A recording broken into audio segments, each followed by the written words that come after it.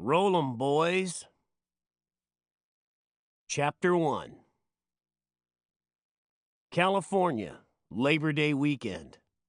Early, with ocean fog still in the streets, outlaw motorcyclists wearing chains, shades, and greasy Levi's roll out from damp garages, all-night diners, and cast-off one-night pads in Frisco, Hollywood, Purdue, and East Oakland, heading for the Monterey Peninsula, north of Big Sur. The menace is loose again. The Hells Angels, the 100-carat headline, running fast and loud on the early morning freeway, low in the saddle. Nobody smiles, jamming crazy through traffic and 90 miles an hour down the center stripe, missing by inches. Like Genghis Khan on an iron horse, a monster steed with a fiery anus, flat out through the eye of a beer can and up your daughter's leg with no quarter asked and none given. Show the squares some class. Give 'em a whiff of those kicks they'll never know. Ah, these righteous dudes, they love to screw it on. Little Jesus, the Gimp, Chocolate George, Buzzard, Zorro, Hambone, Clean Cut, Tiny, Terry the Tramp, Frenchie, Moldy Marvin, Mother Miles, Dirty Ed, Chuck the Duck, Fat Freddy, Filthy Phil, Charger Charlie, the Child Molester, Crazy Cross, Puff, Magoo, Animal, and at least 100 more. Tents for the action, long hair in the wind, beards and bandanas flapping, earrings, armpits, chain whips, swastikas, and stripped-down Harleys, flashing chrome as traffic on 101 moves over, nervous, to let the formation pass like a burst of dirty thunder. From True, the Man's Magazine, August 1965. They call themselves Hell's Angels. They ride, rape, and raid like marauding cavalry. And they boast that no police force can break up their criminal motorcycle fraternity. From a jailer, San Francisco City Prison. They're not bad guys individually. I tell you one thing. I'd rather have a bunch of Hell's Angels on my hands than these civil rights demonstrators. When it comes to making trouble for us, the demonstrators are much worse. From Bernie Jarvis, a charter member of the Hells Angels who later became a San Francisco Chronicle police reporter. Some of them are pure animals. They'd be animals in any society. These guys are outlaw types who should have been born 100 years ago. Then they would have been gunfighters. From a Hells Angel speaking for the permanent record. We're the 1%ers, man. The 1% that don't fit and don't care. So don't talk to me about your doctor bills and your traffic warrants. I mean, you get your woman and your bike and your banjo, and I mean, you're on your way. We've punched our way out of 100 rumbles, stayed alive with our boots and our fists. We're royalty among motorcycle outlaws, baby. The run was on. Outlaws from all over the state rolled in packs towards Monterey, north from San Bernardino and Los Angeles on 101, south from Sacramento on 50, south from Oakland, Hayward, and Richmond on 17, and from Frisco on the Coast Highway. The hardcore, the outlaw elite were the Hells Angels, wearing the winged death's head on the back of their sleeveless jackets and packing their mamas behind them on big chopped hogs. They rode with a fine, unwashed arrogance, secure in their reputation as the rottenest motorcycle gang in the whole history of Christendom. From San Francisco, in a separate formation, came the Gypsy Jokers, 36 in all, the #2 outlaw club in California. Starved for publicity, and with only one chapter, the Jokers could still look down on such as the Presidents, Road Rats, Night Riders and question marks, also from the Bay Area, Gomorrah, with Sodom 500 miles to the south in the vast Mad Bowl of Los Angeles, home turf of the Satan's slaves, #3 in the outlaw hierarchy. custom bike specialists with a taste for the flesh of young dogs, flashy headbands, and tender young blondes with lobotomy eyes. The slaves were the class of Los Angeles, and their women clung tight to the leather backs of these dog-eating, crotch-busting fools as they headed north for their annual party with the Hells Angels, who even then viewed the L.A. bunch with friendly condescension. Which the slaves didn't mind, for they could dump with impunity on the other Southern clubs. The Coffin Cheaters, Iron Horsemen, Galloping Gooses, Comancheros, Stray Satans, and a homeless fringe element of human shankers so foul that not even the outlaw clubs, north or south, would claim them, except in a fight when an extra chain or beer bottle might make the crucial difference. From Henry Miller in The World of Sex, 1,000 copies printed by J.N.H. for Friends of Henry Miller, 1941. Over and over again I have said that there is no way out of the present impasse. If we were wide awake, we would be instantly struck by the horrors which surround us.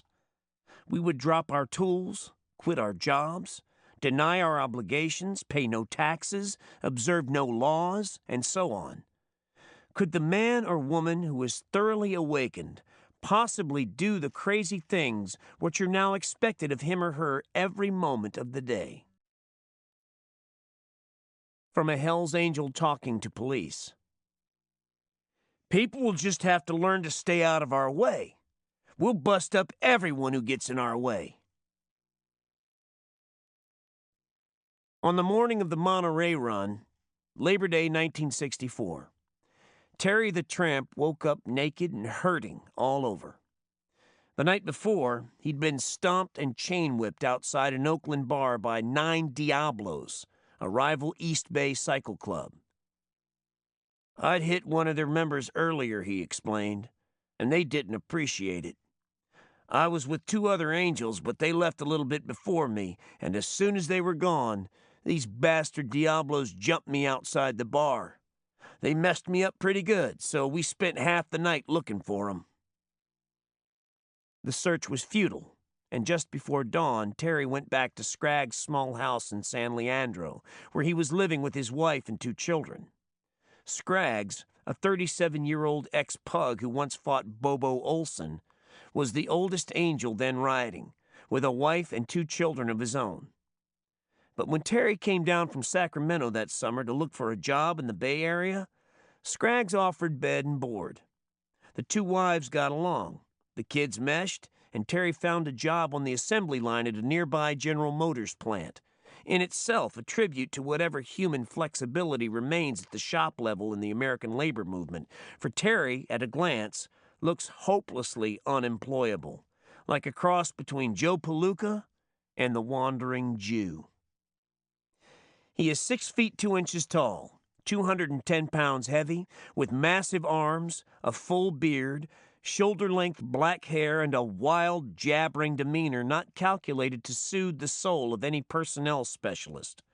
Beyond that, in his 27 years, he has piled up a tall and ugly police record, a multitude of arrests from petty theft and battery to rape, narcotics offenses, and public cunnilingus. And all this without a single felony conviction, being officially guilty of nothing more than what any spirited citizen might commit in some drunk or violent moment of animal weakness. Yeah, but that rap sheet's all bullshit, he insists. Most of those charges are phony. I've never thought of myself as a criminal. I don't work at it. I'm not greedy enough. Everything I do is natural because I need to.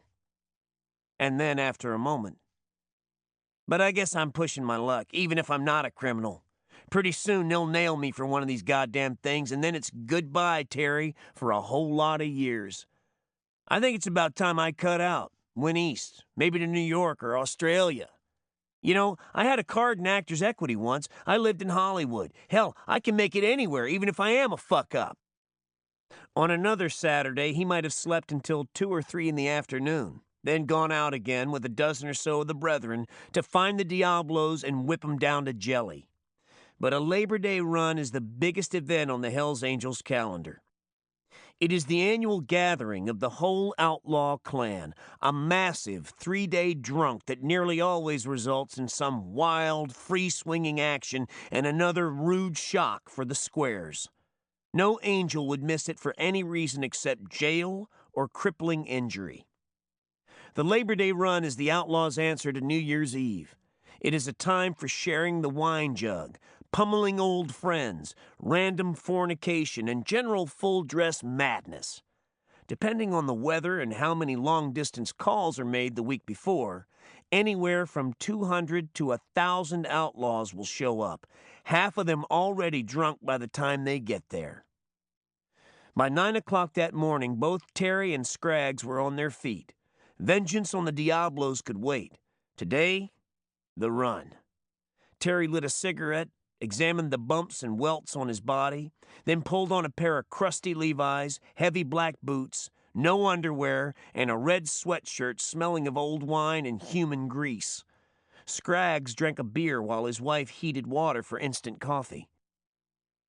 The children had been put with relatives the night before. The sun was hot outside. Across the bay, San Francisco was still covered in a late-lifting fog. The bikes were gassed and polished. All that remained was the gathering of any loose money or marijuana that might be lying around, lashing the sleeping bags to the bikes and donning the infamous colors.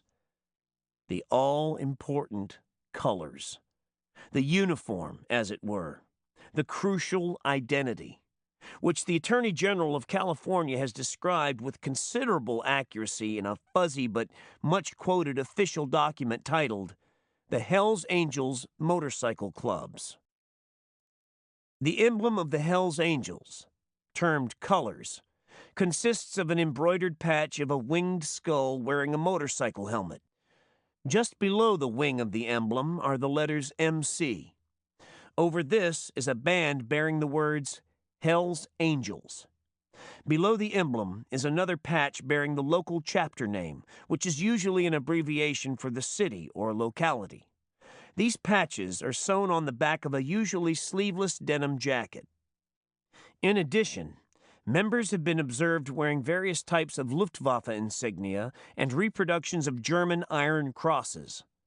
Many affect beards, and their hair is usually long and unkempt. Some wear a single earring and a pierced earlobe. Frequently, they have been observed to wear belts made of a length of polished motorcycle drive chain, which can be unhooked and used as a flexible bludgeon. The Hells Angels seem to have a preference for large, heavy-duty American-made motorcycles, Harley-Davidsons. Club members usually use a nickname, designated as their legal name, and are carried on club rolls under that name. Some clubs provide that initiates shall be tattooed, the cost of which is included in the initiation fee. Probably the most universal common denominator in identification of Hells Angels is their generally filthy condition. Investigating officers consistently report these people, both club members and their female associates, seem badly in need of a bath. Fingerprints are a very effective means of identification because a high percentage of Hells Angels have criminal records. Some members of the Hells Angels, as well as members of other disreputable motorcycle clubs, belong to what is alleged to be an elite group termed One Percenters, which meets monthly at various places in California. The local Hells Angels clubs usually meet weekly. Requirements for membership or authority to wear the One Percenter badge are unknown at this time. Another patch worn by some members bears the number 13. It is reported to represent the 13th letter of the alphabet, M, which in turn stands for marijuana and indicates the wearer thereof is a user of the drug. This compact description of rancid criminal sleaziness is substantially correct, except for the hocus-pocus about the One Percenters.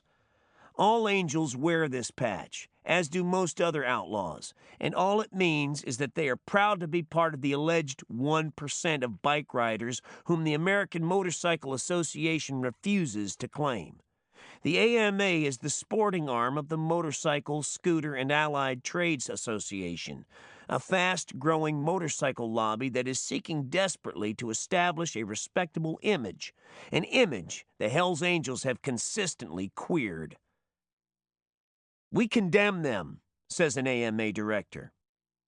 "They'd be condemned if they rode horses, mules, surfboards, bicycles, or skateboards. Regretfully, they picked motorcycles."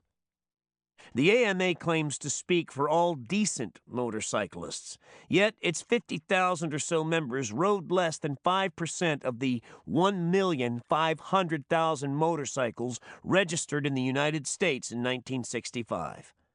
As one of the trade magazines noted, that left a lot of outlaws unaccounted for. Terry and Scraggs left the house about 10, taking it easy on the 2-mile run through downtown Oakland, keeping the engine noise down, aware of the stares from passing motorists and people on street corners, observing stop signs and speed limits. Then, suddenly, accelerating a half block from the house of Tommy, vice president of the local chapter, where the others were waiting. Tommy was living on a quiet, deteriorating residential street in East Oakland. An old neighborhood with small, once white frame houses sitting close to each other on tiny lots and sparse front lawns worn down by generations of newsboys delivering the Oakland Tribune. Now, on this holiday morning, his neighbors were out on front porches or at living room windows, watching the awful show build up.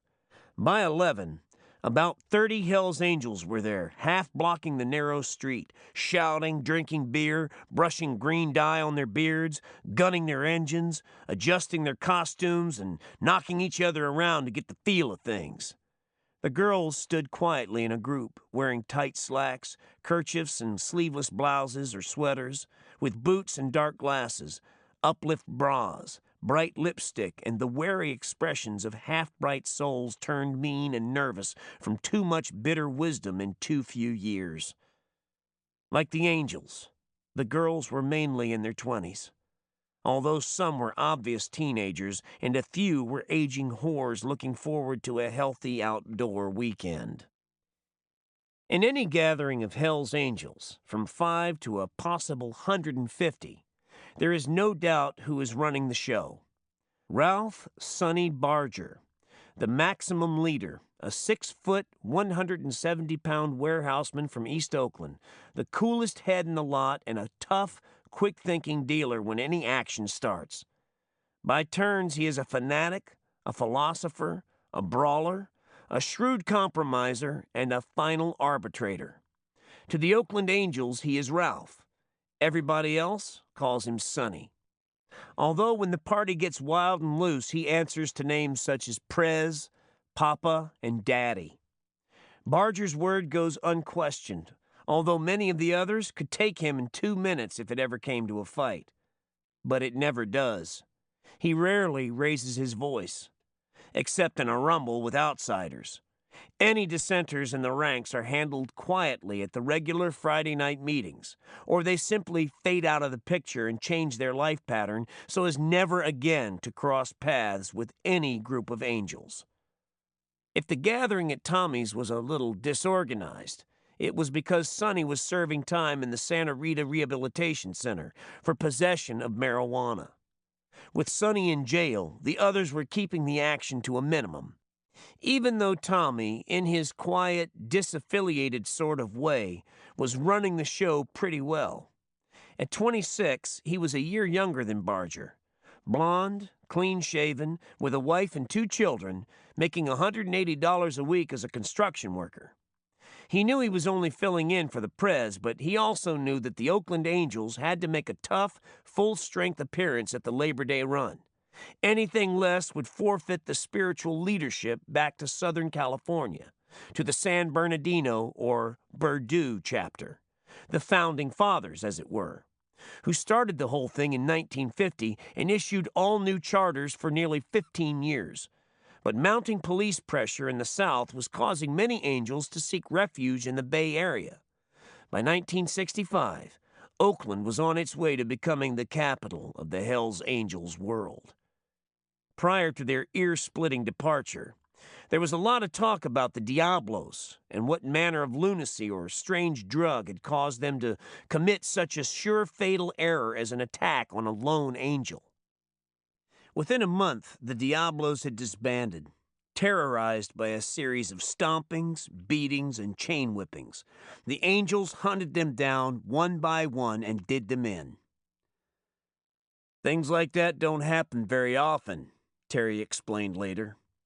"Other clubs don't usually mess with us, because when they do, that's the end of them." Yet this was a routine beef, postponed and forgotten as they moved onto the freeway for an easy 2-hour run to Monterey. By noon, it was so hot that many of the riders had taken off their shirts and opened their black vests, so the colors flapped out behind them like capes, and the oncoming traffic could view their naked chests for good or ill. The southbound lanes were crowded with taxpayers heading out for a Labor Day weekend that suddenly seemed tinged with horror as the Angel Band swept past. This animal crowd on big wheels, going somewhere public, all noise and hair and bust-out raping instincts. The temptation for many a motorist was to swing hard left with no warning and crush these arrogant scorpions. At San Jose, an hour south of Oakland, the formation was stopped by 2 state highway patrolmen, causing a traffic jam for 45 minutes at the junction of 17 and 101. Some people stopped their cars entirely just to watch. Others slowed to 10 or 15 miles an hour. As traffic piled up, there were vapor locks, boilovers, and minor collisions. "They wrote tickets for everybody they could," said Terry. Things like seats too low, bars too high, no mirror, no handhold for the passenger, and like always, they checked us for old warrants, citations we never paid, and every other goddamn thing they could think of.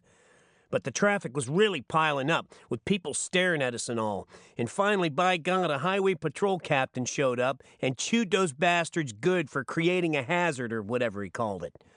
We had a big laugh, and then we took off again. Quote by Frenchie from Bordeaux talking to a reporter not many hours before the Angels were thrown out of town. "We get treated good here in Monterey. Most other places we get thrown out of town." Between San Jose and the turnoff to Monterey, 101 rolls gracefully through the rich farming foothills of the Santa Cruz Mountains. The Hells Angels, riding 2 abreast in each lane, seemed out of place in little towns like Coyote and Gilroy. People ran out of taverns and dry goods stores to stare at these fabled big city Huns. Local cops waited nervously at intersections, hoping the Angels would pass quietly and not cause trouble. It was almost as if some far-ranging band of Viet Cong guerrillas had appeared, trotting fast in a tight formation down the middle of Main Street, bound for some bloody rendezvous that nobody in town even cared to know about as long as the dirty buggers kept moving. The Angels tried to avoid trouble on the road. Even a minor arrest in a country town at the start of the holiday weekend can mean 3 days in jail, missing the party, and a maximum fine when they finally come to court. They know, too, that in addition to the original charge, usually a traffic violation or disorderly conduct, they will probably be accused of resisting arrest, which can mean 30 days, a jail haircut, and another fine of $150 or so. Now, after many a painful lesson, they approach small towns the same way a traveling salesman from Chicago approaches a known speed trap in Alabama. The idea, after all, is to reach the destination, not to lock horns with hayseed cops along the way. The destination this time was a big tavern called Nick's, a noisy place on a main drag called Del Monte, near Cannery Row in downtown Monterey. "We went right through the middle of town," recalls Terry. "Through the traffic and everything. Most of the guys knew Nick's, but not me because I was in jail the other time. We didn't make it till about 3 because we had to wait in a gas station on 101 for some of the guys running late. By the time we got there, I guess we had about 40 or 50 bikes. Purdue was already in with about 75, and people kept coming all night. By the next morning, there were about 300 from all over. The stated purpose of the gathering was the collection of funds to send the body of a former angel back to his mother in North Carolina. Kenneth Country Beamer, vice president of the San Bernardino chapter, had been snuffed by a truck a few days earlier in a desert hamlet called Jacumba, near San Diego. Country had died in the best outlaw tradition. Homeless, stone broke, and owning nothing in this world but the clothes on his back and a big, bright Harley. As the others saw it, the least they could do was send his remains back to the Carolinas, to whatever family or memory of a home might be there. It was the thing to do, Terry said. The recent demise of a buddy lent the '64 affair a tone of solemnity that not even the police could scoff at. It was the sort of gesture that cops find irresistible. Final honors for a fallen comrade, with a collection for the mother and a bit of the uniformed pageantry to make the show real. In deference to all this, the Monterey police had let it be known that they would receive the angels in a spirit of armed truce. It was the first time in years that the outlaws had been faced with even a semblance of civic hospitality, and it turned out to be the last. For when the sun came up on that bright Pacific Saturday, the infamous Monterey rape was less than 24 hours away from making nationwide headlines. The Hells Angels would soon be known and feared throughout the land. Their blood, booze, and semen-flecked image would be familiar to readers of the New York Times, Newsweek, The Nation, Time, True, Esquire, and the Saturday Evening Post. Within 6 months, small towns from coast to coast would be arming themselves at the slightest rumor of a Hells Angels invasion. All 3 major television networks would be seeking them out with cameras, and they would be denounced in the U.S. Senate by George Murphy, the former tap dancer. Weird as it seems, as this gang of costumed hoodlums converged on Monterey that morning, they were on the verge of making it big, as the showbiz people say. And they would owe most of their success to a curious rape mania that rides on the shoulder of American journalism like some jeering, masturbating raven. Nothing grabs an editor's eye like a good rape. We really blew their minds this time, as one of the angels explained it. According to the newspapers, at least 20 of these dirty hopheads snatched 2 teenage girls, aged 14 and 15, away from their terrified dates and carried them off to the sand dunes to be repeatedly assaulted. Repeatedly assaulted, aged 14 and 15, stinking, hairy thugs. A deputy sheriff summoned by one of the erstwhile dates said he arrived at the beach and saw a huge bonfire surrounded by cyclists of both sexes. Then the 2 sobbing, near-hysterical girls staggered out of the darkness, begging for help. One was completely nude, and the other had on only a torn sweater. Here, sweet Jesus was an image flat guaranteed to boil the public blood and foam the brain of every man with female flesh for kin. 2 innocent young girls, American citizens, carried off to the dunes and ravaged like Arab whores. One of the dates told police they tried to rescue the girls but couldn't reach them in the mob scene that erupted once the victims were stripped of their clothing. Out there in the sand, in the blue moonlight, in a circle of leering hoodlums, they were penetrated again and again. The next morning, Terry the Tramp was one of 4 angels arrested for forcible rape, which carries a penalty of 1 to 50 years in the penitentiary. He denied all knowledge of the crime, as did Mother Miles, Moldy Marvin, and Crazy Cross, but several hours later, with bonds set at a lowly $1,100 each, they were lodged in the Monterey County Jail in Salinas, out there in Steinbeck country, the Hot Lettuce Valley, owned in the main by smart second-generation hillbillies who got out of Appalachia while the getting was good, and who now pay other, less smart hillbillies to supervise the work of Mexican braceros, whose natural fitness for stoop labor has been explained by the ubiquitous Senator Murphy. They're built low to the ground, he said, so it's easier for them to stoop. Indeed. And since Senator Murphy has also called the Hells Angels the lowest form of animals, it presumably follows that they are better constructed for the mindless rape of any prostrate woman they might come across as they scurry about from one place to another, with their dorks carried low like water wands.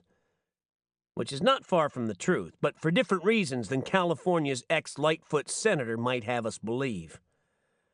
Nobody knew, of course, as they gathered that Saturday at Nick's, that the Angels were about to make a publicity breakthrough by means of rape on the scale of the Beatles or Bob Dylan.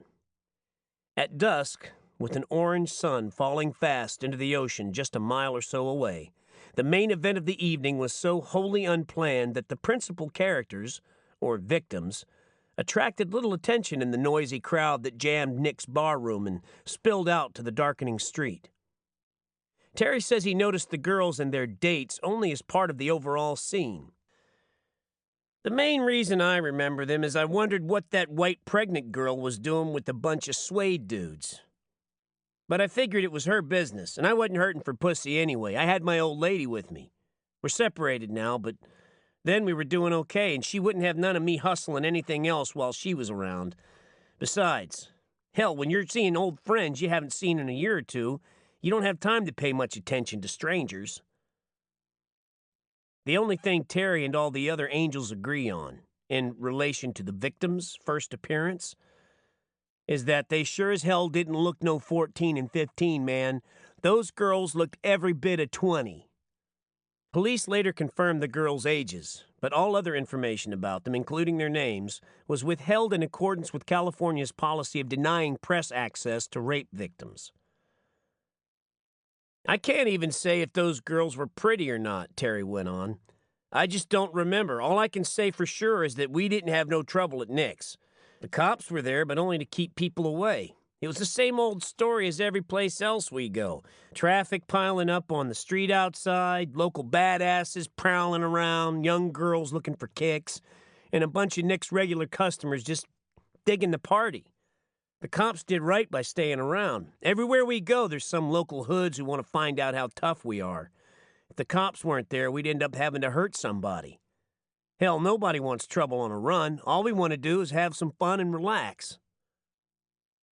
It is said, however, that the Hells Angels have some offbeat ideas about fun and relaxation. If they are, after all, the lowest form of animals, not even Senator Murphy could expect them to gather together in a drunken mass for any such elevated pastimes as ping-pong, shuffleboard, and whist.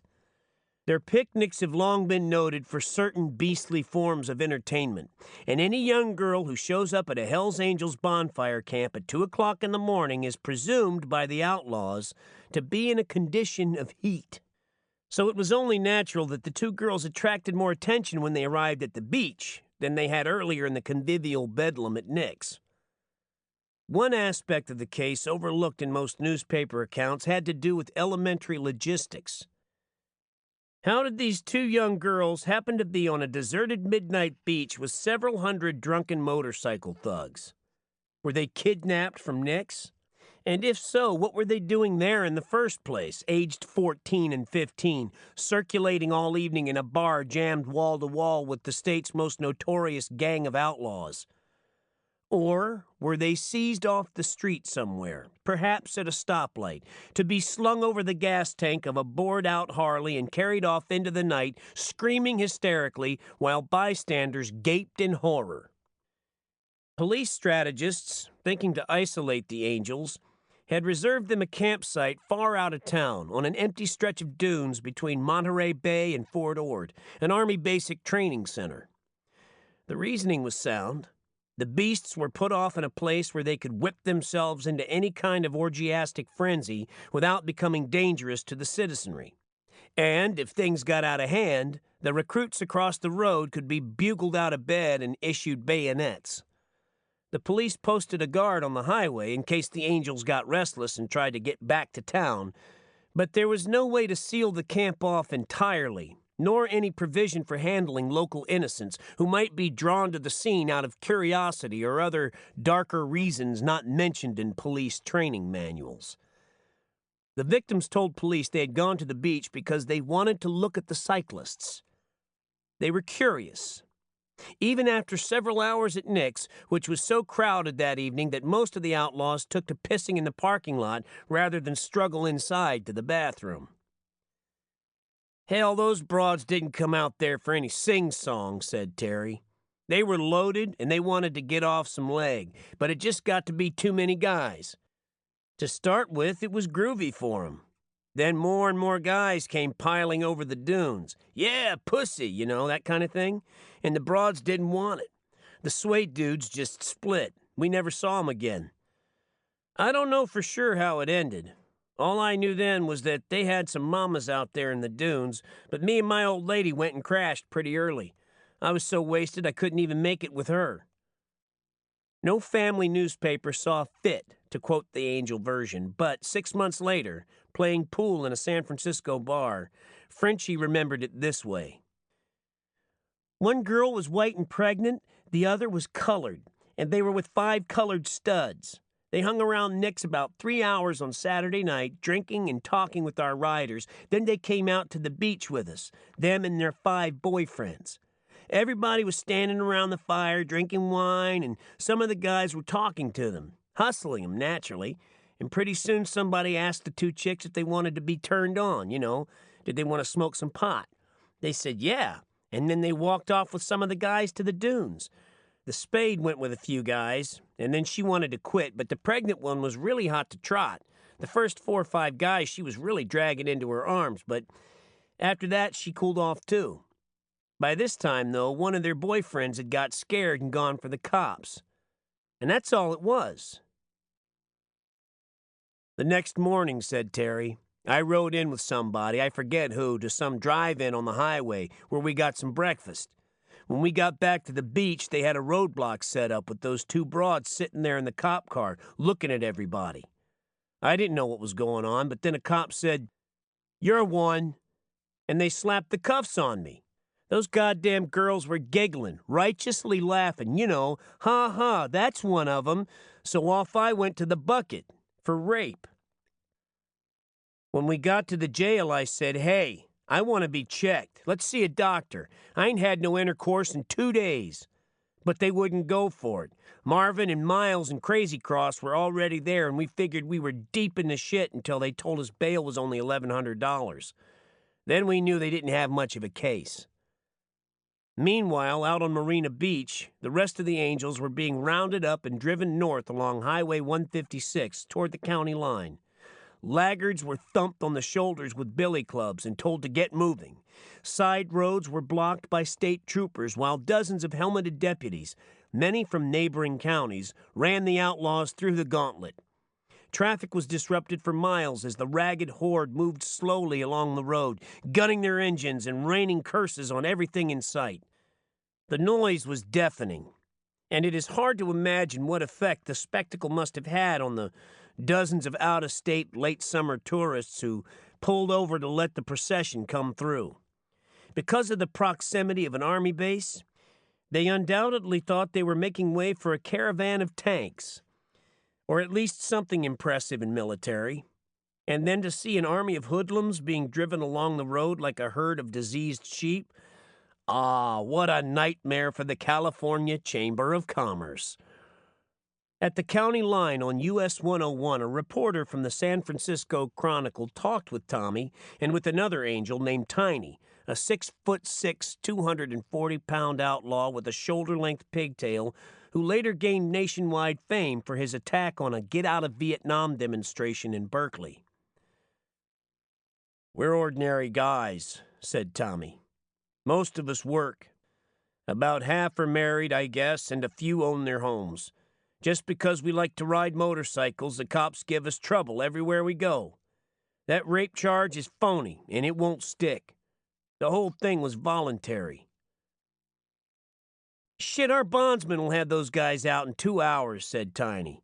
Why can't people let us alone anyway? All we want to do is get together now and then and have some fun. Just like the Masons, or any other group. But the presses were already rolling, and the 8-column headline said, Hell's Angels Gang Rape. The Masons haven't had that kind of publicity since the 18th century, when Casanova was climbing through windows and giving the Brotherhood a bad name. Perhaps the Angels will one day follow the Freemasons into bourgeois senility, but by then some other group will be making outrage headlines. A hovercraft gang, or maybe some once bland fraternal group tooling up even now for whatever the future might force on them. What is the trend in Kiwanis? There are rumors in Oakland of a new militancy in that outfit, a radical ferment that could drastically alter the club's image. In the drift and flux of these times, it is easy enough to foresee a Sunday morning, 10 or 20 years hence, when a group of middle-aged men wearing dark blazers with Hell's Angels crests on the pockets will be pacing their mortgaged living rooms and muttering sadly at a headline saying, "Kiwanis gang rape, 4 held, others flee, ringleader sought." And in some shocked American city, a police chief will be saying, as the Monterey chief said in 1964 of the Hells Angels, "They will not be welcomed back because of the atmosphere created."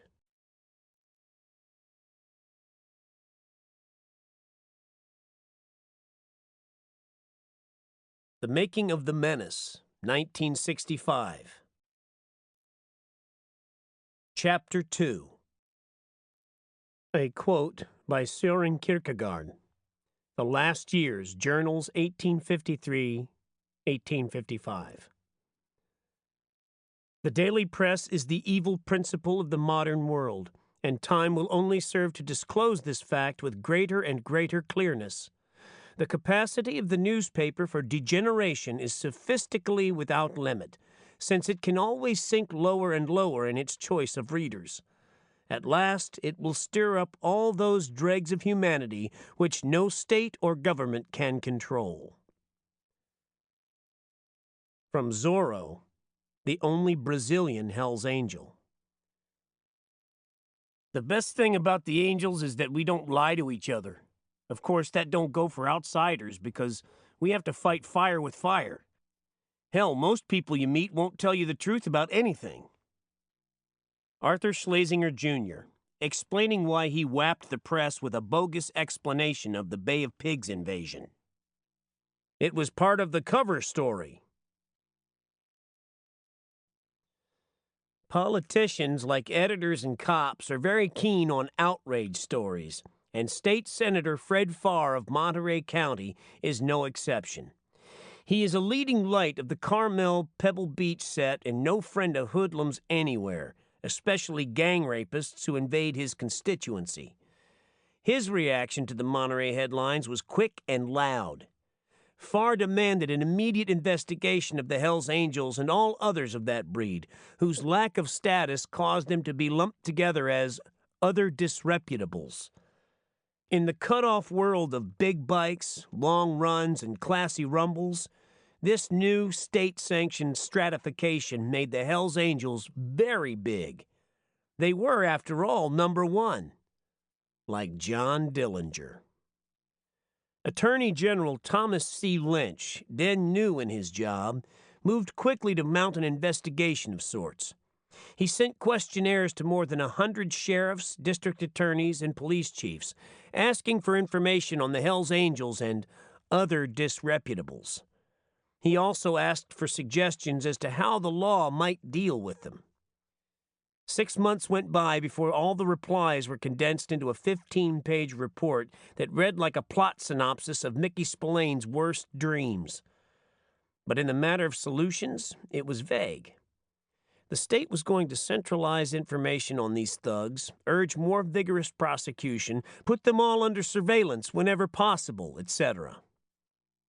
A careful reader got the impression that even if the Angels were the monsters they seemed to be, there was not much the cops could do, and that indeed Mr. Lynch was well aware he'd been put, for political reasons, on a pretty weak scent. The report was colorful, interesting, heavily biased, and consistently alarming, just the sort of thing to make a clanging good item for the national press. There was plenty of mad action, senseless destruction, orgies, brawls, perversions, and a strange parade of innocent victims that even on paper and in careful police language was enough to tax the credulity of the dullest police reporter. The demand was so heavy in newspaper and magazine circles that the Attorney General's office had to order a second printing. Even the Hells Angels got a copy. One of them stole mine. The heart of the report was a section titled Hoodlum Activities, a brief account of outlaw activities dating back for almost a decade. To wit, on April 2nd, 1964, a group of 8 Hells Angels invaded the home of an Oakland woman, forcing her male friend out of the house at gunpoint and raping the woman in the presence of her 3 children. Later that same morning, female companions of the Hells Angels threatened the victim that if she cooperated with the police, she would be cut on the face with a razor. Early on the morning of June 2nd, 1962, it was reported that 3 Hells Angels had seized a 19-year-old woman in a small bar in the northern part of Sacramento, and while 2 of them held her down on the barroom floor, the third removed her outer clothing. The victim was menstruating at the time, her sanitary napkin was removed, and the third individual committed cunnilingus upon her. Early on the morning of October 25th, 1964, 9 Hells Angels and 2 of their female companions were arrested by Gardena police and sheriff's officers after a riot call had been received from a Gardena bar. Police reported the group started ripping up the whole place after someone had splashed a mug of beer over one of the group. The bar was left in shambles and pool tables covered with beer and urine. The Lynch report chronicled 18 such outrages and left hundreds more implied. Newspapers all over the state carried highlights, along with the Attorney General's assurance that police pressure would soon put an end to the problem. Most California editors gave the story prominent play for a day or so, then let it drop. The Hells Angels had made headlines before, and the Lynch report, based on a survey of old police files, contained little that was new or startling.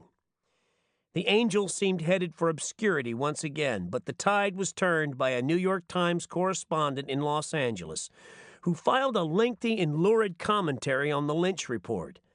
It appeared in the Times, dated March 16th, under a 2-column headline, which was all the impetus the story needed. The rumble was on. Time followed with a left hook titled The Wilder Ones.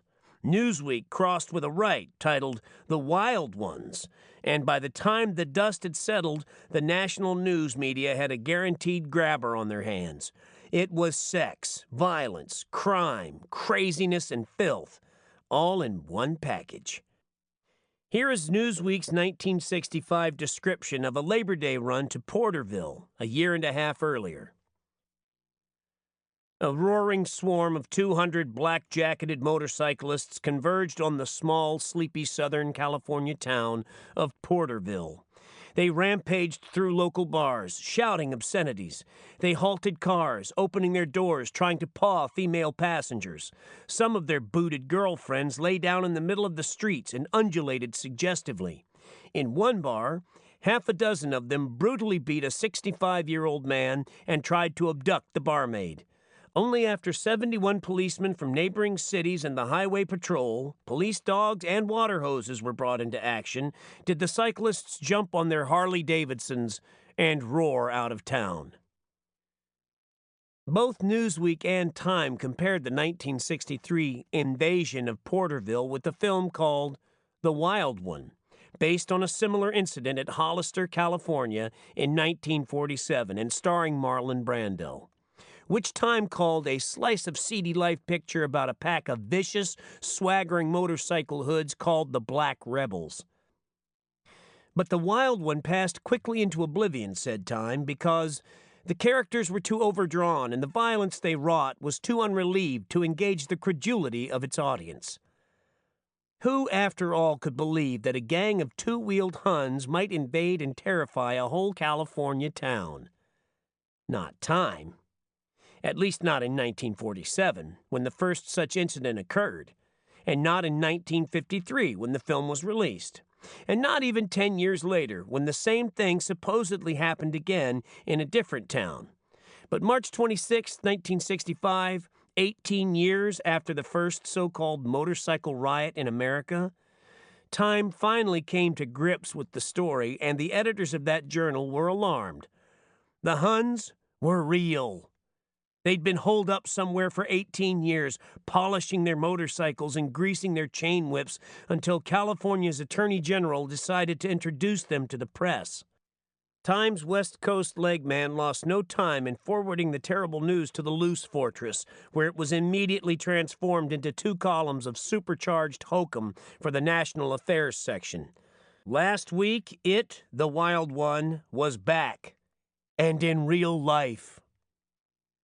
Lynch amassed a mountain of evidence about Hell's Angels, said Time, the thrust of which shows that the group has more than lived up to its sinister moniker. It was a rape case that ignited Lynch's investigation. Last fall, 2 teenage girls were taken forcibly from their dates and raped by several members of the gang. This was a flagrant libel, for in fact all charges against Terry, Marvin, Mother Miles, and Crazy Cross were dropped less than a month after their arrest. In their eagerness to get at the hair and meat of the story, Time's interpreters apparently skipped page 1 of the Lynch report, which clearly stated that further investigation raised questions as to whether forcible rape had been committed, or if the identifications made by the victims were valid. By letter dated September 25, 1964, the District Attorney of Monterey County requested dismissal of charges in the Monterey Carmel Municipal Court, which request was with the concurrence of the grand jury. Not quoted in the report were the comments of a deputy district attorney for the county. A doctor examined the girls and found no evidence to support charges of forcible rape, he said. And besides, one girl refused to testify and the other was given a lie detector test and found to be wholly unreliable. This was pretty dull stuff, however, and Time couldn't find room for it. The article continued instead in a high-pitched, chattering whine with a list of phony statistics. Founded in 1950 at Fontana, a steel town 50 miles east of Los Angeles, the club now numbers about 450 in California. Their logbook of kicks runs from sexual perversion and drug addiction to simple assault and thievery. Among them, they boast 874 felony arrests, 300 felony convictions, 1,682 misdemeanor arrests, and 1,023 misdemeanor convictions. Only 85 have ever served time in prisons or reform schools. No act is too degrading for the pack. Their initiation rite, for example, demands that any new member bring a woman or girl, called a sheep, who is willing to submit to sexual intercourse with each member of the club. But their favorite activity seems to be terrorizing whole towns. Time then told the same Porterville invasion story that appeared simultaneously in Newsweek. The article continued. When they are not thus engaged, the angels, sometimes accompanied by the young children of a member or by the unmarried females who hang out with the club, often rent a dilapidated house on the edge of a town, where they swap girls, drugs, and motorcycles with equal abandon. In between drug-induced stupors, the angels go on motorcycle stealing forays, even have a panel truck with a special ramp for loading the stolen machines. Afterward, they may ride off again to seek some new nadir in sordid behavior. There was clearly no room for this sort of thing in the Great Society, and Time was emphatic in saying it was about to be brought to a halt. These ruffians were going to be taught a lesson by hard and ready minions of the establishment. The article ended on a note of triumph. All local law enforcement agencies have now been supplied with dossiers on each member of the Hells Angels and on similar gangs, and set up a coordinated intelligence service that will try to track down the hoods wherever they appear. They will no longer be allowed to threaten the lives, peace, and security of honest citizens of our state, said he, Lynch. To that, thousands of Californians shuddered a grateful amen. No doubt there was some shuddering done in California that week, but not all of it was rooted in feelings of gratitude. The Hells Angels shuddered with perverse laughter at the swill that had been written about them. Other outlaws shuddered with envy at the Angels' sudden fame. Cops all over California shuddered with nervous glee at the prospect of their next well-publicized run-in with any group of motorcyclists. and some people shuddered at the realization that Time had 3,042,902 readers. The significant thing about Time's view of the angels was not its crab-wise approach to reality, but its impact. At the beginning of March 1965, the Hells Angels were virtually non-existent. The club's own head count listed roughly 85, all in California. Routine police harassment had made it impossible for the Outlaws to even wear their colors in any city except Oakland. Membership in the San Francisco chapter had dwindled from a one-time high of 75 to a mere 11, with one facing expulsion.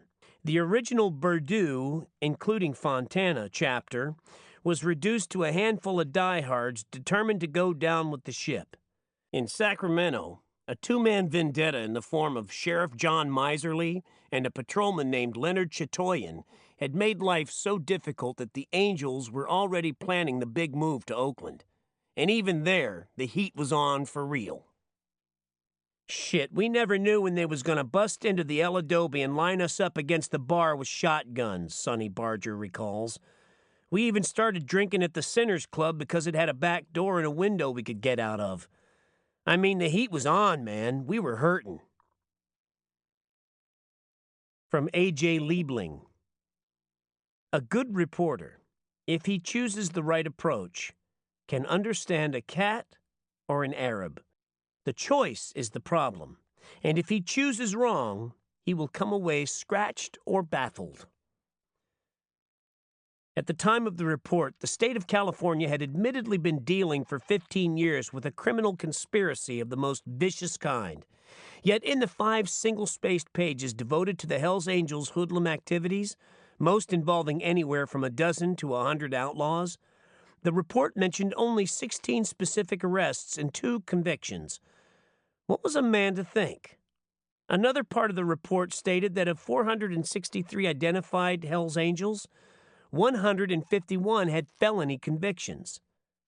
This is the kind of statistic that gives taxpayers faith in their law enforcement agencies. And it would have been doubly edifying if the 463 Hells Angels had actually existed when the statistic was committed to print. Unfortunately, there were less than 100. Since 1960, the number of active members has never been over 200, and easily a third of these are Hells Angels in name only. Old grads, gone over the hump to marriage and middle age, but donning the colors once or twice each year for some major event like the Labor Day run. The Lynch report mentions several of these annual affairs, but the descriptions were not entirely objective. For obvious reasons, policemen rarely witness a crime in progress, so they have to rely on others to tell them what happened. Newsweek's version of the Porterville raid was lifted almost verbatim from the Lynch report. Another version of that affair had appeared on September 5, 1963, in the Porterville Farm Tribune. It was an eyewitness account written within hours of the action by a Tribune reporter named Bill Rogers, who was also Porterville's mayor. The headline said, "They came, they saw, they did not conquer." Porterville police knew by Saturday morning that the motorcycle clan of California might hit Porterville during the weekend. By late afternoon, there were riders beginning to congregate at Main and Olive, with the Eagle Club as their drinking center. A few riders were in Murray Park. No one that we saw was out of line. By early evening, great numbers had begun to arrive, and there was a buildup at Main and Olive. Our phone got hot as people wanted to know what the city was doing about the situation. We were urged to call out the National Guard, to order wholesale arrests, to deputize citizens and arm them with axe handles and shotguns. Around 6:30 p.m., we checked Main Street. The show was starting. Perhaps 200 of the motorcycle clan, including some women and children, were becoming boisterous. Some were crowding out into the street, molesting motorists and pedestrians. 100 or more motorcycles were parked on the east side of Main. We returned to the police station. Torigian and Searle were handling things there. Perazzo joined them. There was still no violence or no real reason to make arrests. It was a case of waiting as the situation developed. Decision was made to close Murray Park. About 8 p.m., radio word came that the motorcycle group was pulling out, heading east. It was possible they would stay out of town. But a few minutes later, a fight and accident was reported in a club at the city line in Doyle Colony, and an ambulance was requested. It was also reported that the Klan was moving back into town. Decision was made at this point to force the motorcycle group out of town. Throughout the evening, the city police switchboard was cluttered by calls, some of them legitimate, but many of them from anonymous people announcing they were citizens, demanding protection, insulting the police.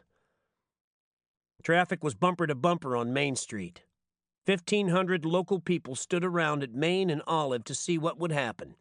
The motorcycle clan, perhaps 300 strong at this point, was living it up, drinking, tying up traffic, breaking bottles in the street, using profane and insulting language, putting on what they considered a show. Police were hampered by the heavy traffic and the mass of spectators. We moved through the area in a loudspeaker-equipped police car, asking Porterville people to move out of the area. Result?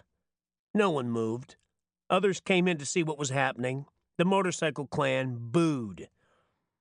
The main street block from Garden to Olive, then from Oak, was closed to traffic. Highway patrolmen were on the south, city police on the north. The area rapidly cleared of traffic. The Klan group figured they had it made, that police were turning a block of Main Street over to them. By 9:30 p.m., officers of the mutual aid group were assembled at the city police station. Torigian briefed them on plan of action. Move south down Main Street in cars. Walk the final half block. Head the motorcycle south. No one goes north. Highway patrol units would remain south of Olive in Maine. Take no lip or no abuse. Either they move out or they go to jail. A city fire engine was placed in position at the penny store. The police with nightsticks and shotguns moved out. There were no sirens, just flashing red lights. The motorcycle clan massed in the middle of the street. Some of them laid down. Torigian led the officers, talking through a bullhorn. "You have 5 minutes to get out of town. Move!" Defiance faded. Motorcycles started. There was some resistance. A half dozen were arrested. City firemen wet down the street and moved the hose in on the Klan. One rider tried to go north. He was knocked off his motorcycle with the fire hose water. Many of the riders headed south and kept going. Some stopped at the sports center. Police were sent to clean out Murray Park. Night spots were checked by police. Leaders of the 3 major clubs represented were taken to police headquarters for questioning, while remaining riders were held at the sports center. There were threats from the Hells Angels that if their arrested members were not released, they would come and get them. Torigian said the only way to get them was to bail them out. Officers with riot guns were ready if a jailbreak was attempted. Around 2:30 a.m., some of the riders headed back toward Porterville. Torigian stopped them at the Main Street Bridge. He told them to turn around and get out, or they would be arrested and their motorcycles impounded, chained together 6 at a time, and drug off. By daylight, a few scattered riders were still in the area, but the threat of violence and damage had been met and broken. From Lord Halifax. A man that should call everything by its right name would hardly pass the streets without being knocked down as a common enemy. A less glaring example of the way police reports tend to over-dramatize the Angels is this account of a July 4, 1964 run to Willits, a lumbering town of about 3,500 in Northern California. The official version follows an account from a San Francisco housewife, Mrs. Terry Whitwright, whose husband is a native of Willits. The 2 versions are not contradictory, but the difference in point of view suggests that the Hells Angels' reality often depends on who describes it. Here is what Mrs. Whitwright said in a letter dated March 29, 1965. Dear Hunter, the first time I'd ever seen the Hells Angels was on the 4th of July celebration in Willits, California. Willits is a very small town approximately 100 miles north of San Francisco. Every 4th of July, they have a Frontiers Day celebration, which includes a carnival, parade, dances, etc. We went up for it, and on Willett's Main Street, the Hells Angels were lined up for a block and a half, coming in and out of a very populated bar. We, Laurie, Barbie, Terry, and I, were walking down the street, and one man, wearing a black leather jacket, boots, dirty black t-shirt, etc., grabbed Laurie by the hand and talked to her for a while, asking her name, and all the time being very gentle and very nice. This was around 2:30 in the afternoon. Later that evening, we went to an elderly woman's house where we were staying while we were in town. She has a nephew by the name of Larry Jordan. He is a Wailiki Indian, about 27 or 28. He is also a brother to Phil Jordan, a professional basketball player who played for New York Knickerbockers and also the Detroit Pistons. Well, anyhow, to get back to Larry Jordan, about 7:30 that evening, a girl came to the door crying and shouting, "Eileen, Eileen, help me!" I came to the door, and there stood Larry, blood pouring down the side of his neck and from his temple. Eileen, his aunt, completely fell apart, so I had to take him to the bathroom and clean him up. He had been cut severely with either a razor blade or a knife by the Hells Angels. Now, the reason never was established why he was jumped by 6 or 7 Hells Angels, but he's the type of guy who looks like he thinks he's better than anyone. But this isn't the way he is. He holds himself very aloof, never looks for trouble, but never backs away from trouble either. It's rather hard to explain. You'd have to know him, I think. If you know any Indians well, maybe you understand. Terry came back. He had been to the store, and after some talking and persuading, he got Larry into the car and to the hospital. Of course, everyone was drinking, and they all wanted to get a bunch together and run the Hells Angels out of town. But they didn't. One other acquaintance of ours by the name of Fritz Backey also got beat up by them. He went home to get a gun, and the local police threw him in jail for the night. All in all, there wasn't too much damage done, but an air of uneasiness hung over the town. No one knew what would happen next, and no one could really relax and have any fun or enjoy themselves as they usually do on these celebrations on the 4th of July. The Attorney General told it this way. On July 4th, 1965, at the invitation of the same bartender who had previously worked at a Hells Angels hangout in Rodeo, the Oakland Hells Angels made a run to Willett's. An advanced group of 30 entered the city the previous day, and by the afternoon of the 4th, there were some 120 motorcyclists and their female companions congregating at a local bar. In addition to those from Oakland, there were Angels from Vallejo and Richmond, as well as the Mofo Club from San Francisco. Periodic fighting between the motorcyclists and local citizens broke out with beer bottles, belts made from motorcycle drive chains, and metal beer can openers being used as weapons. It was noted that some members, apparently designated as sergeants-at-arms, did not drink, but spent their time watching the group. When police were called, these people would pick up broken bottles, pour beer on any blood remaining on the floor, and move groups in and out of the bar to make police interrogation more difficult. When one local citizen took it upon himself to obtain a shotgun and return to the bar where the group was congregated, he was arrested. Assistance was obtained from the California Highway Patrol and the Mendocino County Sheriff's Office. The group was then instructed by the chief of police to move out of town to the city limits. After the move, some fights between Angels themselves occurred, but no local citizenry were involved. The Lynch Newsweek account of the Porterville incident was hazy in detail, but brutally clear with its image of Hells Angels swarming over the town and wreaking havoc on the terrified citizenry. By comparison, the eyewitness version was pale and slow. Like Mrs. Whitwright's tale of the Willett's incident, which lacked all the zap and tension of the colorful police version. There's not much argument about basic facts, but the disparities in emphasis and context are the difference between a headline and a filler in most big city newspapers.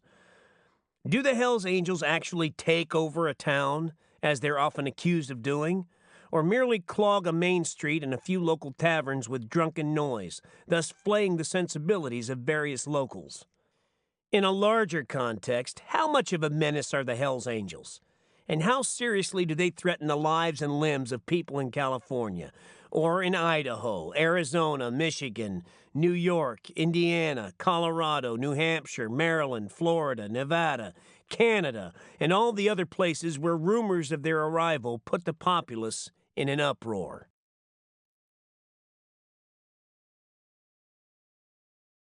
Chapter 3. From Thomas Jefferson.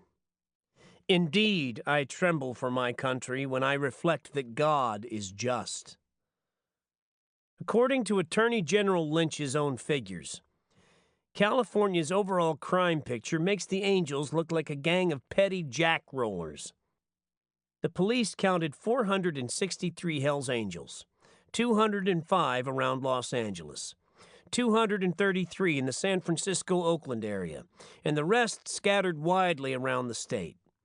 These woeful departures from reality made it hard to accept their other statistics. The dubious package cited Hells Angels convictions on 1,023 misdemeanor counts and 151 felonies, primarily vehicle theft, burglary, and assault. This was for all years and all alleged members, including many long since retired.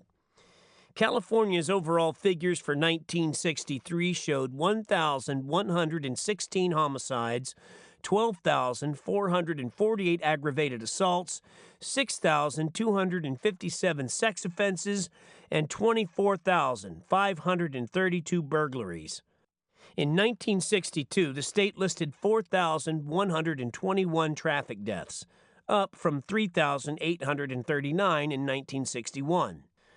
Drug arrest figures for 1964 showed a 101% increase in juvenile marijuana arrests over 1963, and a 1965 back-page story in the San Francisco Examiner said, "The venereal disease rate among the city's teenagers from 15 to 19 has more than doubled in the past 4 years." Even allowing for the annual population jump, juvenile arrests in all categories are rising by 10% or more each year. Late in 1965, Governor Edmund "Pat" Brown, a Democrat, was berated by Republicans in the legislature for remaining aloof to the threat of the rising crime rate, which they said had jumped 70% during his 7 years in office. Against this background, it is hard to see how it would make any difference to the safety and peace of mind of the average Californian if every motorcycle outlaw in the state, all 901 according to the police, were garroted within 24 hours. If the Hells Angels saga proved any one thing, it was the awesome power of the New York press establishment. The Hells Angels, as they exist today, were virtually created by Time, Newsweek, and the New York Times. The Times is the heavyweight champion of American journalism. On 9 stories out of 10, the paper lives up to its reputation. Yet the editors make no claims to infallibility, and now and then they will blow the whole Duke. It would be senseless to try to list these failures, and besides that, the purpose of this harangue is not to nail any one newspaper or magazine, but to point out the potentially massive effect of any story whose basic structure is endorsed and disseminated not only by Time and Newsweek, but by the hyper-prestigious New York Times. The Times took the Lynch report at face value and simply reprinted it in very condensed form. The headline said, "California takes steps to curb terrorism of ruffian cyclists."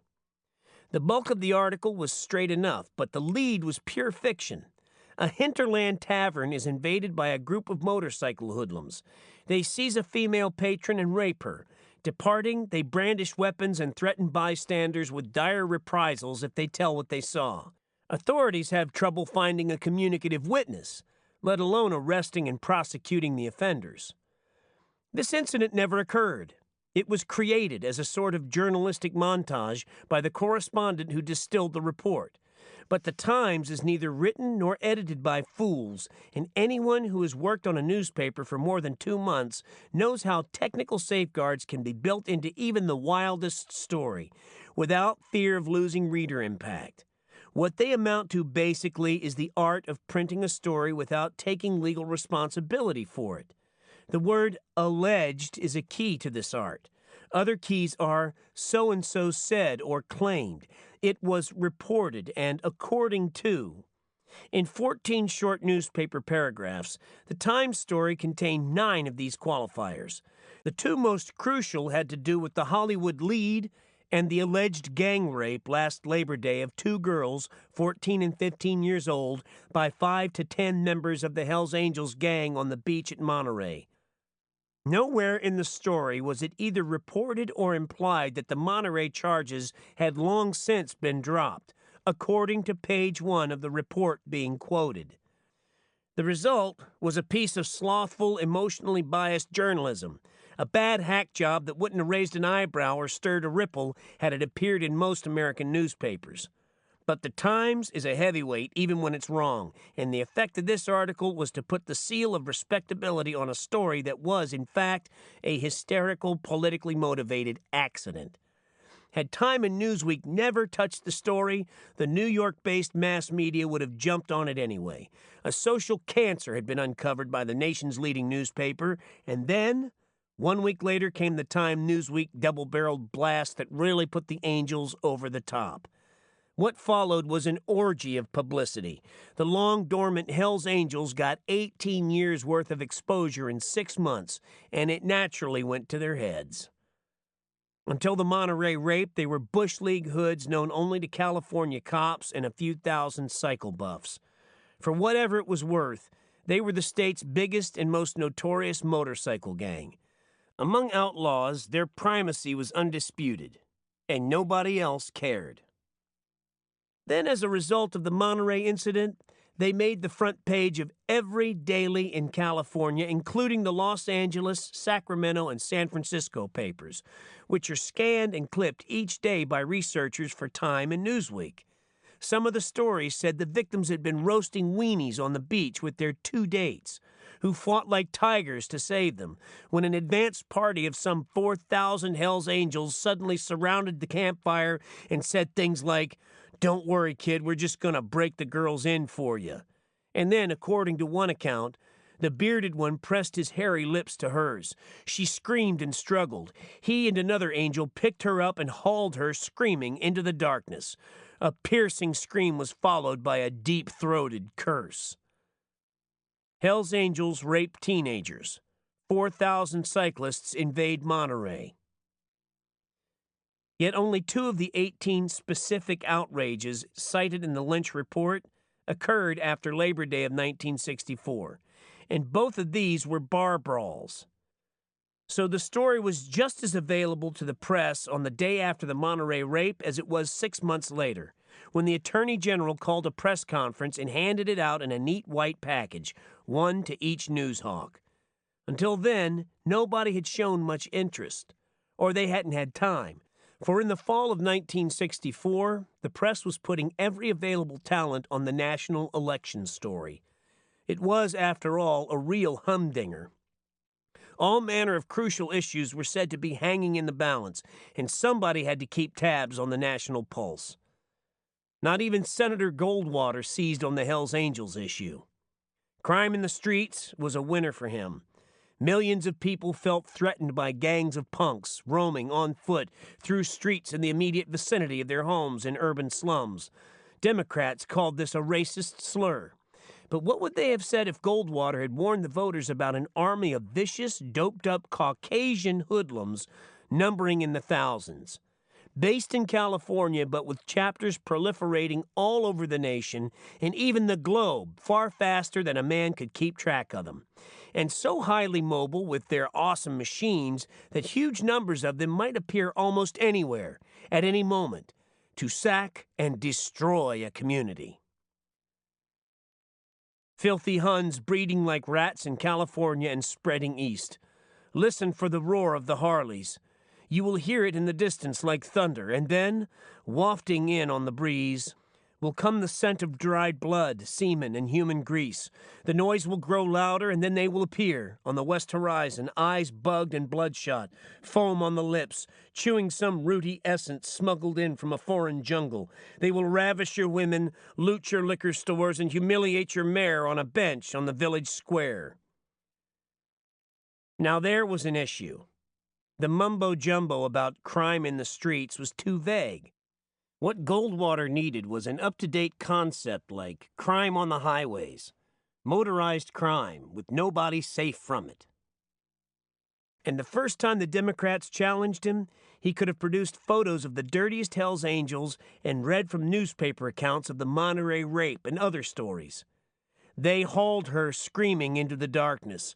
The bartender, barely conscious, crawled toward the bar while the angels beat a tattoo on his ribs with their feet.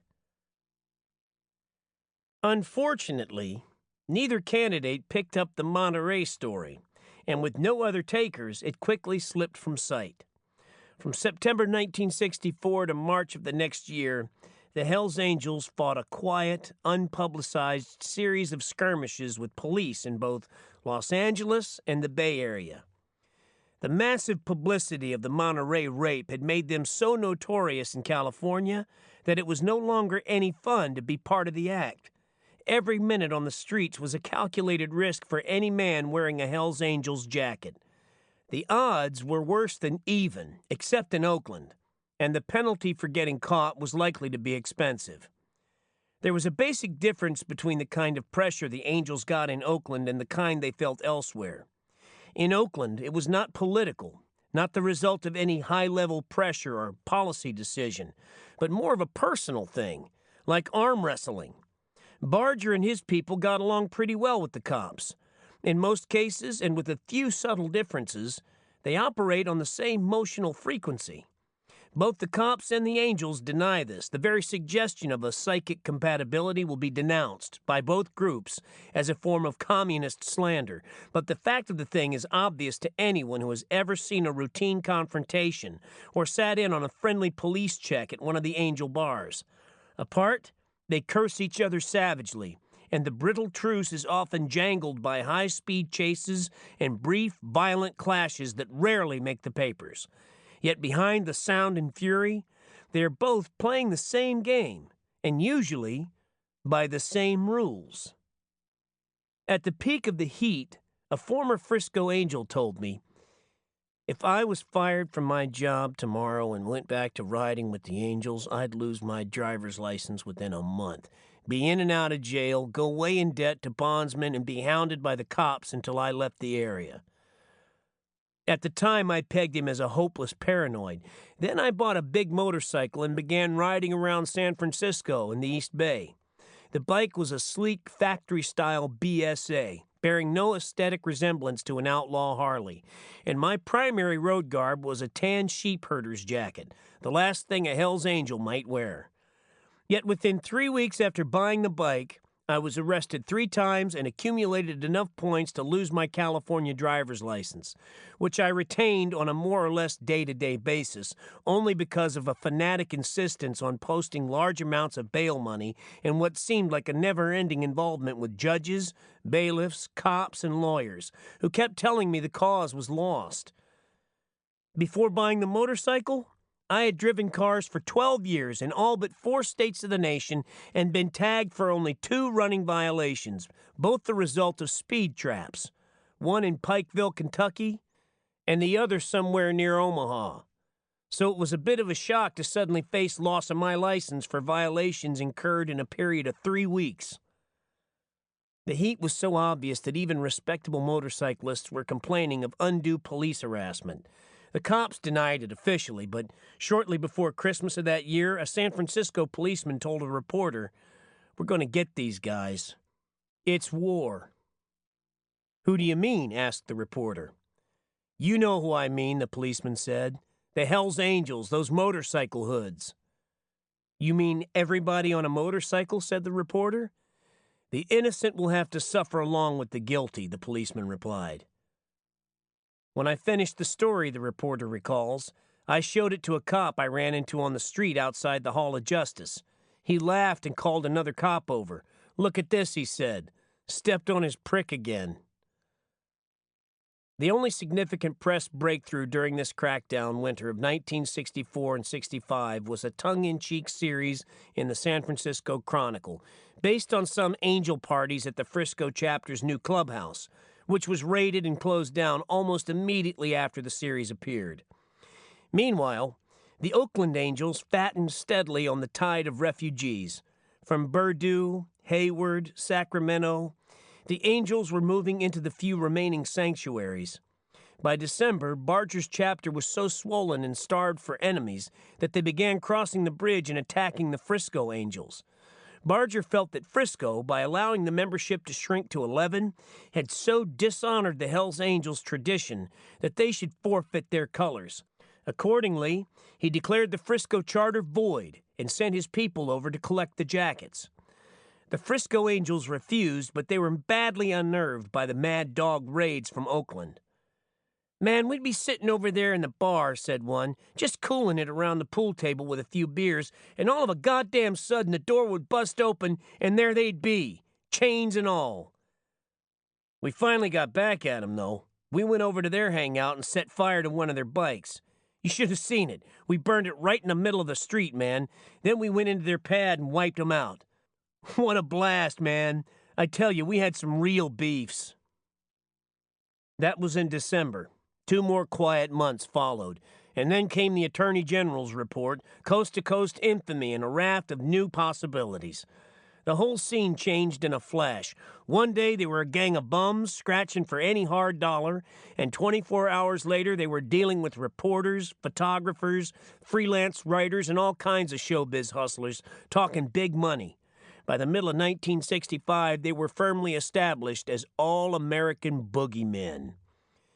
Besides appearing in hundreds of wire-serviced newspapers and a half-dozen magazines, they posed for television cameramen and answered questions on radio call-in shows. They issued statements to the press, appeared at various rallies, and bargained with Hollywood narcs and magazine editors. They were sought out by mystics and poets, cheered on by student rebels, and invited to parties given by liberals and intellectuals. The whole thing was very weird, and it had a profound effect in the handful of angels still wearing the colors. They developed a prima donna complex, demanding cash contributions to confound the Internal Revenue Service in return for photos and interviews. The New York Times was hard hit by these developments, and a dispatch from Los Angeles on July 2, 1965 said, "A man representing himself as a public relations man for the Hells Angels has approached news media offering to sell photographic coverage of this weekend's Rumble for sums ranging from $500 to $1,000. He also offered to arrange interviews with club members for $100 apiece, or more if pictures were taken. The representative told reporters it would be dangerous to go to the San Bernardino bar where the group regularly congregates without paying the money for protection. One magazine, he said, paid $1,000 for permission to have a photographer accompany the group this weekend." The report was a combination of truth and absurdity, compounded by the fact that the Times Los Angeles correspondent had by this time developed a serious aversion to anything connected with the Hells Angels. His reasons were excellent. They had threatened him with a beating if he attempted to get a story on the Angels without first contributing to the club's coffers. No journalist likes to be held up for cash payoffs in the line of duty, and the normal reaction, or at least the mythical reaction, is a quick decision to clamp down on the story like a bulldog and write it at all costs. The Times' reaction was more subtle. They tried to de-emphasize the Angels, hoping they would go away, which is exactly the opposite of what happened. The story was already snowballing, and the monsters which the Times had helped to create came back, with a press agent, to haunt them. Here was a handful of hoodlums without status even in San Bernardino, demanding $1,000 from any journalist who wanted to hang around them for a single weekend. Most of the Angels saw the humor in it, but even at that stage of the game, there were a few who felt they were asking a fair price for their act, and their faith was justified when one magazine came through with either $1,000, according to the Times, or $1,200, according to the Angels. The question of this contribution is very touchy, for even if the editors would admit such a payoff, the writer and/or photographer who required it would do everything possible to avoid being labeled as one who has to buy his stories. The Angels talked freely about the money at first, but later denied it after Sonny Barger passed the word that such talk could get them in tax trouble. It is a fact, however, that a life-assigned photographer spent quite a bit of time with the Angels, working on a photo feature that was never published. An interesting sidelight on the demand for protection money is that the Angels got the idea from a man who makes more than $100,000 a year by capitalizing on various fads. This is the public relations man referred to by the Times. His involvement with the Angels began in Purdue with the dragster set, but he was never their public relations man, only a noisy contact, a phone number, and an unhired hustler with a penchant for bugging the press. By the summer of 1965, he was marketing Hell's Angels fan club T-shirts, which sold fairly well until the Angels announced they would burn everyone they saw, even if they had to rip them off people's backs. In the long run, he queered the Purdue Angels' whole stance by demanding big money from anybody who wanted to see them. And because nobody except one magazine was willing to pay, and also because nobody called his bluff, he was able to pass for almost half a year as the well-connected frontman for a thing that had long since gone down the tube. The Purdue Angels made the classic Dick Nixon mistake of peaking too early. Publicity from the Monterey rape and 2 subsequent local brawls had brought such relentless heat that those few who insisted on wearing the colors were forced to act more like refugees than outlaws, and the chapter's reputation withered accordingly. By the middle of August 1965, while the action in Oakland was booming, the Los Angeles Times essayed the Purdue situation. Hell's Angels fade in Valley. Police pressure tames outlaw clubs. The lead paragraph said, "Whatever outlaw motorcyclists there are in the San Fernando Valley have filtered underground, police say. They are lying low and causing very little trouble and no uproar." "If a couple of them stick their heads up and appear in the streets now," said a police sergeant, "the first patrol car that sees them stops them for questioning. If we can't find anything else, we can almost always learn that they have traffic warrants outstanding against them. That's enough to get them off the street, and it really bugs them." This tactic quickly became popular with police in other parts of the state and in situations having nothing to do with the Hells Angels. It is an especially effective means of crowd control, and by the middle of 1966 was standard procedure for dealing with peace marchers in Berkeley. Police began seizing people at random and running radio checks on their driving records. Moments later, the word would come back from headquarters, and if the person being detained had even one unpaid traffic or parking citation, he would be taken off the street, a police euphemism meaning put in jail. The sergeant continued, "We maintain a checkpoint at Gorman on the Ridge route to stop and discourage them when groups from Northern California, where they are more active, try to move into Los Angeles. We have other checkpoints along the Pacific Coast Highway, especially near Malibu. They have become a very fluid bunch. We have a list of 2,500 names of members in the various clubs, but we don't even bother to try to keep addresses. They move constantly. They change their addresses, they change their names, they even change the color of their hair. In Fontana, heartland of the Purdue chapter's turf, the Angels don't raise much hell in public, and they are not often rousted. 4 or 5 of them together, that's all right," said Police Inspector Larry Wallace. "A whole bunch of them, 10 or 12 or more, and we bust it up." In his private office, Wallace keeps a souvenir to remind himself of what the Angels mean to him. It's a 2x4 framed reproduction of a Modigliani woman he confiscated out of an angel pad. The lady is sleepy-looking, long-necked, with a prim little mouth. An iron cross has been scrawled over her head, and the word "help" is entwined in her hair. Around her neck hangs a Star of David with a swastika stamped into it, and there's a bullet hole in her throat with a drawing of the bullet emerging from the back of her head. Scattered here and there are angel maxims of the day. "Dope forever, forever loaded. Honest, officer, had I known my health stood in jeopardy, I would never have lit one."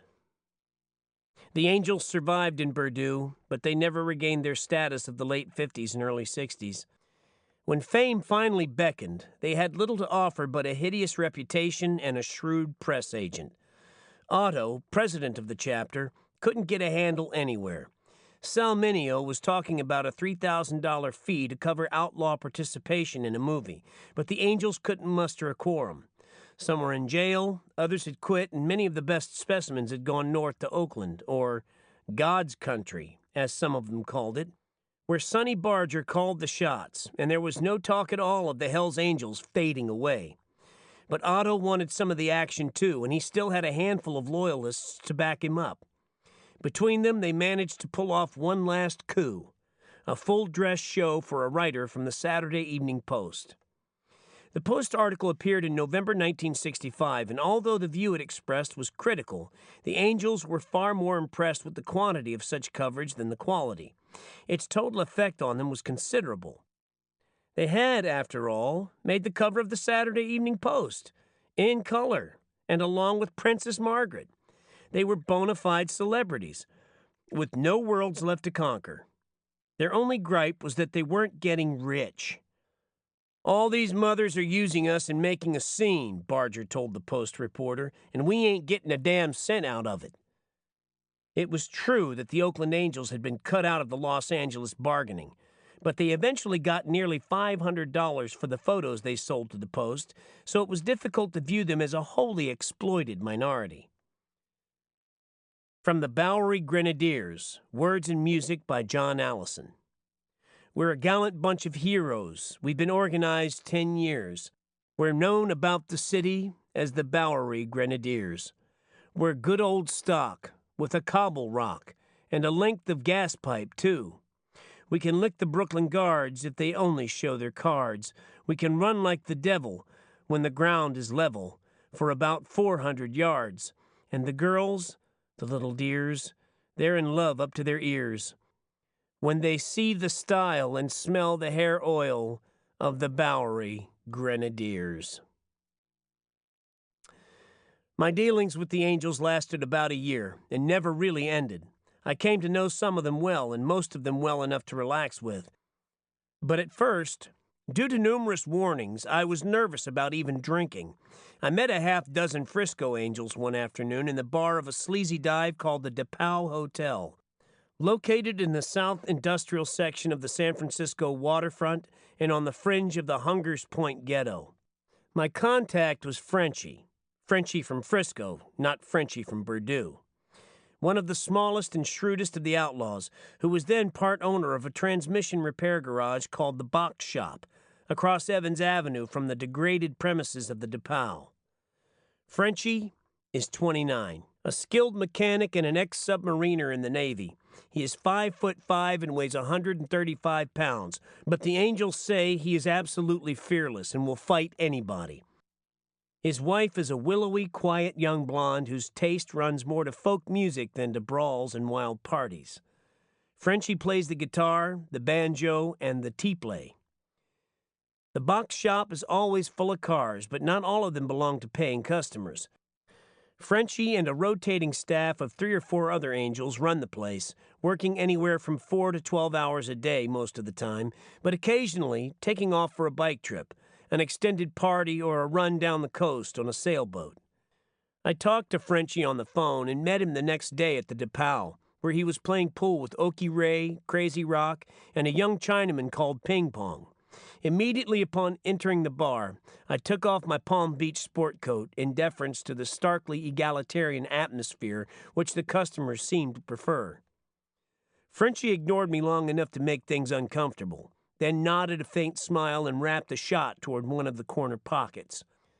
I bought a glass of beer and watched. Not much was going on.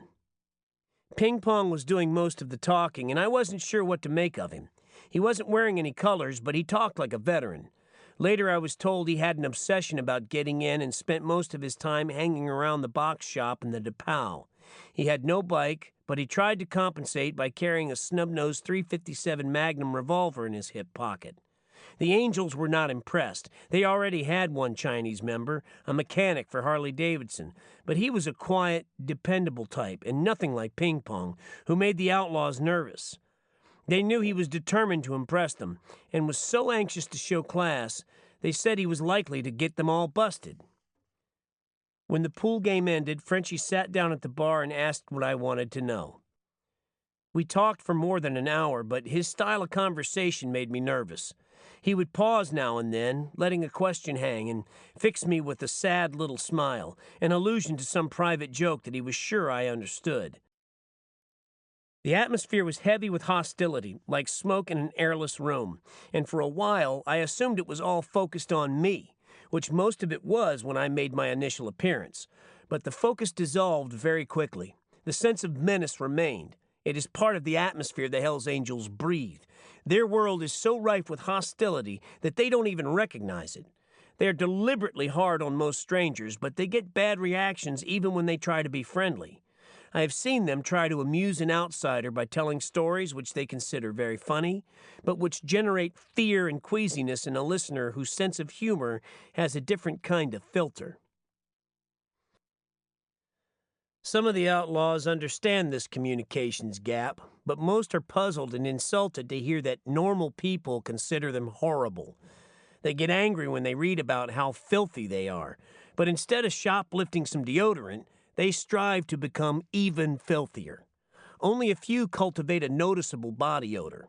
Those with wives and steady girlfriends bathe as often as most half-employed people and make up for it by fouling their clothes more often.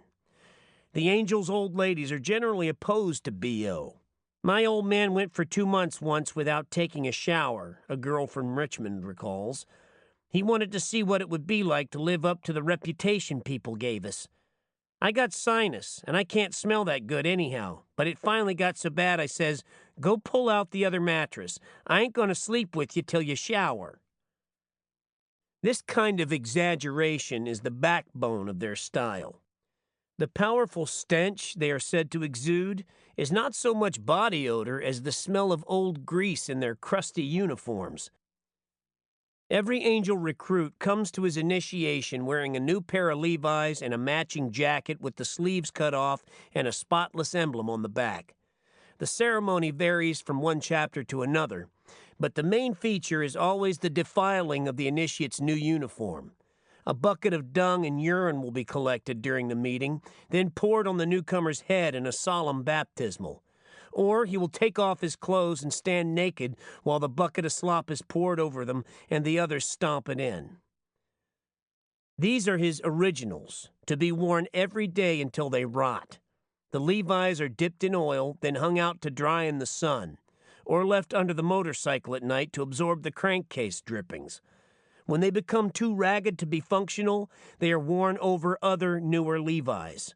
Many of the jackets are so dirty that the colors are barely visible, but they aren't discarded until they literally fall apart.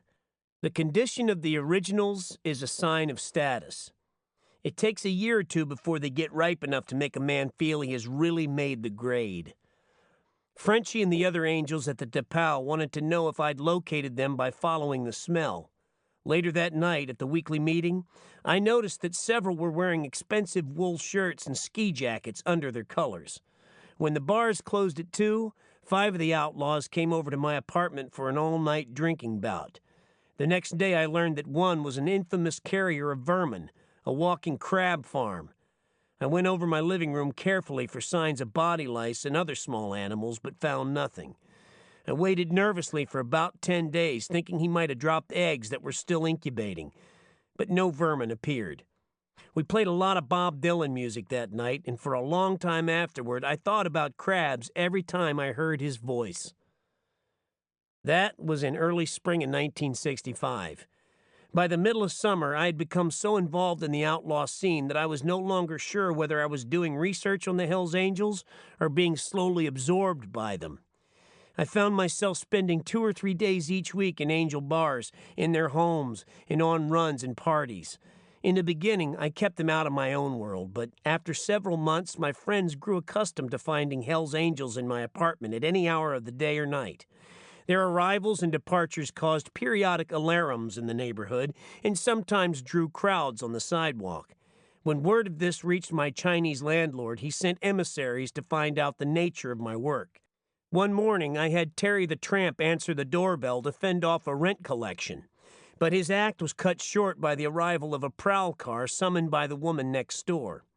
She was very polite while the Angels moved their bikes out of her driveway, but the next day she asked me whether those boys were my friends. I said yes, and 4 days later I received an eviction notice. The appearance of the rape omen was a clear and present danger to property values.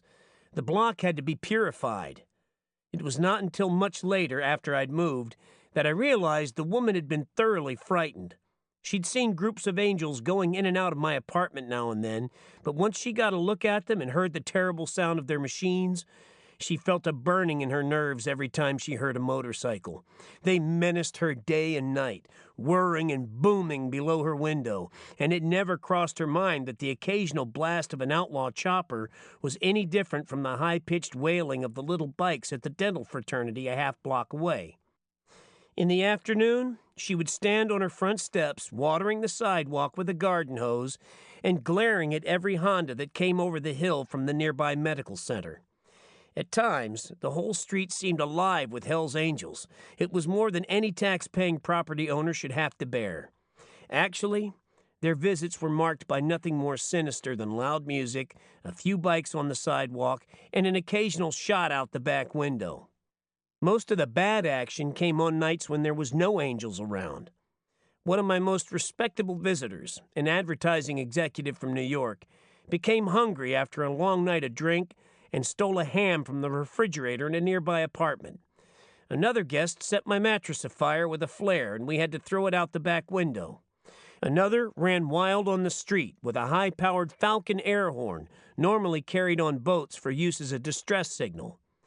People cursed him from at least 20 windows, and he narrowly escaped injury when a man in pajamas rushed out of a doorway and swung at him with a long white club. On another night, a local attorney drove his car across the sidewalk and over the ledge of my entranceway, where he leaned on his horn and tried to knock down the door with his bumper. A visiting poet hurled a garbage can under the wheels of a passing bus, causing a noise like a bad accident. My upstairs neighbor said it sounded like a Volkswagen being crushed. "It jolted me right out of bed," he said. "But when I looked out the window, all I could see was the bus. I thought the car must have hit it head-on and gone underneath. There was an awful dragging sound. I thought people were mashed down there in the wreckage." One of the worst incidents of that era caused no complaints at all. This was a sort of good-natured firepower demonstration, which occurred one Sunday morning about 3:30. For reasons that were never made clear, I blew out my back windows with 5 blasts of a 12-gauge shotgun, followed moments later by 6 rounds from a .44 Magnum. It was a prolonged outburst of heavy firing, drunken laughter, and crashing glass. Yet the neighbors reacted with total silence. For a while, I assumed that some freakish wind pocket had absorbed all the noise and carried it out to sea, but after my eviction, I learned otherwise. Every one of the shots had been duly recorded on the gossip log. Another tenant in the building told me the landlord was convinced, by all the tales he'd heard, that the interior of my apartment was reduced to rubble by orgies, brawls, fire, and wanton shooting. He'd even heard stories about motorcycles being driven in and out the front door. No arrests resulted from these incidents, but according to neighborhood rumor, they were all linked to the Hells Angels, operating out of my apartment. Probably this is why the police were so rarely summoned. Nobody wanted to be croaked by an angel revenge party. Shortly before I moved out, a clutch of the landlord's Mandarin-speaking relatives came to inspect the place, apparently for the purpose of compiling a bill of damages. They seemed puzzled, but hugely relieved to find no grave destruction. There were no signs of a Hells Angels presence, and the only motorcycle in sight was on the sidewalk. When they left, they stopped to look at it, chattering rapidly in their own tongue. I was a little worried that they might be talking about seizing my bike in lieu of back rent, but the one member of the group, who spoke English, assured me that they were admiring its elegance. The landlord himself had only a dim understanding of the Hells Angels' threat to his property. All complaints had to be translated into Chinese, and I suspect he found them inscrutable. With a personal frame of reference unfazed by the English-speaking mass media, he could have no way of knowing why my neighbors were so agitated. The people he sent to hustle me when the rent was overdue were similarly blank on the subject of outlaw motorcyclists. They were terrified of my Doberman pup, but they didn't blink an eye that morning when they rang the doorbell and came face to face with Terry the Tramp. He had been up all night and was groggy from pills and wine. It was a cold, wet day, and on the way to my place, he had stopped at a Salvation Army store and bought the shaggy remains of a fur coat for 39 cents. It looked like something Marlene Dietrich might have worn in the 20s. The ragged hem flapped around his knees, and the sleeves were like trunks of matted hair growing out of the armholes of his Hells Angels vest. With the coat wrapped around him, he appeared to weigh about 300 pounds, something primitive and demented, wearing boots, a beard, and round black glasses like a blind man. Letting him answer the doorbell seemed like a final solution to the rent problem. As he stomped down the hallway, we opened a new round of beers and waited to hear the terrified cries and the sound of running feet. But all we heard was a quick mumbled conversation, and seconds later Terry was back in the living room. "Hell, they never even flinched," he said. "To them, I'm just another American.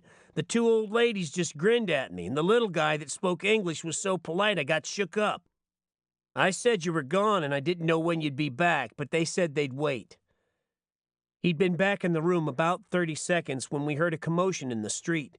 The police had come for the bikes, and Terry hurried outside. The ensuing debate drew a crowd of about 24, but the Chinese paid no attention. They had come to talk about money, and they were not about to be lured off the scent by a senseless squabble between cops and something that looked like it had burrowed straight through the earth from Mongolia.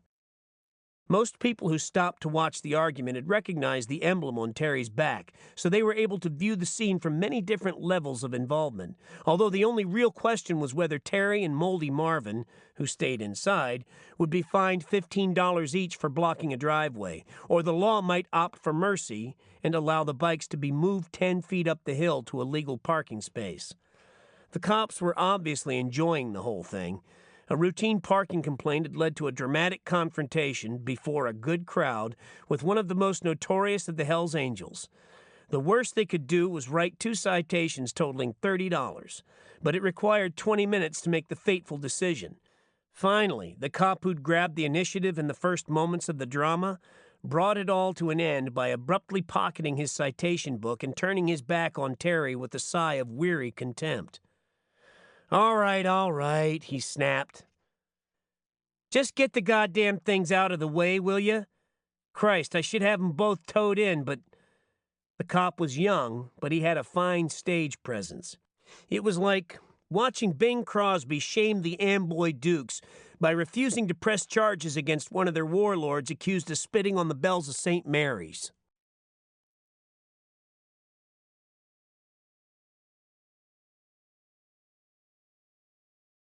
Chapter 4.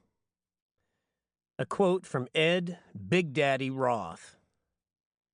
"They're the Wild Bill Hickoks, the Billy the Kids. They're the last American heroes we have, man." From Newsweek, March 1965. Go get those punks. Not all the outlaws were happy to be celebrities. The Frisco Angels had been severely burned after the series in the Chronicle and viewed reporters as pilot fish for disaster.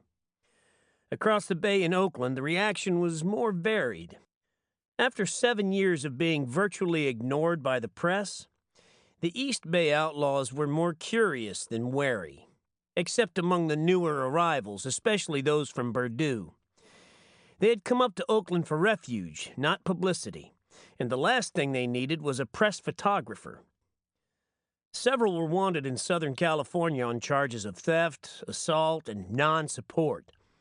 Even a chance photo or a name shouted carelessly across a parking lot might set off a chain of events that would land them in jail. A photograph taken in Oakland or an interview mentioning names could be picked up by a wire service and published in San Bernardino the next morning. After that, it would be only a matter of hours before the hounds found the trail again. The publicity also had a bad effect on their employment picture. At the end of 1964, perhaps 2/3 of the outlaws were working, but a year later, the figure was down to about 1/3. Terry was summarily fired from his assembly line job at General Motors a few days after the True article appeared, in August 1965. "They just told me to move on," he said with a shrug. "They didn't give no reason, but the guys I worked with told me the foreman was all shook up about that article. He asked one guy if he'd ever seen me take dope and if I ever talked about gang rapes. That kind of bullshit. The union says they're going to fight it, but what the hell? I got other ways to get bread. Motorcycle outlaws are not much in demand on the labor market. With a few exceptions, even those with saleable skills prefer to draw unemployment insurance, which gives them the leisure to sleep late, spend plenty of time on their bikes, and freelance for extra cash whenever they feel the need. Some practice burglary, and others strip cars, steal motorcycles, or work erratically as pimps. Many are supported by working wives and girlfriends who earn good salaries as secretaries, waitresses, and nightclub dancers. A few of the younger outlaws still live with their parents, but they don't like to talk about it and only go home when they have to, either to sleep off a drunk, clean out the refrigerator, or cadge a few bucks from the family cookie jar. Those angels who work usually do it part-time or drift from one job to another, making good money one week and nothing at all the next. They are longshoremen, warehousemen, truck drivers, mechanics, clerks, and casual laborers at any work that pays quick wages and requires no allegiance. Perhaps 1 in 10 has a steady job or a decent income. Skip, from Oakland, is a final inspector on a General Motors assembly line, making around $200 a week. He owns his own home and even dabbles in the stock market. Tiny, the Oakland chapter's sergeant-at-arms and chief head knocker, is a credit supervisor for a local TV appliance chain. He owns a Cadillac and makes $150 a week for hustling people who get behind on their payments. Numerous court appearances crippled Tiny's income toward the end of 1965, and in June of 1966, he was forced to take an indefinite leave of absence to attend his own trial on a charge of forcible rape. "We get a lot of deadbeats in this business," he says. "Usually I call 'em up first. I come on real businesslike until I'm sure I have the right guy. Then I tell him, 'Listen, motherfucker, I'm giving you 24 hours to get down here with that money.' This usually scares the shit out of them and they pay up quick. If they don't, then I drive out to the house and kick on the door until somebody answers. Once in a while I get a wise ass trying to give me the runaround. Then I pick up a couple of guys, lay a few bucks on them for the help, and we go out to see the punk. That always does it. I never had to stomp anybody. Yet. There are others with steady incomes, but most of the angels work sporadically at the kind of jobs that will soon be taken over by machines. It is hard enough to get unskilled work while wearing shoulder-length hair and a gold earring. It takes an employer who's either desperate or unusually tolerant. But to apply for work as a member of a nationally known criminal motorcycle conspiracy is a handicap that can only be overcome by very special talents, which few angels possess.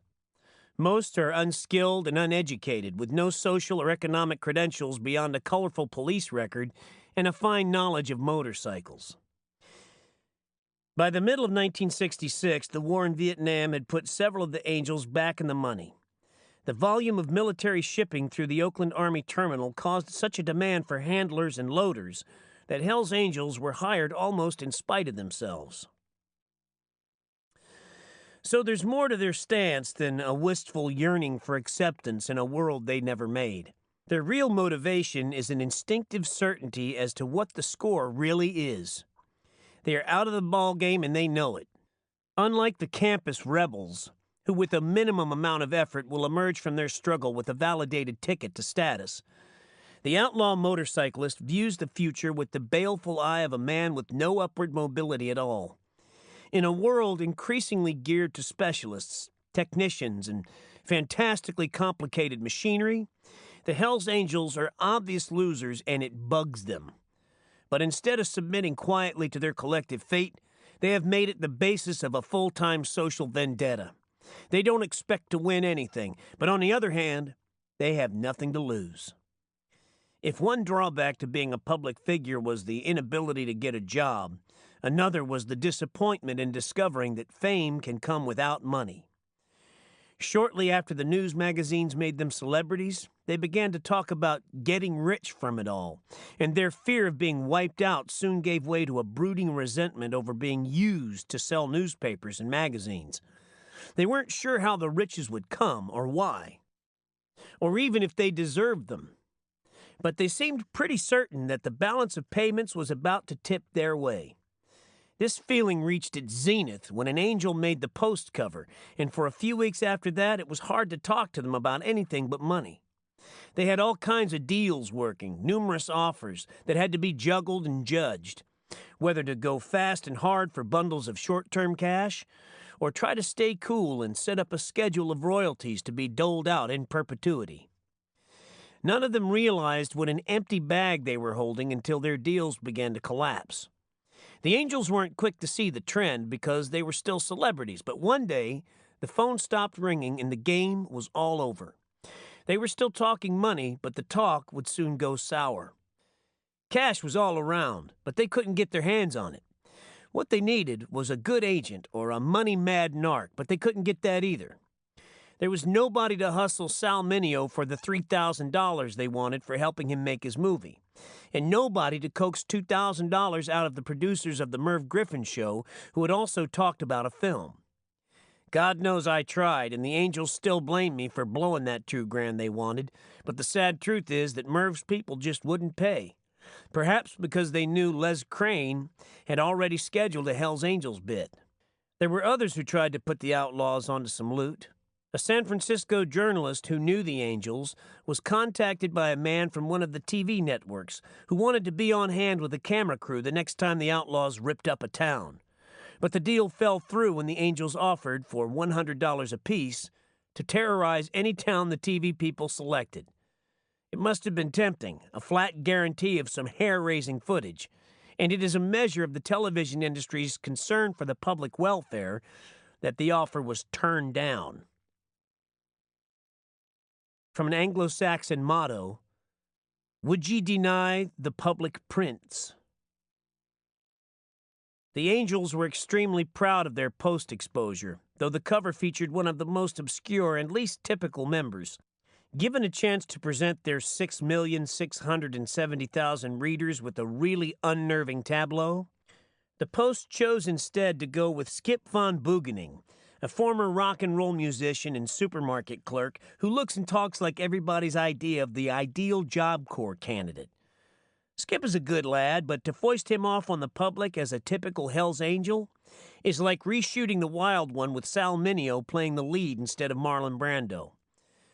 Less than 6 months after he made the Post cover, Skip was stripped of his colors and kicked out of the club. "He never was Angel material," said one. "He was just a goddamn show-off." As the Outlaws got more and more publicity, their reaction to it became increasingly ambiguous.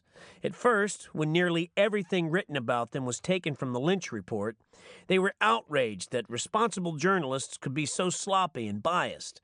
They spoke of editors and reporters as so much human garbage, hopelessly corrupt, and not worth talking to under any circumstances. Every unfavorable article produced outbursts of bitterness, but they enjoyed being interviewed and photographed, and instead of withdrawing into angry silence, they kept trying to even the score by giving new interviews to set the record straight. Only once did they become seriously hostile to everything connected with the news media. This was immediately after the Time and Newsweek articles. I recall trying to show the Time article to Crazy Rock, then working as a night custodian at the San Francisco Hilton. He glanced at the clipping and tossed it aside. "I'd go nuts if I started reading that stuff," he said. "It don't make any sense. It's all bullshit." The Frisco Angels wanted to give me a chain whipping on general principles. Later, when I met the Oakland Angels, there was talk of setting me on fire because of what Newsweek had done. It was not until my article on motorcycles appeared in The Nation that they really believed I hadn't been conning them all along. Yet later in the year, and especially after they made their political debut, in a clash with the Berkeley Peace Marchers, the Angels stopped laughing at their press clippings. The tone of the coverage was changing, notably in Hearst's San Francisco Examiner and William Nolan's Oakland Tribune. Even in the San Francisco Chronicle, a paper that had never done anything but laugh at the Angels, the late Lucius Beebe devoted one of his Sunday columns to sneering at the Berkeley Marchers and ended it by saying, The Hells Angels would appear to be possessed by a sense of fitness and realism that is lacking elsewhere on the East Bay scene. At this point, it was a toss-up as to whether the Angels were bamboozling the press or vice versa. Impartial observers and newspaper buffs found the truce very strange. Here was the Examiner, which had always viewed the Angels with fear and loathing, suddenly presenting them as misunderstood patriots. The Examiner has fallen on hard times recently, but it remains influential among those who fear King George III might still be alive in Argentina. The Tribune is the same kind of newspaper, but free of the confusing deviations that have come to characterize the Examiner. In 1964, for instance, the Hearst Empire forsook Goldwater, while the Tribune held the line. As it happened, Mr. Nolan had managed the senator's successful California primary campaign, so there was not much doubt where the Tribune stood, without much company, in November. In some circles, the Tribune is seen as a classic example of what anthropologists call an atavistic endeavor. It also turns a profit, unlike the Examiner, which in 1965 finally threw in the towel and merged with the Chronicle, now the only morning daily in San Francisco. Rather than fold altogether, the Examiner switched to afternoon publication. Lucius Beebe was in a class by himself, and his opinions have not been a factor in any meaningful issue since the introduction of barbed wire to the prairies. But every now and then he would come up with a really classic screed, and for some reason the Chronicle continued to print them even after his death in early 1966. In 3 years of reading the paper, I had never encountered anyone who took Beebe seriously until several of the Hells Angels quoted his column to me, with straight faces and a certain amount of pride. When I laughed, they got huffy. He compared them favorably to the Texas Rangers, and with the kind of press they were used to, that amounted to a gold star breakthrough.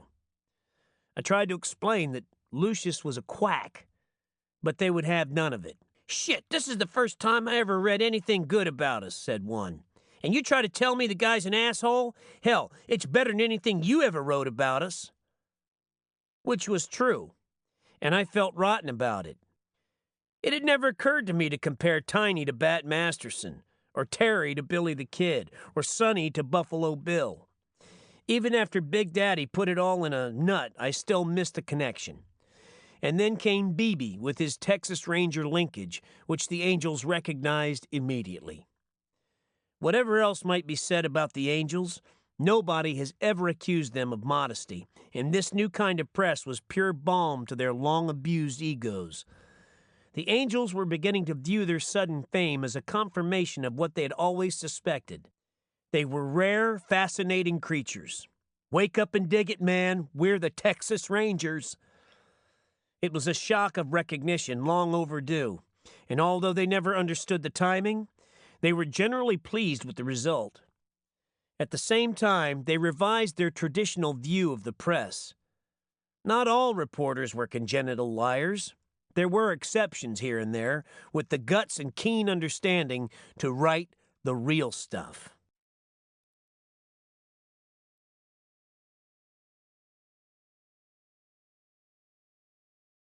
Chapter 5.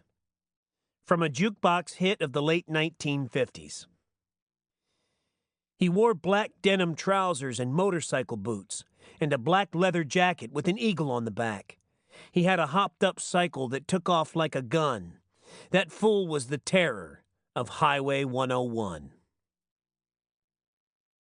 The California climate is perfect for bikes, as well as surfboards, convertibles, swimming pools, and abulia. Most cyclists are harmless weekend types, no more dangerous than skiers or skin divers. But ever since the end of World War II, the West Coast has been plagued by gangs of young wild men on motorcycles, roaming the highways in groups of 10 to 30 and stopping whenever they get thirsty or road cramped to suck up some beer and make noise. The hell broth of publicity in 1965 made the phenomenon seem brand new. But even in the ranks of the Hells Angels, there are those who insist that the outlaw scene went over the hump in the mid-50s, when the original faces began drifting off to marriage and mortgages and time payments.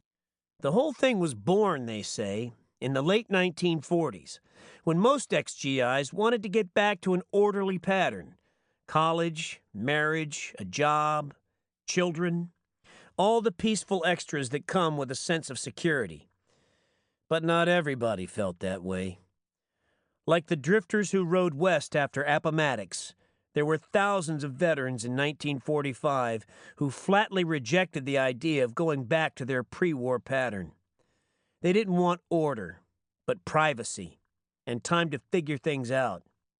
It was a nervous, downhill feeling, a mean kind of angst that always comes out of wars. A compressed sense of time on the outer limits of fatalism. They wanted more action, and one of the ways to look for it was on a big motorcycle. By 1947, the state was alive with bikes, nearly all of them powerful American-made irons from Harley-Davidson and Indian. A quote from September 1965. 24 gleaming, stripped-down Harleys filled the parking lot of a bar called the El Adobe. The Angels were shouting, laughing, and drinking beer, paying no attention to two teenaged boys who stood on the fringe of the crowd looking scared. Finally, one of the boys spoke to a lean, bearded outlaw named Gut. "We like your bikes, man. They're really sharp." Gut glanced at him, then at the bikes. "I'm glad you like 'em," he said. "They're all we have." The Hells Angels of the 60s are not keenly interested in their origins or spiritual ancestors. "Those guys aren't around anymore," Barger told me. But some were, although in 1965 it wasn't easy to locate them. Some were dead, others were in prison, and those who'd gone straight were inclined to avoid publicity. One of the few I managed to locate was Preetam Bobo. I found him on a Saturday afternoon in the Sausalito Yacht Harbor, across the bay from San Francisco, getting his 40-foot sloop in shape for a one-way cruise to the Caribbean. His crew for the trip, he said, would consist of his 16-year-old son, two seaworthy Hells Angels, and his striking blonde British girlfriend, who was stretched out on the deck in a blue bikini. Preetam is one of the only two lifetime members of the Frisco Angels chapter. The other, Frank, retired from the outlaw world after 7 years as Frisco president and is now surfing in the South Pacific. Frank is the George Washington of Angeldom. His name is mentioned with reverence, among the other chapters as well as Frisco. He was the best president we ever had, they say. He held us together and he was good for us. Frank had class, and he set many styles, from the gold earring to the purple-dyed beard, to the clip-on nose ring that he wore whenever he had the right audience. All during his reign, from 1955 to 62, he held a steady job as a respected cameraman, but he needed more action than any job could provide. For this, he had the Angels, a vehicle for his humor and fantasies, a sop for any aggressions, and an occasional chance to bust out of the workday murk like some kind of saber-rattling golem and lay at least a small jolt on people he had no other way of reaching. Frank was so completely hip that he went down to Hollywood and bought the blue and yellow striped sweatshirt that Lee Marvin wore in The Wild One.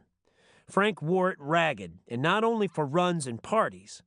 When he felt the Angels were being persecuted beyond the norm, he would make an appearance in the police chief's office, wearing his Hollywood sweatshirt and demanding justice. If that didn't get results, he would go to the American Civil Liberties Union, a step that Oakland's Barger has flatly ruled out because of its communist implications. Unlike Barger, Frank had a wry sense of humor and a very sophisticated instinct for self-preservation. In 7 years at the head of what was the biggest and wildest of all the Hells Angels chapters, then and now, he was never arrested and never had an intramural fight. Even the Angels find his record amazing. Preetam had to win his vice presidency by fighting 7 Angels in the space of 1 week, 3 in one night, and whipping them all to sore pulps. But that was Bobo's gig. Before the Hells Angels came into his life, he was one of San Francisco's more promising middleweight boxers, and it was no feat for him to put down a half-dozen unsuspecting tavern brawlers. Later, when he became a karate expert, he happily destroyed a new generation of challengers. The Angels considered him a valuable hatchet man. "A punch-out artist is good to have around," said one, "but he has to cool it around his buddies. Some guys get boozed up and just start teeing off on people." Until his departure, Bobo was the horned toad of waterfront literary bars. His colleagues were not eager to drink with him, and for good reason. He was not a comfortable man to get drunk with. Once, in a fit of pique, he lashed out with a karate chop and cracked a 4-inch thick marble bench in the Hall of Justice. Even the police were leery of him. He ran a karate school and enjoyed death battles, a karate version of the no-limit bare-knuckle boxing matches of the John L. Sullivan era. It is not necessary for one of the combatants to die, but the fight will continue until one of them can't stand up for whatever reason.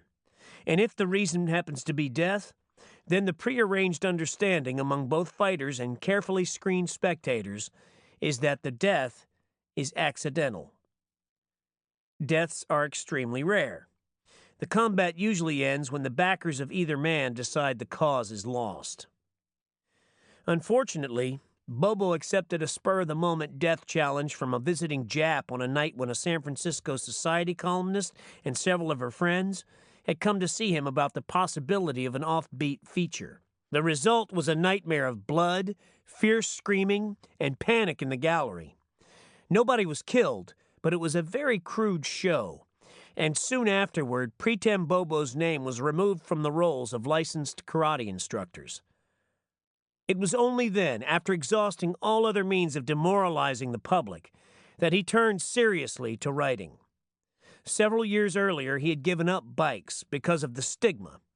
After a long stint as a motorcycle messenger, he stumbled on the Rubaiyat of Omar Khayyam and thought it necessary to publish his own views. He could, however, only on the condition that he moved through the streets of the world in conventional fashion. "I felt like a whore," he says, "but I told the editor I'd play it straight. Hell, I didn't want to spend the rest of my life as a delivery boy." Pritem Bobo is a study in something, but I was never sure what to call it. He's a walking monument to everything the Hells Angels would like to stand for, but which few of them do. Pritem is the complete outlaw, and he somehow makes it work. Like Frank, he went through his whole activist period without ever being arrested. "All it takes is the sense to be quiet around cops," he says. "Whenever we had trouble with the law, I just drifted off to the side and kept my mouth shut. If a cop ever asked me a question, I'd answer politely and say, 'Sir.' In those situations, man, a cop appreciates somebody calling him sir. It's the smart thing to do, that's all. And besides, it's a hell of a lot cheaper than going to jail." Bobo was a motorcyclist long before he was a Hells Angel. He remembers one night when he passed the corner of Leavenworth and Market in downtown San Francisco and saw a bunch of bikers outside a pool hall called Antone's. He stopped to say hello, and soon afterward he was part of a loosely knit group of riders who called themselves, half-jokingly, the Market Street Commandos. Motorcycles were comparatively rare in the early 1950s, and people who rode them were happy to find company. You could go by there any hour of the day or night, Pritem recalls, and there'd always be at least 10 bikes out in front. Sometimes on weekends there'd be 50 or 60. It was a police problem even then. Businessmen were complaining that the bikes kept customers from parking in front of their stores. The Market Street Commandos drifted on without much action for about a year. Then, in early 1954, the Wild One came to town, and things changed. "We went up to the Fox Theater on Market Street," said Pritem. "There were about 50 of us, with jugs of wine in our black leather jackets.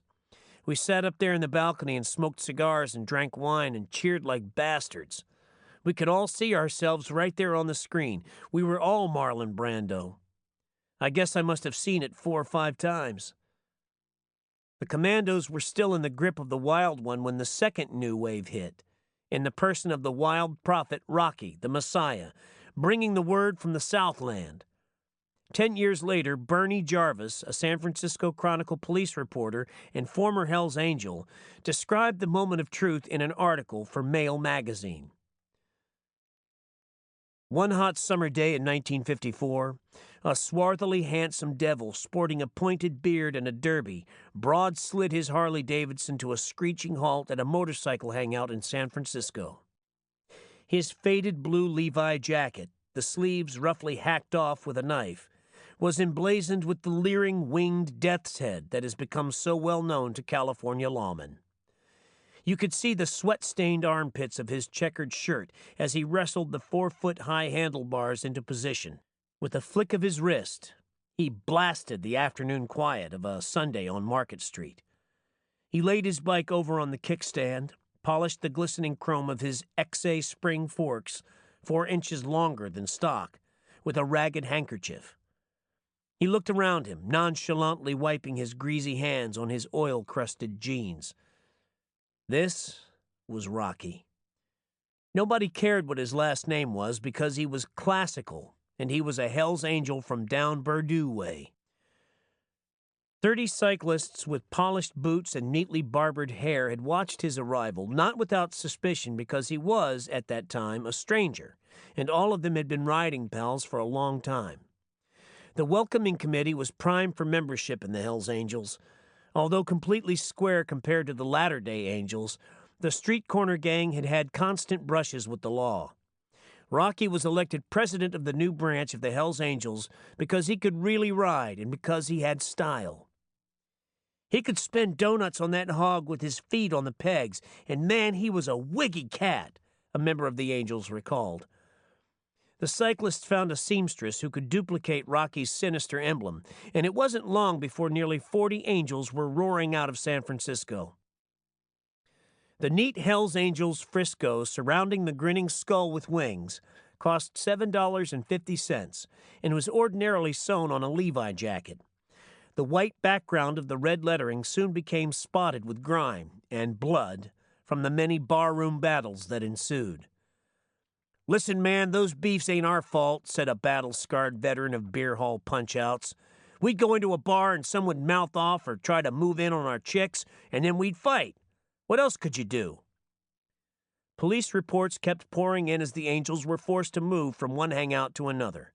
A hangout, usually an all-night restaurant or a pool hall, would last about a week until complaints of noisy or rowdy behavior brought the law. "We chased those bike bums off Market Street because they were having drag races right through the traffic. A lot of them were stealing motorcycles, and we check 'em all out," said Terrible Ted, a motorcycle policeman who once called several of the Hells Angels his friends. "We called that bike heat Terrible Ted because he really was bad, man. Why, he'd ride like a nut to catch us, and then he'd throw the book at us." In 1966, Terrible Ted ran a red light in an unmarked police car and collided with a Greyhound bus. The crash killed his wife, destroyed the car, and critically injured the patrolman.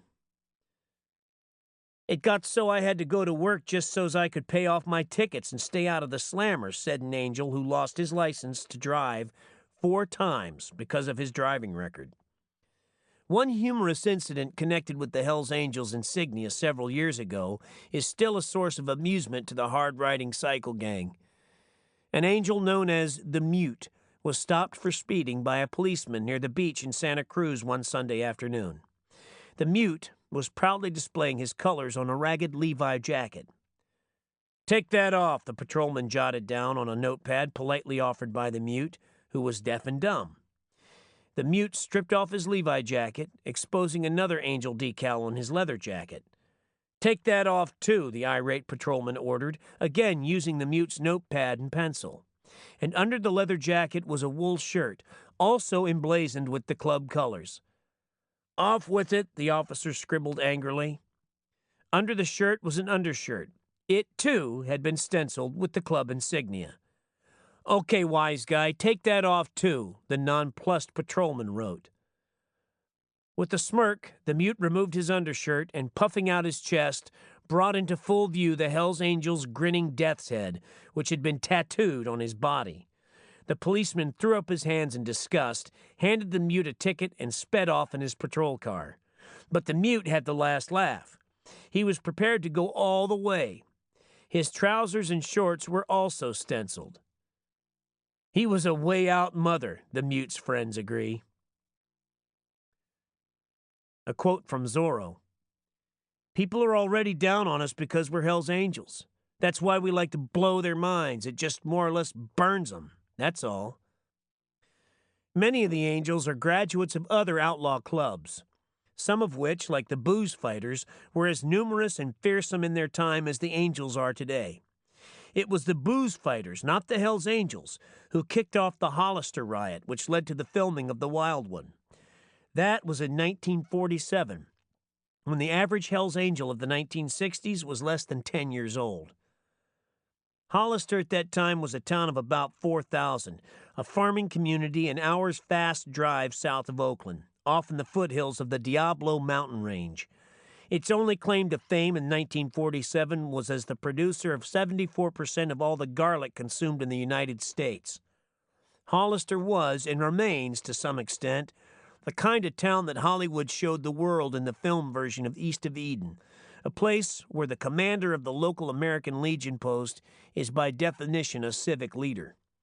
And so it came to pass on July 4th of that year that the citizens of Hollister gathered together for the annual celebration. The traditional Independence Day rites, flags, bands, baton virgins, etc., were scheduled to precede a more contemporary event, the annual motorcycle hill climb and speed tests, which the previous year had drawn contestants from miles around. Valley boys, farmers, small-town merchants, veterans, just a crowd of decent fellows who happened to ride motorcycles. The 1947 Hollister Hill Climb and races also drew contestants from miles around. Many miles and many contestants. When the sun rose out of the Diablos on that 4th of July morning, the 7-man local police force was nervously sipping coffee after a sleepless night attempting to control something like 3,000 motorcyclists. The police say 4,000. Veteran cyclists say 2,000, so 3,000 is probably about right. It has been established beyond doubt, however, that Hollister filled up with so many bikes that 1,000 more or less didn't make much difference. The mob grew more and more unmanageable. By dusk, the whole downtown area was littered with empty, broken beer bottles, and the cyclists were staging drag races up and down Main Street. Drunken fistfights developed into full-scale brawls. Legend has it that the cyclists literally took over the town, defied the police, manhandled local women, looted the taverns, and stomped anyone who got in their way. The madness of that weekend got enough headlines to interest an obscure producer named Stanley Kramer and a young actor named Brando. Shortly before her death, in 1966, Hollywood gossip columnist Hedda Hopper took note of the Hells Angels menace and traced its origins back through the years to the Wild One. This led her to blame the whole outlaw phenomenon on Kramer, Brando, and everyone else in any way connected with the movie. The truth is that the Wild One, despite an admittedly fictional treatment, was an inspired piece of film journalism. Instead of institutionalizing common knowledge in the style of Time, it told a story that was only beginning to happen and which was inevitably influenced by the film. It gave the outlaws a lasting, romance-glazed image of themselves, a coherent reflection that only a very few had been able to find in a mirror, and it quickly became the bike rider's answer to The Sun Also Rises. The image is not valid, but its wide acceptance can hardly be blamed on the movie. The Wild One was careful to distinguish between good outlaws and bad outlaws. But the people who were most influenced chose to identify with Brando instead of Lee Marvin, whose role as the villain was a lot more true to life than Brando's portrayal of the confused hero. They saw themselves as modern Robin Hoods, virile, inarticulate brutes whose good instincts got warped somewhere in the struggle for self-expression and who spent the rest of their violent lives seeking revenge on a world that done them wrong when they were young and defenseless. Another of Hollywood's contributions to the Hells Angels lore is the name. The Angels say they are named after a famous World War I bomber squadron that was stationed near Los Angeles, and whose personnel raced around the area on motorcycles when they weren't airborne. There are others who say the Angels got their name from a 1930 Jean Harlow movie based on some scriptwriter's idea of an Army Air Corps that may or may not have existed at the time of the First World War. It was called Hell's Angels, and no doubt was still being shown in 1950 when the restless veterans who founded the first Angel chapter at Fontana were still trying to decide what to do with themselves. While the name might have originated before any Hell's Angel was born, it was lost in the history of some obscure Southern California military base until Hollywood made it famous, and also created the image of wild men on motorcycles. An image that was later adopted and drastically modified by a new breed of outcasts that not even Hollywood could conceive of until they appeared in the flesh on California highways. The concept of the motorcycle outlaw was as uniquely American as jazz. Nothing like them had ever existed. In some ways, they appeared to be a kind of half-breed anachronism, a human hangover from the era of the Wild West. Yet in other ways, they were as new as television. There was absolutely no precedent in the years after World War II for large gangs of hoodlums on motorcycles, reveling in violence, worshiping mobility, and thinking nothing of riding 500 miles on a weekend. To whoop it up with other gangs of cyclists in some country hamlet entirely unprepared to handle even a dozen peaceful tourists. Many picturesque outback villages got their first taste of tourism not from families driving Fords or Chevrolets, but from clusters of boozing city boys on motorcycles. In retrospect, eyewitness accounts of the Hollister riot seem timid compared to the film. A more accurate comment on the nature of the Hollister riot is the fact that a hastily assembled force of only 29 cops had the whole show under control by noon of July 5th.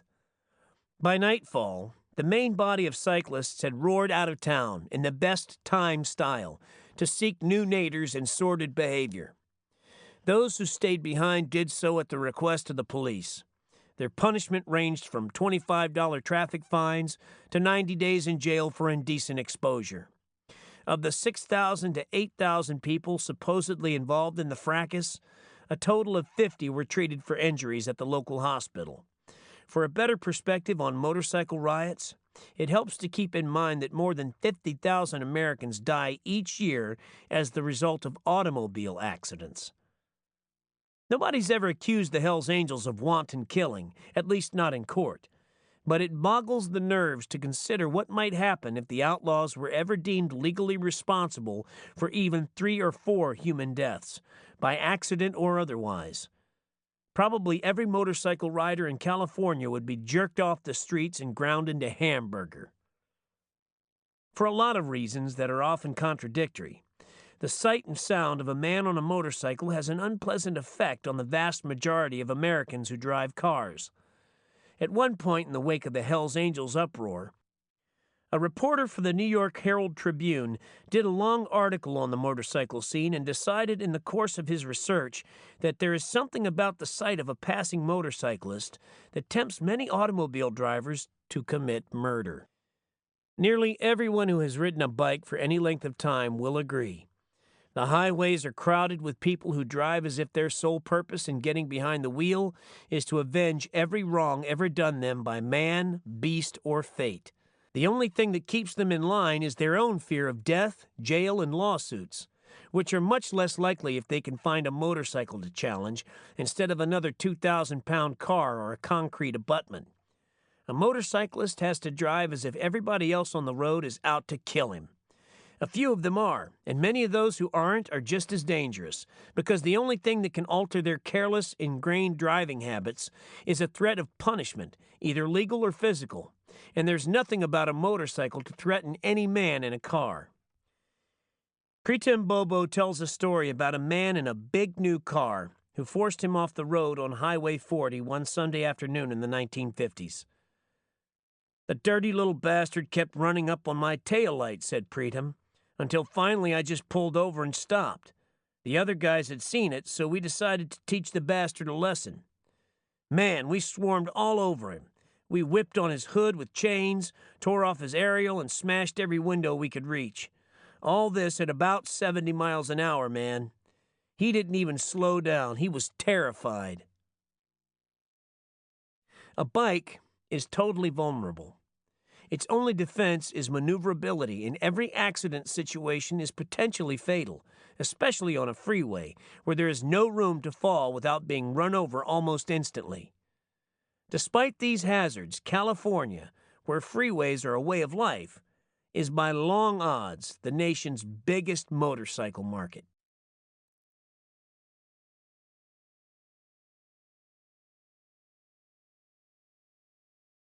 Chapter 6. From an article in Transaction, August 1966, written by two psychologists who worked with Maryland police to avert rioting in a town preparing to host national motorcycle races. We began to see that the Hells Angels were assuming a mythical character. They had become folk heroes, vicarious exemplars of behavior most youth could only fantasize, unless swept away in mob activity, and legendary champions who would come to the rescue of the oppressed and persecuted. An older motorcyclist, witnessing police harassment of his fellows at a town outside Prince George's County, was heard to remark, "Just wait till the Hells Angels hear about this when they come in tomorrow. They'll tear this place apart." From a Hells Angel explaining to a stranger, "I smashed his face. He got wise. He called me a punk. He must have been stupid." Of all their habits and predilections that society finds alarming, the outlaws' disregard for the time-honored concept of an eye for an eye is the one that frightens people most. The Hells Angels try not to do anything halfway, and outcasts who deal in extremes are bound to cause trouble, whether they mean to or not. This, along with a belief in total retaliation for any offense or insult, is what makes the Angels such a problem for police and so morbidly fascinating to the general public. Their claim that they don't start trouble is probably true more often than not, but their idea of provocation is dangerously broad, and one of their main difficulties is that almost nobody else seems to understand it. Yet they have a very simple rule of thumb. In any argument, a fellow angel is always right. To disagree with the Hells Angel is to be wrong, and to persist in being wrong is an open challenge. Despite everything psychiatrists and Freudian castrators have to say about the Angels, they are tough, mean, and potentially dangerous as packs of wild boar. The moment a fight begins, any leather fetishes or inadequacy feelings are entirely beside the point, as anyone who has ever tangled with them will sadly testify. When you get in an argument with a group of outlaw motorcyclists, your chances of emerging unmaimed depend on the number of heavy-handed allies you can muster and the time it takes to smash a beer bottle. In this league, sportsmanship is for old liberals and young fools. Many of their assault victims are people who have seen too many Western movies. They are victims of the John Wayne complex, which causes them to start swinging the moment they sense any insult. This is relatively safe in some areas of society, but in saloons frequented by outlaw motorcyclists, it's the worst kind of folly. "They're always looking for somebody to challenge them," said a San Francisco policeman. "And once you're involved with them, it's all or nothing. A stranger who doesn't want anything to do with him, if one of the bums says something to his woman, he can't take offense or he'll have to fight 4 or 5 angels, not just the one.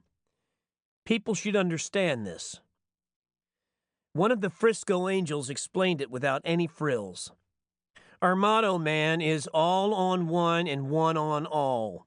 You mess with an angel and you got 25 of them on your neck. I mean, they'll break you but good, baby." The outlaws take the all-on-one concept so seriously that it is written into the club charter as bylaw number 10. When an angel punches a non-angel, all other angels will participate.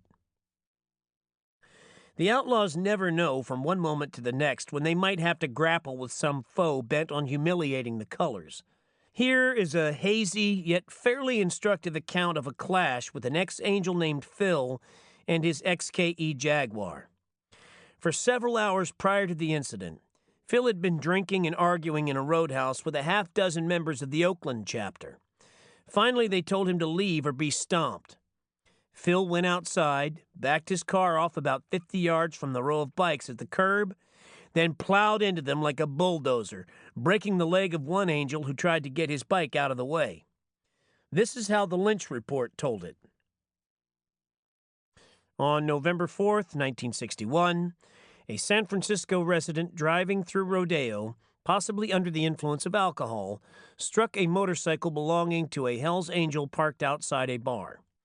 A group of angels pursued the vehicle, pulled the driver from the car, and attempted to demolish the rather expensive vehicle. The bartender claimed he had seen nothing, but a cocktail waitress in the bar furnished identification to the officers concerning some of those responsible for the assault. The next day, it was reported to officers that a member of the Hells Angels gang had threatened the life of this waitress, as well as another woman waitress. A male witness who definitely identified 5 participants in the assault, including the president of the Vallejo Hells Angels and the Vallejo Road Rats, since absorbed by Angels, advised officers that because of his fear of retaliation by club members, he would refuse to testify to the facts he had previously furnished. Motorcycles are knocked over by cars every day all over the nation. But when the incident involves outlaw motorcyclists, it's something else again. Instead of settling the thing with an exchange of insurance information or, at the very worst, an argument with a few blows, the Hells Angels stomped the driver, a former member, and attempted to demolish the vehicle. I asked one of them whether the police exaggerated this aspect, and he said no, they had done the natural thing. Smashed headlights, kicked in doors, broken windows, and torn various components off the engine. Another instructive clash occurred soon after the Monterey incident, when the outlaws were still feeling tough. It began as an everyday act of revenge, but it didn't come off. Perhaps for this reason, the police report was unusually restrained. On September 19, 1964, a large group of Hells Angels and Satan's slaves converged on a bar in Southgate, Los Angeles County, parking their motorcycles and cars in the street in such a fashion as to block one half of the roadway. They told officers that 3 members of the club had recently been asked to stay out of the bar and that they had come to tear it down. Upon their approach, the bar owner locked the doors and turned off the lights, and no entrance was made, but the group did demolish a cement block fence. On arrival of the police, members of the club were lying on the sidewalk and in the street. They were asked to leave the city, which they did reluctantly. As they left, several were heard to say that they would be back and tear down the bar. In all, it was a pretty quiet outrage, and except for the demolition of a fence, it went into the books as a routine victory for law and order. It was also a good example of the total retaliation ethic. When you're asked to stay out of a bar, you don't just punch the owner. You come back with your army and tear the place down, destroy the whole edifice and everything it stands for. No compromise. If a man gets wise, mash his face. If a woman snubs you, rape her. This is the thinking, if not the reality, behind the whole Hells Angels act.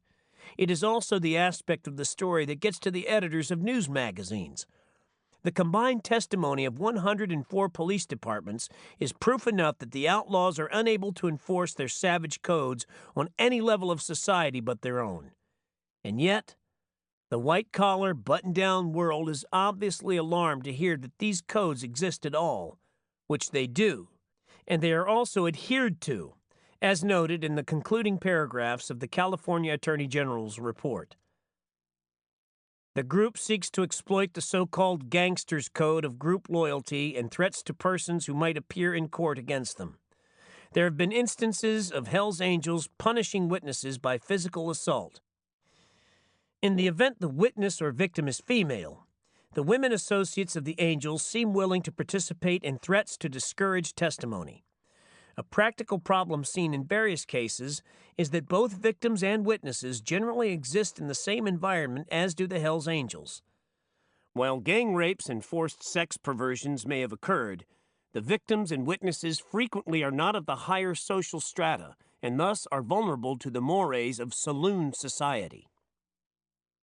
It is believed that the only feasible approach to the solution of this problem is for investigating officers to recognize it and take all steps possible to protect witnesses both before and after trial. Not many members of saloon society will find consolation in these words. The Angels and their allies bear grudges much longer than police feel it's necessary to protect witnesses, and cops have a tendency to lose interest in a prosecution witness about 5 minutes after the jury comes in with a verdict. No bartender who has caused the arrest of an angel will ever feel anything but panic at the sound of motorcycle engines in the street and the clumping of leather boot heels coming toward his door. The Angels don't willfully trace their enemies from one place to another, but they spend so much of their time in bars that they are likely to turn up thirsty almost anywhere. And once an enemy is located, the word goes out fast on the network. It takes only 2 or 3 Angels and no more than 5 minutes to wreck a bar and put a man in the hospital. Chances are they won't be arrested. But even if they are, the damage is already done. An intended victim, such as the bar owner in Southgate, who suffered only the loss of a fence in the first attack, will always know that his place has a certain distinction. It is marked, and as long as the Hells Angels or Satan's slaves exist, there is a chance that some of them will come back to finish the job. The outlaw hierarchy is always in flux, but the spirit is no different now than in 1950, when the first Angel chapter was formed in the long shadow of the booze fighters. The root definition remains the same: a dangerous hoodlum on a big, fast motorcycle. And California has been breeding them for years. Many are independents, indistinguishable from any Hells Angel except for the lettering on their backs.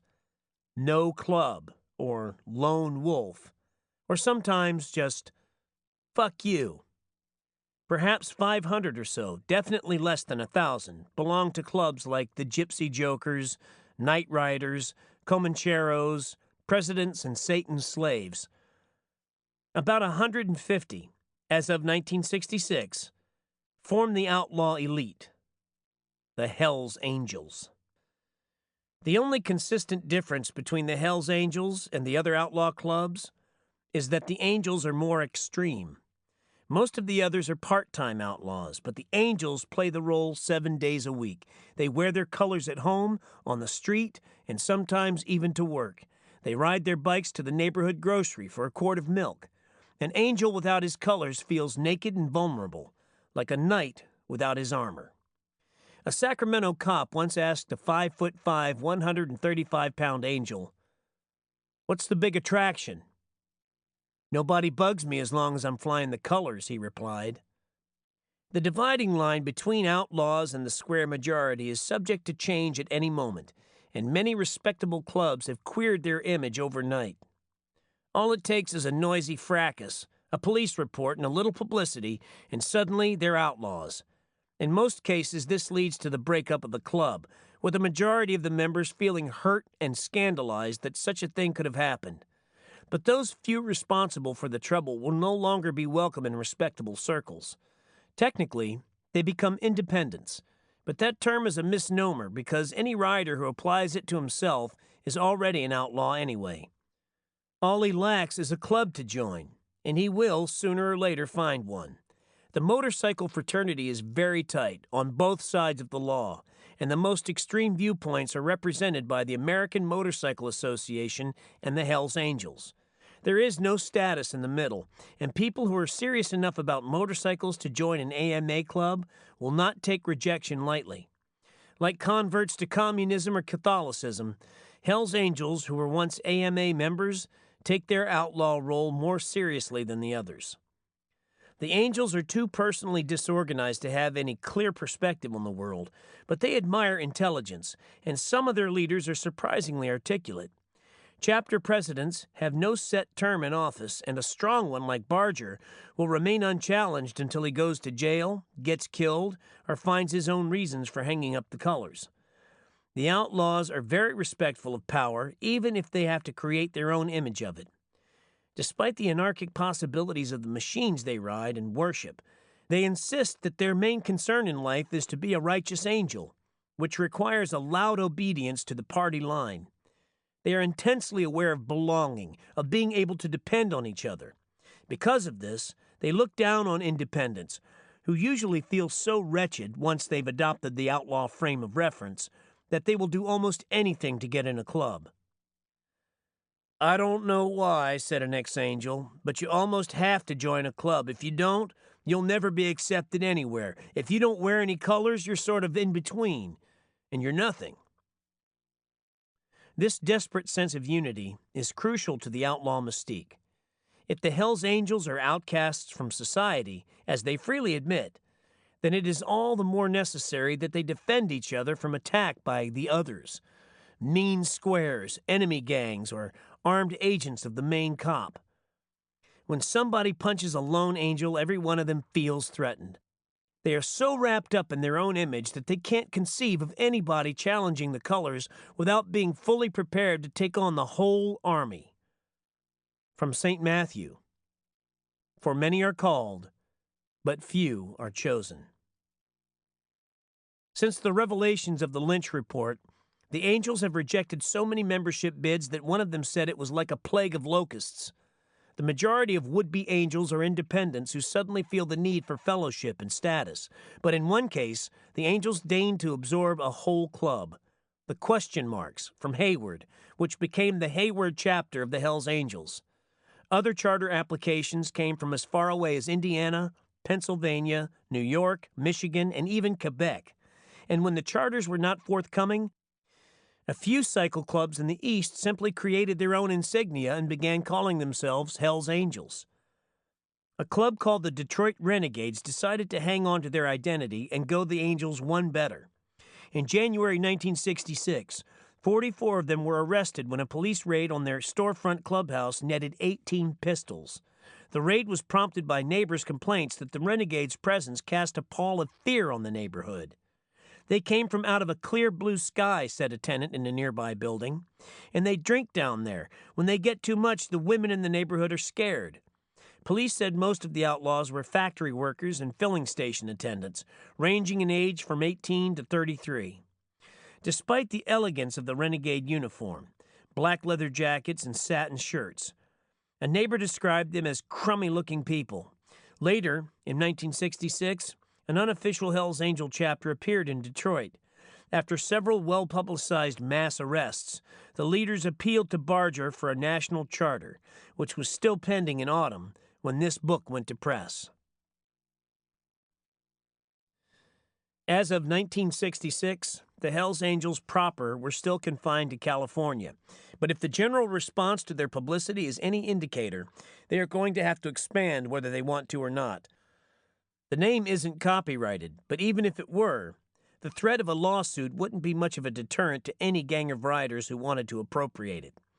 The Angels' only hope for controlling their image lies in selective expansion, chartering only the biggest and meanest clubs who apply, but only on the condition that they terrorize anybody else in their area who tries to use the name. The Angels won't have any trouble exporting their name to the East.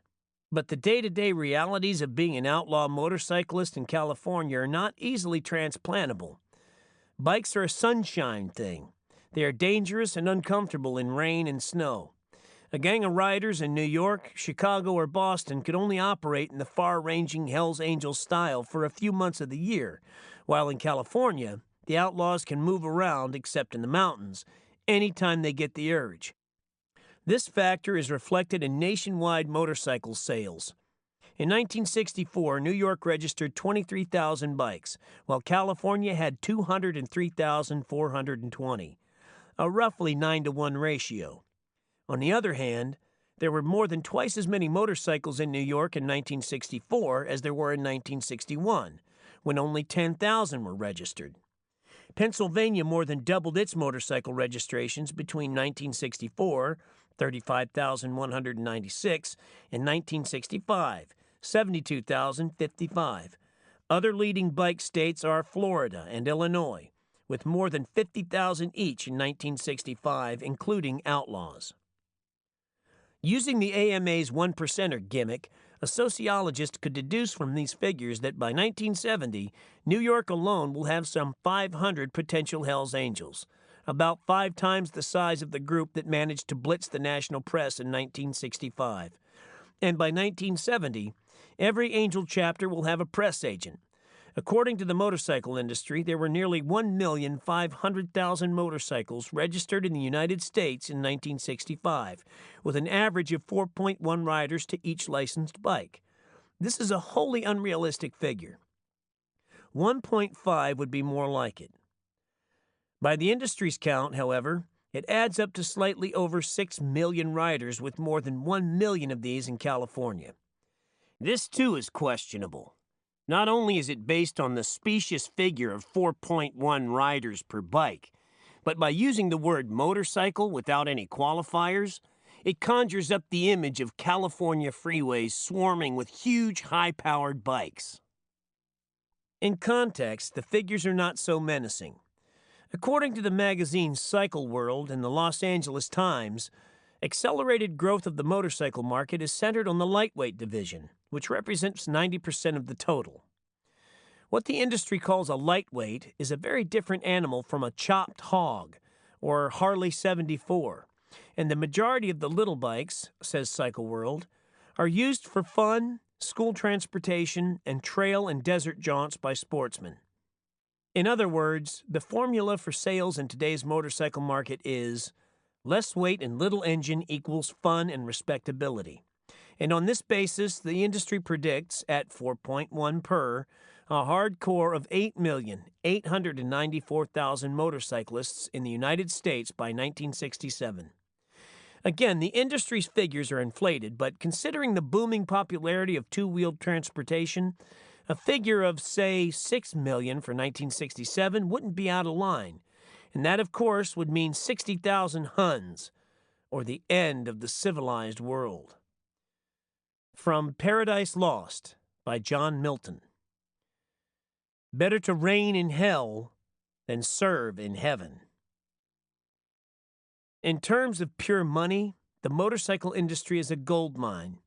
One of my recurring nightmares harks back to 1958. I have just arrived in New York with a $1,000 cushion, and one crisp afternoon in October, I emerged from the subway station in Times Square. I dodged several panhandlers, a cluster of junkies, 2 transvestites, and a Jehovah's Witness who talks like Elmer Fudd. And then, on a narrow part of the sidewalk next to the U.S. Army Recruiting Center, I am buttonholed by an unkempt young Japanese who claims to be one of the Honda brothers.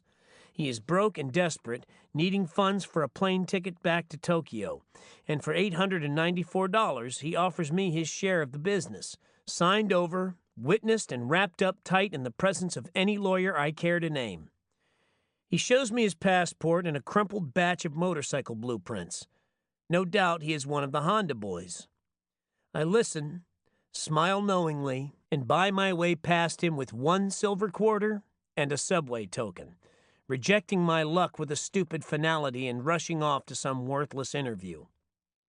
Even now, any man with the sense to pour piss out of a boot should take all the money he might spend on a new motorcycle and instead buy Honda stock, or any one of about 30 others, including Harley Davidson, which, despite a Stone Age concept of management and technology, is still the only American manufacturer of motorcycles. The story of Harley Davidson and the domestic motorcycle market is one of the gloomiest chapters in the history of American free enterprise. At the end of World War II, there were less than 200,000 motorcycles registered in the United States, very few of them imports. During the 1950s, while HD was consolidating its monopoly, bike sales doubled and then tripled. Harley had a gold mine on its hands until 1962-63, when the import blitz began. By 1964, registrations had jumped to nearly 1 million, and lightweight Hondas were selling as fast as Japanese freighters could bring them over the ocean. The HD Brain Trust was still pondering this Oriental duplicity when they were zapped on the opposite flank by Birmingham Small Arms Limited of England. BSA, which also makes Triumphs, decided to challenge Harley on its own turf and in its own class, despite the price-boosting handicap of a huge protective tariff. By 1965, with registrations already up 50% over the previous year, the HD monopoly was sorely beset on two fronts. The only buyers they could count on were cops and outlaws, while the Japanese were mopping up in the low-price field and BSA was giving them hell on the racetrack. By 1966, with the bike boom still growing, Harley was down to less than 10% of the domestic market and fighting to hold even that. With all its machinery and thinking geared to 1,200 cubic inch engines, the company has little hope of competing on the light and middleweight markets until at least 1970. But they still have plenty of muscle in the heavyweight class, and in 1966, Harleys were winning as many big races as BSAs or Triumphs. This hazy equality has not been maintained, however, in the marketplace. Most HD racers are custom-built originals, made to order for some of the best riders in America and with much larger engines than their British competitors. Harley has yet to come up with a production model that can compete with Japanese or European imports. On the street, the track, or in dirt, in terms of weight, price, handling ability, or engine size. There is surely some powerful lesson in the failure of Harley-Davidson to keep pace with a market they once controlled entirely. It is impossible to conceive of a similar situation in the automobile market. What if Ford, for instance, had been the only American manufacturer of autos at the end of World War II? Could they have lost more than 90% of the market by 1965? A monopoly with a strong protective tariff should be in a commanding position, even on the yo-yo market. How would the yo-yo king feel if he were stripped in less than a decade of all his customers except Hell's Angels and cops?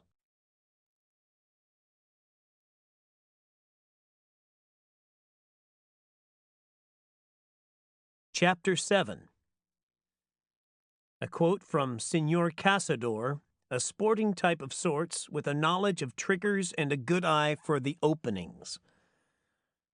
In a prosperous democracy that is also a society of winners and losers, any man without an equalizer, or at least the illusion of one, is by definition underprivileged. Quote by a San Francisco drag queen. They're a bunch of mean-hair fairies, that's all. They're enough to make anyone sick. From a conversation with a Sacramento policeman. A Hell's Angel who lived on 37th Street in Sacramento was continually being complained about for making suggestive comments to women who passed by his house.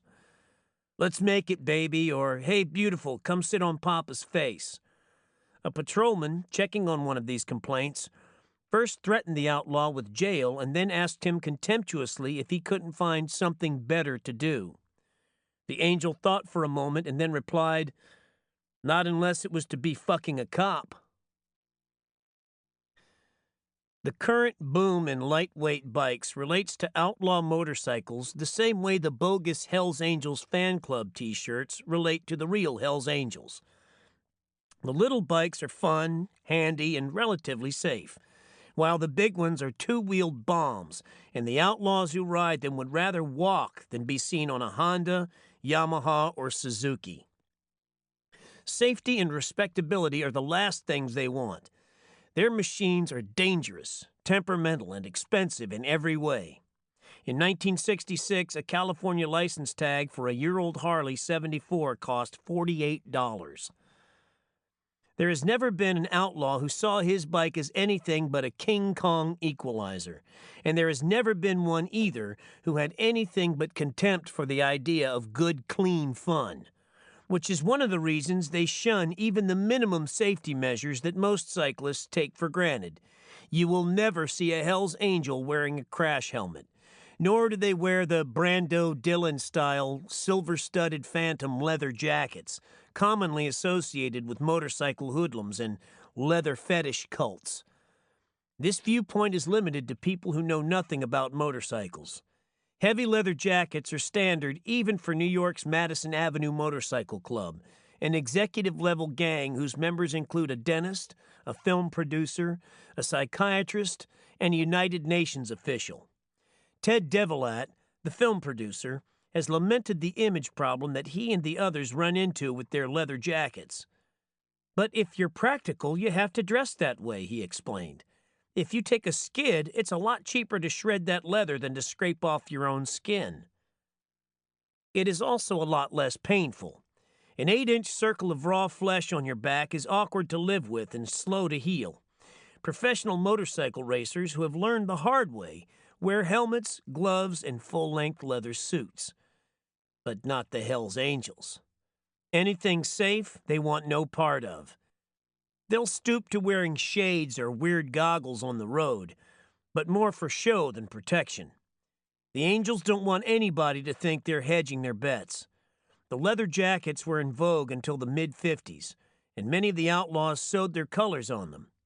But as their reputation grew and the police began closing in, one of the Frisco Angels came up with the idea of removable colors to be snatched off and hidden in time of stress. This marked the era of the sleeveless denim vest. In the beginning, most outlaws wore the colors on top of leather jackets, but in Southern California it was too hot for that. So the Purdue chapter pioneered the idea of wind in the armpits, no jackets at all, only colors. The next step, logically, will be the dropping of the Levi's. Then the image will be complete. Nothing but boots, beards, vests, and bizarre decorations of the genitalia. A few of the older outlaws still wear leather jackets, especially around the Bay Area, where the winters are cold. But they are definitely not the style, and any independent making a pitch for Angel membership would be rejected as corny and chicken shit if he showed up in leather. A mass of Hells Angels on the road is a sight that no one who ever sees it will forget. Their arrival at a gas station causes panic among attendants. There is simply no way to cope with a caravan of nationally known thugs rolling in, each demanding a gallon or two of gas. One Saturday morning near Oakland, I pulled into a service station on Highway 50 and was talking amiably with the attendant about the broiling heat and the general perfidy of machinery, when the station suddenly filled up with outlaw motorcyclists gunning their engines, yelling and darting back and forth between the pumps. "Holy Jesus," said the attendant. His manner became distracted. He forgot how much money I owed him and left me to fill my own radiator while he kept a terrified eye on the outlaws.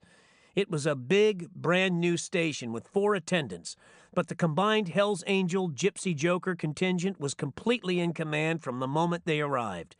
They pumped their own gas, tossed beer cans back and forth, and rummaged through the racks looking for 50-weight motorcycle oil.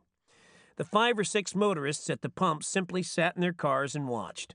The attendants moved around cautiously, hoping that none of the outlaws would try to steal something in front of their eyes. Overt theft would call for action, and nobody wanted it. Anyone who has ever dealt with the Angels in a mass will agree that this is one of the worst aspects. At what point do you start protesting minor theft, insult, or damage, at the risk of starting an argument that might end in a bloody fight? Is it cheaper to let a hoodlum caravan get off with 10 quarts of oil and 5 tanks of gasoline unpaid for? Or should a man risk his teeth and his plate glass windows by insisting that the outlaws pay, to the last penny, for everything they leave with? The dilemma is especially bad for an employee. A filling station attendant faced with a gang of Hells Angels is like a salaried bank teller faced with an armed hold-up man.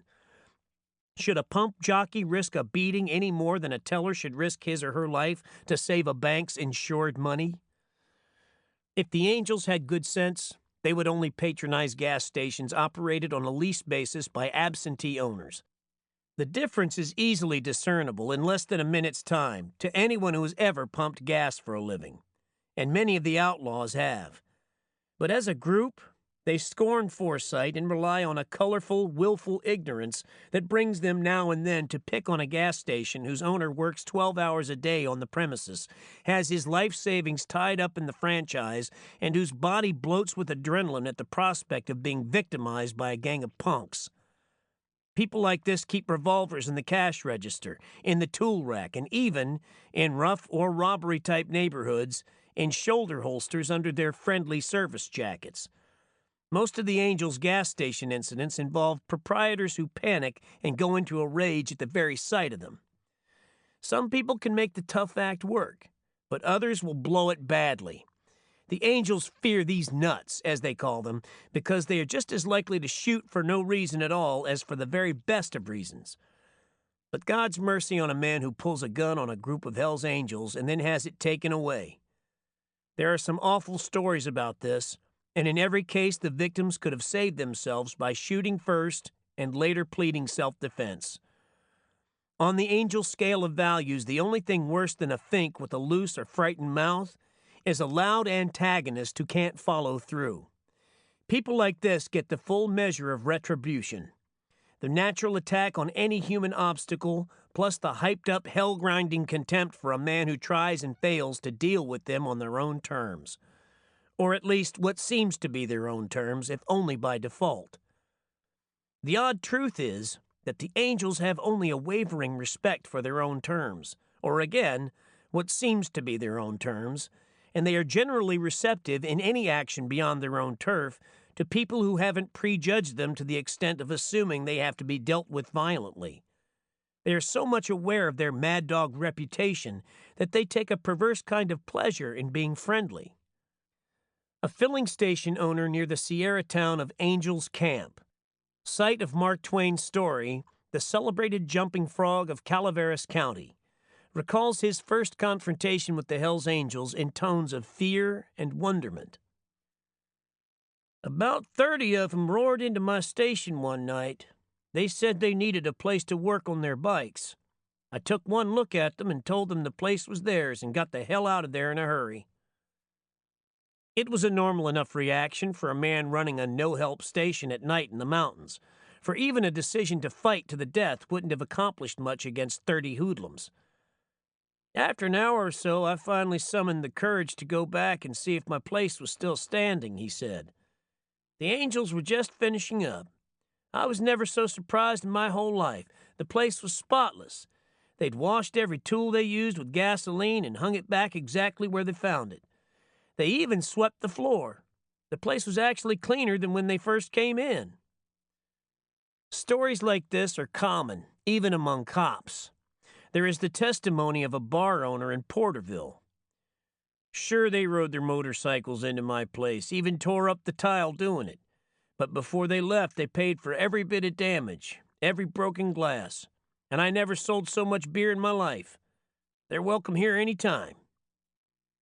Many a groveling merchant has made a buck off the Hells Angels. All they ask is tribute, and naked fear is a very pure form of it. Any man who tacitly admits to being terrified is safe from them unless he overdoes it. And this happens often with covert homosexuals long gone on booze or drugs and unable to control themselves in the presence of so much rough trade.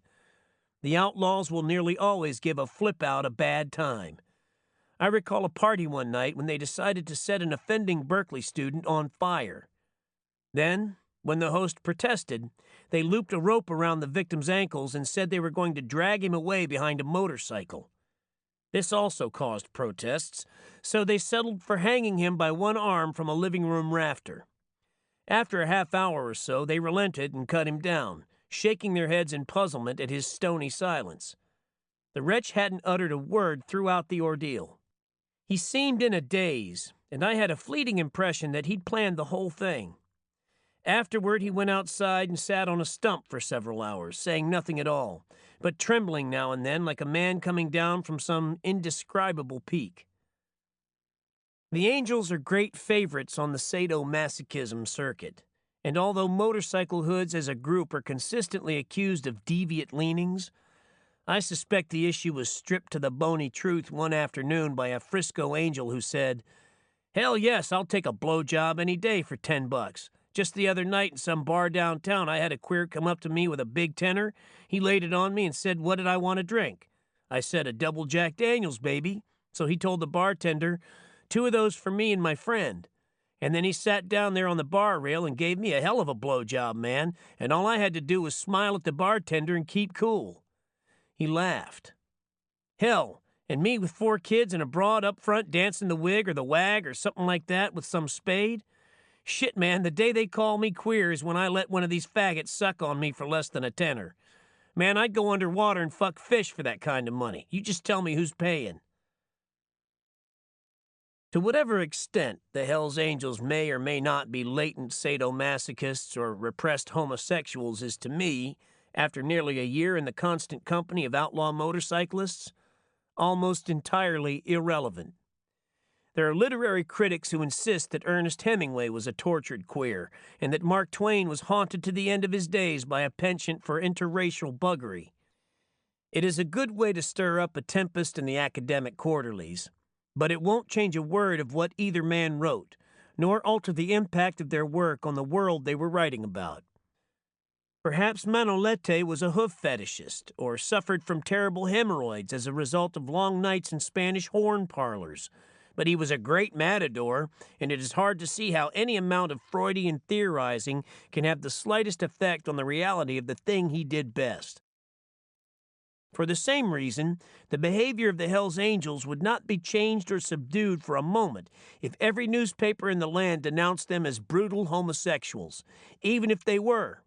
Significantly, I have never heard anyone who had any personal dealings with them endorse the Freudian viewpoint, probably because anyone who spends any time with the Angels knows the difference between outlaw motorcyclists and homosexual leather cults. At any bar full of Hells Angels, there will be a row of sleek bikes lined up on the curb outside. At a leather bar, there are surrealistic renderings of motorcycles on the wall and perhaps, but not always, 1 or 2 huge accessory-laden Harleys parked outside, complete with windshields, radios, and red plastic saddlebags. The difference is as basic as between a professional football player and a rabid fan. One is a performer in a harsh, unique corner of reality. The other is a cultist, a passive worshiper, and occasionally a sloppy emulator of a style that fascinates him because it is so hopelessly remote from the reality he wakes up to every morning. According to the Lynch Report, while homosexuals seem to be attracted to Hells Angels, no information received indicates that the Hells Angels as a group are homosexuals. They seem primarily concerned with heterosexual contacts. Some heterosexual perversions figure in the police reports, but taken in context, they appear to be means of attracting attention, being different, and performed primarily for the shock impact on others. These and other attention-attracting actions are characterized by the Angels as showing class. Certainly the Lynch Report is not the last word on the Angels, but the nature and bias of the document is such that any available evidence of their homosexual action would have been prominently mentioned.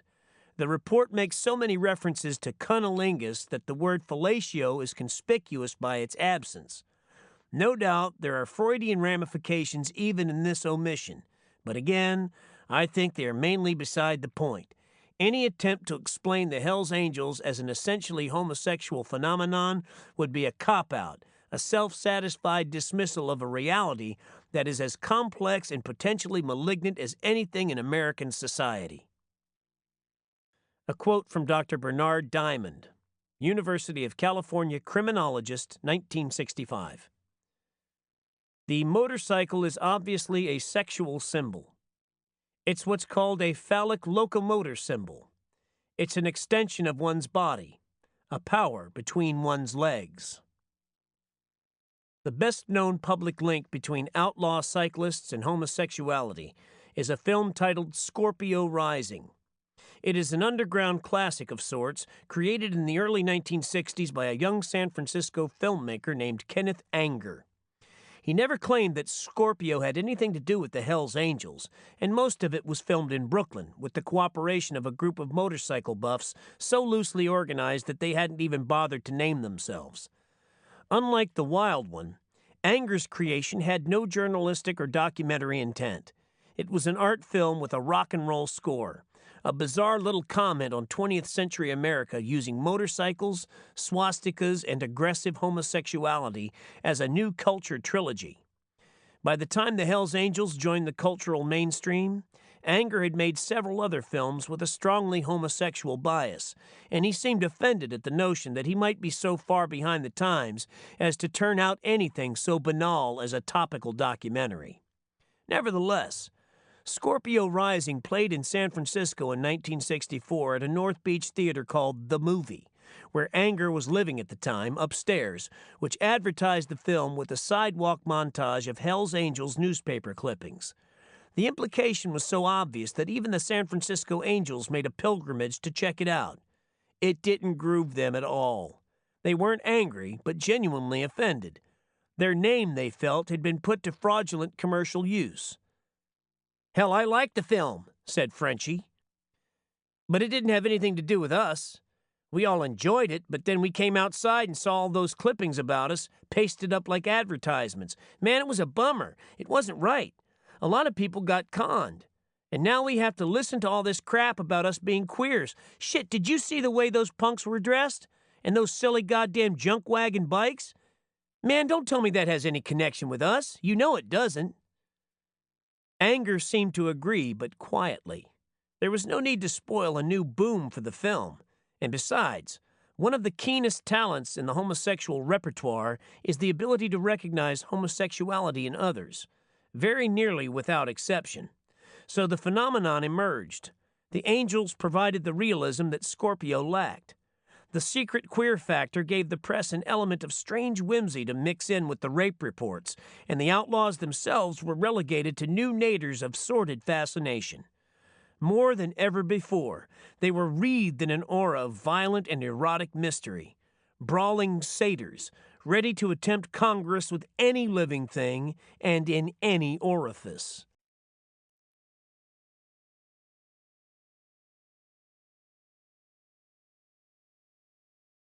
Chapter 8. From a Florida police official quoted in Man's Peril, February 1966. "These punks with their cycles and their Nazi trappings have it in for the world, and for everyone in it. They're a menace, a damn serious menace that's growing bigger every year." Quote from a Los Angeles cop, 1965. "They worship their motorcycles. They take them inside their homes at night. They sleep on grease-caked beds. But their bikes are spotless." The farther the Angels roam from their own turf, the more likely they are to cause panic. A group of them seen on a highway for the first time is offensive to every normal notion of what is supposed to be happening in this country. It is bizarre to the point of seeming like a bad hallucination, and this is the context in which the term outlaw makes real sense. To see a lone angel screaming through traffic, defying all rules, limits, and patterns, is to understand the motorcycle as an instrument of anarchy, a tool of defiance, and even a weapon. A Hells Angel on foot can look pretty foolish. Their sloppy histrionics and inane conversations can be interesting for a few hours, but beyond the initial strangeness, their everyday scene is as tedious and depressing as a costume ball for demented children. There is something pathetic about a bunch of men gathering every night in the same bar, taking themselves very seriously in their ratty uniforms, with nothing to look forward to but the chance of a fight or a round of head jobs from some drunken charwoman. But there is nothing pathetic about the sight of an angel on his bike. The whole, man and machine together, is far more than the sum of its parts. His motorcycle is the one thing in life he has absolutely mastered. It is his only valid status symbol, his equalizer, and he pampers it the same way a busty Hollywood starlet pampers her body. Without it, he is no better than a punk on a street corner, and he knows it. The Angels are not articulate about many things, but they bring a lover's inspiration to the subject of bikes. Sonny Barger, a man not given to sentimental rambling, once defined the word love as the feeling you get when you like something as much as your motorcycle. Yeah, I guess you could say that was love. The fact that many angels have virtually created their bikes out of stolen, bartered, or custom-made parts only half explains the intense attachment they have for them. You've got to see an outlaw straddle his hog and start jumping on the starter pedal to fully appreciate what it means. It is like seeing a thirsty man find water. His face changes. His whole bearing radiates confidence and authority. He sits there for a moment with the big machine rumbling between his legs, and then he blasts off, sometimes in a cool, muted kind of way, and sometimes with a roaring wheel stand that rattles nearby windows, but always with style, with elan. And by cutting out in the grand manner at the end of each barroom night, he leaves the others with the best possible image of himself. Each angel is a mirror in the Mutual Admiration Society. They reflect and reassure each other in strength and weakness, folly and triumph, and each night at closing time they cut out with a flourish. The jukebox wails a Norman Luboff tune, the bar lights dim, and Shane thunders off drunkenly into the moonlight. Whether the Hells Angels are real motorcycle artists or not is hard to say. With the exception of a few drag meets, the Outlaws are barred from all sanctioned competition, so there are no performance charts to go on. This is a matter of mutual exclusion. An angel in mufti could enter any AMA event for the price of a $2 sportsman's card.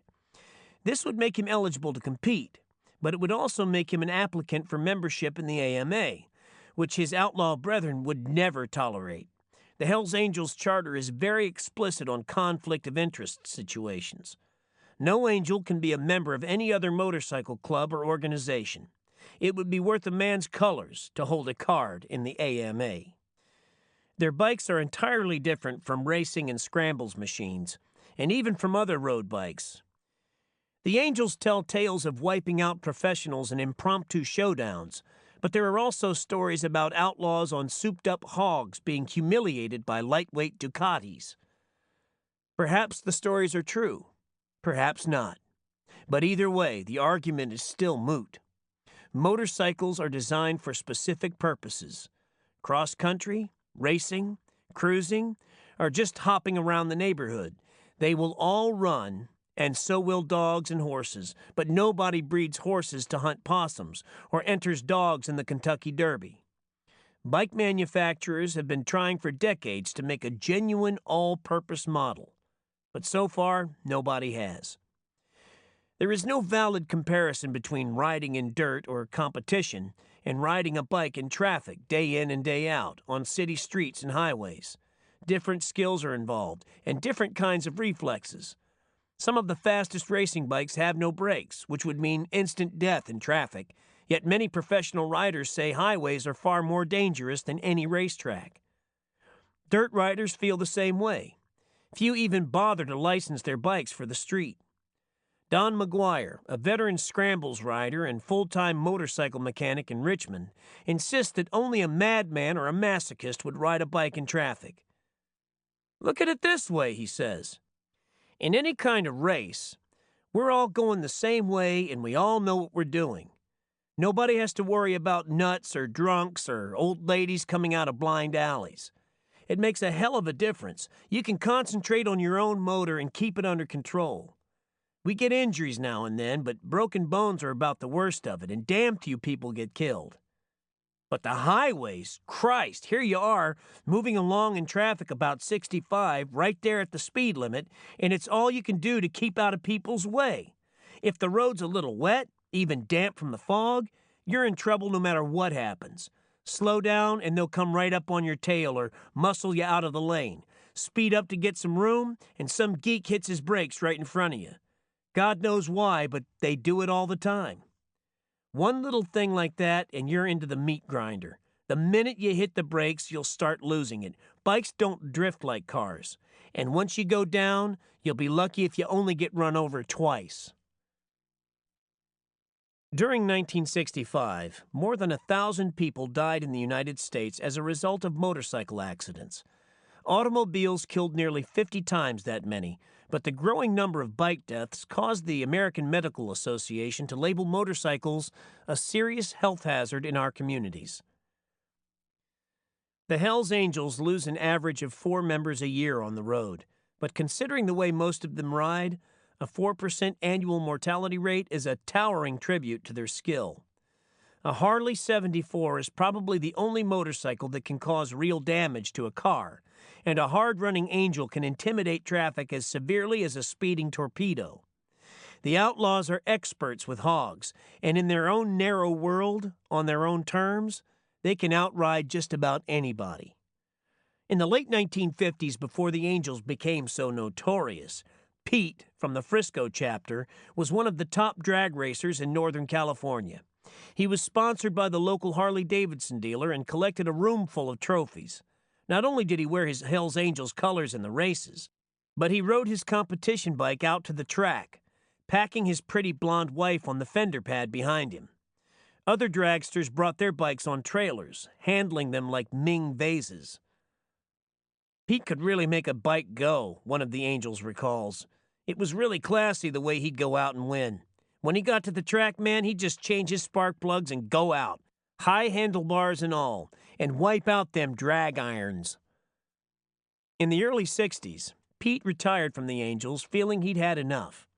Shortly after his 30th birthday, he moved his wife and 2 children to a small town in the Sierras, where he tried to settle down as a peaceful country mechanic. His retirement lasted about 2 years, and might have been longer if the Angels had not become famous. But the lure of publicity and new action was too much. By early 1965, Pete was back in town, toasting his old buddies, shedding his family, and hustling around for parts to build a new bike.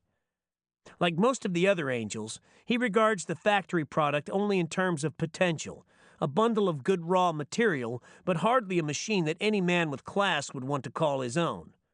The bike he finally built turned 108 in the quarter mile in 12 seconds flat.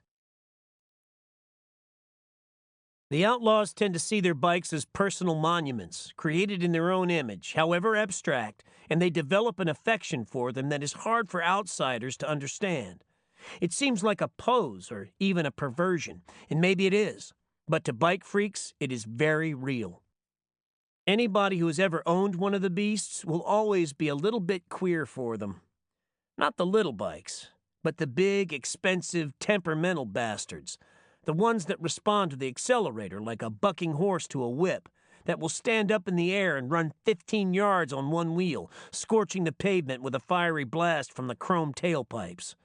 The little bikes may be fun, like the industry people say. But Volkswagens are fun too, and so are BB guns. Big bikes, Ferraris, and .44 Magnum revolvers are something beyond fun. They are man-made machines so powerful and efficient in their own realms that they challenge a man's ability to control them, to push them to the limits of their design and possibilities.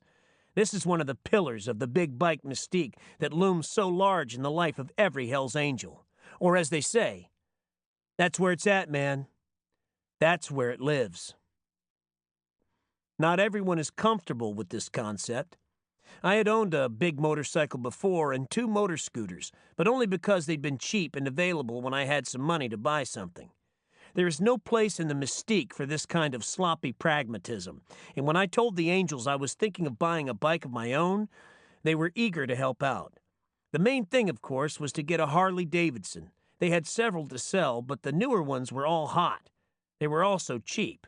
A $1,500 bike for $400 is hard to turn down.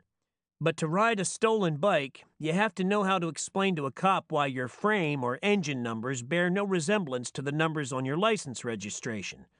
There are ways to carry this off, but the penalty for failure is jail time, and I didn't feel up to it. I tried unsuccessfully to have the Angels find me a cheap, second-hand, and legal Harley 74, customized in the latest outlaw fashion. Then, like some of the outlaw avant-garde, I decided on the lighter, hotter Harley Sportster. After pressure from the respectable camp, I tried the Triumph Bonneville and even the staid BMW. In the end, I narrowed it down to the Sportster, the Bonneville, and the BSA Lightning Rocket. All 3 will run circles around a stock Harley 74, and even the Angel version of the Hog, which is anything but stock, can't run with the newest and best production models without extensive alterations and a very savvy rider. That I eventually bought the BSA is immaterial. The point is that it took me 4 weeks of hard asking and thinking, with $1,500 in the balance, to realize that stripped-down Harleys weren't basically superior machines. Later, after riding a few months, I understood that the difference between a Hell's Angel on a hog and a white-collar bike buff on a race-tuned Triumph is not all in the engine. The Angels push their luck to the limit. They take drastic risks with no thought at all. As individuals, they have been busted, excluded, and defeated in so many ways that they are not about to be polite or careful in the one area where they have an edge. The special relationship between an Angel and his bike is obvious even to people who know nothing at all about motorcycles. While gathering data for his Saturday Evening Post article, Bill Murray watched a half-hour television documentary made by a Los Angeles station with the hazy cooperation of the Purdue Angels. One of the 4 specimens was, in Murray's words, an almost inarticulate brute behind glass-bottom eyeglasses who was known as Blind Bob. He spoke fiercely of what would happen to anybody who tried to mess with his girl. "If she's with me, she's with me," he said, grinding his jaw. Murray's view of the Angels was wholly contemptuous, but he was very much taken with the sight of at least one of the brutes on a hog. The most vivid moment of the television program, he said, came when Blind Bob, an inarticulate earthbound slob during the interview, had been shown riding his cycle down the highway. He handled that big, powerful machine with consummate ease, steering it casually with one hand like Valenzuela bringing Kelso to the starting gate, the wind blowing hard into his face, and his mouth set in a tight grin of pure enjoyment. Planted on the back of his hog, this oaf had acquired instant grace. With rare exceptions, the outlaw bike is a Harley 74, a giant of a motorcycle that comes out of the Milwaukee factory weighing 700 pounds, but which the Angels stripped down to about 500. In the argot of the cycle world, the Harley is a hog, and the outlaw bike is a chopped hog. Basically, it is the same machine all motorcycle cops use, but the police bike is an accessory-loaded elephant compared to the lean, customized dynamos the Hells Angels ride. The resemblance is about the same as that of a factory-equipped Cadillac to a dragster's stripped-down essence of the same car. The Angels refer to standard 74s as garbage wagons, and bylaw number 11 of the charter is a put-down in the grand manner. An Angel cannot wear the colors while riding on a garbage wagon with a non-Angel. A chopped hog, or chopper, is little more than a heavy frame, a tiny seat, and a massive 1,200 cubic centimeter, or 74 cubic inch, engine. This is nearly twice the size of the engines in the Triumph Bonneville or the BSA Lightning Rocket, both 650 cubic centimeter machines capable of 120 to 130 miles an hour. The Honda Superhawk has a 305 cubic centimeter engine and a top speed of just under 100. A columnist for the Los Angeles Times once described hogs as the kind of cycle the German couriers used to run down dogs and chickens and people in World War II. Low, brutish machines with drivers to match. There's nothing on the road, with the exception of a few sports or racing cars, that can catch an artfully hopped-up Outlaw 74 as long as there's room to jam it or screw it on, and take advantage of the huge engine. Because of its size and basic engineering differences, however, a normally equipped Harley 74 can barely outrun a 305 cubic centimeter Honda, much less a dual carburetor Triumph or a BSA. It is not unusual for people who ride these limey bikes to seek opportunities to humiliate a cop on a Harley. But motorcycle cops are wise. They know. Even the California Highway Patrol and their souped-up Dodges view a big British bike or an outlaw chopper as an affront to their king-of-the-road image. I was once stopped for speeding by a highway patrol car that raced up to within a few feet of my rear fender before I realized I was being followed. The driver hit his siren at the last moment, and naturally I pulled over, somewhat shaken. When I asked him why he'd run up so close behind me, he said, "I thought you might try to swing off at that exit and get away." I said it had never occurred to me, which was true at the time, although it would now. "Well, it's a good thing you didn't try it," he replied. The last motorcycle punk who tried to run from me got killed. I kept on his tail until he made a mistake. Then I ran right over him. For $1,300 to $1,400, anybody with a yen for death racing with police cars can buy a motorcycle that will do 120 miles per hour right off the showroom floor. But to get that kind of performance out of a 74 requires considerable effort and skill. The first step is a drastic alteration of the weight-to-power ratio. The Angels strip their hogs down to the bare essentials, even to the extent of removing the front wheel brake. The stripping alone makes a big difference, but most outlaw bikes are also power-jumped with hot cams, larger valves, and increased bore and stroke. The only extras they carry are the ones required by law: a tail light, rearview mirror, and a handhold for the passenger. A fanatic can satisfy the mirror requirement by using a tiny dentist's mirror, which is technically legal. Other modifications include a half-size, custom-designed gas tank, no front fender, and a shortened or bobbed rear fender that ends at the top of the wheel. Very high handlebars and a little seat so low that it looks like a leather pad on top of the engine. Extended front forks to lengthen the wheelbase and raise the front end. A foot or suicide clutch, and a variety of such personal touches as long high-raked mufflers, tiny dual headlights, a bicycle-thin front wheel, tall dagger-designed chrome rails called sissy bars for a passenger handhold, and every conceivable kind of chrome and flame paint trim. A chopper is often a work of art, costing as much as $3,000 to build, not counting labor. From the polished chrome spokes to the perfectly balanced super light flywheel and the 12 coats of special paint on the gas tank, it is a beautiful, graceful machine, and so nearly perfect mechanically that it is hard to conceive of it screaming along some midnight highway in the hands of a drunken hoodlum only moments away from a high-speed crash into a tree or a steel guardrail. This is one of many paradoxes in the Hells Angels lore.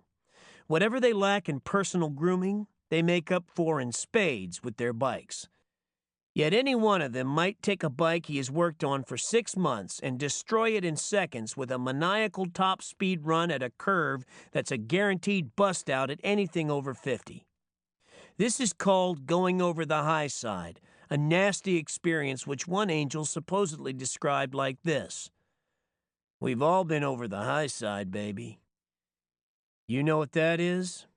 It's when your bike starts sliding when you steam into a curve at 70 or 80. She slides toward the high side of the curve, baby, until she hits a curb or a rail or a soft shoulder or whatever's there, and then she flips. That's what you call making a classic get-off, baby. One night in the winter of 1965, I took my own bike and a passenger over the high side on a rain-slick road just north of Oakland. I went into an obviously dangerous curve at about 70, the top of my second gear. The wet road prevented leaning it over enough to compensate for the tremendous inertia, and somewhere in the middle of the curve, I realized that the rear wheel was no longer following the front one. The bike was going sideways toward a bank of railroad tracks, and there was nothing I could do except hang on. For an instant, it was very peaceful. And then it was like being shot off the road by a bazooka, but with no noise. Neither a deer on a hillside nor a man on a battlefield ever hears the shot that kills him. And a man going over the high side on a motorcycle hears the same kind of high-speed silence. There are sparks as the chromed steel grinds down on the road, an awful jerk when your body starts cartwheeling on the first impact, and after that, if you're lucky, there's nothing at all until you wake up in some hospital emergency ward with your scalp hanging down in your eyes and a blood-soaked shirt sticking to your chest, while official-looking people stare down at you and assure each other that these crazy bastards won't learn. There's nothing romantic about a bad crash, and the only solace is the deadening shock that comes with most injuries. My passenger left the bike in a long arc that ended on the railroad tracks and splintered his thigh bone, driving the sharp edges through muscle and flesh and all the way out to the wet gravel. In the hospital, they had to wash the dirt off the bone ends before they put his leg back together. But he said it didn't hurt until the next day, not even when he was lying in the rain and wondering if anybody on the road would call an ambulance to pick us up. There is not a Hell's Angel riding who hasn't made the emergency ward scene, and one of the natural results is that their fear of accidents is well tempered by a cavalier kind of disdain for physical injury. Outsiders might call it madness or other more esoteric names, but the angels inhabit a world in which violence is as common as spilled beer, and they live with it as easily as ski bums live with the risk of broken legs. This casual acceptance of bloodletting is a key to the terror they inspire in the squares. Even a small, inept street fighter has a tremendous advantage over the average middle-class American who hasn't had a fight since puberty. It is a simple matter of accumulated experience, of having been hit or stomped often enough to forget the ugly panic that nice people associate with a serious fight. A man who has had his nose smashed 3 times in brawls will risk it again with hardly a thought. No amount of instruction in any lethal art can teach this. Not unless the instructor is a sadist, and even then it would be difficult because the student's experience would be artificially warped and limited. San Francisco is a big karate town. In 1965, there were roughly 7,000 full-time, fee-paying karate students roaming around the Bay Area. But in any active bar, you can hear a story about a bartender who busted up a guy who tried to pull some karate stuff. It hardly matters how many of the stories are true. The point is valid. The difference between survival and wipeout in a physical crisis is nearly always a matter of conditioned reflexes. A bartender with scar tissue all over his knuckles will hit faster and harder than a karate-trained novice who has never been bloodied. For the same reason, a Hell's Angel who has been over the high side often enough to joke about it will ride a motorcycle with a style and abandon that comes only with painful experience. 5 Hell's Angels died in fights or crashes in 1964, and 3 in 1965. 3 so far in 1966, along with 1 shot seriously in the stomach and another permanently paralyzed from the neck down, also from a bullet.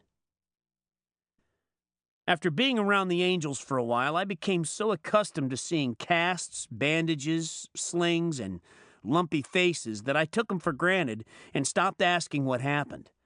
The good bust-up stories were always common topics anyway, and the bad ones were as dull and predictable as the punch-outs on any late show. Most of their fights are with outsiders who don't realize what they're getting into. People who know them are keenly aware of the all-on-one ethic, which is not covered by any statute of limitations. An angel on his own turf is as secure as a mafia runner in a tough Italian neighborhood. In spite of this sinister immunity, they occasionally overextend themselves and get badly worked over by people who either don't know the score or choose to disregard it.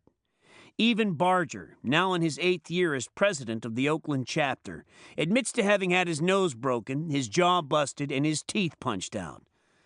But a single bike accident can break a man worse than a dozen disastrous fights.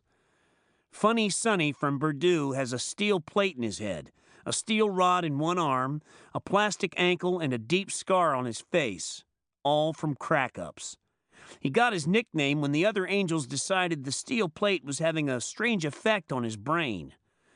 When the Purdue Angels made a run to Santa Ana in October 1964, Funny Sonny was a big hit with the citizens. Large crowds gathered to hear his street-corner diatribes against cops, courts, and the social structure in general. He was later jailed for a large number of outstanding traffic citations.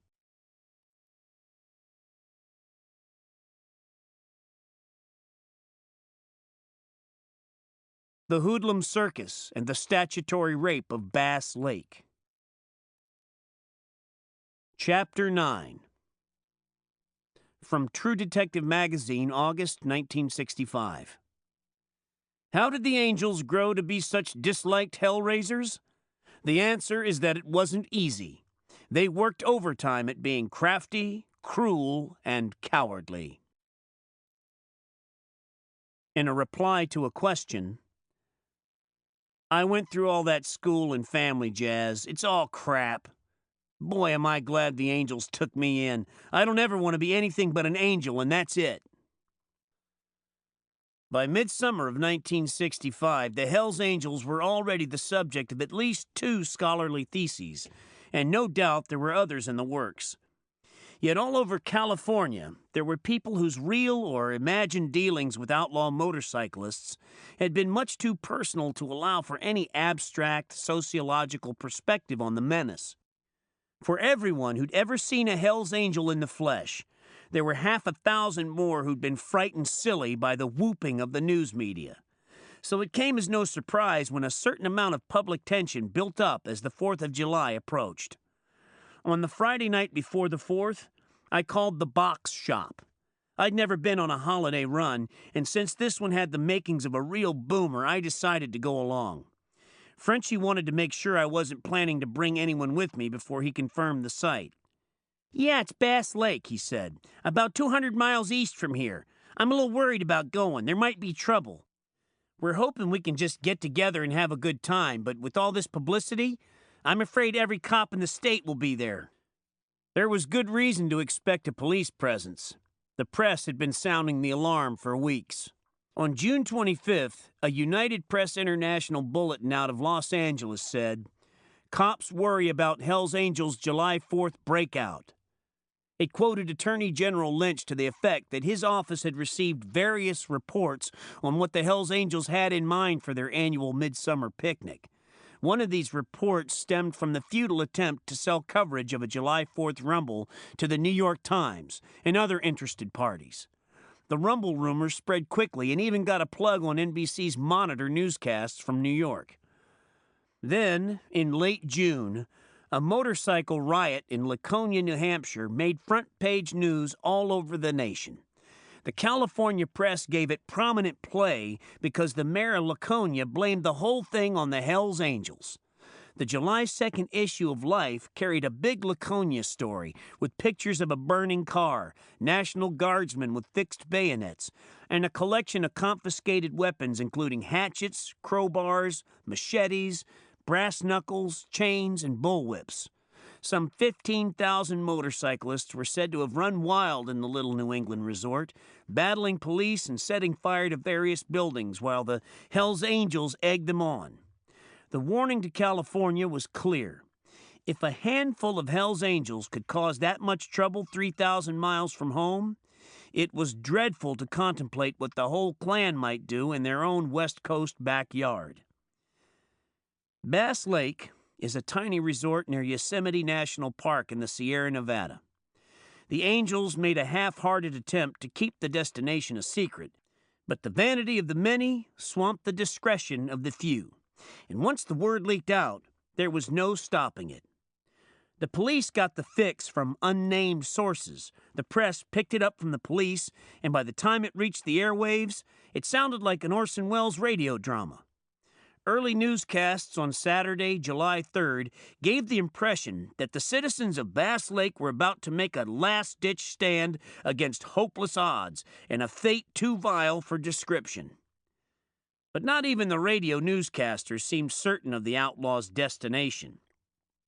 They were careful to attribute their information to police reports, which also said, according to the newspapers that morning, that the Hells Angels were expected to strike just about everywhere between Tijuana and the Oregon state line.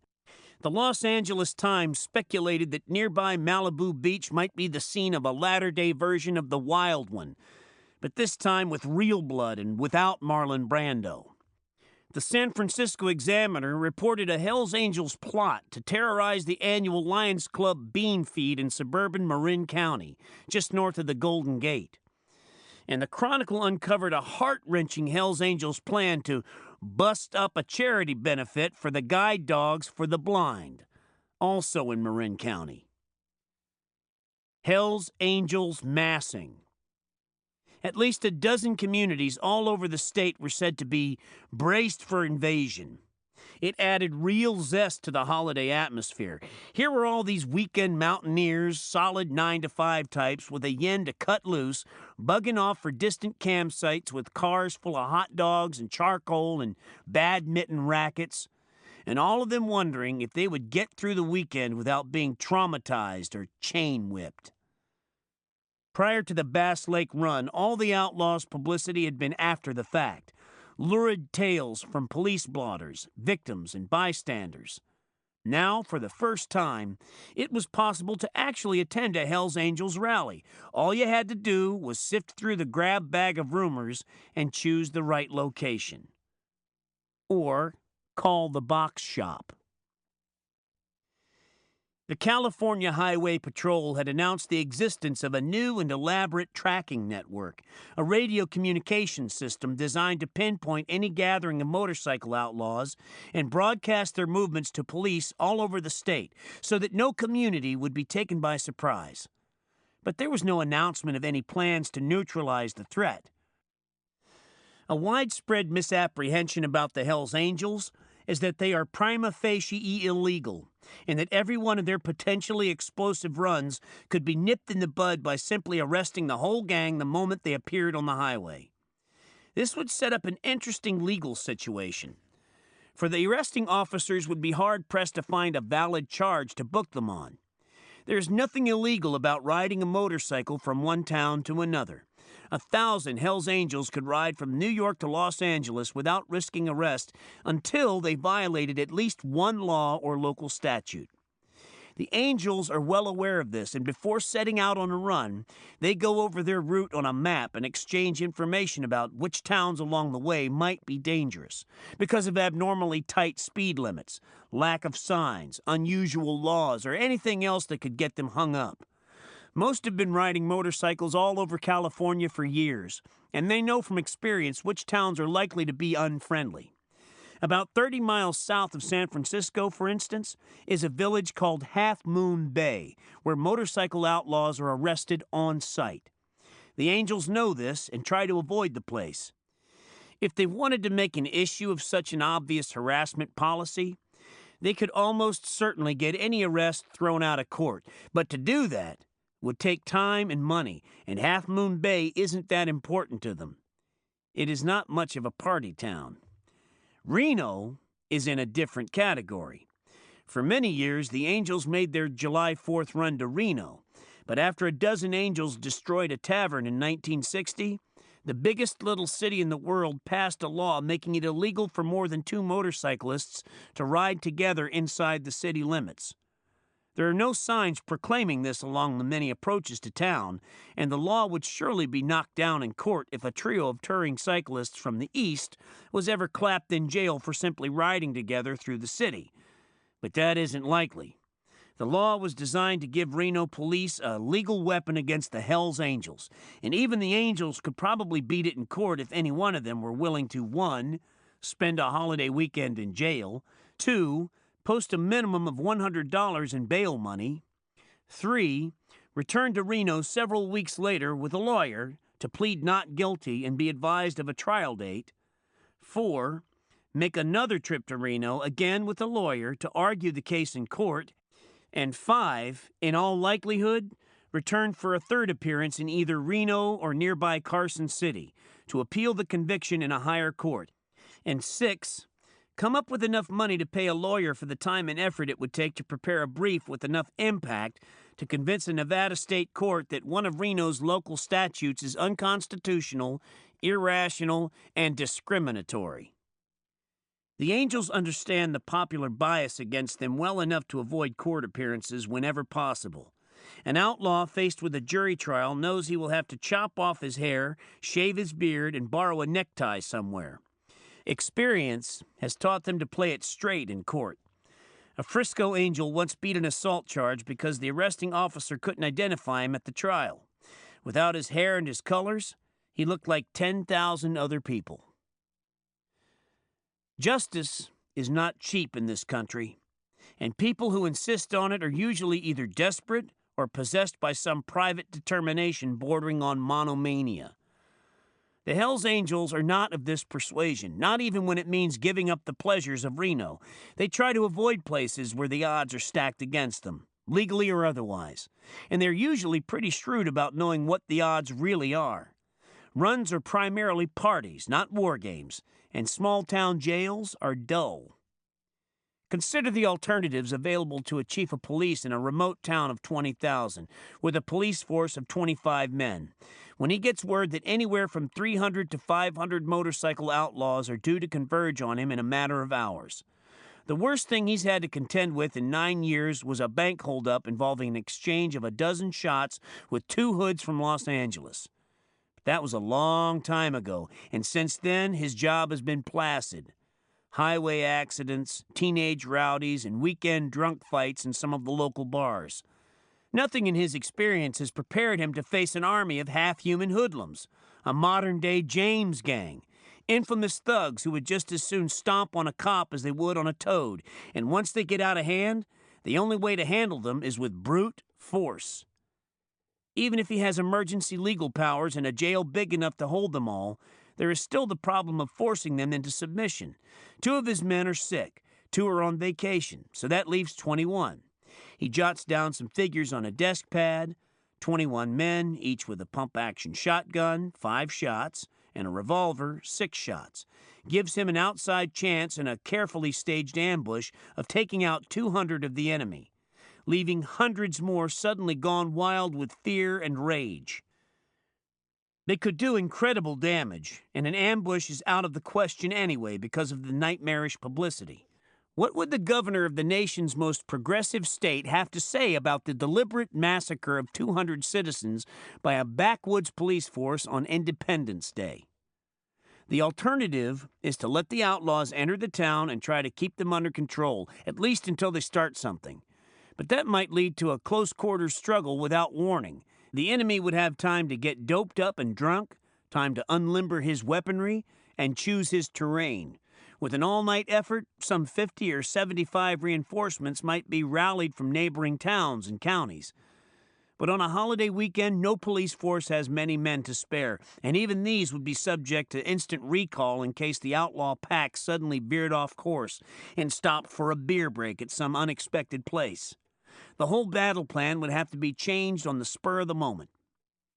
The Angels have never fought a pitched battle with the forces of law and order, but they have attacked individual cops, or as many as 3 and 4 so often that police in most towns either treat them gently or confront them with as much force as possible.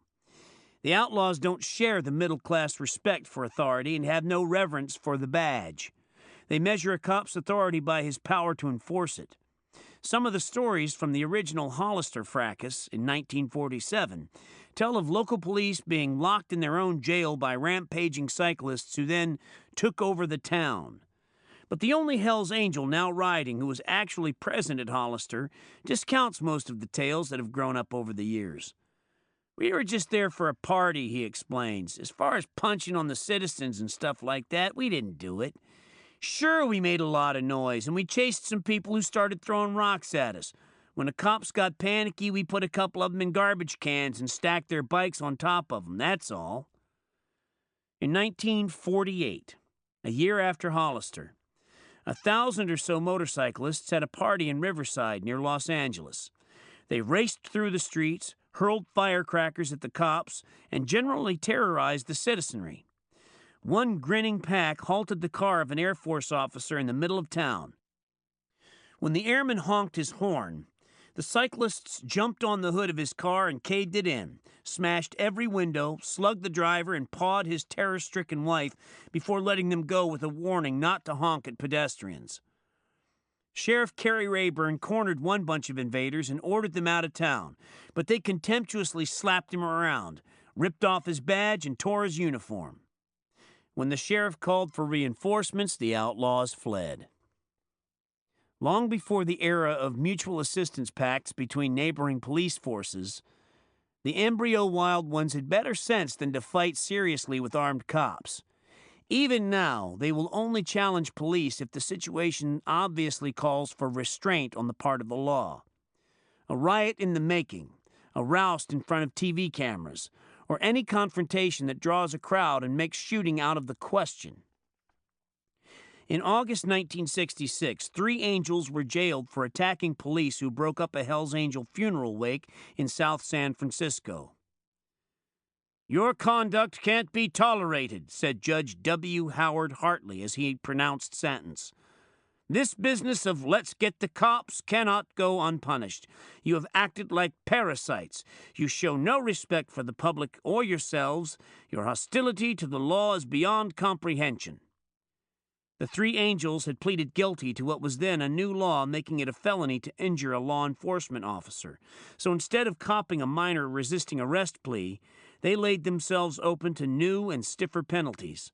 One, Lou Roseberry, 22 of Hayward, got a year in jail and 5 years probation. Ray Hutchins III, also 22, was granted mercy because of his honorable discharge from the Air Force. He received only 6 months in jail and 3 years probation. 22-year-old Ken Craik cited his record as a former Explorer Scout and got off with 90 days in jail. Because of this, a pack of Hell's Angels on a run to a resort area is a hellish thing for rural cops to deal with. The trick is to control them without any provocation, but outlaws are very easily provoked. Once a showdown gets out of control, there are bound to be injuries, bad publicity, and the chance of a career-tarnishing reprimand for any cop who loses his head and takes extreme measures like shooting into a melee and hitting the wrong person. American law enforcement procedures have never been designed to control large groups of citizens in rebellion, but to protect the social structure against specifically criminal acts or persons. The underlying assumption has always been that the police and the citizenry form a natural alliance against evil and dangerous crooks, who should certainly be arrested on sight and shot if they resist. There are indications, however, that this natural alliance might be going the way of the Maginot Line. More and more often, the police are finding themselves in conflict with whole blocks of the citizenry, none of them criminals in the traditional sense of the word, but many as potentially dangerous to the police as any armed felon. This is particularly true in situations involving groups of Negroes and teenagers. The Watts riot in Los Angeles in 1965 was a classic example of this new alignment. A whole community turned on the police with such a vengeance that the National Guard had to be called in. Yet few of the rioters were criminals, at least not until the riot began.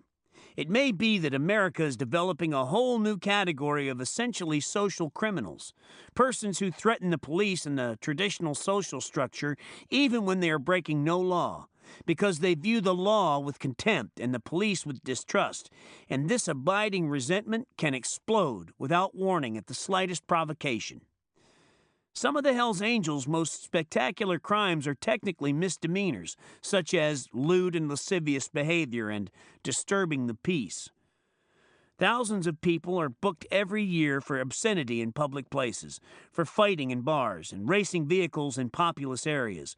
But when 500 delegates from some apparently subhuman species converge on a peaceful community and begin pissing in the streets, hurling beer cans at each other and racing loud motorcycles around the village square, the shock effect on the citizenry is more severe than a Dillinger-style machine gun assault on the local bank, which is, after all, insured. Few men will break down and weep at the prospect of the Federal Deposit Insurance Corporation having to pay off a claim, but reports of 100 filthy thugs en route to a mountain resort can throw the whole population into armed panic. This was the situation on July 3, 1965. Bass Lake had been tense for days. Copies of the July 2nd Life featuring Laconia were prominently displayed on racks at the village markets. The locals were expecting the worst. Judging from all the publicity, the most optimistic forecast called for drunken brawling and property damage, civic fear, and possible injury at any moment. It was also probable that the outlaws would buy up the town's entire beer supply, as is their wont. And if the brutes lived up to their reputation, there was every reason to expect a holocaust of arson, looting, and rape. As the weekend began, the atmosphere at Bass Lake was reminiscent of a Kansas hamlet preparing for a tornado.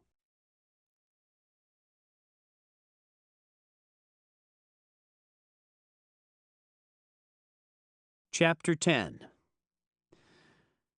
A quote from Fat D, a Richmond Hells Angel. Man, when you were 15 or 16 years old, did you ever think you'd end up as a Hells Angel? How did I get screwed up with you guys anyway? Christ, I got out of the Army and came back to Richmond, started riding a bike around, wearing my chinos and clean sports shirts, even a crash helmet. And then I met you guys. I started getting grubbier and grubbier, dirtier and dirtier. I couldn't believe it. And then I lost my job, started spending all my time either going on a run or getting ready for one. Christ, I still can't believe it. A quote from a Hell's Angel sunk in philosophy. What do you mean by that word right? The only thing we're concerned about is what's right for us. We got our own definition of right. According to Frenchie, the run would take off at 8 a.m. from the El Adobe, a tavern on East 14th Street in Oakland. Until the autumn of 1965, the El Adobe was the unofficial headquarters of the Oakland chapter and a focal point for all Hells Angels activity in Northern California. But in October, it was demolished to make way for a parking lot, and the Angels moved back to the Sinners Club.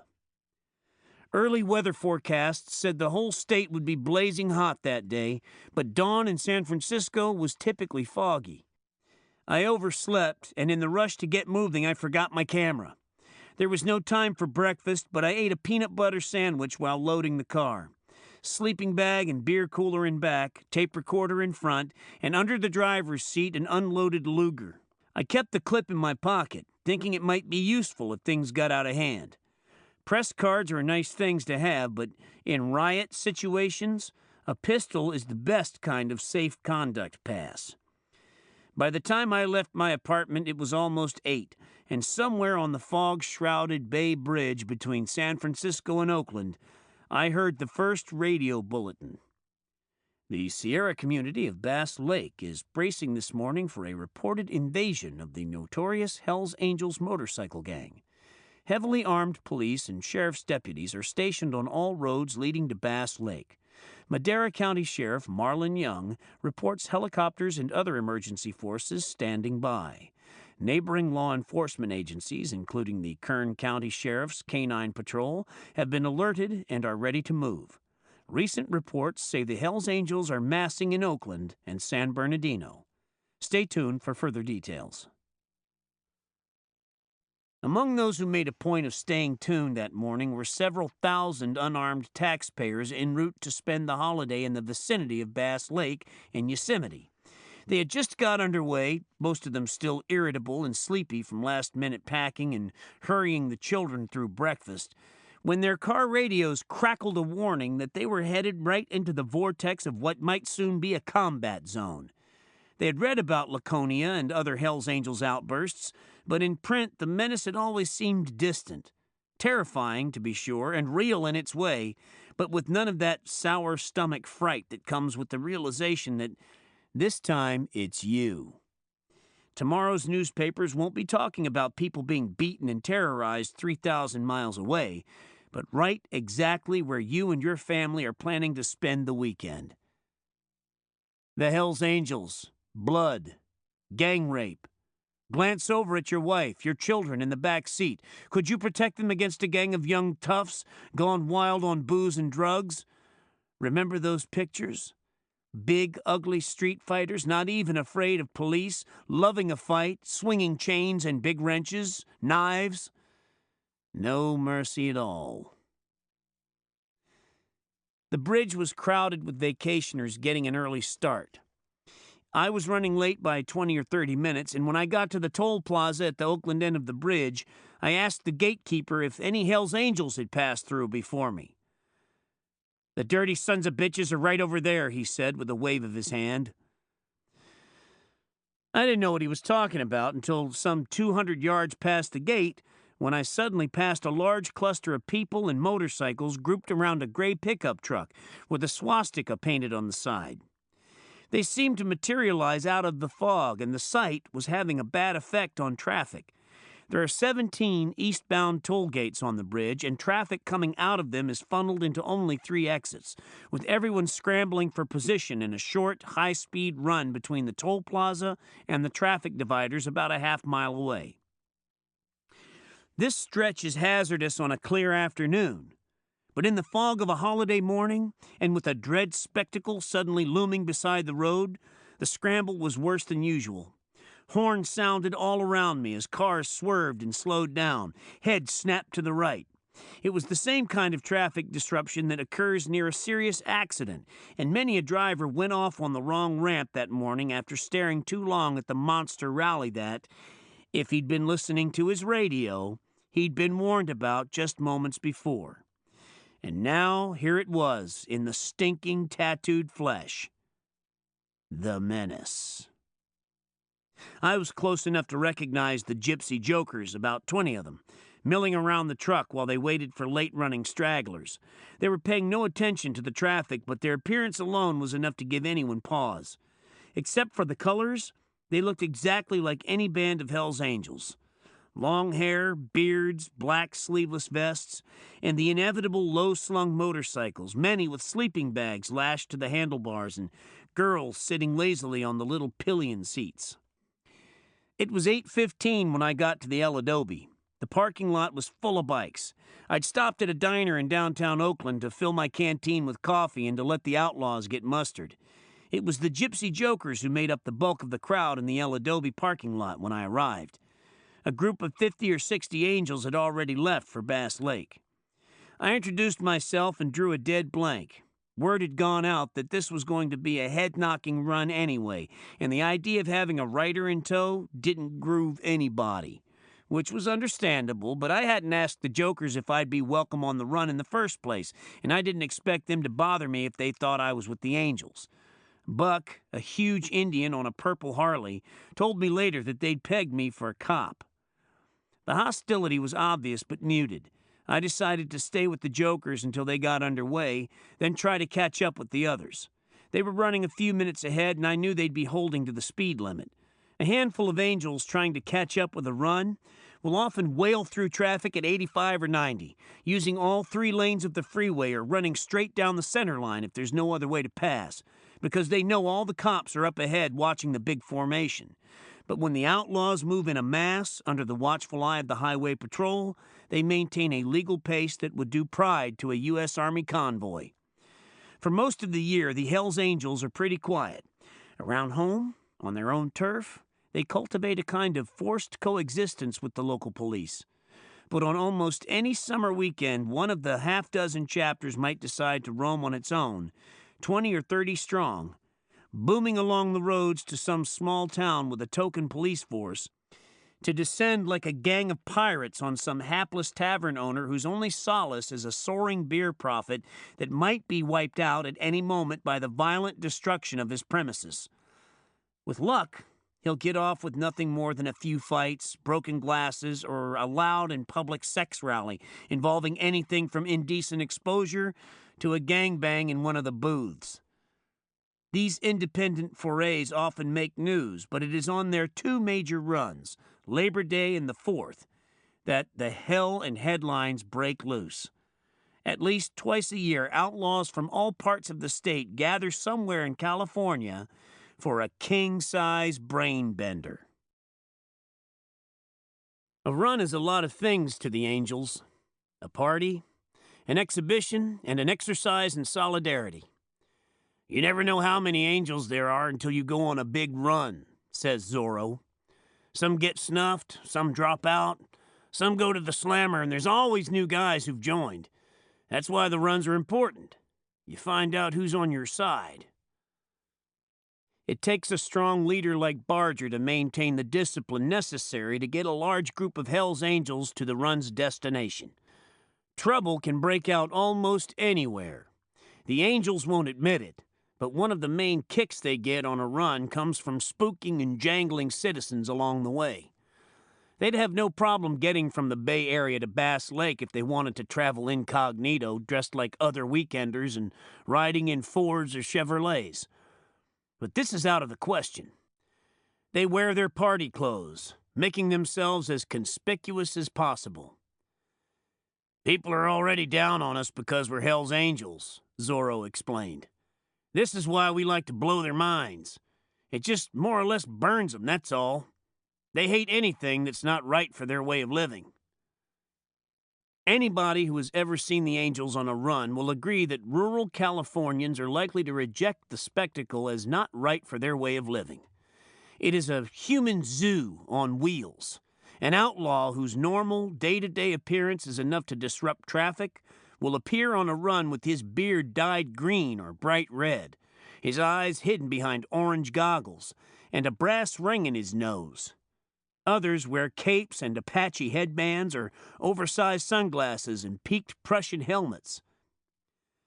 Earrings, Wehrmacht headgear, and German iron crosses are virtually part of the uniform, like the grease-caked Levi's, the sleeveless vests, and all those fine tattoos. Mother, Dolly, Hitler, Jack the Ripper, swastikas, daggers, skulls, LSD, love, rape, and the inevitable Hell's Angels insignia. Many wear other, more esoteric decorations, symbols, numbers, letters, and cryptic mottos, but few of these had any public meaning until the outlaws began talking to reporters. Among the first to be exposed was the numeral 13, indicating a marijuana smoker. This one is almost as common as the 1%er badge. Others, like the patch saying DFFL, Dope Forever, Forever Loaded, and the Playboy Rabbit, mocking birth control, were exposed by True Magazine, which also explained the varicolored pilot's wings. Red wings indicating that the wearer has committed cunnilingus on a menstruating woman, black wings for the same act on a negress, and brown wings for buggery. California has laws against outraging the public decency, but for some reason they are rarely applied to the Hells Angels, whose very existence is a mockery of all public decency. When you walk into a place where people can see you, you want to look as repulsive and repugnant as possible, said one.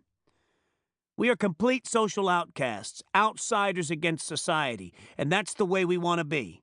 Anything good, we laugh at. We're bastards to the world, and they're bastards to us. I don't really care if people think we're bad, said another. I think this is what really keeps us going. We fight society, and society fights us. Doesn't bother me. There are very few angels who won't go far out of their way to lay a bad jolt on the squares, preferably to the extent of unbalancing their metabolism and causing them to shriek in their sleep for days afterward. But there is also a certain amount of humor involved. Funny Sonny once explained the angels' bizarre garb as a kind of a joke. You know, like a giant masquerade. Which is true to some extent, but not everybody digs the angels' sense of humor, which can range all the way from belly laughs at Jackie Gleason jokes to quiet giggling at the sight of a man's face being shredded with a broken beer bottle. This from a UPI bulletin. A weird haul at gang's hideout. San Diego, July 18th. 4 coffins, 2 grave markers, and Nazi emblems were found Saturday in the headquarters of a motorcycle gang where 3 members were arrested on narcotics charges. The residence also contained a throne chair 5 feet tall, a stuffed owl, an oriental beheading sword, and assorted motorcycle trophies, police said. I don't recall any laughter that morning at the El Adobe. Late arriving angels kept rolling in, and rather than go off on their own, they elected to stick with whatever crowd was available.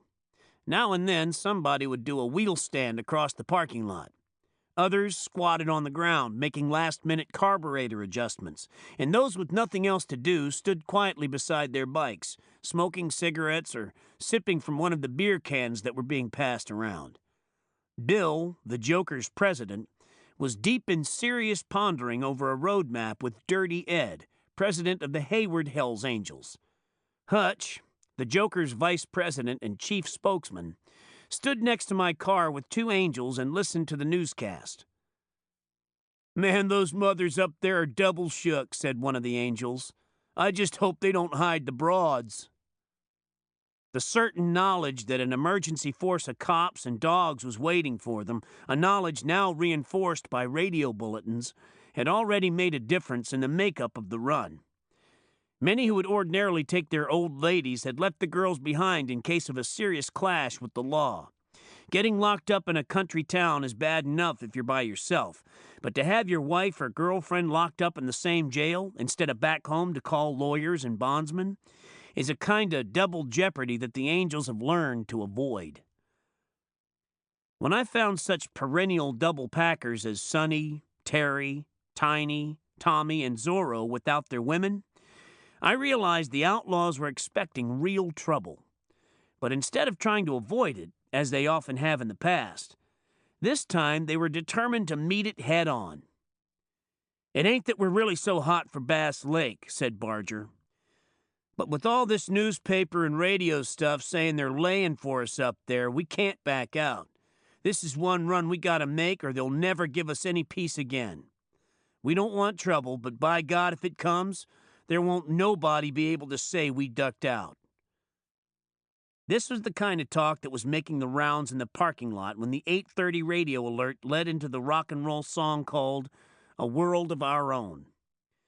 "We'll build a world of our own that no one else can share. All our sorrows we'll leave far behind us there." The song made the whole scene gel. As I sat there in the car sipping coffee from an Army surplus canteen on a mean cold morning when all of us should have been home in bed, I tried to fit the lyrics to the scene I was part of. At first it seemed like just another teenage pipe dream with a good swinging beat. "And I know you will find there'll be peace of mind when we live in a world of our own." A world of our own. And then, sweet Jesus, it dawned on me that I was right in the middle of it, with a gaggle of righteous dudes that no man could deny. Weird flotsam on the rising tide, giant boppers, wild ones, motorcycle outlaws. I had a feeling that at any moment a director would appear, waving cards saying cut or action. The scene was too strange to be real. On a peaceful Saturday morning in Oakland, in front of a dumpy, Turkish-looking bar, this weird hellbroth of humanity had gathered, wearing labels saying Hell's Angels and Gypsy Jokers, and now they were anxious to shove off on their annual Independence Day picnic. A monster rally too rotten for Hollywood, crude parody of the crazy cool melodramatic scene that Brando had already made famous. Yet the action was certified by Time, Newsweek, and the New York Times. It was at least that real. Grant Wood might have titled it American Modern. But there were no artists on hand, nor photographers, nor legmen for the New York press establishment. Here was the radio chattering crazily about the impending destruction of a California resort by an army of 500 motorcycle hoodlums, and not even a wire service stringer was there to get a first-hand report. As it turned out, the press was getting the story from the police by telephone, which seemed odd in light of all the advance publicity they had whipped up. Finally, the Joker president gave the word, and we thundered out of the parking lot. The lead bikes peeled off into the street, and the others followed, whooping and gunning their engines. But the noise died down almost instantly. By the time the formation turned onto the freeway, just a few blocks away, the riders were strung out 2 abreast in each lane, holding a steady 65 miles an hour. Everybody looked grim and purposeful. There was no talk at all between riders. From Reverend G. Mansfield Collins, a Watts minister, speaking in the wake of the 1965 riots. "Here is the man who doesn't have any identity. But tonight, he has the Los Angeles Police Department and the Los Angeles Fire Department upset. He has the National Guard called out. Tonight, he is somebody. Tonight, he has an identity." As the most reprehensible celebrities in years, it was inevitable that their trek to Bass Lake would draw large crowds of horrified burghers all along the route. In Tracy, a town of about 11,000 on US 50, people ran out of stores to get a better look. I was standing in an air-conditioned liquor store buying beer when the outlaws rolled through town. "Good God Almighty," said the clerk. He rushed to the door, throwing it open to let in a blast of noise and hot air from the street. He stood there for several minutes with his hand on the arm of a customer who moved up beside him. All of downtown Tracy was silent except for the roar of motorcycle engines. The outlaws passed slowly down the main street as if in review, keeping a tight formation with no talk and strictly deadpan. Then, at the eastern city limit, they accelerated up to 65 and roared out of sight. In Modesto, on US 99 in the Central Valley, there were crowds on the sidewalks and photographers at downtown intersections. Some of the photos later appeared on the Associated Press wire. Wonderful shots. Independence Day in California, with the natives taking to the hills, done up in the latest West Coast styles. While the main clusters of outlaws rolled in lawful splendor toward the destination, there were others, late-running stragglers and double-toughed independents, who were hustling to catch up. Somewhere near the Manteca turnoff, a quartet of hangmen from El Cerrito came thundering past. They materialized out of traffic in my rearview mirror. I saw them coming before I heard the noise, and suddenly they were right next to the car, filling the sunshine peace of the morning with a roar that drowned out the radio. Traffic veered to the right as if to make room for a fire engine. In front of me was a station wagon with several children in the back. They pointed excitedly as the hoodlums came past, almost close enough to reach out and touch. The whole line of traffic slowed down. The bikes went by so fast that some people probably thought they'd been buzzed by a low-flying crop duster. But that wouldn't have bothered anyone for more than an instant. What made the sudden appearance of the outlaws unnerving was the element of intrusion. The Central Valley is healthy, rich-looking farmland.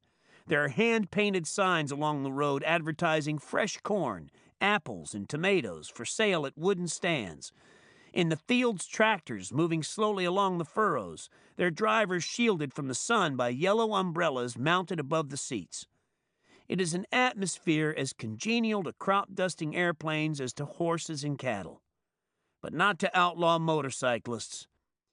They seemed as out of place as a crowd of black Muslims at the Georgia State Fair. The sight of these refugees from big city saloon society running around loose in Norman Rockwell country was hard to accept. It was brazen, unnatural, and uppity.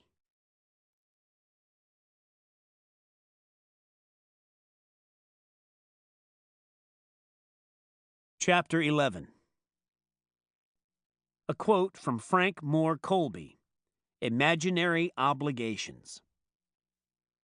Were it not for the presence of the unwashed and the half-educated, the formless, queer, and incomplete, the unreasonable and absurd, the infinite shapes of the delightful human tadpole, the horizon would not wear so wide a grin. The Hells Angels as a group are often willfully stupid, but they are not without savoir-faire, and their predilection for traveling in packs is a long way from being all showbiz. Nor is it entirely due to warps and defects in their collective personality. No doubt these are factors, but the main reason is purely pragmatic. If you want the cops to leave you alone, you have to shake 'em up, explains Barger. If we make the scene with less than 15 bikes, they'll always bust us. But if we show up with 100 or 200, they'll give us a goddamn escort. They'll show a little respect. Cops are like anybody else. They don't want any more trouble than they think they can handle. This was obviously true at Bass Lake, which had already hosted one Hells Angels rally in 1963, an occasion which resulted in the defiling of a local church. Because of this previous hurt to the community, coupled with a fear of disrupted tourist trade, the law enforcement agencies of Madera County decided to fight the Hells Angels with a new kind of stratagem. The district attorney, Everett L. Coffey, drew up a document, a legal restraining order designed to keep the outlaws out of Madera County forever. Or at least, that was the general idea. Sometime around noon, it became apparent from the multitude of radio alarms that several large bands of Hells Angels were indeed headed for Bass Lake. Yet there were other reports of communities in both northern and southern California still braced for invasion. This was because various elements of the press had managed to convince each other that there were actually 500 to 1,000 Hells Angels, so when only 200 showed up at Bass Lake, both the news media and the police felt certain the others would strike somewhere else. When a half dozen of the Frisco Angels appeared in Marin County, they were immediately surrounded and followed by sheriff's deputies, who knew they were only the vanguard of a whole army just over the rise. The sad truth was that Frenchie and a few of his box shop cohorts had canceled out on the main run, wanting to avoid trouble, and had decided to go off on their own for a peaceful weekend. As it turned out, they were harassed more severely than they would have been at Bass Lake. If the Angels needed evidence to support their strength in numbers policy, they got it on July 4th. The only outlaws who didn't get jerked around by the law were those who made the rally. The few splinter groups who went off by themselves were searched and ticketed from one end of the state to the other. Afterward, a careful count of Hells Angels sightings added up to less than 300, including all the rest of the clubs. Where the other 700 outlaws spent the holiday is any man's guess. If Mr. Lynch knew, he wasn't talking. Mr. Lynch has consistently refused to talk about the Hells Angels. The subject seems to embarrass him. As Attorney General of the nation's most populous state, he is living testimony to the theory that silence is wisdom. Governor Brown is his good friend and benefactor. Somewhere near Modesto, about halfway between Oakland and Bass Lake, I heard on the radio that roadblocks were being set up to prevent the outlaws from entering the resort area. At the time, I was running slightly ahead of the Joker Angel convoy, but behind the main Angel contingent that had left the El Adobe before I arrived. I wanted to be on hand when they got to Bass Lake, for the newscasts left no doubt that a major riot was inevitable. There are two ways to get to Bass Lake from the freeway, US 99. I knew the Angels would go south to Madera and then take California 41. A wide, well-paved highway all the way into Yosemite. The other access route is about 50 miles shorter, but it is a maze of switch-offs and half-paved back roads through the mountains. It took off at Merced and climbed up to Tuttle, Planada, Mariposa, and Bootjack. According to the map, the last 20 miles appeared to be a gravel goat track. My car had been wheezing and shimmying all the way from San Francisco, but I swung left at Merced and floored it for a long roller coaster run through the foothills. Only two of the outlaws, both strays, made the mistake of taking the same route. I passed one. He was kneeling over a road map in an ancient gas station near Mormon Bar. The other, with a girl on the back, came wailing past me on the climb to Mariposa. The temperature at noon was 105 degrees, and the brown California hills looked ready to burst into flame at any moment. The only green in the landscape was the fringe of scrub oaks looking down on the valley. People who claim to know say these knotty little trees exist in only two places, California and Jerusalem. In any case, they burn well, and if a fire gets started in the grass below, the main job of the standby fire crews is to keep it from reaching the oaks which squat there in the dry wind like an army of nervous virgins, a firestorm waiting for a spark. I was laboring along behind a fire truck when the untracked outlaw came zooming past.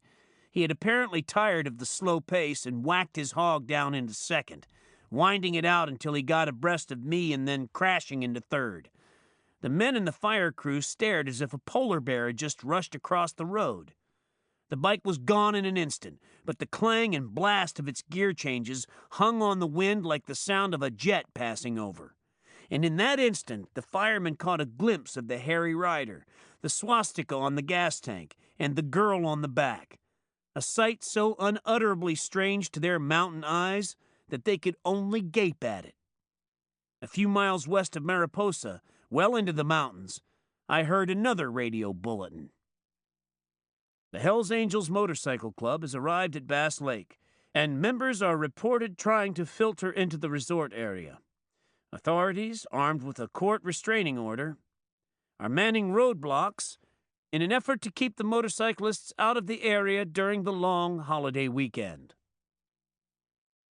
If the roadblocks were strategically placed, they could prevent a rendezvous by cutting off access to public campsites in the national forest and forcing the outlaws to congregate in places where they would be certain, by the very nature of their gathering, to violate some county or municipal ordinance.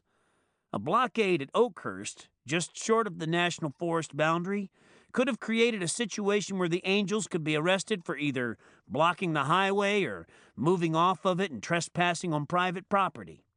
With a little imagination, the roadblocks might have been gerrymandered to force one group of outlaws off to the south and another to the north. There was no lack of methods the authorities might have used to prevent a Hells Angels rally at Bass Lake. But it was the same old story. The police were expecting at least 500 savages coming in for a rumble. Roadblocks would detain them, but for how long? And what then? The idea that the Angels would ride 200 miles for a party and then be turned back by a roadblock 10 miles from their destination was obviously wishful thinking. There would surely be violence, a bloody clash on a major highway with holiday traffic backed up for miles. The alternative was to let them pass, but that too was fraught with tragic possibilities. It was a certified conundrum, a ruddy challenge to the legal and social machinery of Madera County. At a gas station in Mariposa, I asked directions to Bass Lake. The attendant, a boy of about 15, advised me solemnly to go elsewhere. "The Hells Angels are going to tear the place up," he said. "There's a story about them in Life magazine. Jesus, why would anybody want to go to Bass Lake? Those guys are terrible. They'll burn the place down." I told him I was a karate master and wanted to be in on the action. As I left, he warned me to watch myself and not take chances. "The Hells Angels are worse than you think," he said. "They'll run right down a shotgun barrel." The next stretch of road was like something from a Lewis and Clark diary. The car suffered so badly that I figured I would have to abandon it before the weekend was out and catch a ride back to San Francisco in one of the swastika trucks. I amused myself between creek crossings by telling the tape recorder how weird it was to be seeking out a gang of big city psychopaths in this kind of country. The road was not even numbered on the map. Now and then I would pass an abandoned log house or the remains of a gold panning rig. Except for the radio, I felt as remote from civilization as any lone poacher in the jagged Mission Range peaks of northern Montana. Home turf of the largest grizzly bear gang in the United States. About 400 in all. Somewhere around 2 in the afternoon, I reached the smooth pavement of Highway 41, just south of Bass Lake. I was flipping the radio dial for bulletins when I passed a hot dog stand and saw 2 outlaw bikes parked conspicuously beside the road. I made a U-turn, parked beside the bikes, and found Gut and Buzzard brooding over the restraining order. Buzzard, formerly of Purdue, is a Hells Angel straight out of Central Casting. He is a weird combination of menace, obscenity, elegance, and genuine distrust of everything that moves.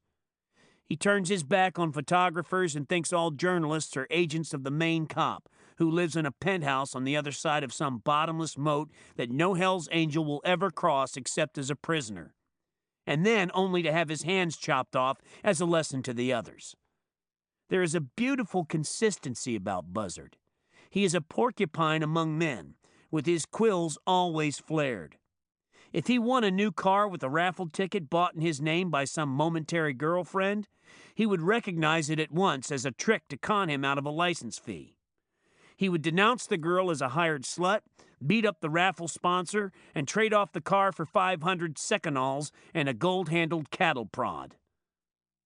I enjoy Buzzard, but I have never met anyone outside the Angels who thought he deserved anything better than 12 hours of the bastinado.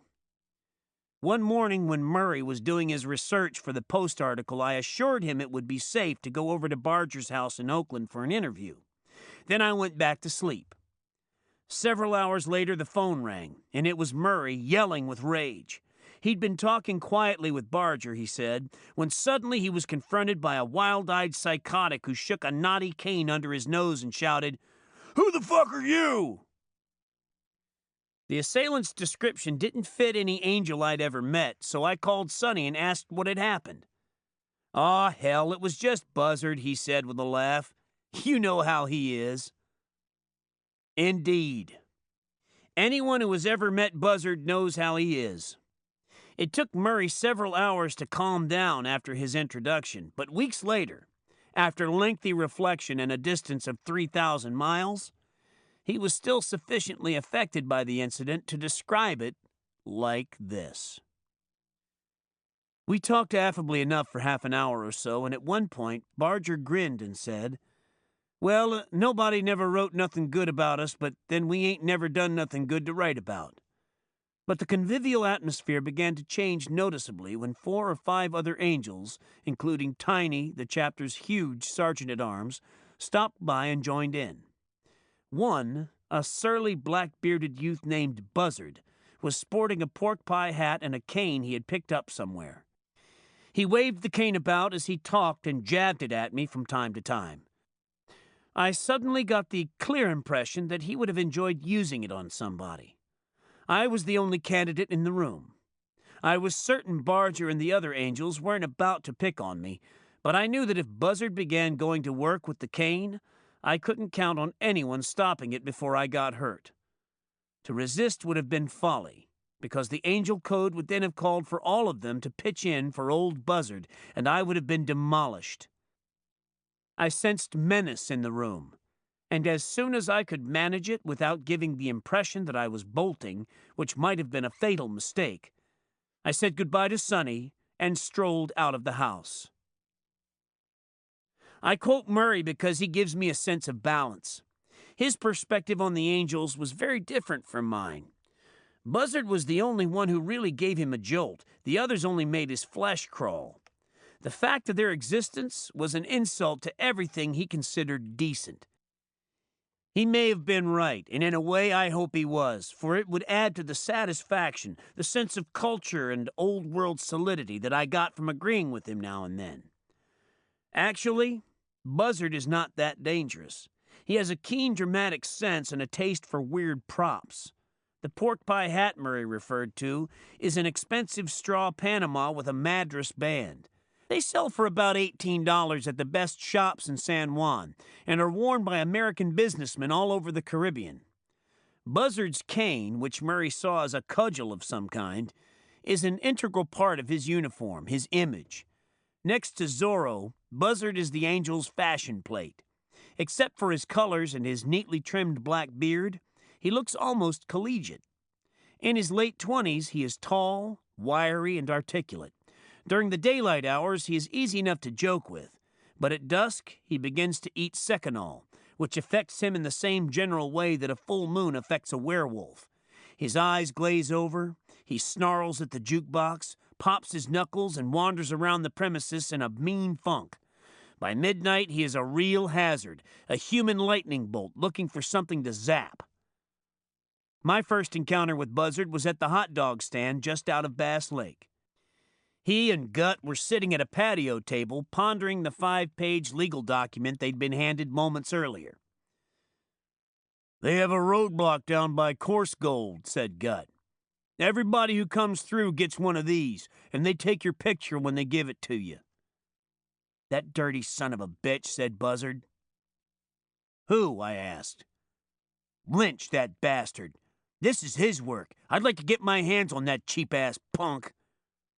He suddenly shoved the document across the table. "Here, you read this. Can you tell me what it means? Hell no you can't. Nobody could make sense of this shit."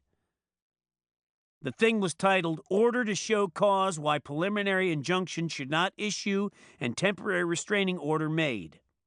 It named as plaintiff the people of the state of California, and as defendants, John Does 1 through 500, Jane Does 1 through 500, individually and as associated under the name and style of Hell's Angels or One Percenters, or Coffin Cheaters, or Satan's Slaves, or Iron Horsemen, or Black and Blue, or purple and pink, or red and yellow, unincorporated associations. The intent of the order was clear, but the specific language was as vague and archaic as the list of defendants, which must have been taken from some yellowed newspaper clipping dating from the late 50s. What it amounted to was a temporary injunction, applicable to anyone photographed in the act of receiving it from the police, against 1. Violating any public law, statute, or ordinance, or committing any public nuisance; 2. Any conduct which is indecent or offensive to the senses; or 3. Carrying or possessing, for the purpose of using same as weapons, any blackjack, slingshot, billy, sand club, sawed-off shotgun, metal knuckles, switchblade knives, tire chains, and firearms of any type. It cited as reason for the order the incident 2 years earlier at the little church in the Pines. Defendants were drunk and entered said church without authority and without permission, took possession of numerous choir robes, donned the same, and paraded on foot and by motorcycles in a lewd manner, using vile and obscene language. At said time and place, it was necessary for a deputy sheriff to threat said defendants in order to recover said robes. Page 2 of the document struck a plaintive note, saying it is well known in the state of California that the members of these associations, by intimidation, assault, and other generally violent means, attempt to take over the area in which they congregate. That an outbreak of violence habitually attends such actions, with resulting injury and possible loss of life to members of the public. That the only reasonably certain way for any individual to avoid this violence is to remain at home or to depart from the area in which members of defendant associations are present. To Buzzard's vast amusement, I couldn't explain what the document meant, nor, several weeks later, could a San Francisco lawyer who tried to interpret it for me. As it turned out, the Madera County Police couldn't explain it either, but their roadside translation was relatively clear.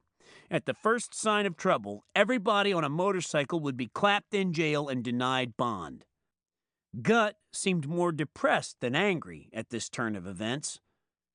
"Just because I have a beard," he muttered, "they want to put me in jail. What's this country coming to?"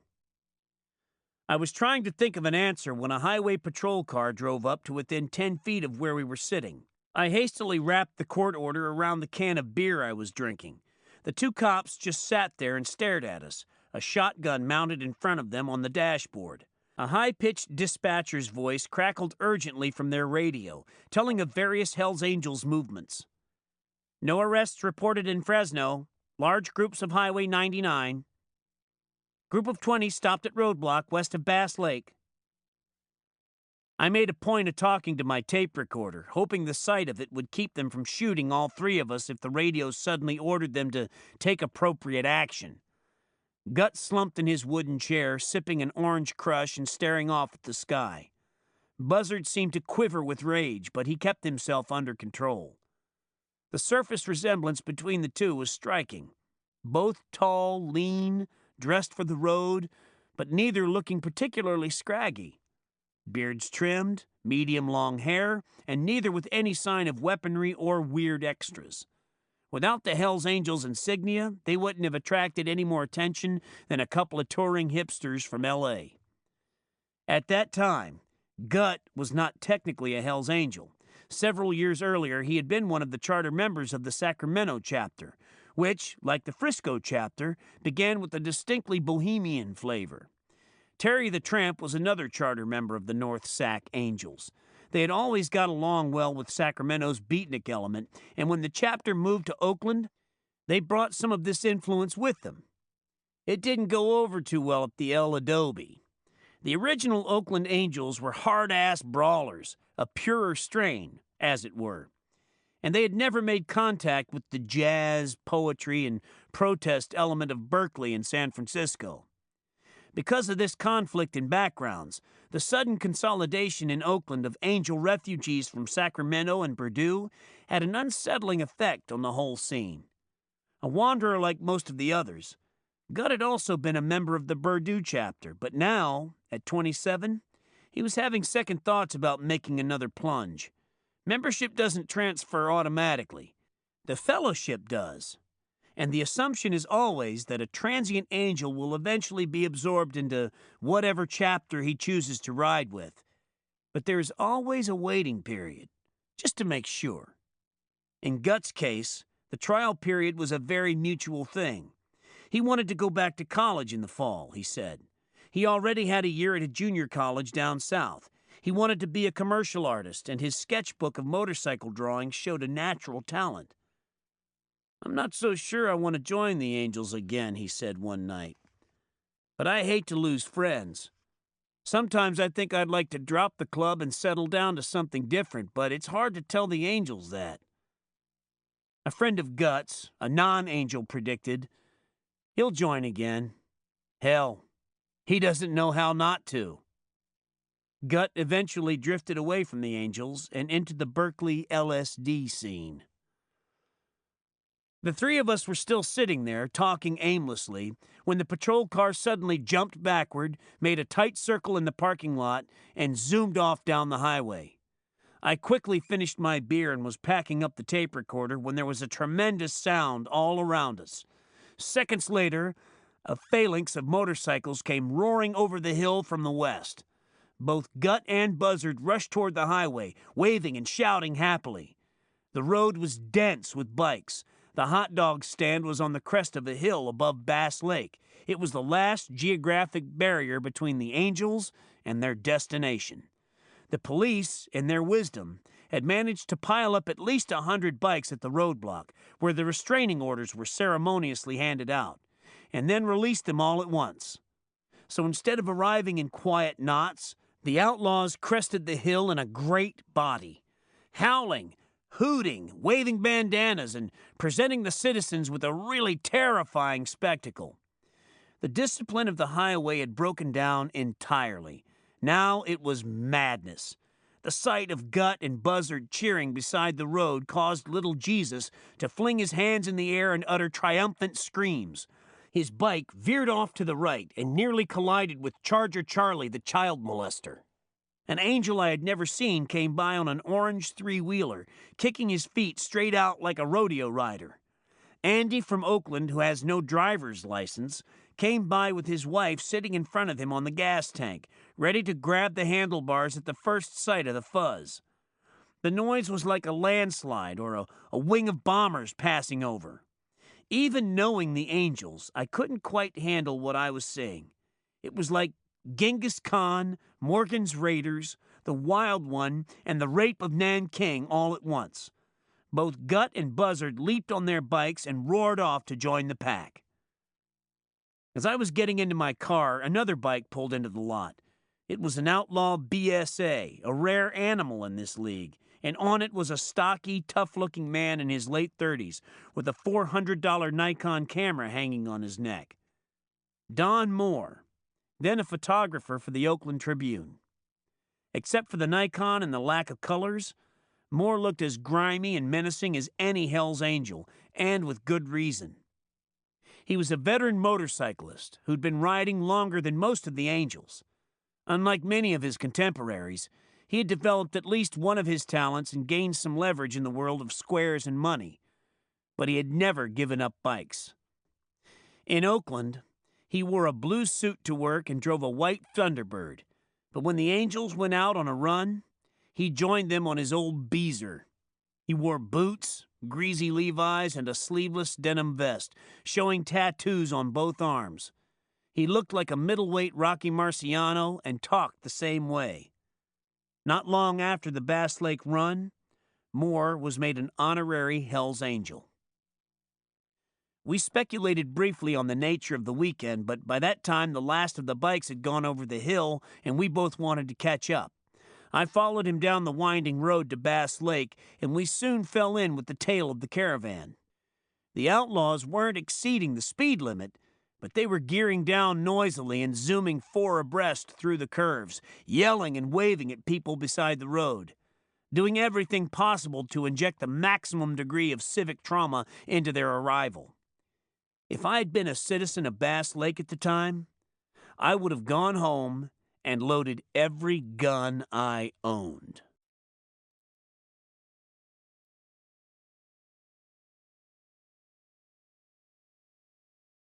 Chapter 12.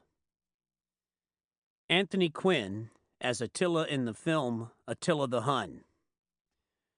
Everyone knows our horsemen are invincible.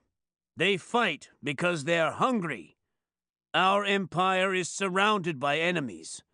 Our history is written in blood, not wine. Wine is what we drink to toast our victories. Bass Lake is not really a town, but a resort area. A string of small settlements around a narrow, picture postcard lake that is 7 miles long and less than a mile wide at any point. The post office is on the north side of the lake in a cluster of stores and buildings, all owned by a man named Williams. This was the Angels' rendezvous point. But the local sheriff, a giant of a man named Tiny Baxter, had decided to keep them out of this area by means of a second roadblock about a half-mile from the center of downtown. It was Baxter's decision, and he backed it with his 3-man force and a half-dozen local forest rangers.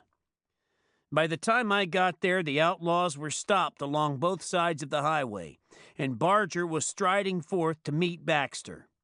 The sheriff explained to the Angel chieftain and his Praetorian guard that a spacious campsite had been carefully reserved for them up on the mountain above town, where they wouldn't be bothered. Baxter is 6'6" and built like a defensive end for the Baltimore Colts. Barger is barely 6 feet, but not one of his followers had the slightest doubt that he would swing on the sheriff if things suddenly came down to the hard nub. I don't think the sheriff doubted it either, and certainly I didn't. There is a steely, thoughtful quality about Barger, an instinctive restraint that leads outsiders to feel they can reason with him.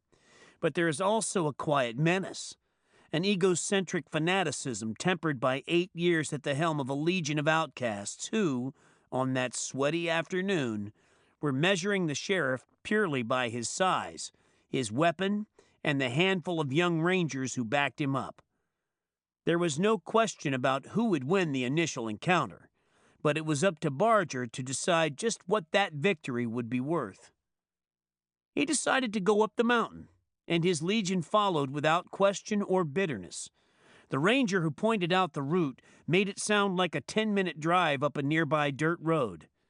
I watched the outlaw horde boom off in that direction, then talked for a while with 2 of the rangers who stayed to man the roadblock. They seemed a little tense, but smiled when I asked if they were afraid the Hells Angels might take over the town. They had shotguns in the cab of their truck, but during the confrontation the guns had remained out of sight. Both were in their early 20s, and they seemed very cool considering the much-publicized threat they had just met and sidetracked.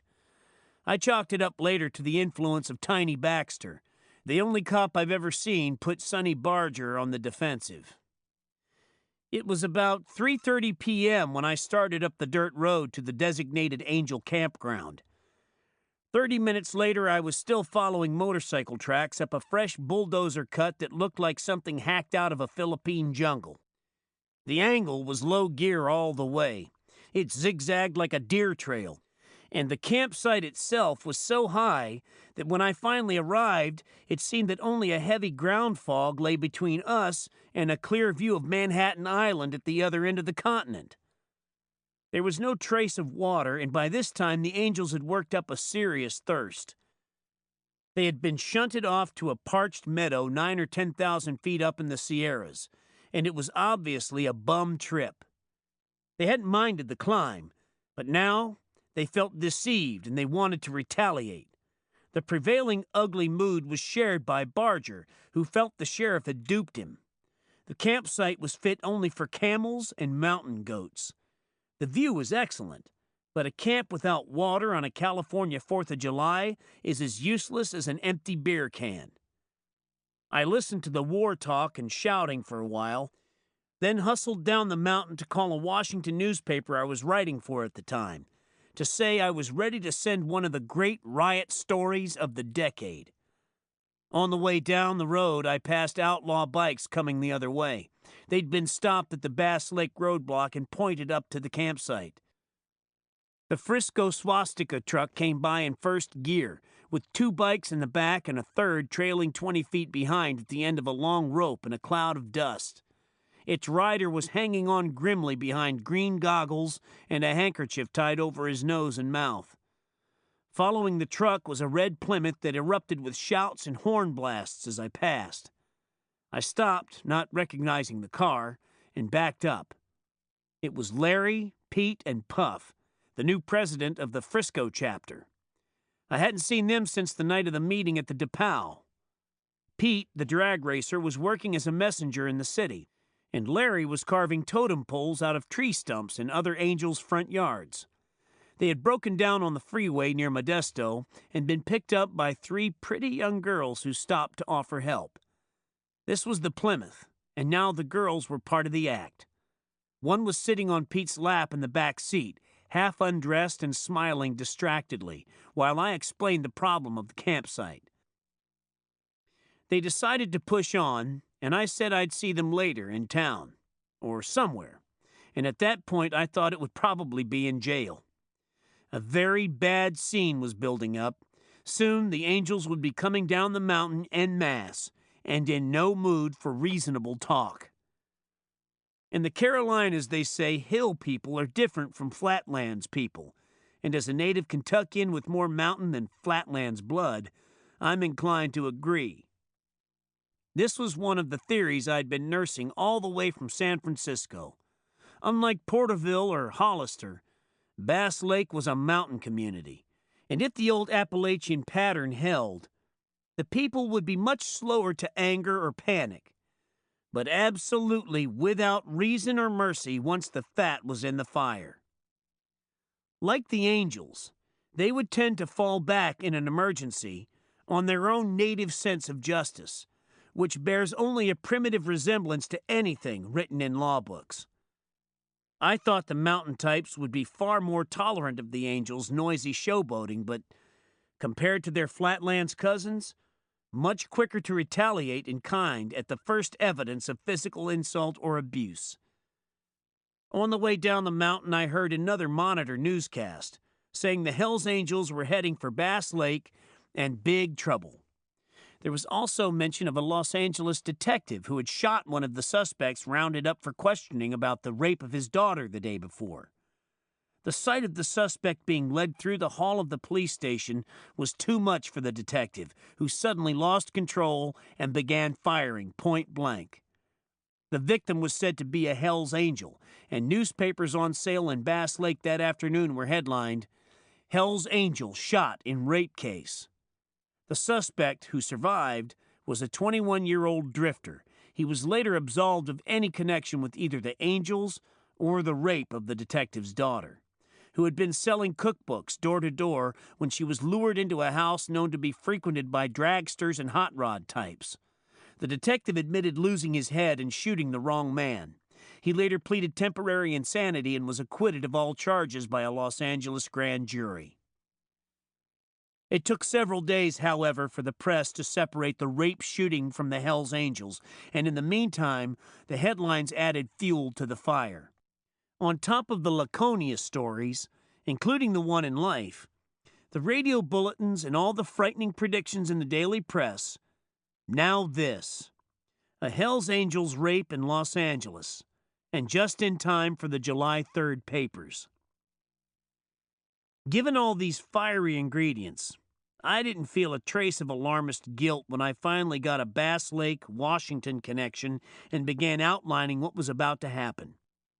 I was standing in a glass phone booth in downtown Bass Lake, which consists of a small post office, a big grocery, a bar and cocktail lounge, and several other picturesque redwood establishments that looked very combustible. While I was talking, Don Moore pulled up on his bike, having breached the roadblock with his press credentials, and indicated that he was in a hurry to call the Tribune. My editor in Washington was telling me how and when to file, but I was not to do so until the riot was running under its own power, with significant hurt to both flesh and property. And then I was to send no more than an arty variation of the standard wire service news blurb: who, what, when, where, and why. I was still on the phone when I saw a big burr-haired lad with a pistol on his belt walk over to Moore and tell him to get out of town. I couldn't hear much of what was going on, but I saw Moore produce a packet of credentials, stringing them out like a card shark with a funny deck. I could see that he needed the phone, so I agreed with my man in Washington that first things would always come first, and hung up. Moore immediately occupied the booth, leaving me to deal with the crowd that had gathered. Luckily, my garb was too bastard for definition. I was wearing Levi's, Wellington boots from L.L. Bean in Maine, and a Montana sheepherder's jacket over a white tennis shirt. The burr-haired honcho asked me who I was.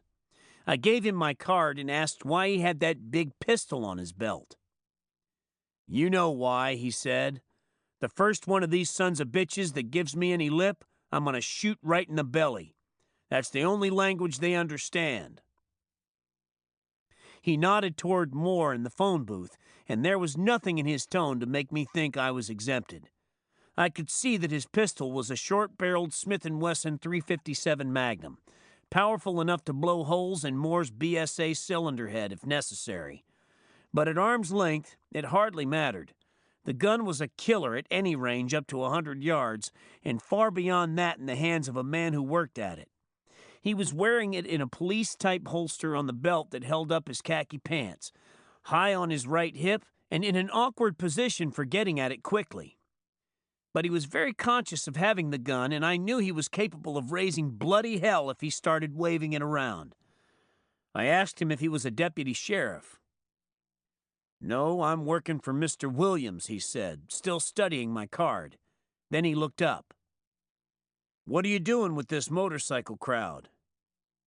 I explained that I was only a journalist trying to do an honest day's work. He nodded, still fondling my card. I said he could keep it, which seemed to please him. He dropped it in the pocket of his khaki shirt, then tucked his thumbs in his belt and asked me what I wanted to know. The tone of the question implied that I had about 60 seconds to get the story. I shrugged. "Oh, I don't know. I just thought I'd look around a bit, maybe write a few things." He chuckled knowingly. "Yeah? Well, you can write that we're ready for 'em. We'll give 'em all they want." The dusty street was so crowded with tourists that I hadn't noticed the singular nature of the group that surrounded us. They weren't tourists at all. I was standing in the midst of about 100 vigilantes. There were 5 or 6 others wearing khaki shirts and pistols. At a glance, they looked like any bunch of country boys at any rustic hamlet in the Sierras. But as I looked around, I saw that many carried wooden clubs and others had hunting knives on their belts. They didn't seem mean, but they were obviously keyed up and ready to bust some heads. The merchant Williams had hired a few private gunmen to protect his lakefront investment. The rest were volunteer toughs who'd been waiting all day for a fight with a bunch of hairy city boys who wore chains for belts and stank of human grease. I remembered the mood of the angels up on the mountain, and I expected at any moment to hear the first of the bikes coming down the hill into town. The scene had all the makings of a king hell brawl, and except for the pistols, it looked pretty even. Just then the door of the phone booth opened behind me, and Moore stepped out. He looked curiously at the mob, then raised his camera and took a picture of them. He did it as casually as any press photographer covering an American Legion picnic.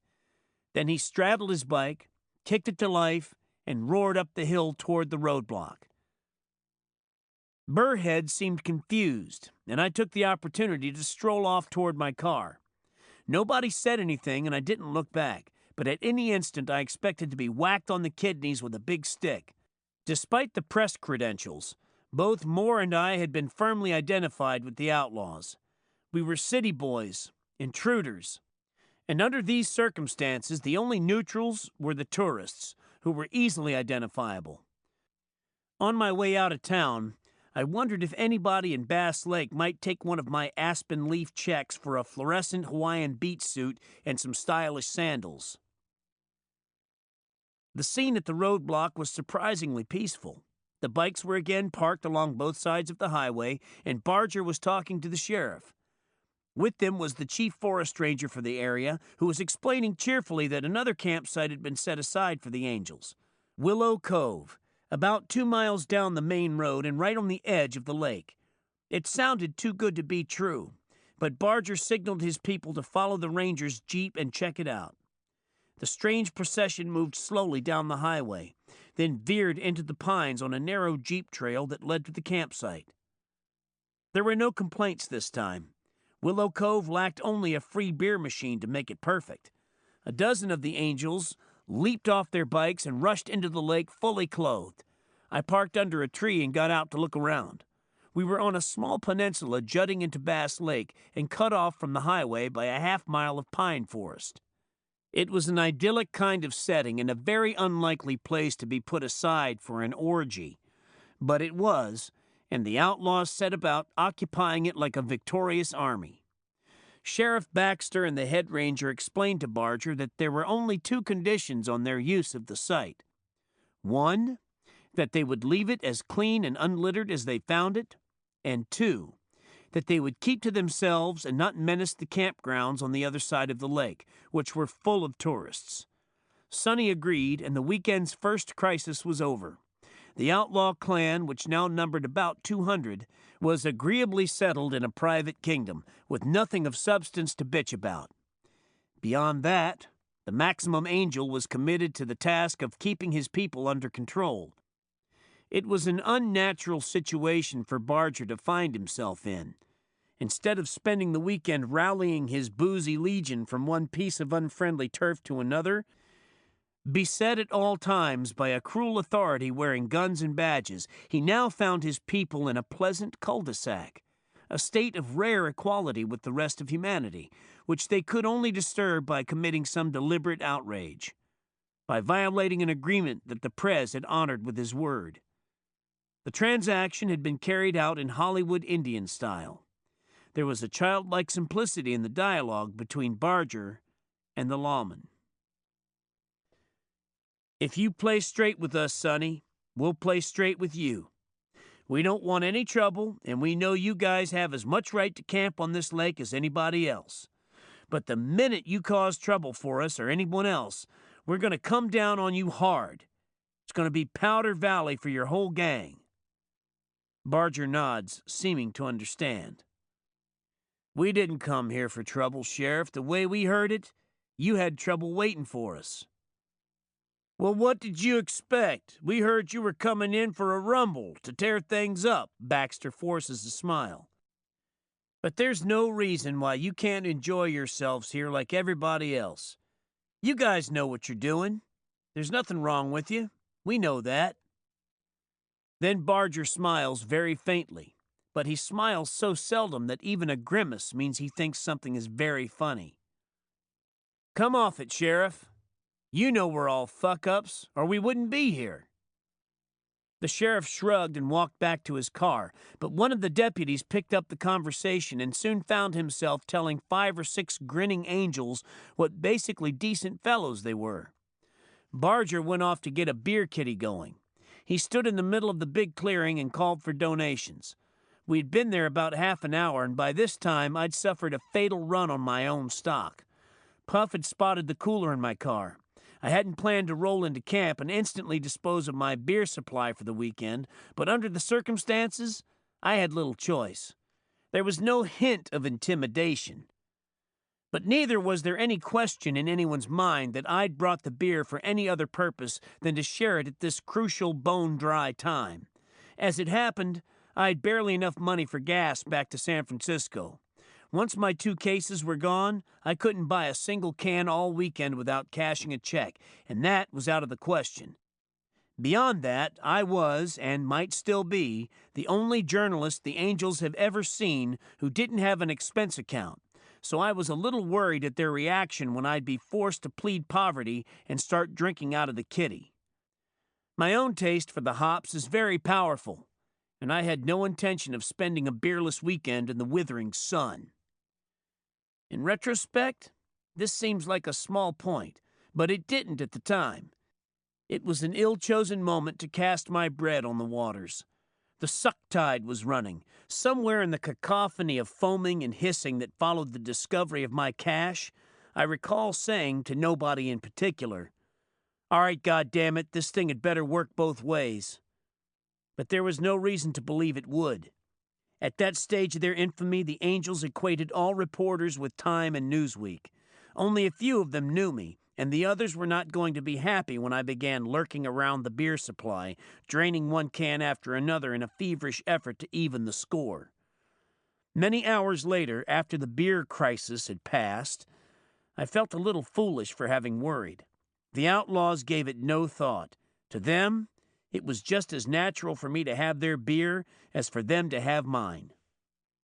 By the end of the weekend, I'd consumed 3 or 4 times as much as I'd brought with me. And even now, looking back on nearly a year of drinking with the Angels, I think I came out ahead. But that isn't the way they balance the books.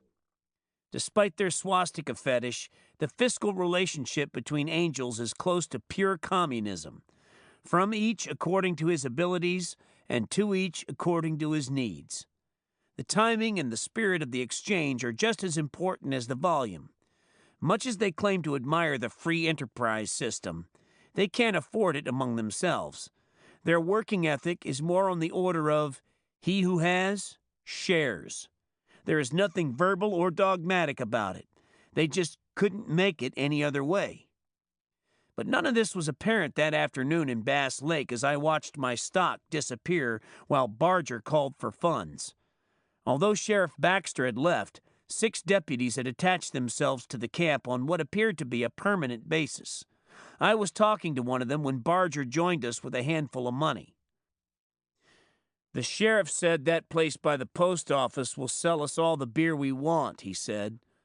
"How about using your car? There's likely to be trouble if we take one of the trucks."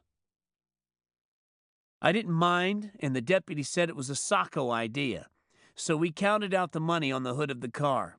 It came to $120 in bills and roughly $15 in change. Then, to my astonishment, Sonny handed me the whole bundle and wished me well. "Try to hustle," he said. "Everybody's pretty thirsty." I insisted that somebody come with me to help load the beer in the car, but my real reason for not wanting to go alone had nothing to do with loading problems. I knew all the outlaws lived in cities, where the price of a 6-pack ranges from 79 cents to $1.25. But we were nowhere near a city, and I also knew from long experience that small stores in remote areas sometimes get their pricing policy from the Gouger's Handbook. Once, near the Utah-Nevada border, I had to pay $3 for a 6-pack, and if that was going to be the case at Bass Lake, I wanted a reliable witness, like Barger himself. At normal city prices, $135 would fetch about 30 cases of beer. But up in the Sierras, it would only cover 20 or maybe 15 if the merchants were putting up a solid front. The Angels were in no position to do any comparison shopping, and if they were about to be taught a harsh lesson in socioeconomics, I figured they'd be more receptive to the bad news if it came from one of their own people. There was also the fact that sending a penniless writer to get $135 worth of beer was, as Khrushchev said of Nixon, like sending a goat to tend the cabbage. I mentioned this on the way to town after Sonny and Pete had agreed to come with me. "You'd have come back with it," Sonny said. "A person would have to be awful stupid to run off with our beer money." Pete laughed. "Hell, we even know where you live, and Frenchie says you got a boss-looking old lady, too." He said it jokingly, but I noted that raping my wife was the first form of retaliation that came to his mind. Barger, like the politician he is, hastened to change the subject. "I read that article you wrote about us," he said. "It was okay." The article had appeared a month or so earlier, and I remembered a night in my apartment when one of the Frisco Angels had said, with a beery smile, that if they didn't like what I wrote, they'd come over some night to kick down my door, throw gasoline into the hall, and then put a match to it. We were all in good spirits at the time, and I recall pointing to the loaded double-barreled shotgun on my wall and replying with a smile that I would croak at least 2 of them before they got away. But none of this violence had come to pass, so I assumed they either hadn't read the article or had managed to live with what it said. Nonetheless, I was leery of having it mentioned, and especially by Barger, whose opinions automatically became the Hells Angels' official line. I had written the piece with the idea that I would never again have any contact with motorcycle outlaws, whom I'd referred to as losers, ignorant thugs, and mean hoodlums. None of these were terms I looked forward to explaining while surrounded at a remote Sierra campsite by 200 boozing outlaws. "What are you doing now?" Barger asked. "Are you writing something else?" "Yeah," I said. "A book." He shrugged. "Well, we don't ask for nothing but the truth." Several months later, they decided that truth was not enough. There would have to be money, too. This created tension, which blossomed into resentment and finally violence. "Like I say," continued Barger, "there's not much good you can write about us, but I don't see where that gives people the right to just make up stuff. All this bullshit, hell, ain't the truth bad enough for 'em?" We were almost to William's store, and I suddenly remembered my burr-haired inquisitor with his high-powered language barrier. We made the turn at the bottom of the hill, and I parked the car as inconspicuously as possible about 30 yards from the store.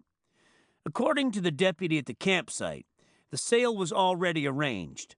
All we had to do was pay, load the beer, and leave. Sonny had the cash, and as far as I was concerned, I was just the chauffeur. It took about 15 seconds to understand that something had boggled the plan. As we stepped out of the car, the vigilantes began moving toward us. It was very hot and quiet, and I could taste the dust that hung over the parking area. A Madera County paddy wagon was parked at the other end of the shopping center, with 2 cops in the front seat. The mob stopped short of the car and formed a bristling human wall on the boardwalk outside the store. Apparently, they hadn't been informed of the pending transaction. I opened the trunk of my car, thinking that Sonny and Pete would go in for the beer.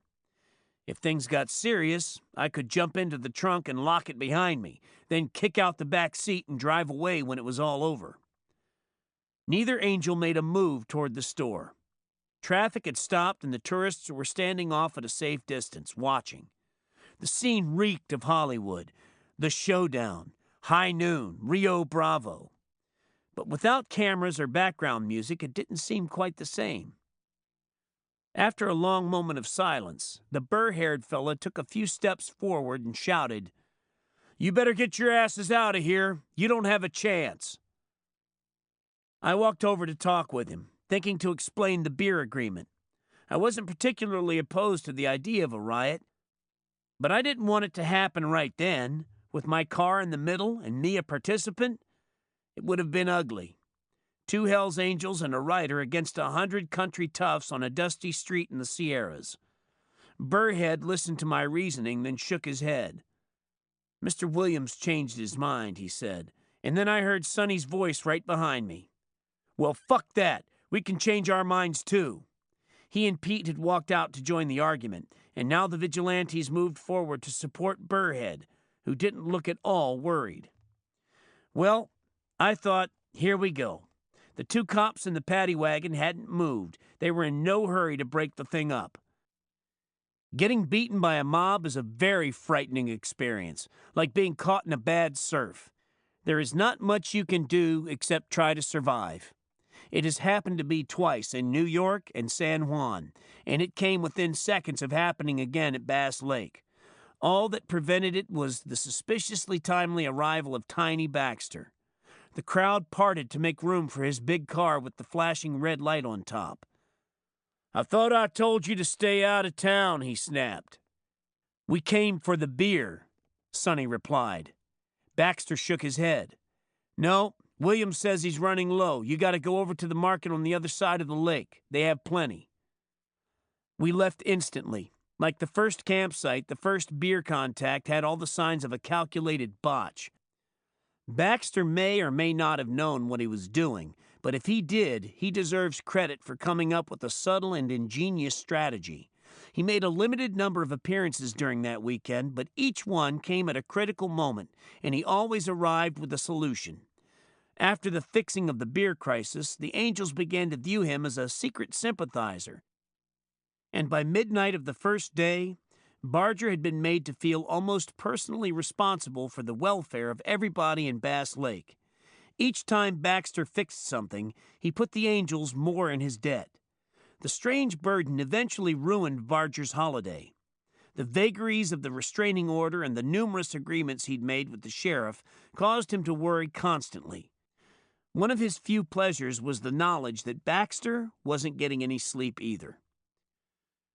On the way around the lake, we speculated about what sort of mob might be waiting at the next store. "Those bastards were gonna stomp us," said Pete. "Yeah, and that would have been it," Sonny muttered. "That sheriff don't know how close he was to having a war on his hands."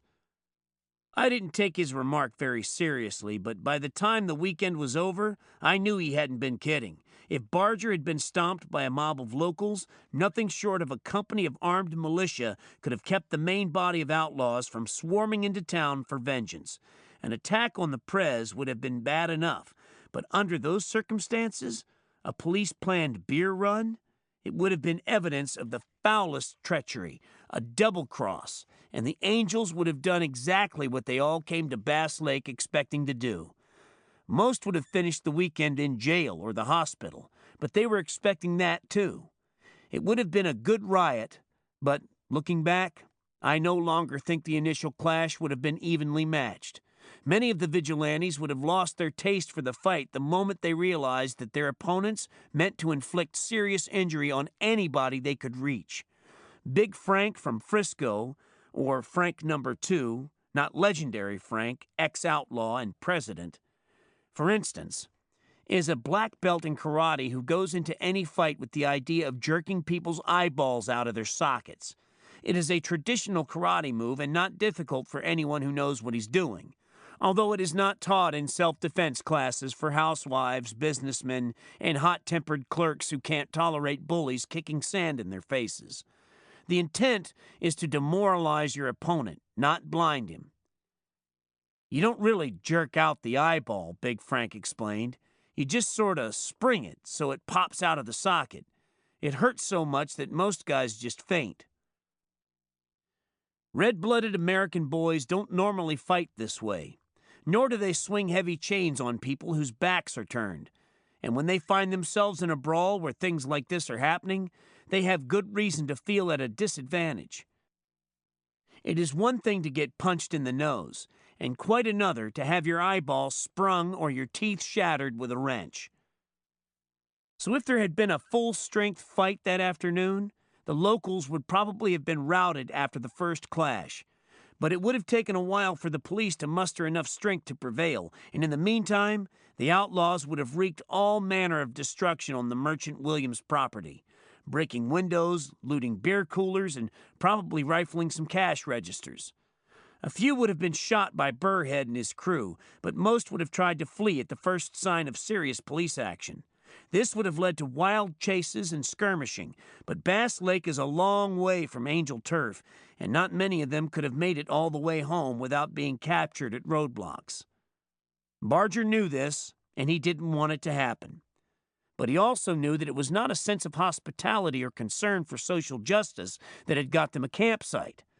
Tiny Baxter had a bomb on his hands, and he had to tread carefully to keep it from going off.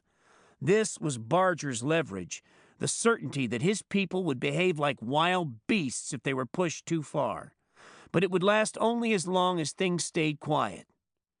John Foster Dulles might have called it a balance of terror or a volatile standoff which neither side wanted to upset. Whether this was a just or desirable situation for a woodsy American community to find itself in is again pretty much beside the point. As weird and unreal as the Bass Lake confrontation might have sounded to radio listeners in New York or Chicago, nobody on the scene had any doubt about what they were seeing. Right or wrong, it was happening, and by the time the Angels were settled at Willow Cove, even the locally made restraining order was irrelevant. The outlaws simply had to be dealt with in terms of moment-to-moment reality. I hadn't planned to get physically involved, but after the narrow escape at Williams' store, I was so firmly identified with the Angels that I saw no point in trying to edge back to neutrality. Barger and Pete seemed to take me for granted. As we drove around the lake, they tried earnestly to explain the importance of the colors. Pete seemed puzzled that the question had ever come up. "Hell," he said, "that's what it's all about." The other market was in the center of the main tourist area, and when we got there, the crowd was so dense that the only place to park was between the gas pump and the side door. If trouble broke out, we'd be hopelessly penned in. At a glance, the scene looked even worse than the one we'd just been rescued from. But this was a different crowd. They'd apparently been waiting for hours to see the Angels in action, and now, as the two stepped out of the car, a murmur of gratification went up. These were not locals, but tourists, city people from the valley and the coast. The store was full of newspapers featuring the Hells Angels' rape in Los Angeles, but nobody looked frightened. A curious crowd gathered as the outlaws bargained with the owner, a short, moon-faced man who kept saying, "Sure thing, boys. I'll take care of you." He was aggressively friendly, even to the point of putting his arm around Pete's grimy shoulders as they made their way to the beer vault. I bought a paper and went to the bar and lunch counter at the far end of the store. While I was reading the rape story, I heard a little girl behind me ask, "Where are they, Mommy? You said we were going to see them." I turned to look at the child, a bandy-legged pixie just getting her permanent teeth, and felt thankful once again that my only issue is male. I glanced at the mother and wondered what strange grooves her mind had been fitted to in these wonderfully prosperous times. She was a downbeat 35 with short blonde hair and a sleeveless blouse only half tucked into her tight Bermuda shorts. It was a vivid Pepsi generation tableau. On a hot California afternoon, a sag-bellied woman wearing Saint-Tropez sunglasses is hanging around a resort area market, trailing her grade school daughter and waiting in the midst of an eager crowd for the arrival of the Hoodlum Circus, as advertised in Life. I remembered the previous spring when I was driving one night from San Francisco to Big Sur and heard a radio bulletin about a tidal wave due to strike the California coast around midnight. Shortly before 11, I got to Hot Springs Lodge, which sits on a cliff just above the ocean, and rushed inside to sound the alarm. It was a slow night, and the only people still awake were a half-dozen locals sitting around a redwood table with some bottles of wine. They'd already heard the warnings and were waiting for the thing to hit. A tidal wave was a sight worth waiting up for. That same night, according to anguished police reports, more than 10,000 people flocked to Ocean Beach in San Francisco, creating a night-long traffic jam on the coast highway. They, too, were curious, and if the wave had come up on schedule, most of them would have been killed. Luckily, it petered out somewhere between Honolulu and the West Coast. A crowd of about 50 people gathered to watch us load the beer. Several teenagers got up the nerve to help. A man wearing Madras shorts and black business socks kept asking Pete and Sonny to pose while he backed off for panoramic sequences with his home movie camera. Another man, also wearing Bermudas, sidled up to me and asked quietly, "Say, are you guys really Nazis?" "Not me," I said. "I'm Kiwanis." He nodded wisely as if he had known all along. "Then what's all this stuff you read?" he asked. "You know, this stuff about swastikas." I called to Sonny, who was showing our helpers how to stack the cases in the back seat. "Hey, this man wants to know if you're a Nazi." I expected him to laugh, but he didn't. He made the usual disclaimers regarding the swastikas and iron crosses. "That don't mean nothing. We buy that stuff in dime stores." But just about the time the man seemed satisfied that it was all a rude put-on, Barger unloaded one of those jarring ad-libs that have made him a favorite among Bay Area newsmen. "But there's a lot about that country we admire," he said, referring to pre-war Germany. "They had discipline. There was nothing chicken shit about them. They might not have had all the right ideas, but at least they respected their leaders and they could depend on each other." The audience seemed to want to mull this over, and in the meantime, I suggested we get back to Willow Cove. At any moment, I expected somebody to start yelling about Dachau and then to see some furious Jew lay Barger out with a camp stool. But there was no sign of anything like that. The atmosphere was so congenial that we soon found ourselves back inside the store, eating hamburgers and sipping draft beer. I was beginning to feel almost relaxed when we heard motorcycles outside and saw the crowd surge toward the door.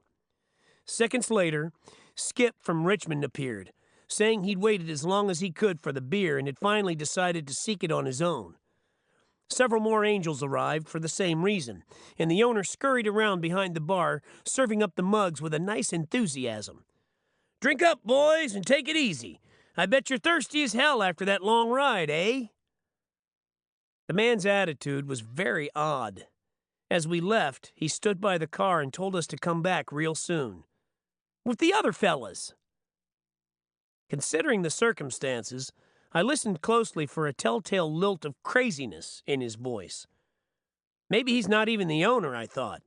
Maybe the owner had fled with his family to Nevada, leaving the village loony to mind the store and deal with the savages in his own way.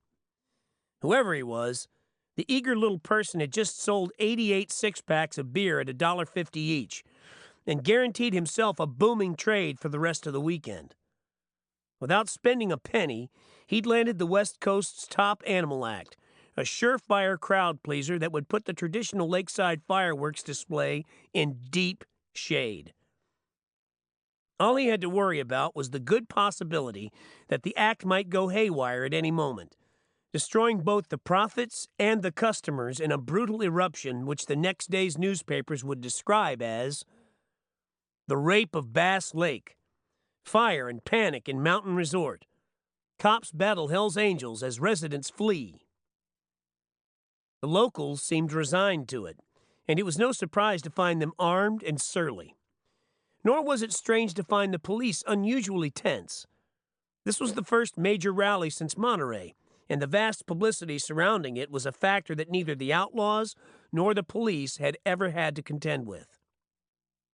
Things like roadblocks and restraining orders were new problems for both sides. The idea of a carefully reserved campsite had been tried before, but it had never been effective except late at night, when the outlaws were not likely to move around anyway. The real shocker, however, was the beer situation. The Angels have always prided themselves on the one contribution they inevitably make to any community they visit. In spite of the terror they inspire, they leave many dollars in local taverns. Because of this, they found it unthinkable that anyone would refuse to sell them beer, and especially without fair warning, which would have caused them to bring a whole truckload from the city. But Bass Lake was a different scene. The locals had had nearly a week to work themselves into a swivet, and by Saturday morning they were braced for the worst. Among the safety measures they were counting on was the knowledge that the hoodlums would be much less dangerous if denied large quantities of drink. This was evident to everyone concerned, even the beer sellers. And besides, it was going to be a bad money weekend anyway, since the rotten publicity would cause large numbers of vacationers to go elsewhere. What manner of man would bring his family to camp on a battleground, a place almost certain to be invaded by an army of vicious rabble?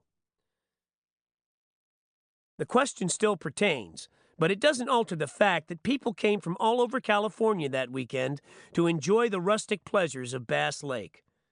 When they were turned away from motels or regular campsites, they slept in roadside turnouts and dirty ravines. By Monday morning, the lakefront looked like the White House lawn after Andrew Jackson's inaugural ball. The crowd was abnormal even for a big summer holiday. Californians are known to be enthusiastic outdoorsmen. In 1964, near Los Angeles, thousands of weekend campers had to be restrained by barriers from moving into an area that had just been gutted by a forest fire. When it was under control and the barriers were opened, the blackened campsite quickly filled to capacity. A reporter on the scene said the campers were pitching their tents among smoking stumps. One man who had brought his family explained that there was no place else to go and we only have 2 days. As a pathetic comment, it made a pathetic kind of sense, but nothing that simple and tangible could explain the capacity crowd at Bass Lake. Anybody who really wanted no part of the outlaws had plenty of time to find a safer vacation spot. Police reports of possible Hells Angels strikes had Bass Lake near the top of every list. So it must have been a giddy revelation for the Bass Lake Chamber of Commerce to discover that the Hells Angels' presence, far from being a plague, was in fact a great boon to the tourist trade. It is eerie to consider the meaning of it. If the Hells Angels draw standing room only, any half-hip Chamber of Commerce entertainment chairman should see the logical follow-up. Next year, bring in 2 fighting gangs from Watts and pit them against each other on one of the main beaches, with fireworks overhead while the local high school band plays Bolero and They Call the Wind Mariah.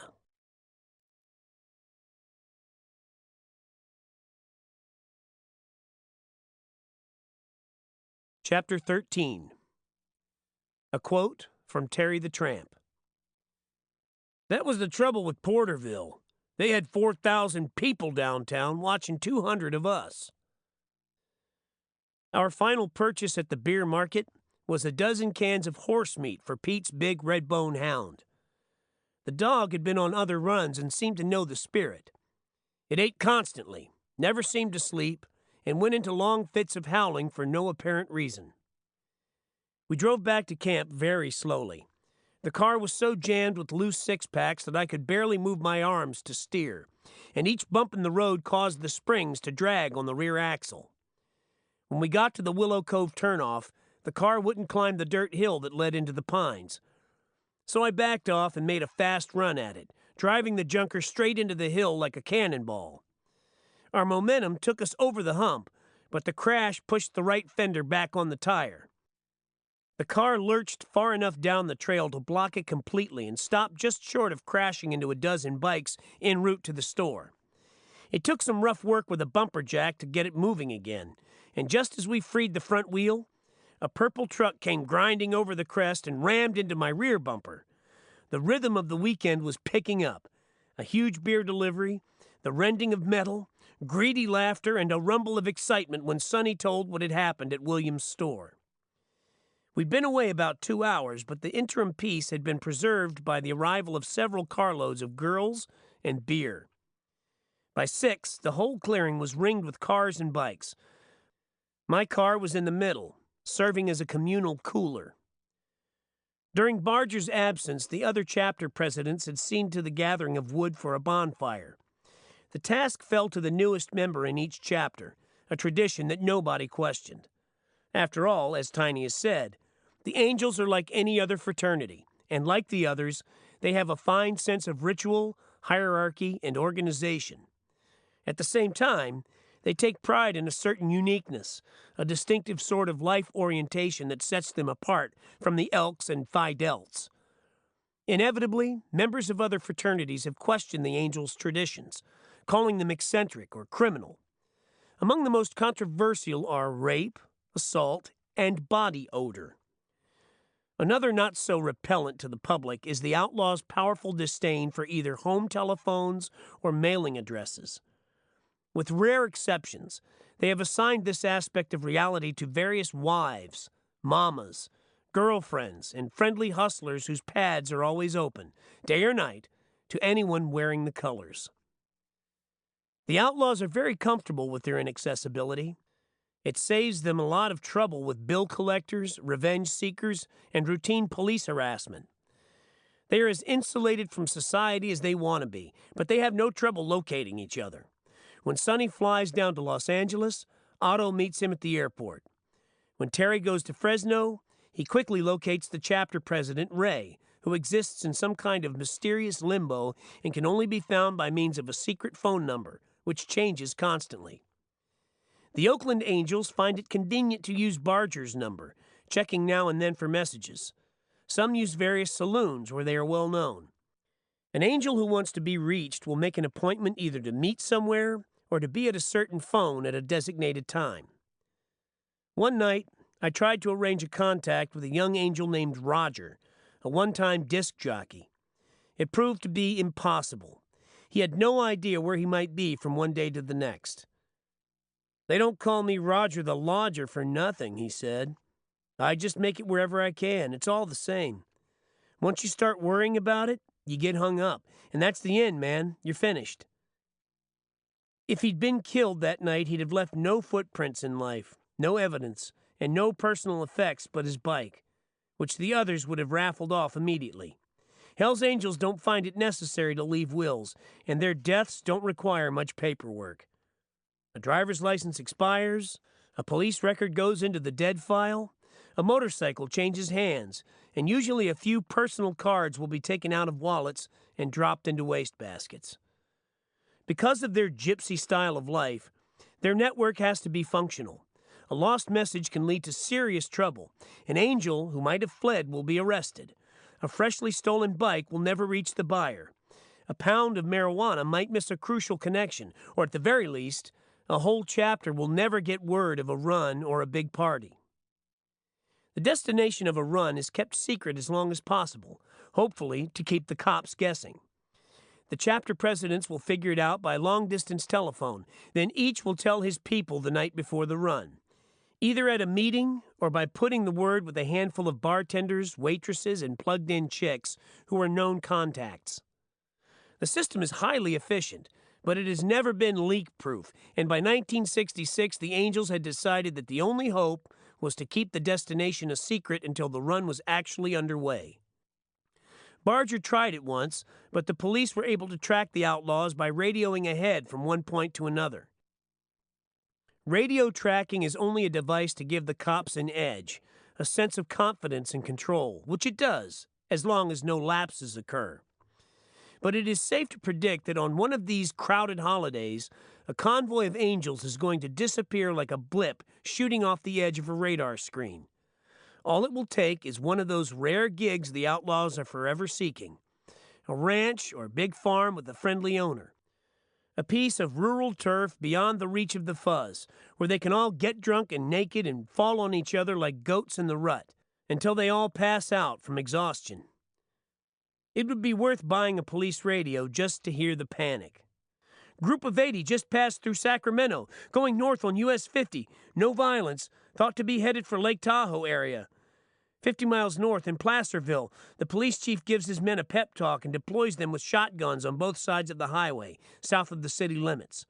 2 hours later, they are still waiting, and the dispatcher in Sacramento relays an impatient demand for a report on Placerville's handling of the crisis.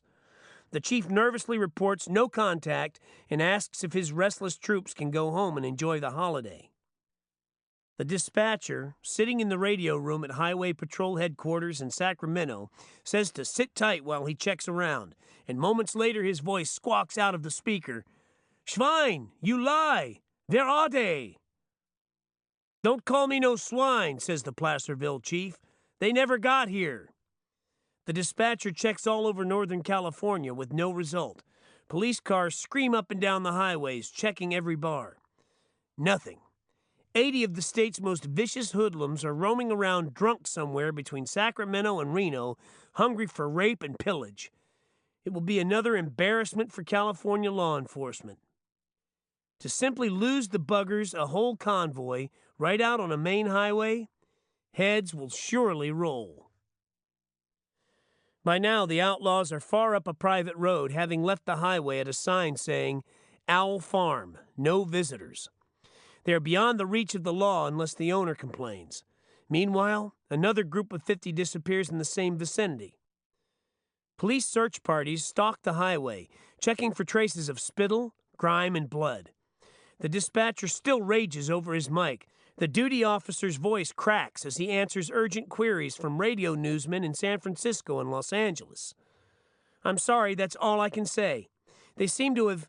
our information is that they disappeared. Yes, they're gone." The only reason it hasn't happened is that the Hells Angels have no access to private property in the boondocks. One or two claim to have relatives with farms, but there are no stories of the others being invited out for a picnic. The Angels don't have much contact with people who own land. They are city boys, economically and emotionally, as well as physically. For at least one generation, and sometimes two, they come from people who never owned anything at all, not even a car. The Hells Angels are very definitely a lower-class phenomenon, but their backgrounds are not necessarily poverty-stricken. Despite some grim moments, their parents seem to have had credit. Most of the outlaws are the sons of people who came to California either just before or during World War II. Many have lost contact with their families, and I have never met an angel who claimed to have a hometown in any sense that people who use that term might understand it. Terry the Tramp, for instance, is from Detroit, Norfolk, Long Island, Los Angeles, Fresno, and Sacramento. As a child, he lived all over the country, not in poverty, but in total mobility. Like most of the others, he has no roots. He relates entirely to the present, the moment, the action. His longest bout with stability was a 3-year hitch in the Coast Guard after finishing high school. Since then, he has worked half-heartedly as a tree trimmer, mechanic, bit actor, laborer, and hustler of various commodities. He tried college for a few months but quit to get married. After 2 years, 2 children, and numerous quarrels, the marriage ended in divorce. He had another child by his second wife, but the union didn't last either. Now, after 2 hugely publicized rape arrests, he refers to himself as an eligible bachelor. Despite his spectacular rap sheet, he estimates his total jail time at about 6 months. 90 days for trespassing, and the rest for traffic offenses. Terry is one of the most arrest-prone of all the Angels. Cops are offended by the very sight of him. In one stretch, covering 1964 and 65, he paid roughly $2,500 to bail bondsmen, lawyers, and traffic courts. Like most of the other Angels, he blames the cops for making him a full-time outlaw. At least half the Angels are war babies, but that is a very broad term. There are also war babies in the Peace Corps, in corporate training programs, and fighting in Vietnam. World War II had a lot to do with the Hells Angels' origins, but you have to stretch the war theory pretty thin to cover both Dirty Ed in his early 40s and Clean Cut from Oakland, who was 20 years younger. Dirty Ed is old enough to be Clean Cut's father, which is not likely, though he's planted more seeds than he cares to remember. It is easy enough to trace the Hells Angels' mystique, and even their name and their emblems, back to World War II and Hollywood. But their genes and real history go back a lot further. World War II was not the original California boom, but a rebirth of a thing that began in the 30s and was already tapering off when the war economy made California a new Valhalla. In 1937, Woody Guthrie wrote a song called Do-Re-Mi. The chorus goes like this: California is a Garden of Eden, a paradise for you and for me. But believe it or not, you won't think it's so hot if you ain't got the do-re-mi. The song expressed the frustrated sentiments of more than 1 million Okies, Arkies, and hillbillies who made a long trek to the Golden State and found it was just another hard dollar. By the time these gentlemen arrived, the westward movement was already beginning to solidify. The California way of life was the same old game of musical chairs, but it took a while for this news to filter back east, and meanwhile, the gold rush continued. Once here, the newcomers hung on for a few years, breeding prolifically, until the war started. Then they either joined up or had their pick of jobs on a booming labor market. Either way, they were Californians when the war ended. The old way of life was scattered back along Route 66, and their children grew up in a new world. The Linkhorns had finally found a home. Nelson Algren wrote about them in A Walk on the Wild Side, but that story was told before they crossed the Rockies. Dove Linkhorn, son of Crazy Fitz, went to hustle for his fortune in New Orleans. 10 years later, he would have gone to Los Angeles. Algren's book opens with one of the best historical descriptions of American white trash ever written. A story called Barn Burning by William Faulkner is another white trash classic. It provides the dimension of humanity that Algren's description lacks. He traces the Linkhorn ancestry back to the first wave of bonded servants to arrive on these shores. These were the dregs of society from all over the British Isles. Misfits, criminals, debtors, social bankrupts of every type and description. All of them willing to sign oppressive work contracts with future employers in exchange for ocean passage to the New World. Once here, they endured a form of slavery for a year or two, during which they were fed and sheltered by the boss, and when their time of bondage ended, they were turned loose to make their own way. In theory and in the context of history, the setup was mutually advantageous. Any man desperate enough to sell himself into bondage in the first place had pretty well shot his wad in the old country, so a chance for a foothold on a new continent was not to be taken lightly. After a period of hard labor and wretchedness, he would then be free to seize whatever he might in a land of seemingly infinite natural wealth. Thousands of bonded servants came over, but by the time they earned their freedom, the coastal strip was already settled. The unclaimed land was west, across the Alleghenies. So they drifted into the new states, Kentucky and Tennessee.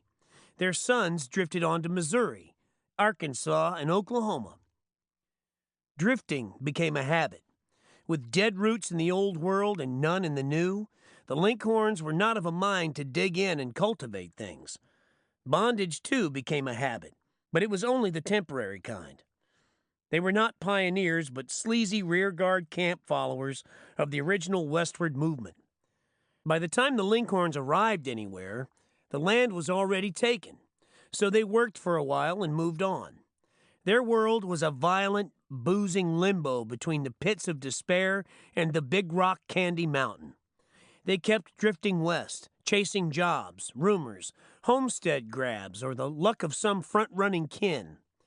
They lived off the surface of the land like army worms, stripping it of whatever they could before moving on. It was a day-to-day existence, and there was always more land to the west. Some stayed behind, and their lineal descendants are still there, in the Carolinas, Kentucky, West Virginia, and Tennessee. There were dropouts all along the way. Hillbillies, Okies, Arkies, they're all the same people. Texas is a living monument to the breed. So is Southern California. Algren called them fierce, craving boys with a feeling of having been cheated. Freebooters, armed and drunk. A legion of gamblers, brawlers, and whore-hoppers. Blowing into town in a junk Model A with bald tires, no muffler, and one headlight. Looking for quick work with no questions asked and preferably no tax deductions.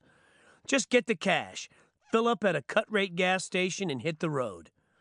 With a pint on the seat and Eddie Arnold on the radio moaning good backcountry tunes about home sweet home, that bluegrass sweetheart still waiting, and roses on Mama's grave. Algren left the Linkhorns in Texas, but anyone who drives the western highways knows they didn't stay there either. They kept moving until one day in the late 1930s, they stood on the spine of a Scrub Oak, California hill and looked down on the Pacific Ocean. The end of the road. Things were tough for a while, but no tougher than they were in 100 other places. And then came the war. Fat city. Big money even for Linkhorns. When the war ended, California was full of veterans looking for ways to spend their separation bonuses. Many decided to stay on the coast, and while their new radios played hillbilly music, they went out and bought big motorcycles. Not knowing exactly why, but in the booming, rootless atmosphere of those times, it seemed like the thing to do. They were not all Linkhorns, but the forced democracy of 4 war years had erased so many old distinctions that even Linkhorns were confused. Their pattern of intermarriage was shattered, their children mixed freely and without violence.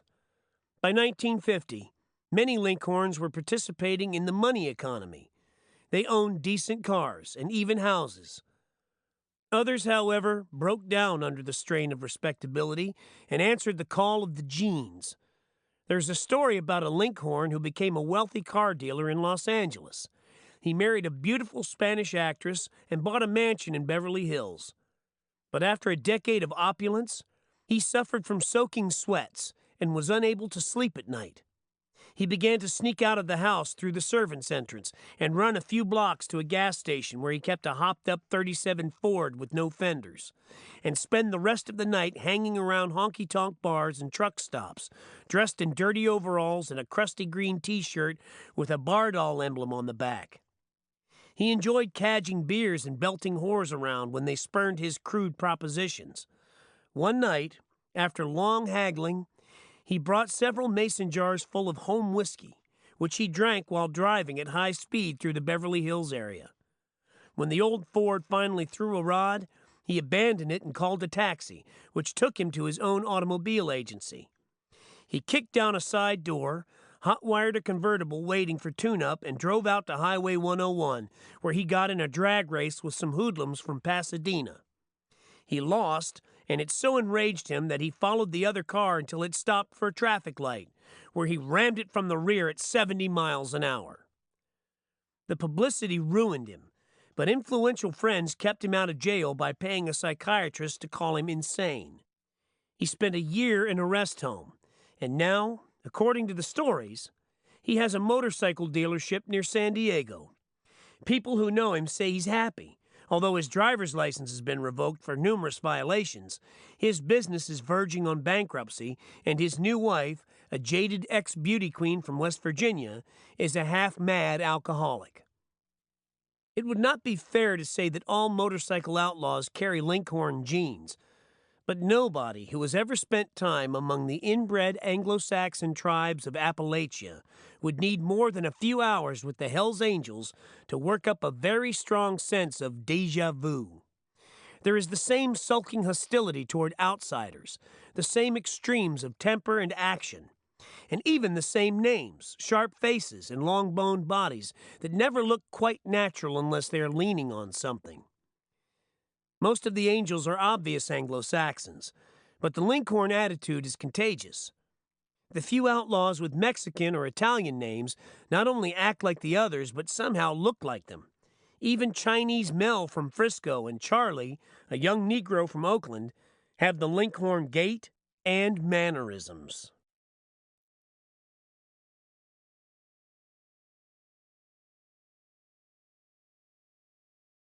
Chapter 14. A quote from a San Francisco policeman. Basically, they're just like Negroes. By themselves, they're no more trouble than anybody else. But the minute they get in a group, they go all to pieces. They really do. Just before dusk on the first afternoon, a sudden scrambling tension swept over the camp. People had been coming and going for several hours, but with no sense of urgency. The odd welcome at the beer market had undermined the sheriff's edict about keeping away from the tourists, and many of the outlaws rode over to sample the hospitality. The atmosphere at Willow Cove was festive. New arrivals were greeted with shouts, kisses, flying tackles, and sprays of beer. The deputies were taking pictures. At first, I thought it was for evidence, but after watching them urge the Angels to strike colorful poses and dive into the lake with their clothes on, I realized that the cops were as fascinated as any first-time visitor at the Bronx Zoo. One told me later, "Hell, I wish I had a movie camera. This is the damnedest thing I ever saw. People wouldn't believe it unless they saw pictures. Wait till I show these to my kids." Just before lunch, for no obvious reason, the tempo changed abruptly. Barger and several others went into a huddle with two deputies, then jumped on their bikes and disappeared down the trail. About 10 of the outlaws left the camp in a group, all looking grim. Moments later, 2 police cars left. Most of the outlaws seemed content to let Barger handle whatever was happening, but about 20 gathered around Tiny in the middle of camp and muttered darkly at the news on the police radio of an attack on a motorcyclist. They didn't know who it was, or even if it was one of their own. A motorcycle hill climb and scrambles event was scheduled the next day near Yosemite, and there were many respectable bikes in the area. Somebody said a group wearing Seventh Son's colors had been seen near Mariposa, but none of the angels had ever heard of that outfit or knew if they were outlaws. When a gathering of angels and their allies get word that a motorcyclist has been attacked, it comes as an ominous signal that some enemy is on the move. Barger and his escort were gone for almost an hour, and many of the others would have gone out to look for them if Tiny hadn't insisted on waiting for further word. I recall somebody cursing the untenable position. "Jesus! Look where we are! The bastard's got us trapped out here! There's no way out except that one path!" Willow Cove was a natural Dunkirk. I watched the two remaining deputies. The moment they left, I was leaving too. Their departure could only mean that things had gotten out of hand somewhere else, and that the Angel campsite would be next. I didn't want to be there when the vigilantes came whooping through the trees. But the deputies didn't leave, and just before dark, Barger's patrol came back in good spirits. Dirty Ed, it seemed, had been riding peacefully beside the lake when 5 friendly-looking youths on foot had flagged him down. Always conscious of public relations, he had stopped to chat. What followed, according to one version, was an unconscionable bushwhacking. "Are you going to compete in the scrambles tomorrow?" one of them asked. Just as Ed was about to answer no, the 6th man snuck up behind him. "He knocked me clean off my bike," cringed Ed. "Hit me with an 8-foot length of 2-inch pipe. My head exploded. I thought I'd been hit by a locomotive." "The 6 young men had been drinking. The only reason I can figure for them doing it was to make a name for themselves," complains Ed. "They were Joe citizens and had been drinking for about 5 days. The other citizens in the campground were afraid we would come back and stomp them. Some of them were so scared they started folding their tents and moving out. Rather switch than fight, they said." This absurd and fraudulent account appeared in what is known in the trade as a newsstand quickie, titled "The Real Story Behind the Hells Angels and Other Outlaw Motorcycle Groups." It was whipped up by the photographer who was arrested later that weekend for obstructing justice, and although it contained some excellent photos, the text was apparently put together by somebody like Whittaker Chambers. Yet Dirty Ed now insists, for public consumption, that the real story version is pretty close to the truth, although he chuckles indulgently at lines like, "The 6 young men had been drinking. Rather switch than fight." And the lunatic assertion that he somehow sensed, without ever seeing it, the exact length and width of the pipe that laid his scalp open. 20 years on the outlaw circuit have not done much to mellow his view of the press and the world of devious squares he thinks it represents. He would no more trust a reporter than he would a cop or a judge. To him, they are all the same, the running dogs of whatever fiendish conspiracy has plagued him all these years. He knows that somewhere behind that moat, the main cop has scrawled his name on a blackboard in the big briefing room, with a notation beside it, "Get this boy. Give him no peace. He's incorrigible, like an egg-sucking dog." Dirty Ed has been a motorcycle outlaw for all of his adult life. He works as a biker or auto mechanic around the East Bay cities, but he is not professionally ambitious. At 6'1" and weighing 225 pounds, he looks like a beer-bellied wrestler. His hair is balding on top and gray at the temples. If he shaved off his stringy oriental beard, he could look almost distinguished. As it is, he just looks mean. Later that night, standing by the bonfire with a beer, he talked briefly about the encounter. The 8 stitches in his head had cost $1 each, and he'd had to pay cash.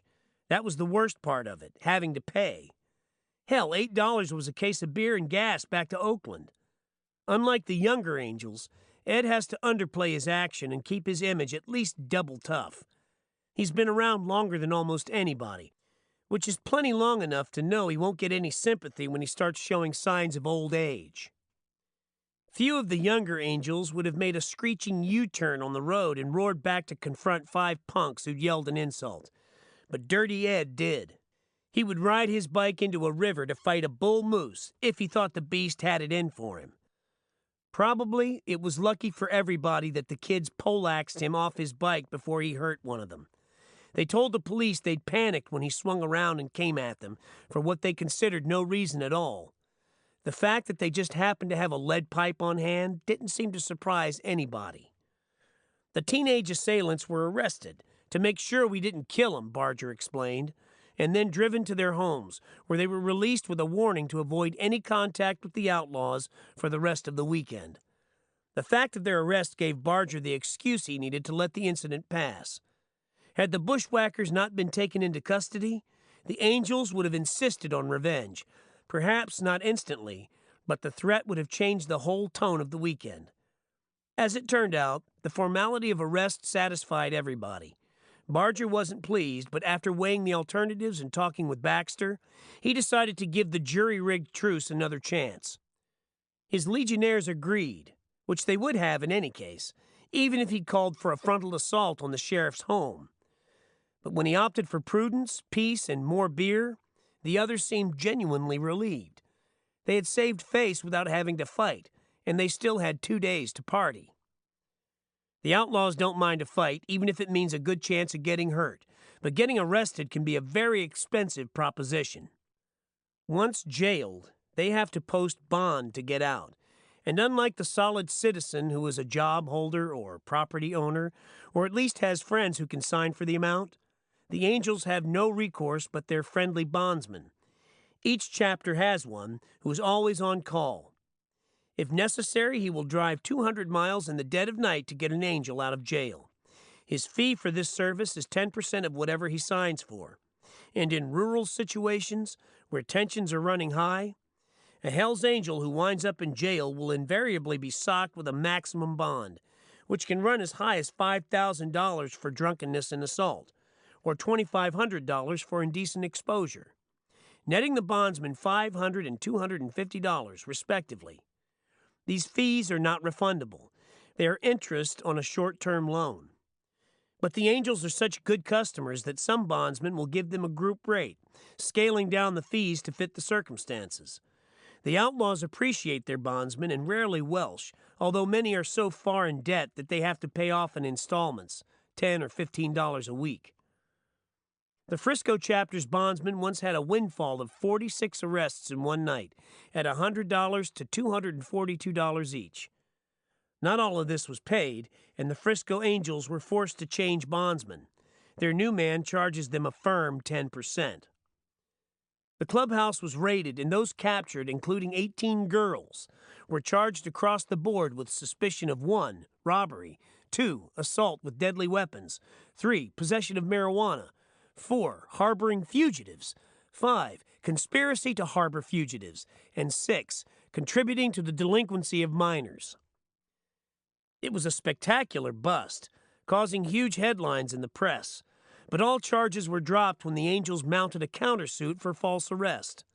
Not one of the 46 was ever tried, much less convicted. Yet all those caught in the raid had to sign for 10% of his bond to get out of jail. There was no alternative. They have no friends either willing or wealthy enough to put up $2,500 in cash or property in the middle of the night, or the next day either. A check won't make it, and no court has ever released a Hell's Angel on his own recognizance. The only way out of the slammer is to pay the bondsman, and he only answers the call for those with good credit. An outlaw who has welched in the past will sit in jail indefinitely. The Oakland chapter's bondsman is a handsome middle-aged woman with platinum blonde hair named Dorothy Connors. She has a pine-paneled office, drives a white Cadillac, and treats the Angels gently, like wayward children.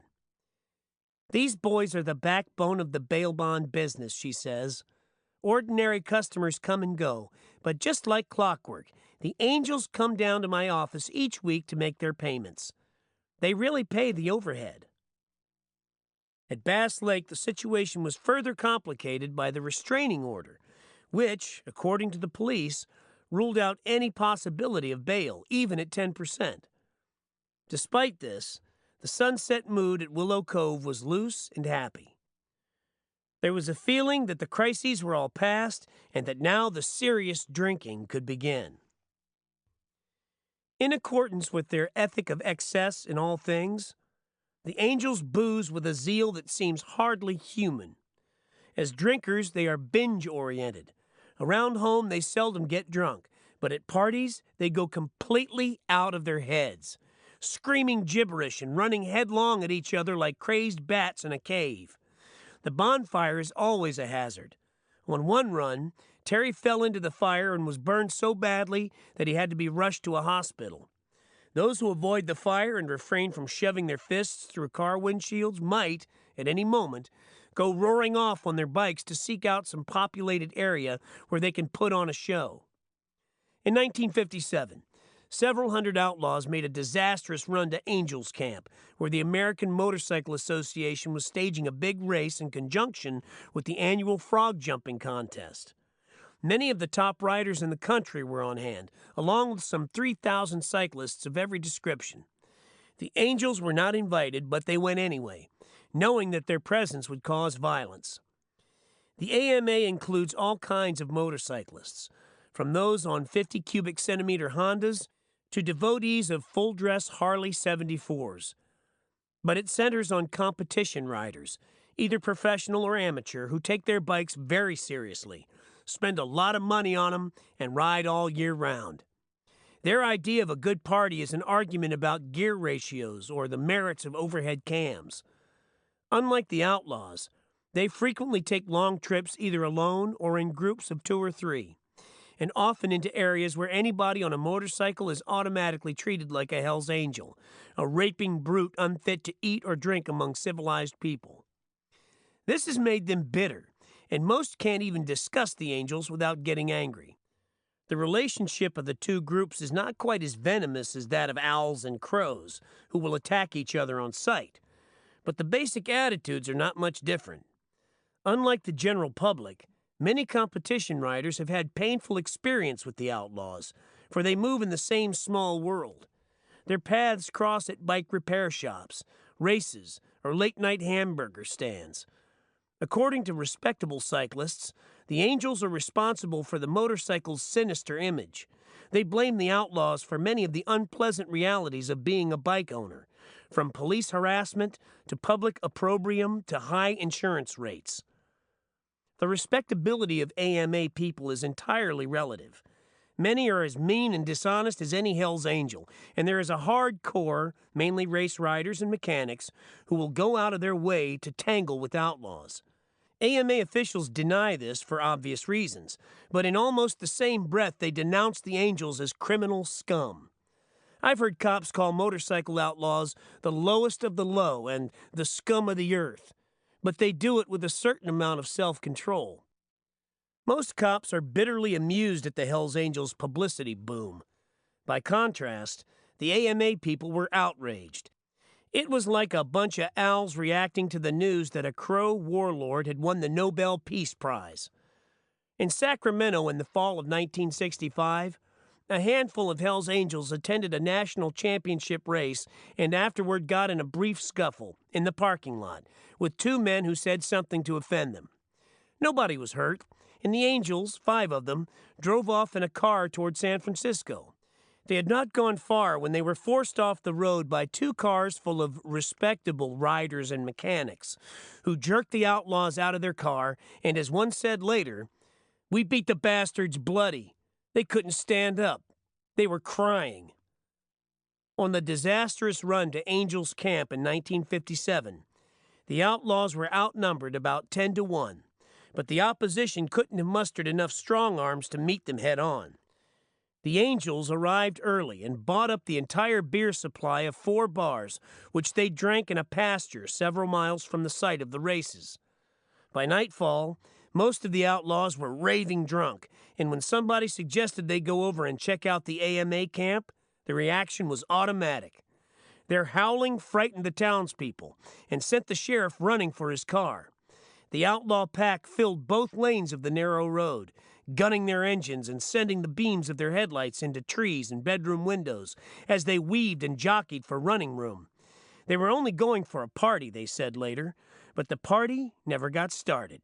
The lead bikes took the crest of a hill at over 100 miles an hour and crashed blindly into a group of cyclists beside the road. 2 outlaws died in the bloody pileup, which immediately drew a large crowd. There were not enough police to keep the scene under control, and fights broke out as cyclists shoved and shouted among the wreckage.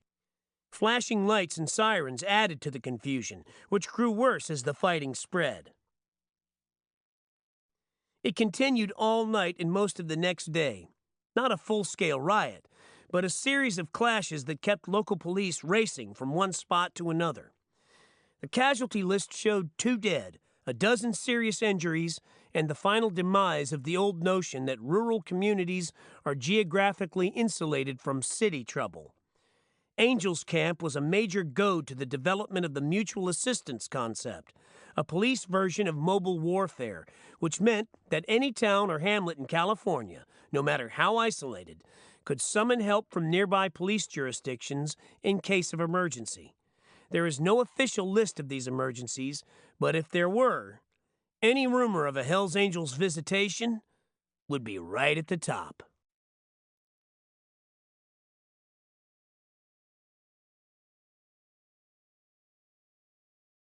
Chapter 15. A quote from Saul Alinsky.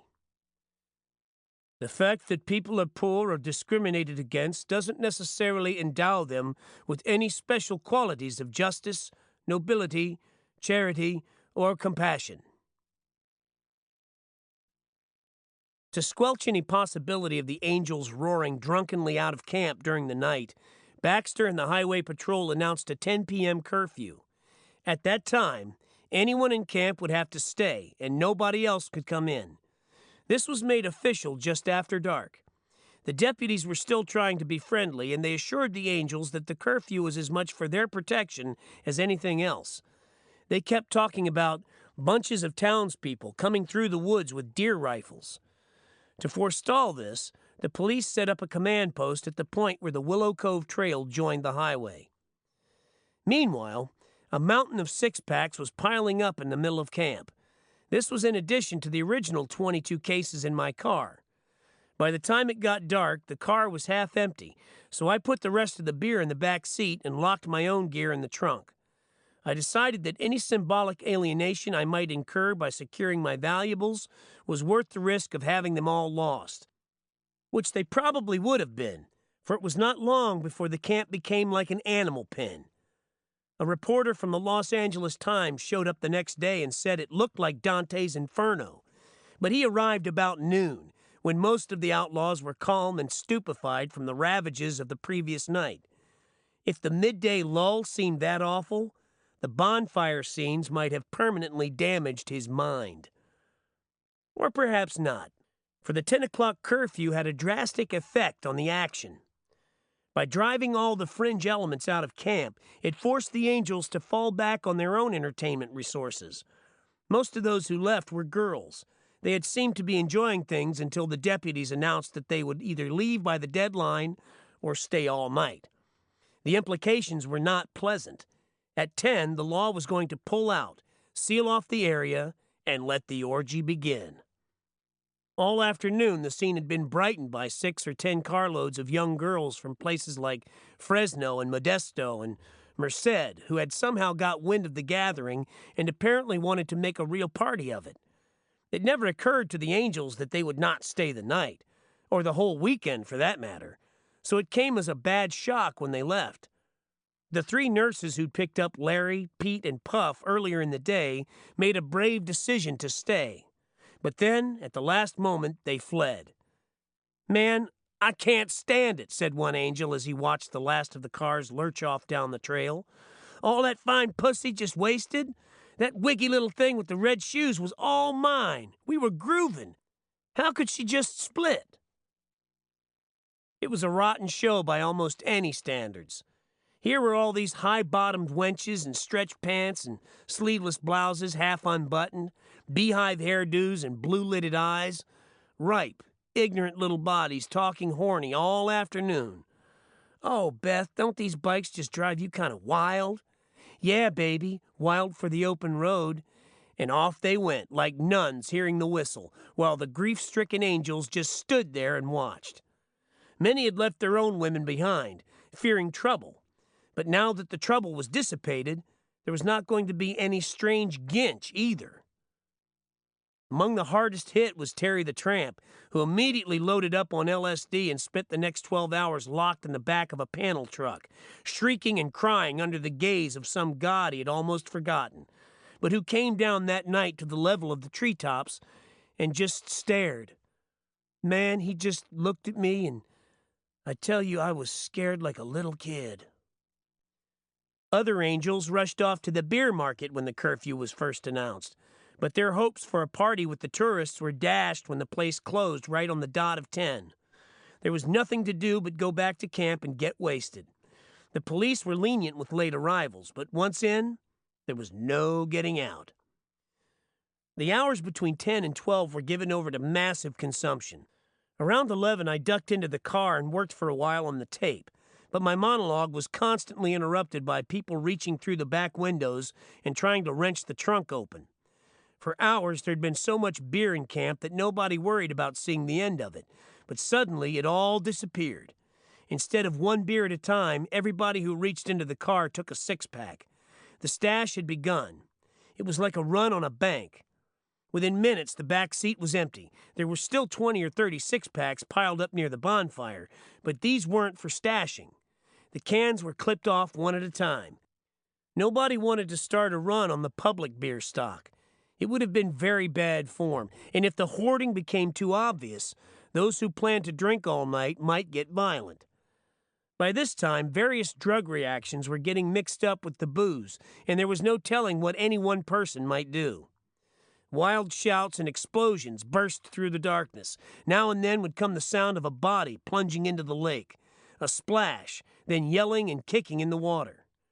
The only light was the bonfire, a heap of logs and branches about 10 feet wide and 5 feet tall.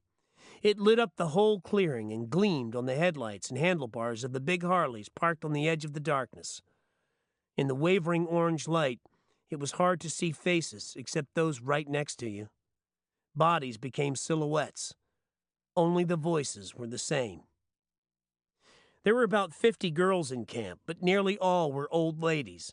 Not to be confused, except at serious risk, with mamas or strange chicks. An old lady can be a steady girlfriend, a wife, or even some bawdy hustler that one of the outlaws has taken a liking to. Whatever the connection, she is presumed to be spoken for, and unless she makes obvious signs to the contrary, she will usually be left alone. The angels are very solemn about this, insisting that no member would think of violating the sanctity of another's liaison. This is true, but only up to a point. Unlike wolves, old ladies don't mate for life, and sometimes not even for a month.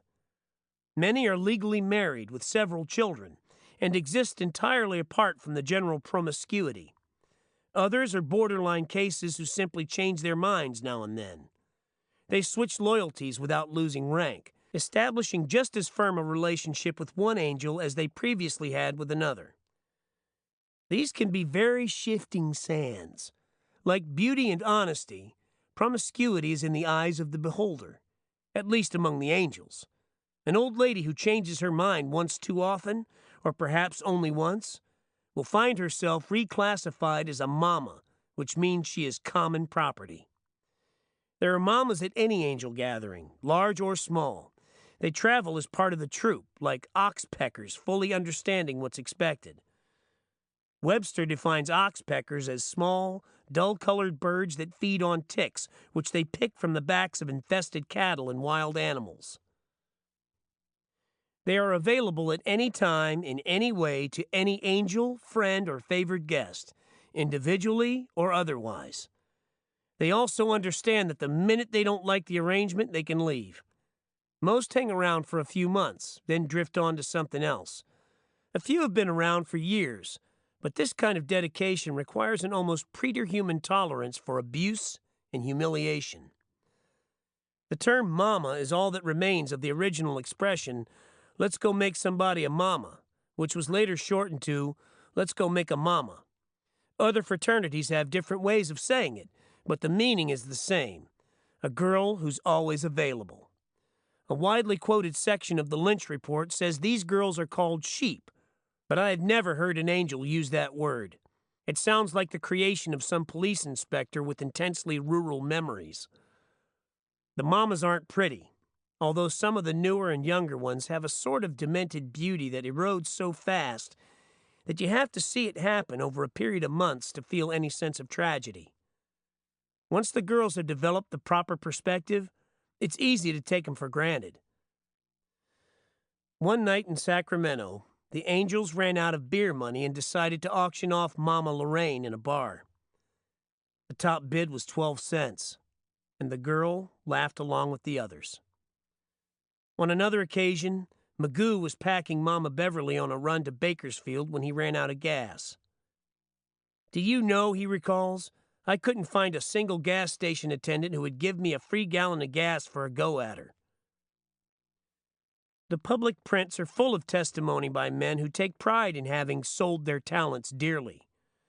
But people who understand that their only talent is not worth 15 cents or a gallon of gas are not often quoted. Nor do they usually leave diaries. It would be interesting to hear sometime just exactly what it feels like to go up on the auction block, willing to serve any purpose, and get knocked down for 12 cents. Most mamas don't think about it, much less talk. Their conversation ranges from gossip and raw innuendo to fending off jibes and haggling over small amounts of money. But every now and then, one of them will rap off something eloquent. Donna, a stocky, good-natured brunette who came north with the exodus from Purdue, once put the whole thing in a nut. "Everybody believes in something," she said. "Some people believe in God. I believe in the angels." Each chapter has a few mamas, but only Oakland maintains as many as 5 or 6 at a time. Among other outlaw clubs, the situation varies. The Gypsy Jokers are not as mama-oriented as the Angels, but the Satan Slaves are so keen on the practice that they take their communal women down to the tattoo parlor and have "Property of Satan Slaves" etched permanently on the left rump cheek. The slaves feel that branding gives the girls a sense of security and belonging. It erases any doubt about peer group acceptance. The branded individual is said to experience powerful and instantaneous sensations of commitment, of oneness with the organization. And those few who have taken the step form a special elite. The Angels are not given to branding their women, but the practice will probably catch on because some of them think it shows real class. In early February 1966, Terry and a Frisco Angel named George Zahn were arrested for contributing to the delinquency of a 15-year-old girl who had "Property of Hell's Angels" tattooed across her back at the shoulder blade level. She also had the clap, which worries the Angels about as much as bad breath. "But it takes the right girl," said one. "She has to really mean it. Some girls won't go for it, you know? Like who wants to go to the baby doctor with a big tattoo saying your ass belongs to the Satan Slaves? Or what if a girl wants to cop out sometime and get married? Man, imagine the wedding night. She drops her nightie and there it is. Wow." There were about 20 slaves at Bass Lake, but they didn't do much mixing. They staked out a small corner of the clearing, parked their bikes around it, and spent most of the weekend lying around with their women and drinking their own wine. The Gypsy Jokers were less inhibited, but their behavior was oddly subdued in the presence of so many Hell's Angels. Unlike the slaves, few of the Jokers had brought girls, so they were spared the constant worry that some pill-crazed angel might try to move in and provoke a fight that the Angels would have to win.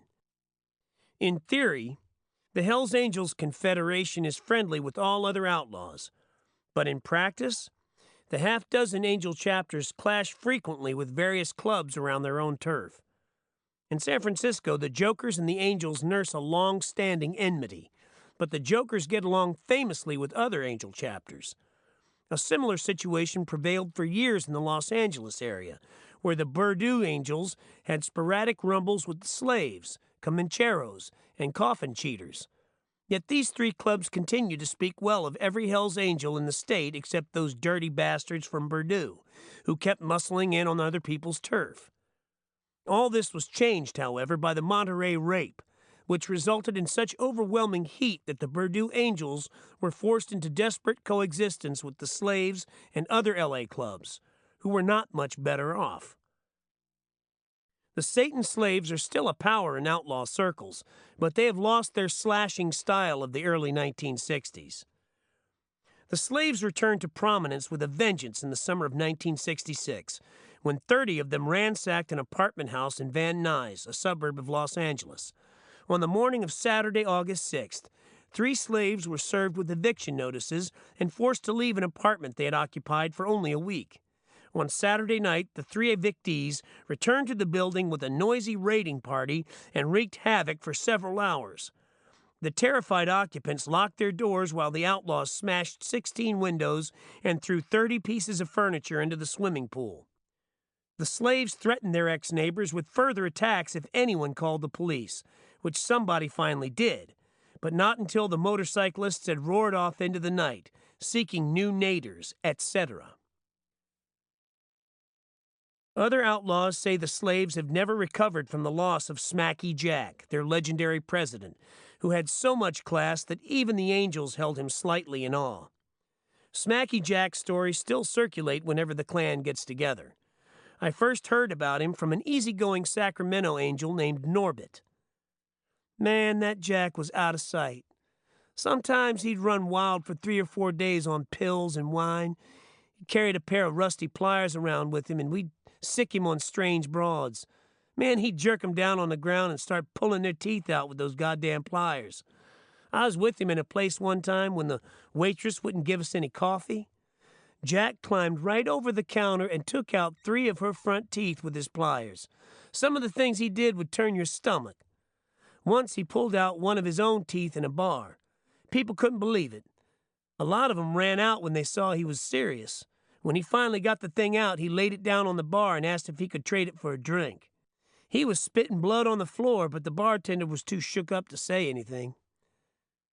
Smacky Jack's turbulent 3-year reign came to an end in 1964. Few of the outlaws seemed to know what happened to him. I heard he took a real bad fall, said one. He pushed his luck about as hard as a guy could. Motorcycle outlaws are reluctant to talk seriously about former buddies who came to a bad end. The implications are too depressing. Smacky Jack, with his penchant for freelance dentistry, was not the type to retire peacefully. Whatever happened, whether he was jailed, killed, or forced to flee anonymously, he exists in outlaw legend as a rollicking, unpredictable monster who always prevailed. His loss was a demoralizing blow to the Satan slaves, whose spirit was already faltering under continued police pressure. By the end of 1964, the club was on the verge of disbanding. The slaves, along with several of the Hells Angels chapters, were saved from extinction by the Lynch Report and the nationwide infamy that followed. It gave the outlaws something to live up to, but they could never make it big unless they stopped fighting among themselves.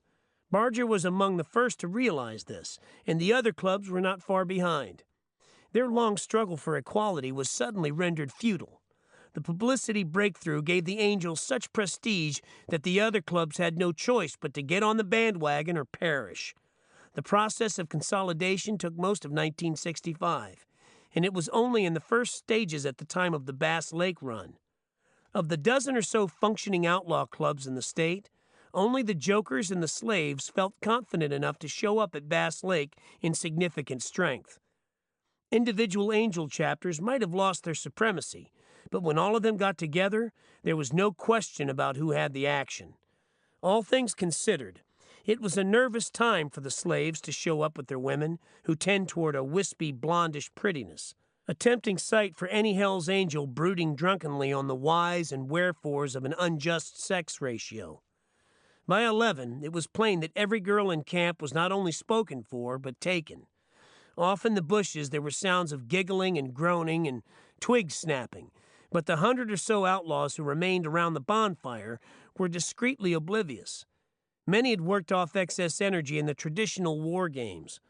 On some earlier run, they had formed 2 secret battle societies, the Lodge and U-Boat 13. At any moment, at the sound of a prearranged signal, the U-boat mob would rush on some hapless Lodge partisan, crushing him under a pile of bodies. Other lodgers would then come to the rescue, adding to the pileup. It looked like a scramble for a loose ball in a game between the Chicago Bears and the Green Bay Packers, except at Bass Lake, the human heaps involved 50 or 60 people. I remember seeing Puff, who weighs about 225 pounds, sprint for about 20 yards and dive headfirst into the pile with a beer in each hand. For some reason, there were no injuries. The Outlaws are not athletic in the sense that any are ex-lettermen, but nearly all of them stay in good shape. They don't work at it, but the way most of them live, they don't have to. What work they get paid for is usually physical anyway, and when they're not working, they exist on hamburgers, donuts, and whatever else they can hustle.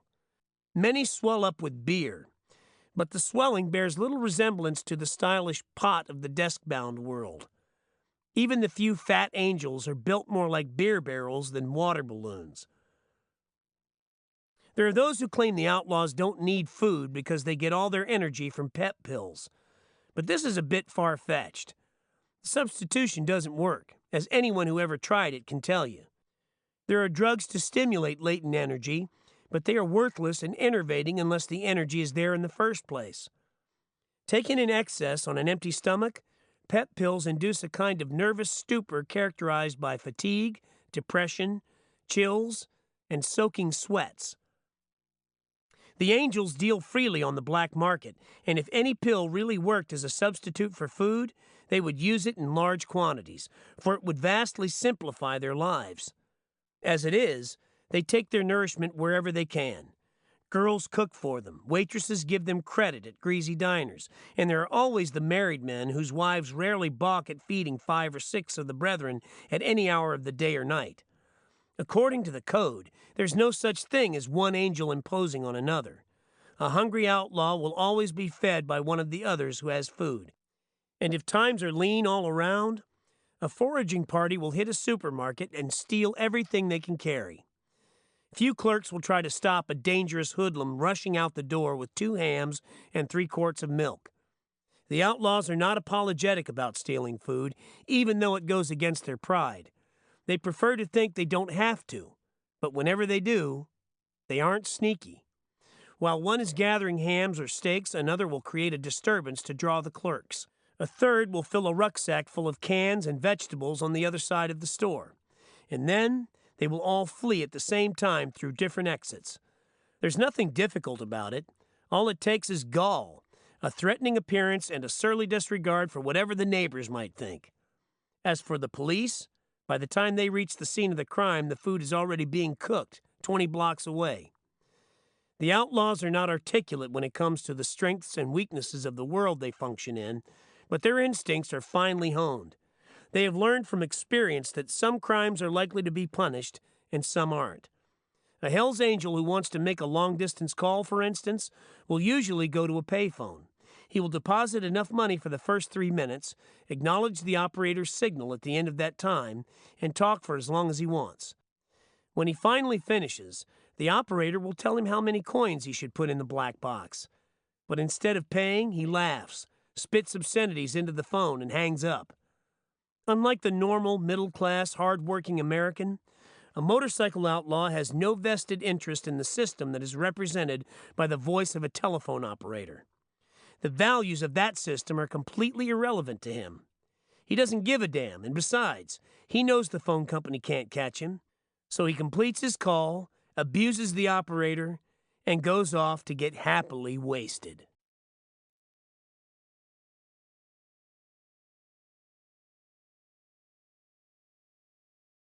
Chapter 16. A quote from Rebel Without a Cause by Robert Lindner. The psychopath, like the child, cannot delay the pleasures of gratification, and this trait is one of his underlying universal characteristics. He cannot wait upon erotic gratification, which convention demands should be preceded by the chase before the kill. He must rape. He cannot wait upon the development of prestige in society. His egotistic ambitions lead him to leap into headlines by daring performances.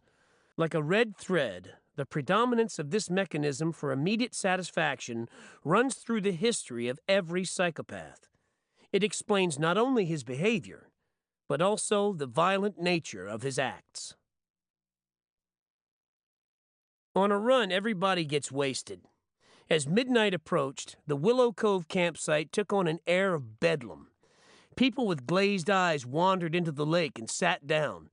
Others fell against bikes or shouted meaningless abuse at friends they couldn't recognize. Rather than mix in the deranged traffic around the bonfire, I drifted back to my car on the edge of darkness and joined a group of gypsy jokers. They were still holding back, letting the angels put on the show. Hutch, the spokesman, seemed to have a philosophic bent, and he wanted to talk.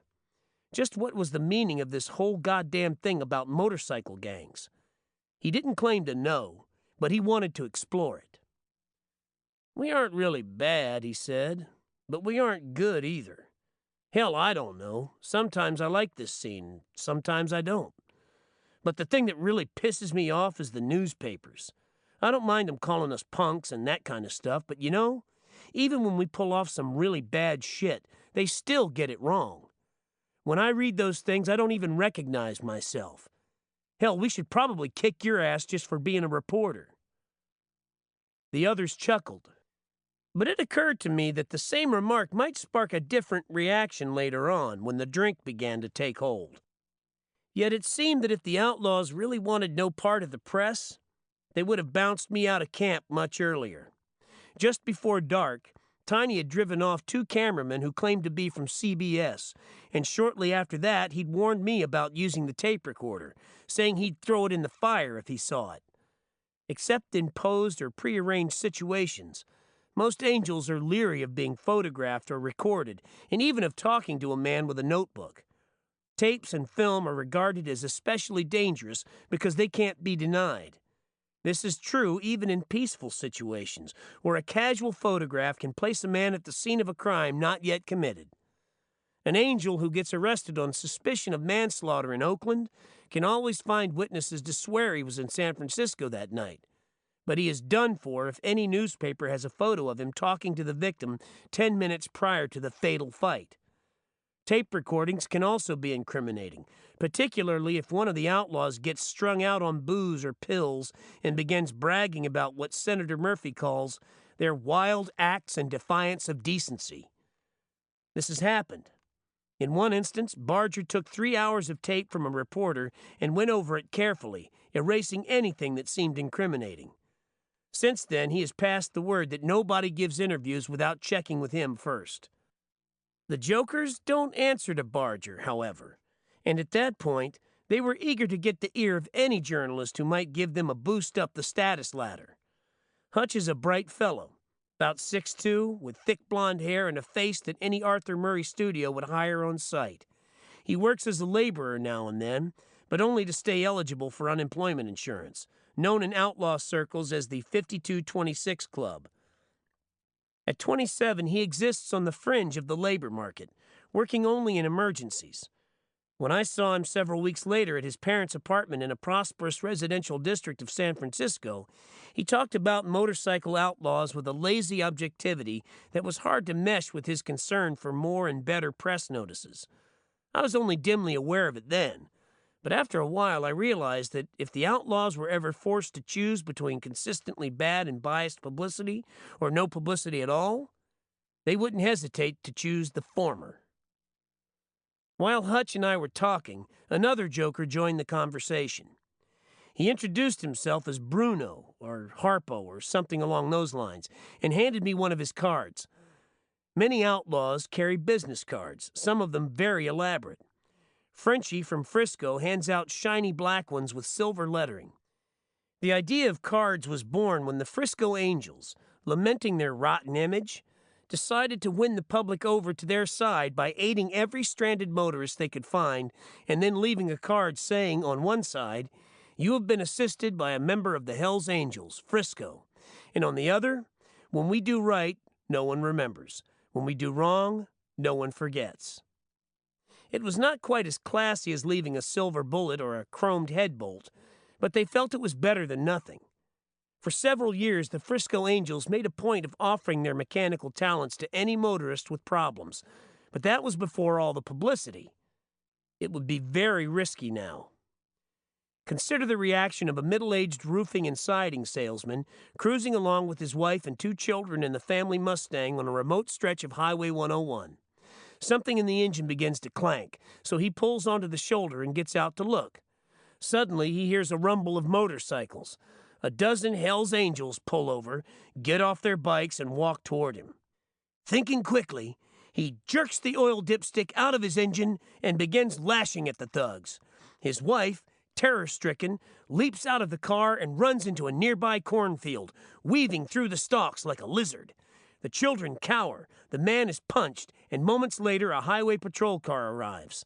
The outlaws are jailed on $3,000 bond for aggravated assault and attempted rape. A week later, when things are explained and all charges are dropped, the man apologizes. But each angel is $300 poorer, and the courtesy cards are left at home next time. The outlaws still carry cards, but not the highway variety. Most show only the club emblem, the member's name, and the ever-present 1%er sign. None give printed addresses or phone numbers. These are sometimes written on the back of the cards, but they change so frequently that it's impossible to keep them current. Most of the cards I have contain 3 or 4 phone numbers, nearly all disconnected for non-payment. For some reason, I no longer have Bruno's or Harpo's card, but I remember him because he stole a full beer from me. I couldn't quite believe it, for he had gone to great lengths to make sure I didn't have any wrong impressions about the gypsy jokers. From time to time, we would put our beers down on the trunk of the car we were leaning against. Just before he left, I opened a fresh can, put it down, and saw Bruno Harpo exchange it deftly for his own, which was empty. When I mentioned this to Hutch, he shrugged and said, "It was probably just a habit, one of those tricks you pick up from drinking in bars when you're broke." Habits like these are widespread in outlaw society. The outlaws can be very friendly with outsiders, but not all of them equate friendship with mutual trust. Some will steal senselessly, out of sheer habit or compulsion, while others will take pains to protect a naive outsider against the more light-fingered of the brethren, who are not to be pitied or censured, but only watched. In 12 months of relatively careless dealing with the Angels, I had only 2 things stolen. The Lynch report was the first. The second was a heavy, classic-looking Italian switchblade knife, which I kept on my mantelpiece and used as a letter opener. There's a story about an angel who went to use the bathroom in the home of a stranger he was visiting. While there, he rummaged through the medicine cabinet and found a bottle of orange pills that looked like Dexedrine, which he promptly ate. Later, when he felt sick, he told the host about the pills and sheepishly asked if he might have made a mistake. It developed that he had taken a massive overdose of cortisone, a drug well known for its anti-arthritic properties, unpredictable reactions, and weird side effects. The man whose pills had been eaten was not happy, and told the angel he would probably break out in a rash of boils and running sores that would keep him in agony for weeks. On hearing this, the outlaw retired to whatever bed he was using at the time. The boils never came, but he said he felt sick and weak and queer all over for about 10 days. When he recovered, he said the incident had taught him a valuable lesson. He no longer had to worry about what kind of pills he ate because his body could handle anything he put into it. The theft of my beer sent me back across the clearing for another. By this time, it was obvious to everyone standing around the campfire that the beer mountain was almost gone. Within an hour or so, those with nothing stashed were going to be thirsty. This would cause tension, and the hoarders were among the most insistent that another beer run should be made. Otherwise, they would have to share their stash or fight. Some people were too stoned and wasted to care about beer, but a hard core of about 50 drinkers who intended to stay on their feet all night began the laborious process of getting up a collection. By now, the camp was badly disorganized. Barger had disappeared somewhere in the trees, and those remaining around the fire were the least likely to have money. The fact that all the Bass Lake stores were closed was immaterial. Tiny said he had a friend who ran a market out on the highway. He would open the store at any hour of the night if somebody came around the back and rapped on the window of his bedroom. I listened carefully because I knew who would have to go get the stuff. The police were not going to let any angels out of camp, and the only non-angels still around were me and a young boy who had wandered in earlier and was now worried about getting home. Until he announced this, everybody thought he was somebody else's friend, but in fact, he was a stowaway. Nobody was particularly anxious to help him get out of camp, but he insisted that he had to meet some friends who were cruising up and down the highway looking for him. For a moment, he was standing next to Tiny by the fire, and the contrast was mind-bending. A clean-cut lad about 16 wearing a white t-shirt and chinos, taking the mountain air with a huge hairy outcast given over to all forms of depravity and wearing a patch on his jacket saying, "I'm bound to go to heaven because I've already served my time in hell."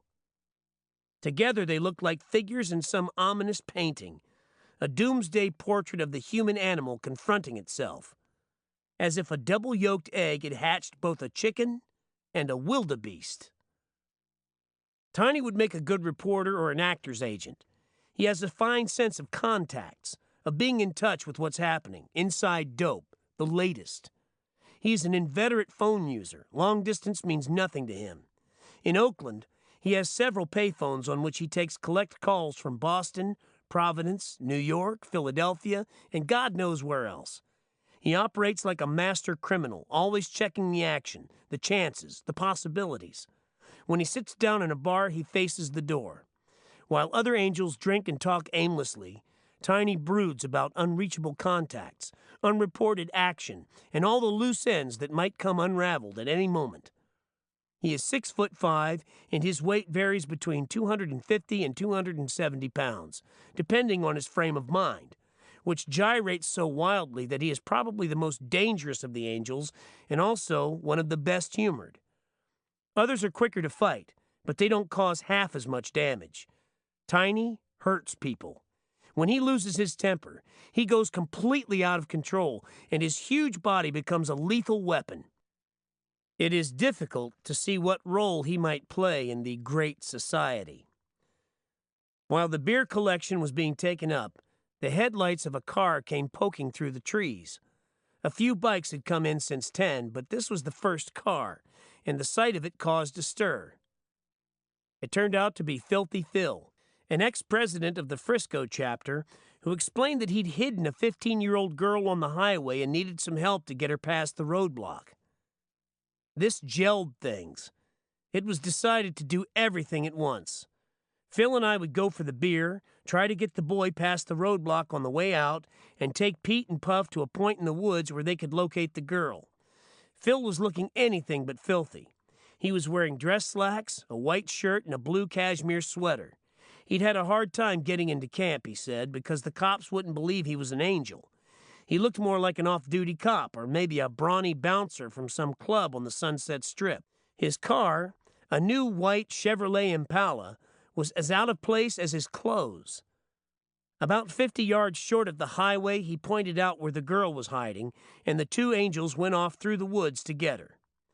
We continued along the trail to the roadblock. There were 3 cars and at least 10 cops, with a white-haired highway patrol captain in charge. Our stowaway was sitting in the back seat, and just as the captain began asking us what we were up to, another car came by and the boy shouted, "That's them! That's them!" I reached over and blew the horn, the other car stopped, the boy leaped out, and seconds later, he was gone. The police thought something had been put over on them. "You mean that kid was in there all this time?" one asked. "Was he hurt? What's going on in there?" "Nothing," I said.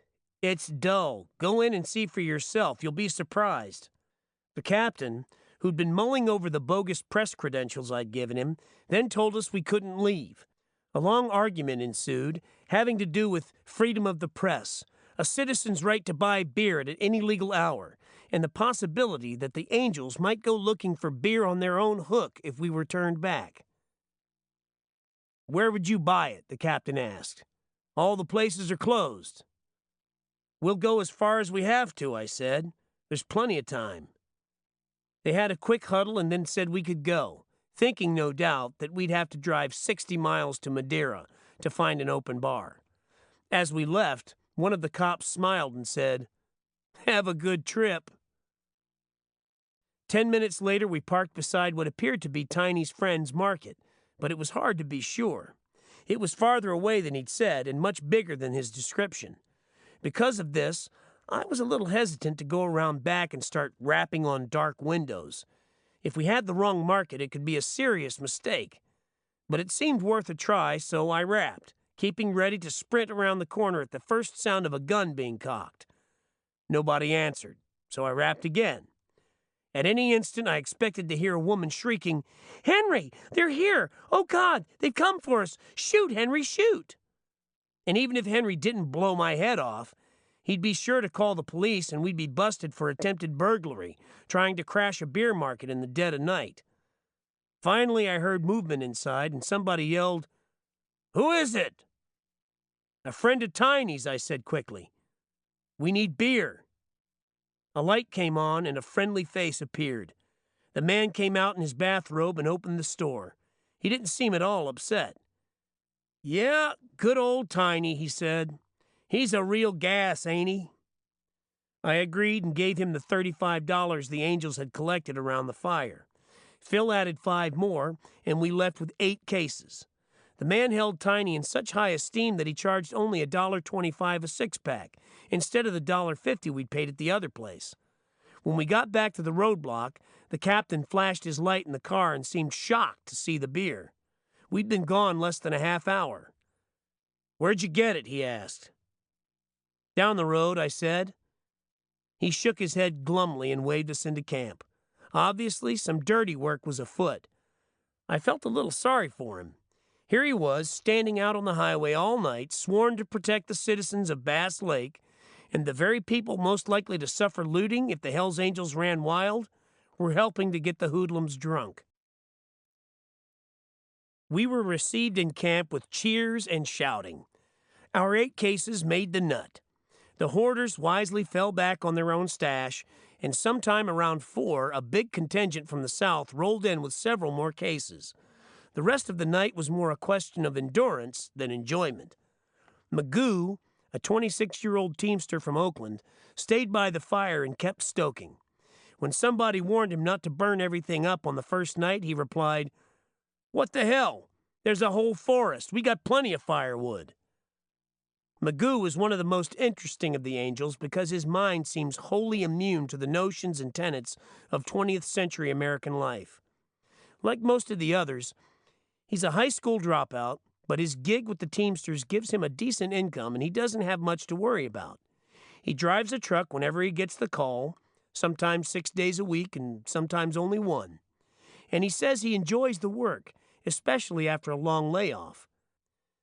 One night in Oakland, he showed up wearing a white shirt under his colors and seeming very pleased with himself. "I did some righteous work today for the first time in a long time," he said. "I unloaded 35,000 pounds of frozen chickens, even stole one. Made me feel good to do some work for a change." Magoo is a pill freak, and when he gets wired up, he does a lot of talking. Despite his Cro-Magnon appearance, he has a peculiar dignity that can only be dealt with on its own terms. He is easily insulted, but unlike some of the others, he distinguishes between accidental insults and those which are obviously intentional. Instead of bashing people he doesn't like, in the style of Fat Freddy, a heavy-set Mexican, the Oakland chapter's punch-out artist, Magoo will simply turn his back on them. His opinions are flavored with a morality that seems more instinctive than learned. He is very earnest, and although much of his talk is weird and rambling, it is shot through with riffs of something like primitive Christianity and a strong dose of Darwin. Magoo started the Porterville riot in 1963. He was the one who, according to the news magazines, mercilessly beat the old man in the tavern. Here is Magoo's version. "I was sitting there at the end of a horseshoe bar just drinking beer and minding my own business when this old bastard came up, picking up my beer and threw it in my face. 'What the hell?' I yelled, and I stood up quick. 'Uh-oh,' says the guy, 'I made a mistake.' So I clipped him with a right and he stumbled. then another, and he was going down. Then I finished him off with another punch and left him there on the floor. That's all. Hell, what would you do if some son of a bitch threw a beer in your face? One night in Oakland, Magoo and I got into a long conversation about guns. I expected the usual crap about dum-dums and shootouts and cooling guys with a rod, but Magoo talked more like a candidate for the Olympic pistol team. When I casually mentioned man-sized targets, he snapped, "Don't tell me about shooting at people. I'm talking about matchsticks." And he was. He shoots a Ruger 22 revolver, an expensive, long-barreled, precision-made gun that no hood would even consider. And on days when he isn't working, he goes out to the dump and tries to shoot the heads off matchsticks. It's hard as hell, he said, but now and then I'll do it just right and light one. Magoo is more self-contained than most of the Angels. He is one of the few who doesn't mind telling you his real name. He is married to a quiet, ripe-looking girl named Lynn, but he seldom takes her to any Angel party that might get wild. Usually he comes alone and doesn't say much unless he decides to drop some pills, which cause him to rave like Lord Buckley. At Bass Lake, he tended the fire with the single-minded zeal of a man who's been eating bennies like popcorn. The flames lit up his glasses and his Nazi helmet. Earlier in the day, he had chopped his Levi's at knee level with a hunting knife, exposing his thick white legs for about 10 inches before they disappeared again into black motorcycle boots. The effect was an obscene mockery of Bermuda shorts. Sometime before dawn, I was standing by the fire and listening to Magoo make one of his classy propositions. He was talking to two other Angels and a girl, trying to convince them, "Let's the four of us go off in the bushes," he said. "We'll smoke up some weed, get all fucked up, feel no fucking pain, and if she wants to lay some body on us, why not?" He waited a moment, but there was no reply, so he continued. "You're an Angel, aren't you? I never manhandled you, did I? Never given you a hard time? So what's wrong? Let's go over to the bushes and smoke up some weed. She's an Angel woman. Hell, she should swing." At that moment, without waiting for a reply, Magoo turned slightly at the hip, not moving his feet, and urinated into the fire. There was a loud hiss as some of the embers went black. The stench caused people to move away. Perhaps he meant it as a mating signal, a carnal gesture designed to strip away all pretense. But all it did was queer his act.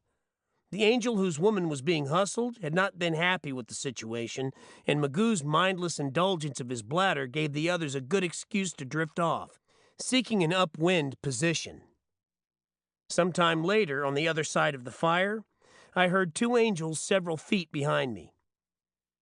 They were sitting on the ground, leaning against one of the bikes, and talking very seriously while they passed a joint back and forth. I listened for a moment, keeping my back to them, but all I heard was one emphatic sentence.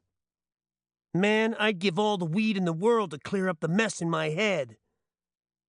I quickly moved away, hoping I hadn't been recognized. At my car, I found several people rummaging through the back seat looking for beer. They'd been out in the woods for a while and didn't realize that another delivery had come in. One of these was the inscrutable Ray, president of the Fresno chapter. Not even the Angels understand Ray. He is too friendly with outsiders. He introduces himself formally and always shakes hands. There's nothing threatening about him except perhaps his size, about 6'3" and 200 pounds. His blonde hair is short by Angel standards, and his face is as wholesome as the cover on a Boy Scout handbook. Some of the outlaws call him a socialite, implying that his connection with the Angels is more dilettantish than desperate, which is probably true. Ray gives the impression of having options, so the others assume he'll eventually cop out for something with more of a future. Something like stoop labor or a steady job in a grease pit. Ray is 25 and enjoys being an Angel, but he is not entirely committed. And because of this, he is a bone in the throat of those outlaws who don't have even the illusion of an option. If Ray moved to Oakland, he would have to show some really fiendish class before he could get into Barger's chapter. He would have to beat up a cop in public or rape a waitress on the counter of her own hash house. Only then, after burning his bridges back to the square world, would he be welcome in the Legion of the Damned. But Ray is content to stay in Fresno, where he stages wild parties and does a booming trade in motorcycles. He is such a bike zealot that angels in both L.A. and the Bay Area use him as a sort of clearinghouse. He travels constantly and always on his hog. One weekend he will be at the Blue Blazes bar in Fontana, checking on the Purdue action. And on the next, he'll turn up at the Luau or the Sinners Club in Oakland, cheerfully giving advice, shaking hands, and trying to organize a party. At the height of the civil rights upheaval in Alabama, Ray rode his bike all the way to Selma, not to march, but just to see what was happening.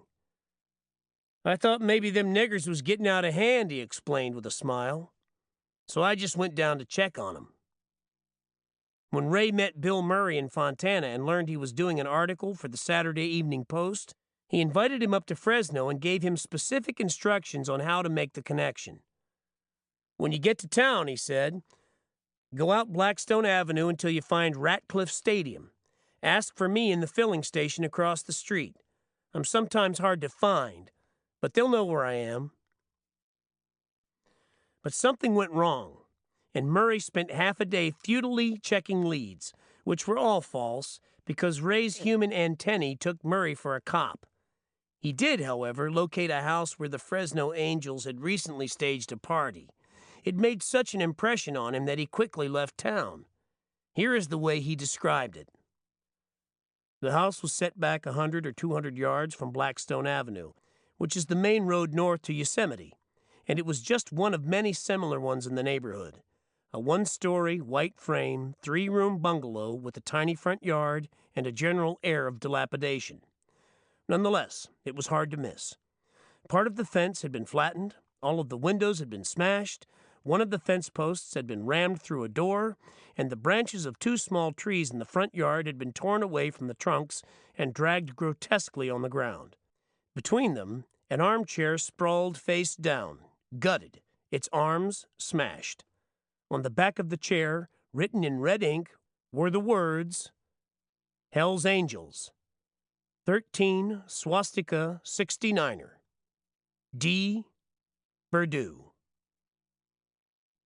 I went into the house and stood in the center of what must have once been the living room. It was hard to tell because I had never seen such utter chaos. Every piece of furniture had been smashed. Debris littered the floors. Broken glass, torn clothing, empty cans, wine and beer bottles, crockery, boxes. Every door had been ripped off its hinges, and a large hole gaped where an air conditioner had been torn away and carted off. The word "cops" had been scrawled in large red letters over a caved-in bed and used as a target for bottles and anything else that had come to hand. Under it was written, "Yay Fresno," over another swastika. All the walls had been defaced. The immediate neighbors were respectable people whose houses were not more than a few yards away. They said that the house had been rented to a single girl who had seemed all right. The next morning, the motorcyclists had started to arrive. There must have been 20 or 25 of them, including their girls, and their party had lasted nearly 2 weeks, until the police had finally come without being summoned. No one had protested or called for help. The man who lived directly in back of the house, and who hadn't had a night's sleep in all that time, explained why. "You're not going to buck an army," he said. "They wouldn't have stood for it. They're like a bunch of animals."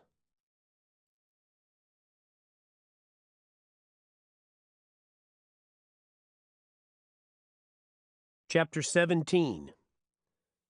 From the Latin Dictionary, rapere, to seize, enjoy hastily. The Fresno Angels don't make news very often, but when they do, it is usually for something outlandish, some genuinely wretched affront to everything the squares hold dear. One of these was a brutal rape in a little town called Clovis near Fresno in the Central Valley.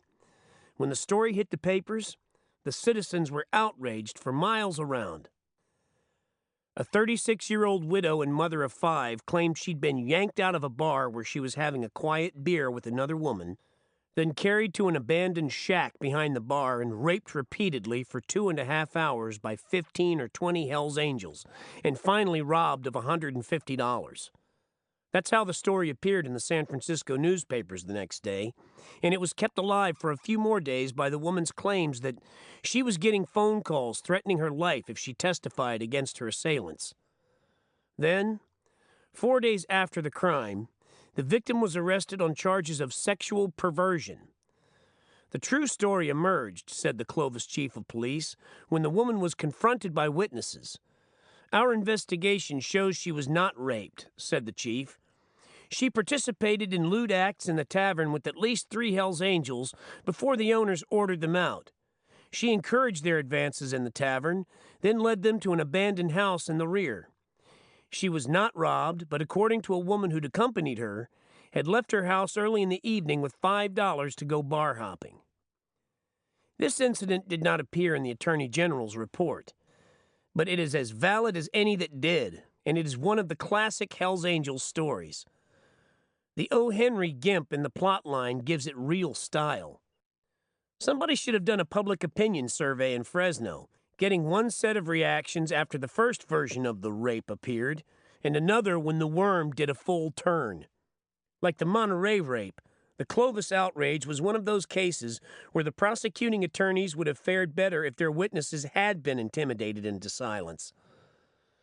The Clovis story is amusing not because of what happened, but because of the thundering disparity between accusation and reality. Here was the rape mania, the old bugaboo, one of the big keys to the whole Hells Angels phenomenon. Nobody is objective about rape. It is a horror and a titillation and a mystery all at once. Women are terrified of being raped, but somewhere in the back of every womb there is one rebellious nerve end that tingles with curiosity whenever the word is mentioned. This is even more terrifying, for it hints at basic depravity and secret lusts too dangerous to even think about. Men speak of rapists with loathing and talk about their victims as if they carried some tragic brand. They are sympathetic but always aware. Raped women have been divorced by their husbands, who couldn't bear to live with the awful knowledge, the visions, the possibility that it wasn't really rape. There is the bone of it, the unspeakable mystery. Everybody has heard the joke about the lawyer who used a quill and an ink bottle to get his client acquitted on a rape charge. He told the jury there was no such thing as rape, and proved it by having a witness try to put the quill in the bottle, which he manipulated so deftly that the witness finally gave up. That sounds like one of Cotton Mather's jokes, or the wisdom of somebody very much like him. Somebody who never had his arm bent up between his shoulder blades. Any lawyer who says there's no such thing as rape should be hauled out to a public place by 3 large perverts and buggered at high noon with all his clients watching. California averages more than 3,000 reported cases of forcible rape every year, or almost 3 a day. This would be a menacing statistic if it were not meaningless. In 1963, an average year, 3,058 forcible rapes were reported, but only 231 of these cases were brought to trial, and only 157 rapists were actually convicted. There's no way of knowing how many rapes were actually committed. Many went unreported or were hushed up by victims who feared the publicity and possible humiliation of a public trial. Rape victims concerned for their reputations often refuse to press charges, and few prosecutors will compel them to testify. A rapist who confines his lust to middle and upper-class ladies is on pretty safe ground, but he's taking his life in his hands when he preys on women to whom the rape stigma has little meaning. Given a victim willing to testify in open court, an articulate prosecutor can recreate the attack in such vivid, carnal detail that even the meekest defendant will appear to the jury as a depraved Hun. The small percentage of rape cases that come to trial would indicate that the state only tries those it feels sure of.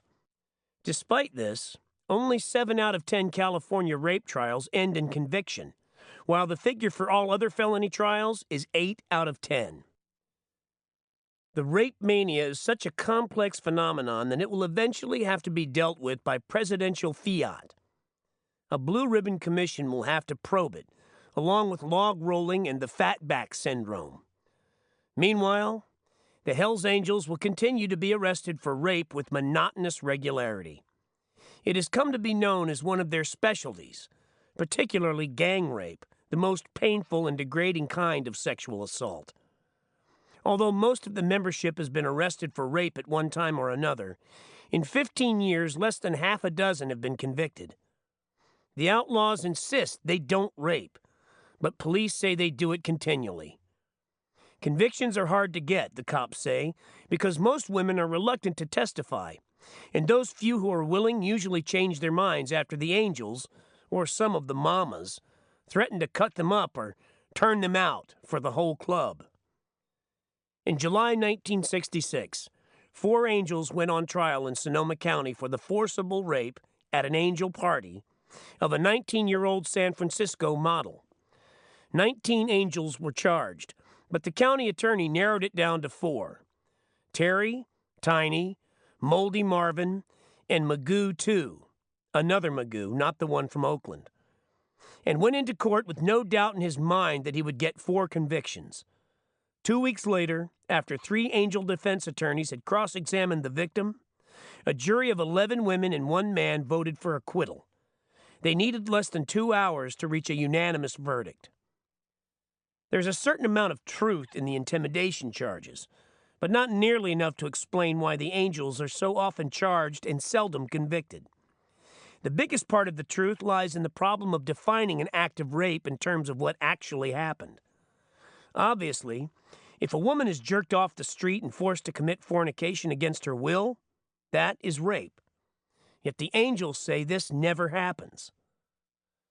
"Why take a chance on a 50-year rape rap?" said one. "Hell, rape's no fun anyway. Not if it's real. And we get all the action we can handle just by standing around. Christ, I've had women proposition me at stoplights. I've had 'em open my fly in bars without even saying hello. And if nothing happens by accident, I just call around and find out who's horny."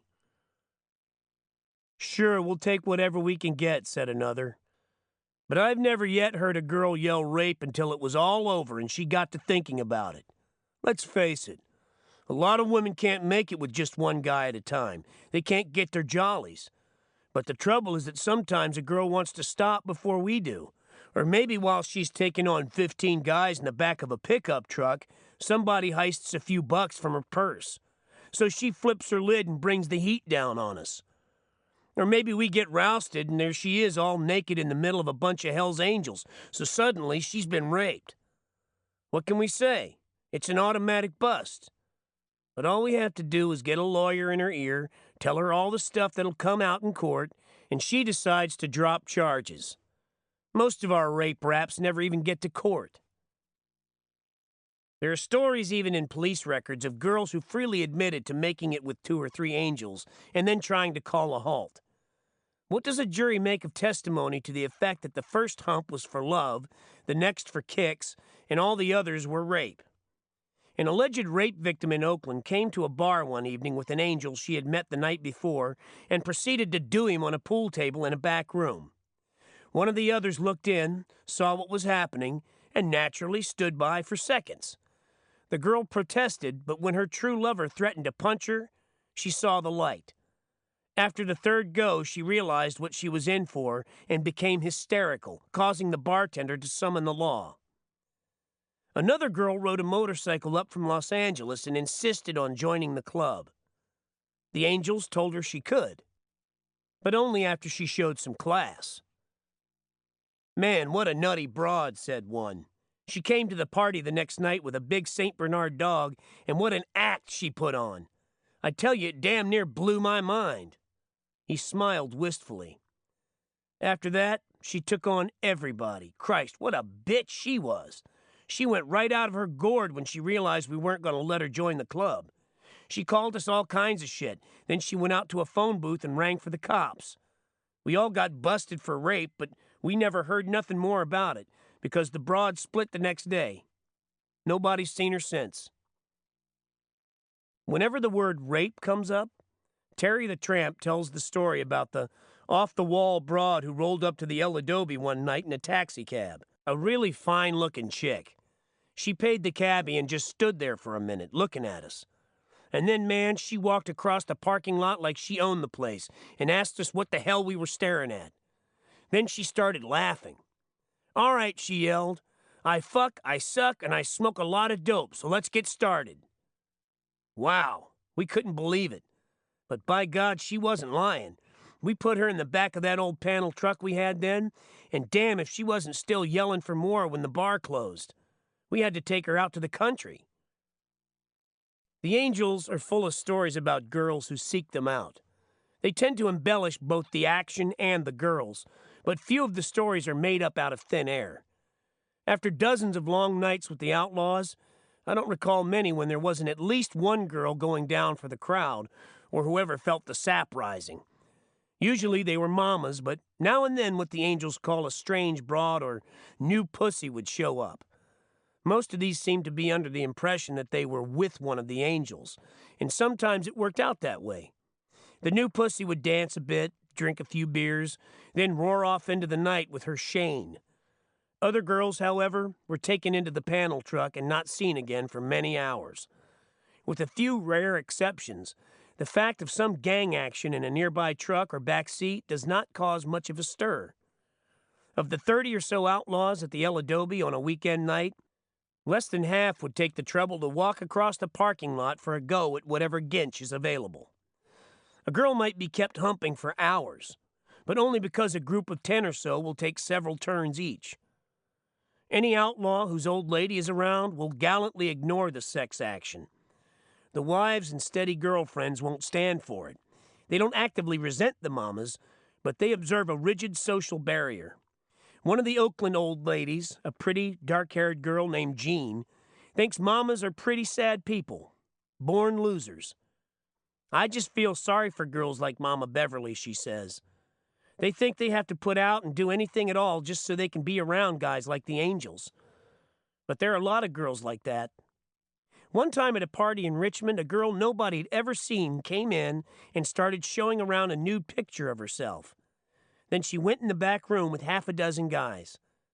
Man, you ought to see the girls who flock around when the Angels are on a run, and just because they're Angels. If any girl claimed she was raped by the Angels, it was most likely because she came up and asked for it. That sounds a bit harsh. Invariably, the girls who pursue the Hells Angels are in the grip of some carnal urgency, and some are deranged sluts, but few really look forward to being gang raped. It is a very ugly experience, a fact that Angels tacitly admit by classifying it as a form of punishment. A girl who squeals on one of the outlaws, or who deserts him for somebody wrong, can expect to be turned out, as they say, to pull the angel train. Some of the boys will pick her up one night and take her to a house where the others are sitting around with not much else to do. It is a definite ceremony, like the purging of a witch. The girl is stripped, held down on the floor, and mounted by whoever has seniority. The punishment is administered in a place where everyone can watch, including the mamas and old ladies, although most of the Angel women are careful to avoid these shows. Not all the outlaws go for them either. The purging is usually done by the wronged Angel and a handful of others with a taste for this kind of discipline. Every chapter has a few gangbang aficionados. They're usually the meanest of the lot, not the toughest, but the ones who are unpredictably hostile, day and night, in all kinds of situations. At a party many months after I first met the Angels, when they were taking my presence for granted, I came on a scene that still hovers in my mind somewhere between a friendly sex orgy and an all-out gang rape. It was not an Angel party, but they had been invited, and 20 or so showed up for what turned into a 2-day bash. Almost immediately, several of the outlaws located a girl, the ex-wife of another guest, who agreed to make the beast with 2 backs in a small building set apart from the main house. Which she did, and happily so, with the chosen trio. But word quickly spread of the new mama, and soon she was surrounded by a large group of onlookers, drinking, laughing, and taking a quick turn whenever some vacancy occurred. I keep a crumpled yellow note from that night. Not all of the writing is decipherable, but some of it reads like this.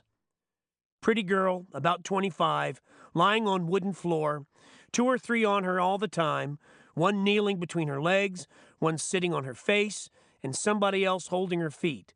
Teeth and tongues and pubic hair, dim light in a wooden shack, sweat and semen gleaming on her thighs and stomach, red and white dress pushed up around her chest. People standing around yelling, wearing no pants, waiting first, second, or third turns. Girl jerking and moaning, not fighting, clinging, seems drunk, incoherent, not knowing, drowning. It was not a particularly sexual scene. The impression I had at the time was one of vengeance. The atmosphere in the room was harsh and brittle, almost hysterical. Most people took a single turn, then either watched or wandered back to the party. But a hard core of 8 or 10 kept at her for several hours. In all, she was penetrated in various ways no less than 50 times, and probably more. At one point, when the action slowed down, some of the angels went out and got the girl's ex-husband, who was stumbling drunk. They led him into the shack and insisted he take his own turn. The room got nervous, for only a few of the outlaws were anxious to carry things that far. But the sight of her former old man brought the girl out of her daze just enough to break the silent tension. She leaned forward, resting on her elbows, and asked him to kiss her. He did, and then groggily took his turn while the others cheered. Afterward, the girl rested for a while, and then wandered around the party in a blank sort of way and danced with several people. Later, she was taken back for another session. When she finally reappeared, I saw her trying to dance with her ex-husband, but all she could do was hang on his neck and sway back and forth. She didn't even seem to hear the music, a rock and roll band with a very swinging beat. What would a jury make of that one? Presuming they could know all the facts, circumstances, and ramifications. If the girl was raped, why didn't she protest or ask somebody for help? The angels were vastly outnumbered, and it was not the sort of party they would have wanted to break up for the sake of a would-be mama. There was plenty of action around, and if anybody had protested the gangbang, the outlaws would have called it off. But nobody seemed bothered, and 1 or 2 of the non-angel guests finally joined in.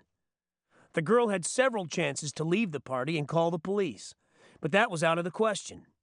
Girls who get turned out at Hell's Angels parties don't think of police in terms of protection. But sex is only one aspect of rape's broader definition. The word derives from the Latin rapere, to take by force, and according to Webster, the contemporary translation ranges from 1.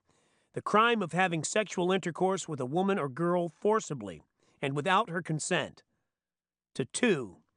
The act of seizing and carrying away by force, or 3. To plunder or destroy, as in warfare. So the Hell's Angels, by several definitions, including their own, are working rapists. And in this downhill half of our 20th century, they are not so different from the rest of us as they sometimes seem. They are only more obvious.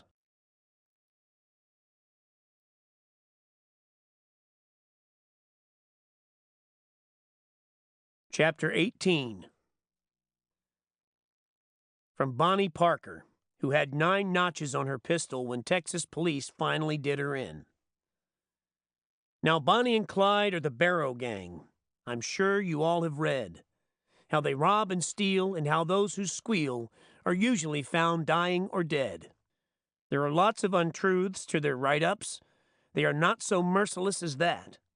They hate all the laws, the stool pigeons, spotters, and rats.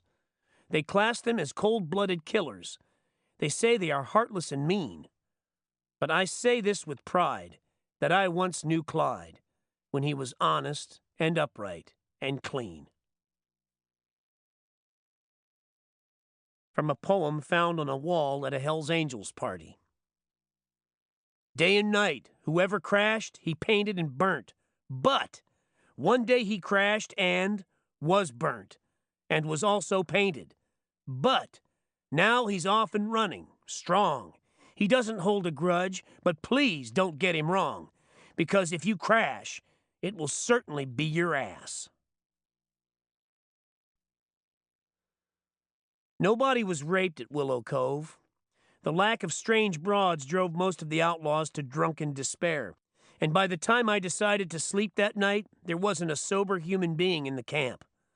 More than half of the 50 or so outlaws still standing around the bonfire had lost all contact with reality. Some just stood like zombies and stared vacantly at the flames. Others would brood for a while, then suddenly begin shouting gibberish, which echoed across the lake like the screaming of many loons. Now and then a cherry bomb would go off in the fire, blasting sparks and embers in all directions. Before I went under, I made sure to lock the car doors and roll the windows up far enough so that nobody could reach in. The Angels are hell on people who pass out at parties, and one of their proudest traditions is the sleepless first night of any run. Several times when I was looking for somebody, I was told, "He's hiding to crash." For a while I thought the term had something to do with an overdose of brain ticklers, the maddened victim having slunk off in the woods like a sick animal, to ride out his delirium without disturbing the others. But crashing means nothing more sinister than going on the nod, either from booze or simple fatigue. When this happens, if the unfortunate has not found a safe hiding place, the others will immediately begin tormenting him. The most common penalty for crashing is the urine shower. Those still on their feet gather quietly around the sleeper and soak him from head to foot. Other penalties are more sophisticated. Moldy Marvin is widely admired for his work on crashers. He once wired Terry the Tramp to an electrical outlet, then soaked his Levi's with beer and plugged him in. Jimmy from Oakland, one of the quieter Angels, recalls crashing on a run to Sacramento and being set on fire. "The bastards painted my glasses black, wrote all over me with lipstick, and then burned me," he says with a grin. Magoo once woke up at a party to find himself handcuffed, clamped in leg irons, and 2 burning matchbooks in his lap. "I begged somebody to piss on me," he said. "Man, I was on fire." As dawn approached, there were less than 20 moving bodies in the camp. One of the jokers I'd been talking to earlier had become fascinated with the word shunt. It caught his ear when I referred to them having been shunted off to a bad campsite. He repeated the word with a grin, then went off to play with it for a while. Several hours later, I heard him urge another joker, "Say, man, let's go into town and shunt somebody." By 4 in the morning, the word had grown like a tumor in his consciousness, and he wandered around the fire, buttonholing people and asking, "What would you do if I said I was going to shunt you?" Or, "Say, man, can you lend me some shunt until morning? I'm hurtin'." Then he would laugh distractedly and stagger off toward the remains of the beer mountain, which by that time was built almost entirely of empties. Now and then one of the outlaws, unable to find a full can, would fly into a rage and start kicking the empties in all directions until somebody came to help him. And behind all the other sounds, as always, was the revving and booming of motorcycle engines. Some of the Angels would sit on their bikes for a while, letting them idle, then kill the engine and move out again to socialize. It seemed to give them new energy, like a battery charge. The last sound I heard that night was the peaceful idling of a hog right next to the car. The next morning I woke up to the same noise, but this time it was deafening. Apparently some enemy had crept in during the night and screwed every one of the carburetor adjustments, causing them all to need retuning. There was a big crowd by the still-smoking bonfire, and in the middle of it I could see Barger talking to a bald little man who seemed to have the St. Vitus dance. He was a reporter from the Los Angeles Times, and he was very much on edge, even though there were several deputies in camp. He was writhing and sweating like a man who'd burst into a cannibal fort to ask for the chief's daughter. He introduced himself as Jerry Cohen. Just as he started to explain what he wanted, Tiny rushed up to Barger, threw his arms around him, and planted a sloppy, wet kiss on his mouth. This is a guaranteed square jolter, and the Angels are gleefully aware of the reaction it gets. "They can't stand it," says Terry. "It blows their minds every time, especially the tongue bit." The sight of a photographer invariably whips the Angels into a kissing frenzy, but I have never seen them do it among themselves when there was nobody around to shock. There is an element of something besides showbiz to it, and in serious moments now and then, one of the angels will explain it as just one of the ways we let the world know we're brothers. It is an unnerving way to be greeted. One night, after I'd known the angels for many months, I walked into the Hyde Inn in San Francisco and joined a cluster at the bar. While I was reaching in my pocket for some beer money, I was nearly knocked off my feet by a flying body that wrapped itself around me before I could see who it was. Everything went black, and my first thought was that they'd finally turned on me and it was all over. Then I felt the hairy kiss and heard the laughter. Ronnie, the Oakland secretary, seemed offended that I hadn't caught him in midair, as he'd expected, and returned the kiss heartily. It was a serious social error and further proof to the outlaws that I was only about half bright. They considered me a slow learner, a borderline case with only splinters of real potential. My first plunge into folly was getting a limey bike, an insult that I only partially redeemed by destroying it in a high-speed crash and laying my head open. The wreck gave me a kind of minimum status that lasted until I blew the kissing act. After that, they treated me with a gentle sort of detachment, as if I were somebody's little brother with an incurable disease. Let the poor fool have his way. God knows it's the least we can do for him. I was eventually given to understand that not all of them felt this way. They treated the Los Angeles Times man the same way, but he never seemed to get over the feeling that somebody was going to sneak up behind him and scramble his brains with a tire iron. It was a very funny scene. I was hoping Cohen would utter something like, "President Barger, I presume?" But he was too nervous. He'd been talking to the cops, and his mind was full of atrocity stories. Probably he was even then composing the article somebody else would write on his demise. The reporter struggled, but to no avail. The drug-crazed cyclists quickly hacked him into quarters, which they put on a spit. Their orgiastic cries floated across the water. He is survived by... The odd truth is that Cohen left Bass Lake with one of the longest and straightest interviews Barger has ever given anybody. The boss angel was in rare spirits that morning. The sun was warm, his people were secure, and whatever he'd got hold of the night before had obviously been good for him. Cohen's demeanor was anything but hostile.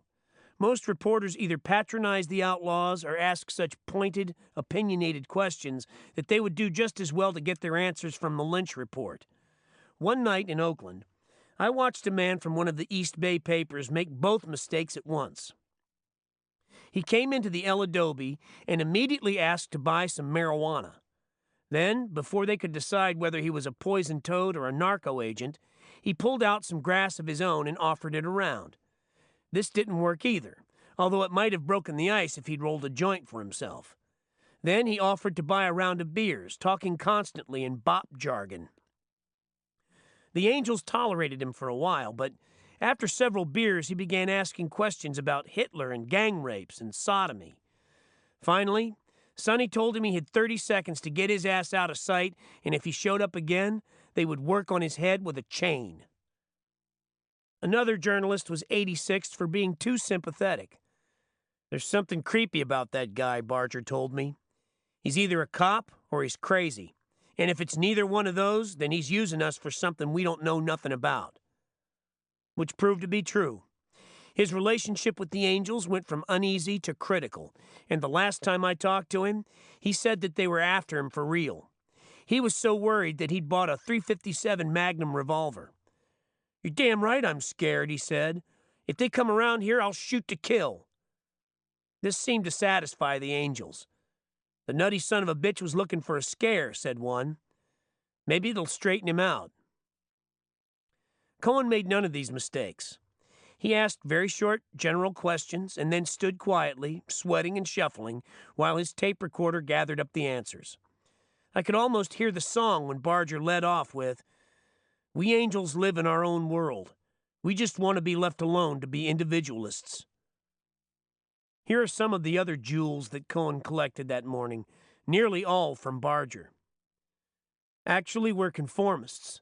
To be an angel, you have to conform to the rules of our society, and the angels' rules are the toughest anywhere.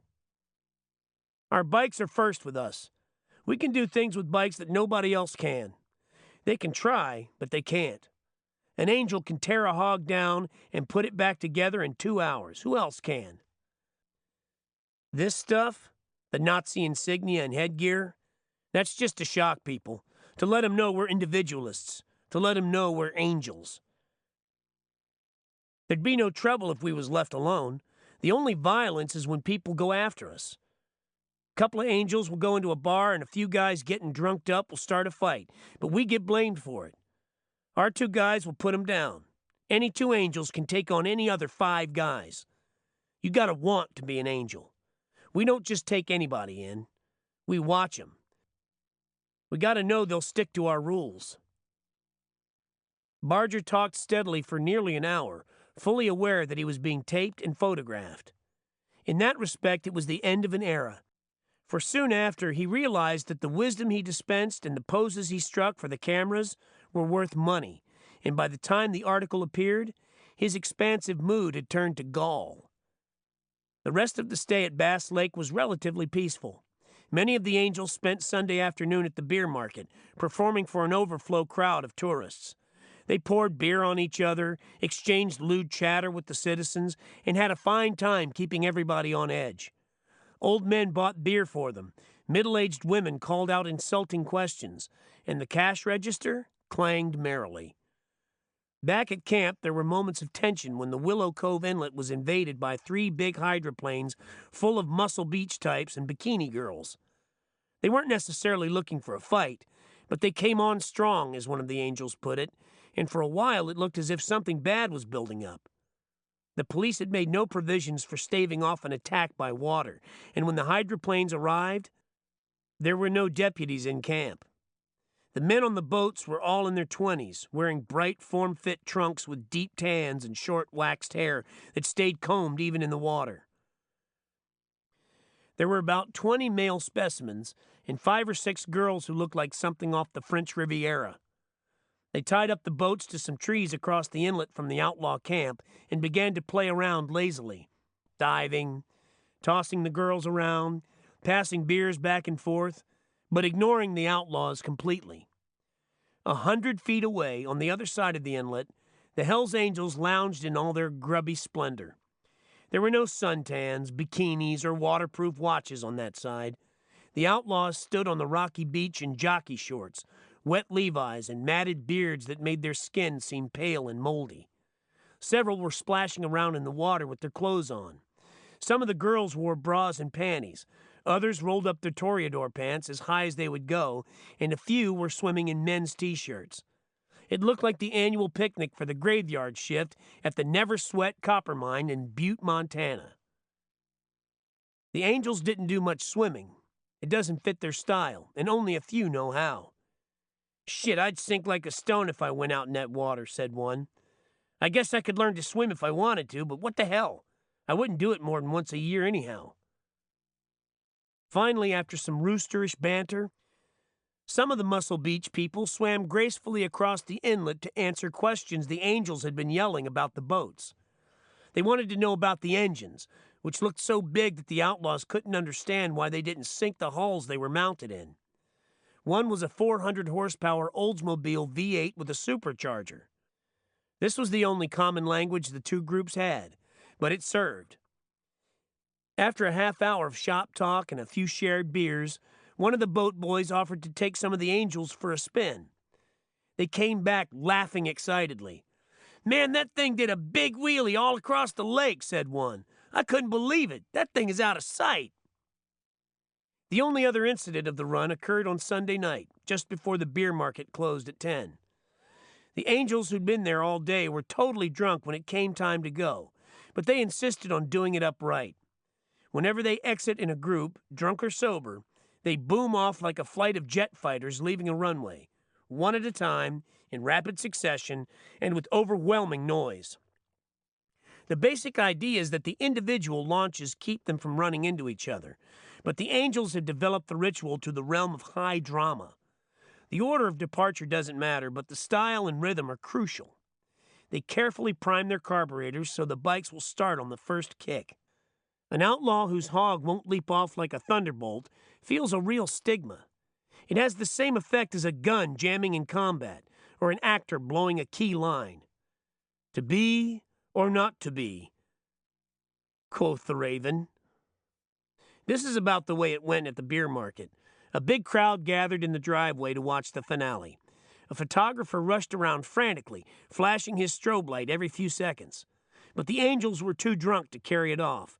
Some of them flooded their carburetors, then raged and cursed as they jumped repeatedly on the kickstarters. Others went careening off simultaneously or veered into the crowd with wild yells. Many were carrying six-packs, which made control even more difficult. Those who'd flooded on the first launch tried to atone for it by screeching off on one wheel, gunning their engines mercilessly to get up ahead of steam before springing the clutch.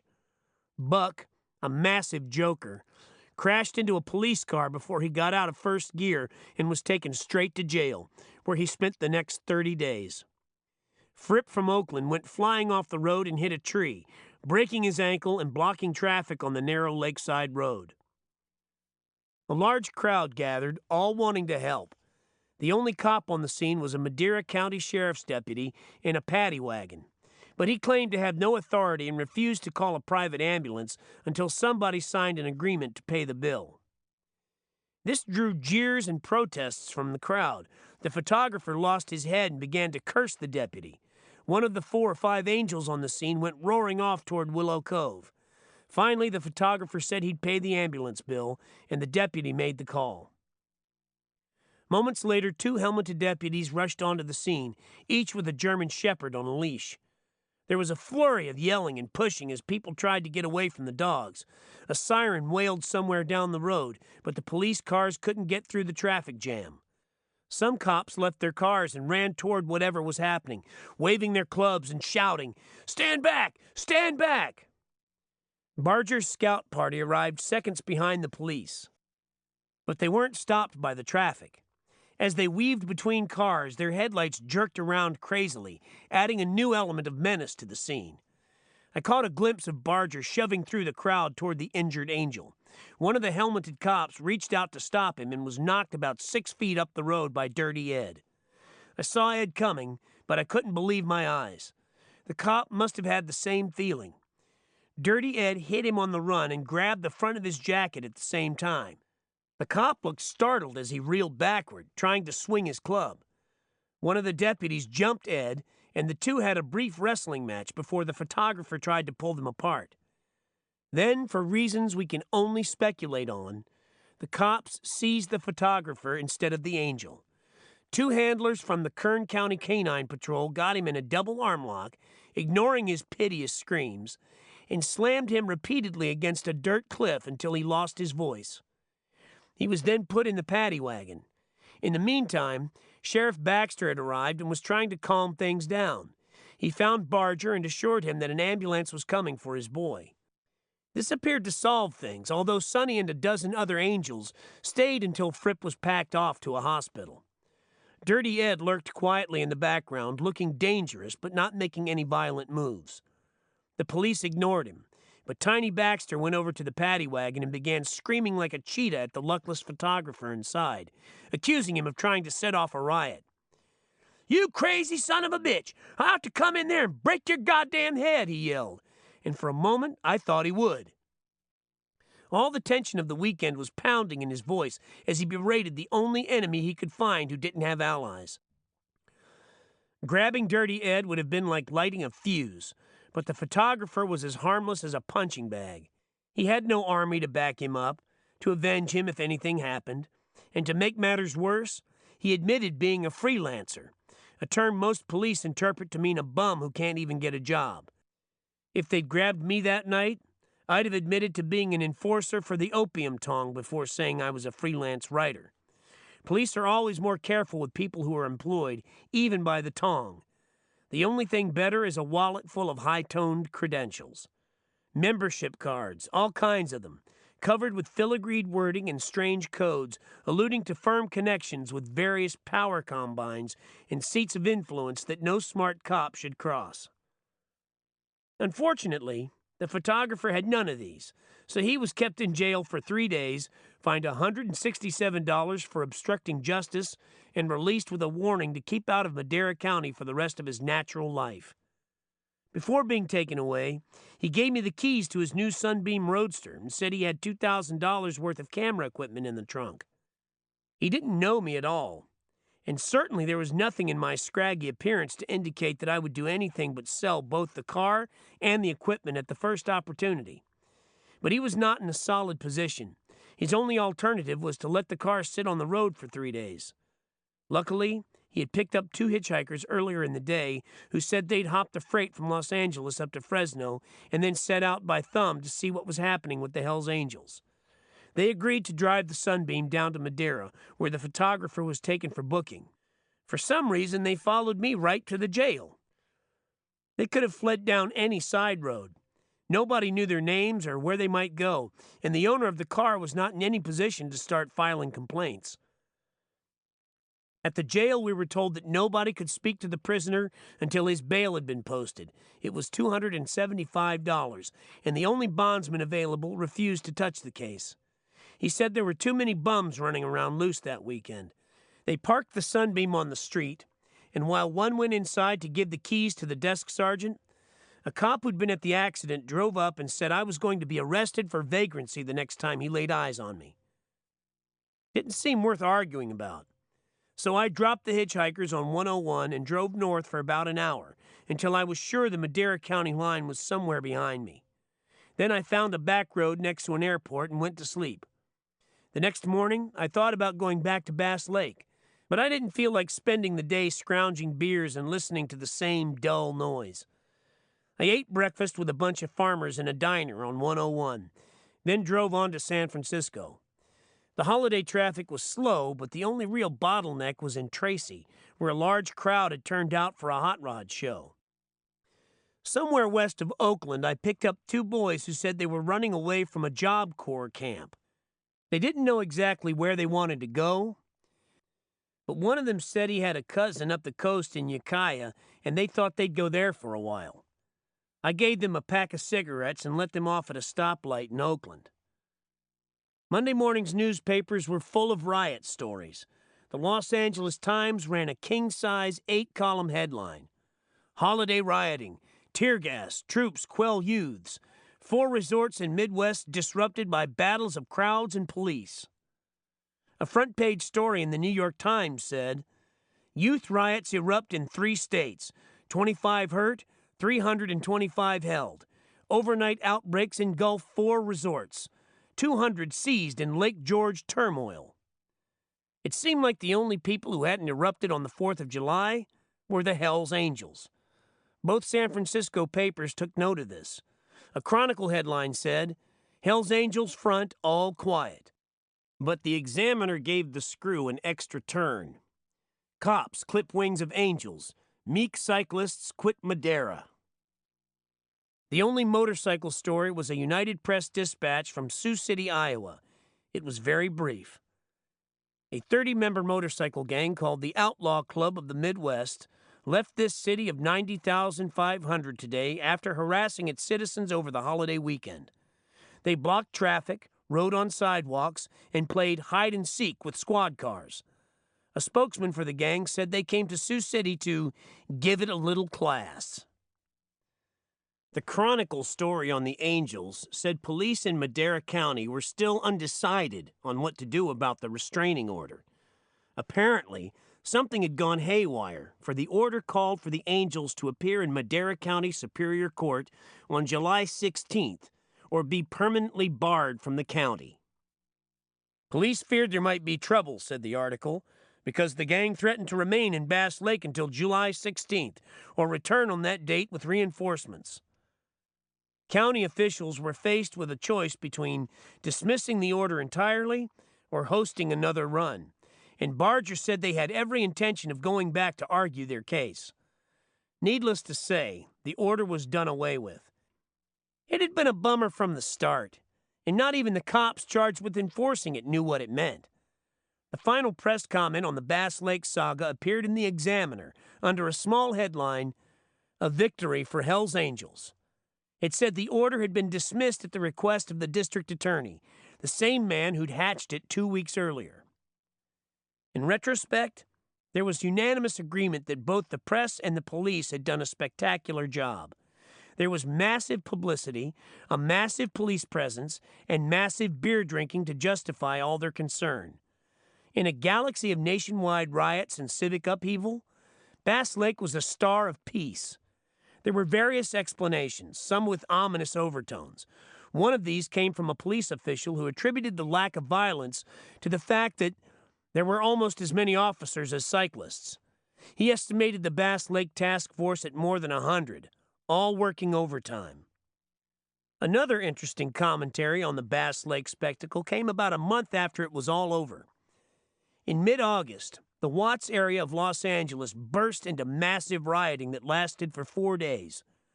34 people were killed, hundreds wounded, and property damage amounted to more than $1 million. Yet Watts erupted without an inch of pre-riot press coverage, and the Los Angeles police were so unprepared that the National Guard had to be mobilized to bring things under control. The Angels had their own explanation.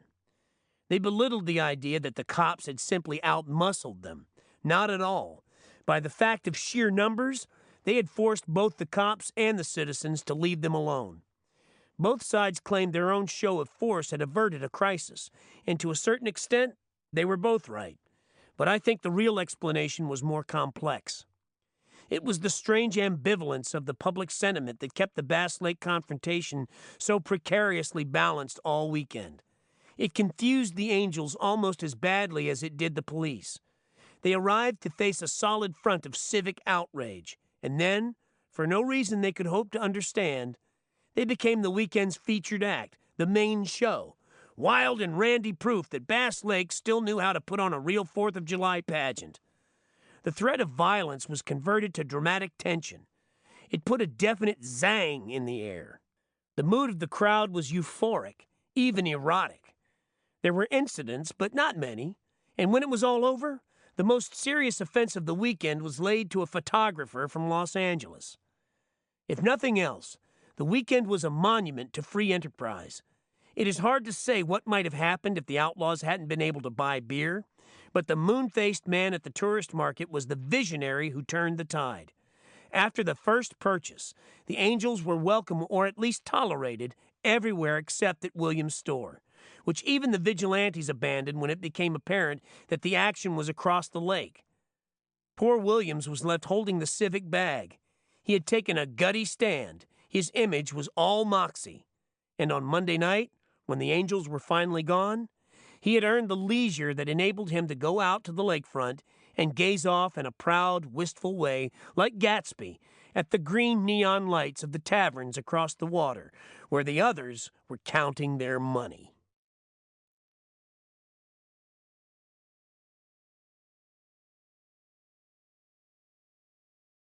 The Dope Kabbalah and a Wall of Fire. Chapter 19. Quote from a Fontana detective. They get to drinking and smoking pot and popping them pills in their mouths. Hell, absolutely anything can happen. They get into a kind of frenzy like animals, and they'll tear you to bits with chains, knives, beer can openers, anything they can get their hands on. Motorcycle outlaws have been accused of maintaining a dope network, a sinister web of sales and deliveries, from one coast to the other. Federal narcotics agents say the Hells Angels shipped more than $1 million worth of marijuana from Southern California to New York City between 1962 and 1965, sending it by air freight in boxes labeled motorcycle parts. That is a lot of grass, even at street corner retail prices.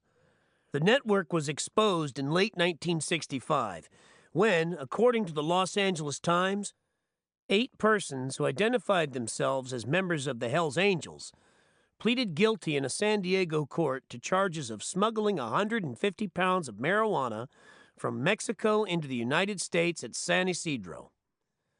The convicted smugglers had little, if anything, to do with the Angels, despite their alleged claims to membership. 3 of the 8 were from New York, and of the 5 from Los Angeles, 2 were girls. That left only 3 who could possibly have been angels, but the outlaws I talked to said they'd never heard of them. Perhaps they lied, but I doubt it. Normally, they are proud to be connected with anything that makes headlines, which is beside the point, really, because 150 pounds of pot is only a fraction of what crosses the Mexican border every week, despite the sharp-eyed zeal of U.S. customs officials. These gentlemen hate dope like they hate sin, and when they're after it, they know who to grab. Beatnik perverts and hairy sandal freaks. People with beards are shaken down thoroughly. I have crossed the border at Tijuana more than a dozen times, but the only time I was stopped and searched was after a week of skin diving off the Baja California, when 3 of us tried to get back into the States with a week's growth of hair on our faces. At the border, we were asked the standard questions, gave the standard replies, and were instantly seized. The customs agents took our truck, full of camping and scuba gear, into a special shed and picked over it for an hour and a half. They found several bottles of liquor, but no dope. They couldn't seem to believe it. They kept feeling the sleeping bags and groping under the chassis. Finally, they let us go with a warning to be more careful in the future. Meanwhile, out on the highway, the big volume dope runners were being waved through with a smile. They were wearing neckties and business suits, driving late-model rent-a-cars with electric razor attachments. I didn't notice any outlaw motorcyclists roaring up to the border, but if any had appeared, they'd have been jerked into the shed for a thorough shakedown. People who make a living smuggling narcotics into the States operate on the same principle as bad check artists, who do not as a rule wear beards, earrings, and swastikas.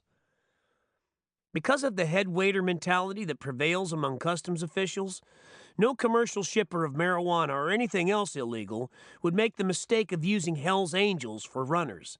It would be like sending a car up to the border with Opium Express painted in red letters on both sides. If the God of the righteous could swoop down one night and char every Hell's Angel to ashes, marijuana traffic on the Mexican border would hardly be phased. In February 1966, 3 men in a stolen truck passed through customs with more than a half-ton of marijuana, 1,050 pounds in one load. They got it all the way to Los Angeles, where they were arrested several days later on an anonymous tip, which netted the tipster close to $100,000 in reward money. The Angels are too obvious for serious drug traffic. They don't even have enough capital to function as middlemen, so they end up buying most of their stuff in small lots at high prices.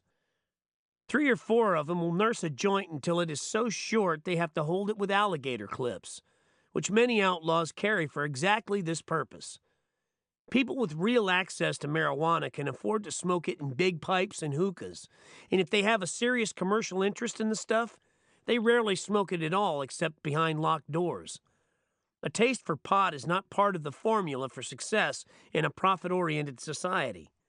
If Horatio Alger had been born near a field of loco weed, his story might have been a lot different. He would have gone on unemployment and spent most of his time just standing around smiling at things, brushing off the protests of his friends and benefactors saying, "Don't bug me, baby. You'll never know." The younger Angels, especially those who joined after the great publicity rash, are far more involved with the drug underground than the veterans. They are less cautious about the risks in selling and handling. The Angels have always been consumers, but in 1966, they were drifting more toward a more business-like involvement, such as selling junk in large quantities. The Angels insist there are no dope addicts in the club, and by legal or medical definitions, this is true. Addicts are focused.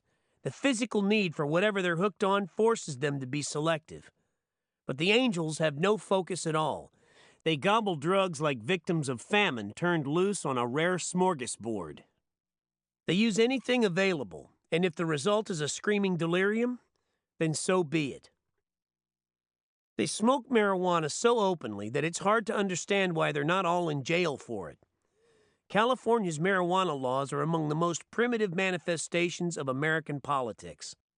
2 convictions for possession of a single joint, or even a tenth of one, will send a person to prison for a minimum of 2 years. A third conviction for possession means a minimum of 5 years. The sentences are fixed by law, regardless of any circumstances a judge might find to be mitigating. Except for the risk, the marijuana situation in California is a lot like the booze situation in the 1920s. Pot is everywhere. Thousands of people smoke it as often as they take aspirins. But the fact of illegality has bred a cultishness, a pot underground whose partisans are forced to skulk around like spies, convening in dark rooms to pass their criminal pleasure from hand to nervous hand. Many get high from the sheer risk. Few people can turn on without making a very spooky ordeal of it. But among those who do are the Hell's Angels, who have done it for so long and so often that they no longer confuse the mystique with the real effects. Marijuana seems to relax them, but not much else. They refer to it as weed or dope, shunning such hipster terminology as grass and pot. Most just take it for granted as they do beer and wine. If the stuff is available, they'll smoke it. But they rarely spend money for it. When they have to pay for kicks, they prefer something with more velocity. At Bass Lake, it was pills.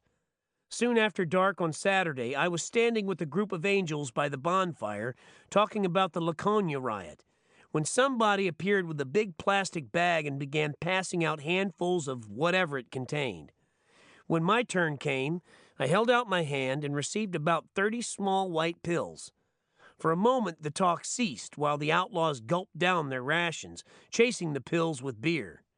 I asked what they were, and somebody beside me said, "Cartwheels, man. Bennies. Eat some. They'll keep you going."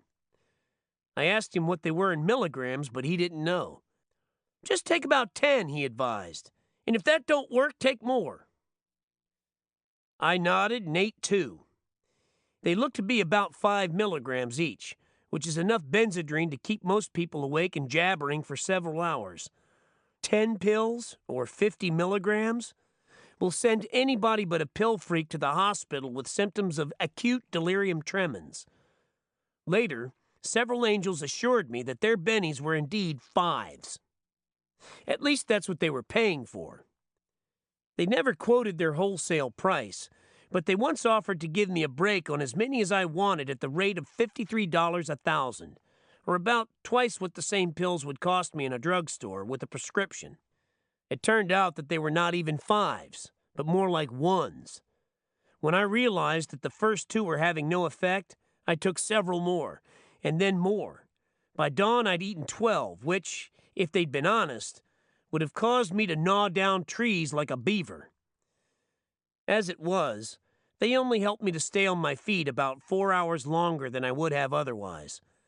The next day, I told the outlaws they were being cheated, but they shrugged it off. "We got no choice," said one. "If you buy stuff on the black market, you got to take whatever you get. Who gives a damn anyway? If they're weak, all you got to do is take more. We're not going to run out." Bennies, cartwheels or whites, are basic to the outlaw diet, like weed, beer, and wine. But when they talk about getting wasted, the action moves on to another level. The next step up the scale is seconal, reds or red devils, a barbiturate normally used as a sedative or tranquilizer. They also take amytal, blue heaven, nimbutal, yellow jackets, and chewinol. But they prefer the reds, which they take along with beer and bennies to keep from getting sleepy. The combination brews up some hellish effects. Barbiturates and alcohol can be a fatal mixture, but the outlaws combine enough stimulants with their depressants to at least stay alive, if not rational. A righteous angel loading up on a run will consume almost anything, and in any quantity, combination, or sequence. I recall a 2-day party many months after Bass Lake, at which Terry began the first day with beer, had a stick of the grass at noon, then more beer, and another joint before dinner, then to red wine and a handful of bennies to keep awake. More grass in the middle of the evening, along with a red for some odd feeling, then all through the night more beer, wine, bennies, and another red to get some rest. Before taking off again for another 20 hours, on the same diet, but this time with a pint of bourbon and 500 micrograms of LSD to ward off any possibility of boredom setting in. This is a pretty extreme diet, and not all of the angels can handle the whole spectrum of stimulation, depression, hallucinations, drunkenness, and wiped out fatigue for 48 hours at a time.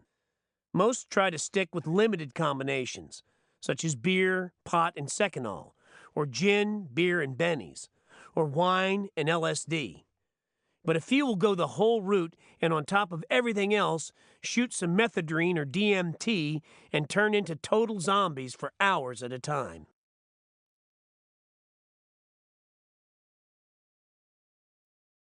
Chapter 20. A quote from Los Angeles Police Chief William Parker, since deceased, on the subject of Negro riots.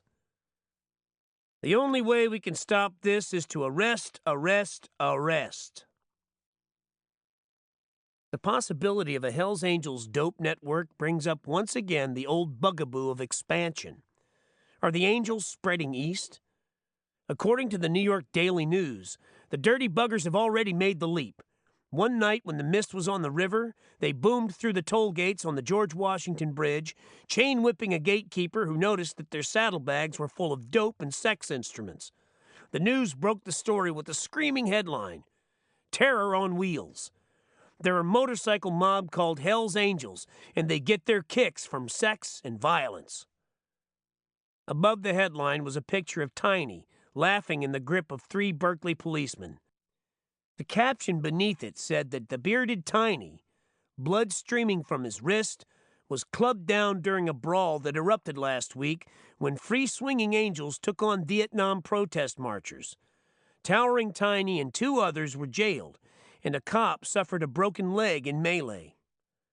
The caption must have got scrambled with one from a Beauty Slash Himself Dies story on another page. There's no other explanation for the strange line about blood streaming from wrist. Whose wrist? The picture shows 3 wrists, but none bleeding. And why is Tiny laughing? Is he hysterical after slashing his wrists at a Vietnam protest? If so, why was it necessary to club him? Which cop has the broken leg? And why are the others smiling? Tiny was arrested for assaulting the officer whose leg got broken. A cop at the scene said he saw Tiny do it with a Coke bottle. 9 months later, after lengthy proceedings, the charge was reduced to disorderly conduct, and Tiny paid a $150 fine. The felony charge was dropped because film showed Tiny falling on the officer's leg after being clubbed on the head by another cop. The photo was very unsettling, but the one below it was even more so, especially to the Angels. It showed 4 neatly dressed suspects being booked in Greenwich Village for stabbing an AWOL Marine. They looked no different from anyone else who might be arrested in the village for stabbing a Marine, except that all 4 are wearing jackets with Hells Angels lettered on the back. There's no emblem, no death's head, no class at all, and yet they claim to be Hells Angels. The account of their arrest was a model of police blotter journalism. Several hours after the crime, the 4 had been arrested, quite by coincidence, said the News, at the same hospital where the victim Marine was being treated. They just wandered in, jacketed, booted, and wearing telltale gold earrings, to see about having a cyst removed from the neck of one of them. This immediately established a motive and a prime suspect, the man with the cyst. It was pressing on the tail of his medulla, causing great pain. After enduring it as long as possible, he lost control of himself and stabbed a passing Marine. Then the whole pack ran aimlessly through the village for several hours, like a family of hyenas, until they found themselves in front of a hospital, which they decided to enter and have done with the fiendish cyst that had caused all the trouble in the first place. Police quickly took them into custody, said the News, and found knives, the police said, on all 4. 2 were identified as being involved in the stabbing, and all were held on weapons charges. None of the 4 had motorcycles, and except for the lettering on their backs, they looked like a bowling team from the Bronx. Then came the shocker. Brazenly, the 4 announced they had come to town to shake up New York, and that 15 to 24 other angels were also roaming around the city. No doubt the others went underground, for they were never mentioned again in the Terror on Wheels story or anywhere else. After placing the Terror in Manhattan, the news gave a dull summation of Time and Newsweek rumors, selections from the Lynch Report, and old newspaper clippings. The article made it clear, however, that 15 to 24 Hells Angels were loose somewhere in Manhattan. And maybe they were. With a little luck, they might have located one of the half-dozen opium dens that specialize in cyst reduction. If the news had put two and two together, they would have known who caused the great power blackout that autumn. It was a Hells Angels plot to take over the subway system and triple the fares. After weeks of intricate sabotage and recircuiting the power rails, the Outlaws were attempting a final tie-off under the Yale Club when one of their number, afflicted with bad hives, was overcome by abulia and wired the main subway voltage to the root of the Empire State Building's lightning rod. The resulting explosion killed them all, but their bones were carried off by water rats, and there was no other evidence. As usual, the Angels beat the rap, and the news missed a hell of a story. Hells Angels face prison for New Hampshire cycle rampage. New York Post, June 1965. The New York power failure was not the first time the Hells Angels have confounded the forces of decency and got off scot-free. They are incredibly devious. Law enforcement officers have compared their guile to that of the snipe, a wily beast that many have seen but few have ever trapped. This is because the snipe has the ability to transform himself, when facing capture, into something entirely different. The only other animals capable of this are the werewolf and the Hells Angel, which have many traits in common. The physical resemblance is obvious, but far more important is the transmogrification factor, the strange ability to alter their own physical structure and hence disappear. The Hells Angels are very close-mouthed about this, but it is a well-known fact among public officials. One of the best examples of how it can work showed up in the Laconia, New Hampshire motorcycle riot in June of 1965, which got more publicity than any other single event in the history of motorcycling. It was front page from coast to coast. The New York Times headline said, "Cyclists riot quelled, New Hampshire town cleans up." In San Francisco, the Examiner put a little more zip to it. Hells Angels terror at New Hampshire cycle races. Cops guard slug rioters. The number of terrorists ranged from 5,000 in the New York Post to 25,000 in the National Observer. But 20,000 more or less didn't seem to make much difference. Everybody agreed it was a wild and woolly bash. The mayor of the stricken hamlet, a 35-year-old patriot named Peter Lassard, blamed the whole thing on the Hells Angels. He said they had planned it in advance and trained in Mexico for the riot. On Monday, 2 days after the melee, Laconia's leading citizens gathered in the Tavern Hotel to hear their mayor explain what had happened. According to Lassard and Safety Commissioner Robert Rhodes, the Hells Angels threw a ring around the whole area. They wouldn't let anybody get away. The thing blew up in our faces in minutes. There was some marijuana around, too. Are the communists behind it? Reporters picked up the quote with thinly veiled amusement, but it was at least a month before the initial wild-eyed accounts of the Laconia riot were deflated by first-hand testimony from those without instant access to print. Even the Life article, on careful reading, indicated that many of the rioters acted in self-defense when police and National Guardsmen launched an all-out, indiscriminate attack with tear gas, bayonets, nightsticks, and shotguns firing rock salt and number 6 birdshot.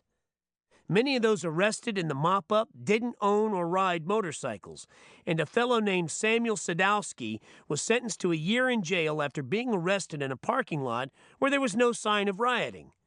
According to an eyewitness, Sadowski's only offense was a hasty retreat from the line of fire. The police used full-bore riot tactics, which they'd been practicing for more than 2 months. The local police chief, Harold Knowlton, had called up 200 National Guardsmen, 60 state troopers, and 10 civil defense volunteers, in addition to his own force of 28 regulars. "We practiced for 10 weeks in crowd control and riot tactics," said the chief, "but we did it undercover. We didn't want to challenge them." Sure enough, he didn't. The small army he trained was only for symbolic purposes, just like the Hells Angels. They don't want to challenge people either, but they managed to get provoked pretty often. One report of the riot quoted a local as saying, "Luckily, there happened to be some National Guardsmen training nearby. If it hadn't been for them, this town would have been a gutted ruin. And there's no way of telling how many of our women would have been gang raped, how many of our citizens might have been killed by those rotten bums on motorcycles. Thank God for the troops." The Lord was taking good care of Laconia that night. His troops came in and shot hell out of the place. One of the most critically injured was a photographer named Robert St. Louis, who was shot in the face while trying to take pictures. Of the 70 reported injuries, 69 were on the enemy's side. The same casualty pattern prevailed in the Watts riot in August. Of the 34 killed, 31 were Negroes. Life quoted a 17-year-old boy as saying, "They yanked me out of a car and knocked me bow-legged. Then one cop stood on my head while another put handcuffs on." Even the featured victim of the riot, a barber named Armand Barron, whose car was burned by rioters, attributed his injuries to the forces of the Almighty. While trying to flee, he was hit in the mouth by a police billy and slammed on the hip by a guardsman's rifle butt. The Laconia riot was one of the most predictable outbursts in the history of civil chaos. The main event of that weekend was either the 44th annual New England Tour and Rally, as reported in Life, or the 26th running of the New England motorcycle races, according to the National Observer. Other promoters had different names for it. The AMA called it a 100-mile national championship road race. But by any name, it was a huge traditional motorcycle gathering. Non-racing cyclists know it as the New England Gypsy Tour, and it is one of those scenes they all like to make. The idea is about the same as any Hells Angels run, but on a much bigger scale. Laconia, with a population of 15,000 in the winter and 45,000 in the summer, attracts anywhere from 15,000 to 30,000 motorcyclists for the race weekend. They have been an annual event since 1939, a year after the Belknap Gunstock Recreation Area was built outside Laconia as a winter ski run and summer campground. William Scheidinger, from nearby Concord, is a founder of both the American Motorcycle Association and the Laconia races. The races were not held in 1964 because of a riot the previous year. "Anybody who knew anything about the event could predict the hour that a riot would take place again," said Warren Warner, manager of the county-owned Belknap area. "They rioted here before, but nobody saw it because it was away from town. We had 70 local and state police here, but they took a look at the mob and decided not to do anything at all. The cyclists threw cherry bombs, swung knives and chains, and threw beer cans at the police. We had fires started, buildings burned. The chairlift started in the middle of the night and wrecked, and picnic tables chopped up for kindling. The people in town who wanted those races weren't around and didn't want to be around. I tried to discuss the riots with them, but there was always the rebuttal that nobody saw them, so what's the difference?" In 1964, a new racetrack was built outside Laconia's jurisdiction, and the event was on again for 1965. The Laconia Chamber of Commerce was enthusiastic enough to contribute $5,000 to the promotional fund, which was, after all, a pretty good investment since the Chamber of Commerce estimates that the motorcyclists spend between $250,000 and $500,000 in the area during the weekend of the races. This sounds like a lot, but considering the number of cyclists, it is only $25 to $50 each, most of which goes to motels, souvenir shops, beer joints, and hamburger stands. Mayor Lessard says the event has always been a good start to the tourist season, and that the economy suffered in 1964 when the races were suspended. Former Mayor Gerald Morin, a beer distributor in Laconia, estimates that some 15,000 cases of beer were sold to cyclists during the 1965 weekend. "Obviously, the races are good for our economy," he said in the wake of the riot. "We shouldn't be making any decisions, now that emotions are high. We should wait until they cool down. At the same time, Mayor Lassard put it more bluntly. Even the people who want the races may have had some doubts until they deposited their cash in the banks. Fritzie Bear, a publicist for the New England Motorcycle Dealers Association, which sponsors the races, threw the weight of his prestige on the side of the mayor and the beer distributor. I believe when we get through this year, the bad element won't come back. I know in my heart the bad element won't come back to the state of New Hampshire after they've seen how we deal with them. Mr. Baird did not define the bad element, but presumably it did not include anyone likely to purchase motorcycles in New England. In any case, some of them were dealt with rather harshly, under the provisions of a new riot law that United Press International reported was rushed through the state legislature only a week before the Laconia races. It provides for fines up to $1,000 and imprisonment up to 3 years for persons who lead a disturbance or cause personal property damage during a riot. Under the old law, the maximum fine was $25. Contrary to rumors at the time of its enactment, the new law contained no provisions for punishment by dunking stool. Even as the law was being passed, telephone poles on highways near Laconia were festooned with signs saying, "Come to the riot. See Ware's Beach burn Saturday night." Ware's Beach is a lakeside strip outside the town, with water on one side and taverns, penny arcades, and bowling alleys on the other. By 9 o'clock Saturday night, Lakeside Avenue, the main street, was thronged with some 4,000 beer-drinking tourists, about half riding motorcycles. Crowds began appearing on rooftops above the arcade area, and police heard the shout go up, "Let's have a riot!" It was about this time that Mr. Barron drove his car, for some excellent reason, no doubt, right down Lakeside and into the middle of the mob. He'd gone out for a ride, he explained later, taking his wife, his son's wife, and the 2 grandchildren. Dwayne, 2, and Brenda, 8 months old. By the time Mr. Barron began creeping down the crowded street, the action was getting out of hand. People were throwing beer cans down from the rooftops. Police claimed somebody had chained the fire call boxes and cut the phone lines to police headquarters, although this would hardly have seemed necessary. The police did not need telephones to hear 5,000 people chanting, "Sieg Heil," while somebody climbed up to hang a swastika on a beachfront flagpole. Then the mob began rocking cars back and forth, including Mr. Barron's car, which was right in their midst. Barron got his family out, none of them injured, and watched his car roll over and begin burning when one of the rioters threw a match in the spilled gasoline. The flames lit up the street just about the time the National Guard arrived on the scene with fixed bayonets and rifle butts swinging. With them came local gendarmes, firing shotguns. The mob scattered, many of them blinded by tear gas bombs. The police were pelted with firecrackers, rocks, and beer cans, but they were wearing helmets and their 10 weeks of training served them well. According to Chief Knowlton, the riot area was cleared in 15 minutes, but it took another hour to get the side streets cleared out. This secondary action involved the rounding up of suspects. There are photos of people being clubbed off motorcycles, prodded out of sleeping bags with bayonets, and according to the Associated Press, police even rousted people registered in hotels. Anyone reading the next day's headlines would have thought the whole Laconia area was an ash pile, with ragged survivors shooting at each other from behind the charred remains of automobiles. But this was not exactly the case.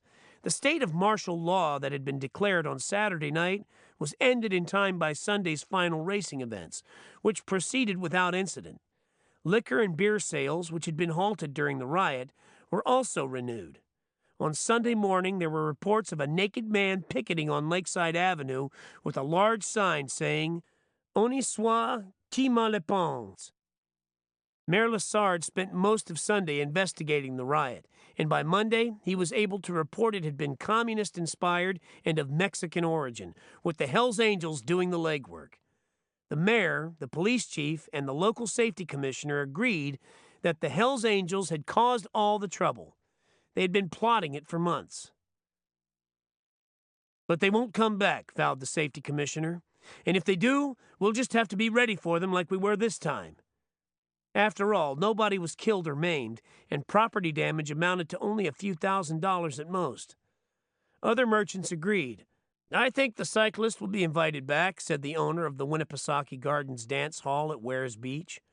The president of the Laconia National Bank said the riot had been caused by a small minority that had been taught a good lesson and wouldn't try it again. One of the few dissenting voices in town was that of Warren Warner, who supervised the races for more than 15 years when they were at the old track in Belknap. The apologists will wait about 6 months or so, he predicted. Then they'll start planting the idea that the riots were caused by police brutality or the Hells Angels gang from California and that they can be controlled. But listen, in that crowd of 20,000 cyclists, there are 2,000 who are no better than animals. There would have been a riot whether or not any one club decided to come or not. A local journalist not allied with the beer and hamburger industries put it more dramatically. The cyclists could have burned down the Wares if they'd really wanted to. Maybe next time they will. Laconia is like a town playing Russian roulette. 5 times out of 6, it pulls the trigger and nothing much happens. The 6th time, it blows its brains out. The Laconia Racing Weekend was held on schedule in 1966. There was massive police presence and no rioting, perhaps because the only Hells Angel on hand was pacified by LSD. This did not jibe with the mayor's theory of foul winds from faraway places. Everyone seemed to agree that something Russian had been in the air that night, but I was curious about the Mexican influence and the role of the Hells Angels. Actually, I couldn't believe the mayor had said the things he was quoted as saying when he analyzed the riot. They were too absurd. So I decided to call him and check, not only his words, but random facts, such as the number of arrests. For some reason, it was impossible for the press to divine how many alleged rioters had been arrested. This is usually a factor in crime stories, and in most cases, it is an easy thing to find out. There is nothing interpretive about it, no hues or shadings. It is simply a number that anybody can get from the desk sergeant, if not immediately, then at least within 24 hours after the action. Most reporters assume the desk sergeant's figures are accurate, for he is the man who makes the entries in the big ledger. Yet 8 different articles on Laconia carried 7 different versions of the arrest total. Here is a list I made a week after the riot. The New York Times? About 50. Associated Press? At least 75. San Francisco Examiner, via UPI? At least 100, including 5 Hells Angels. New York Herald Tribune? 29. Life? 34. National Observer, 34.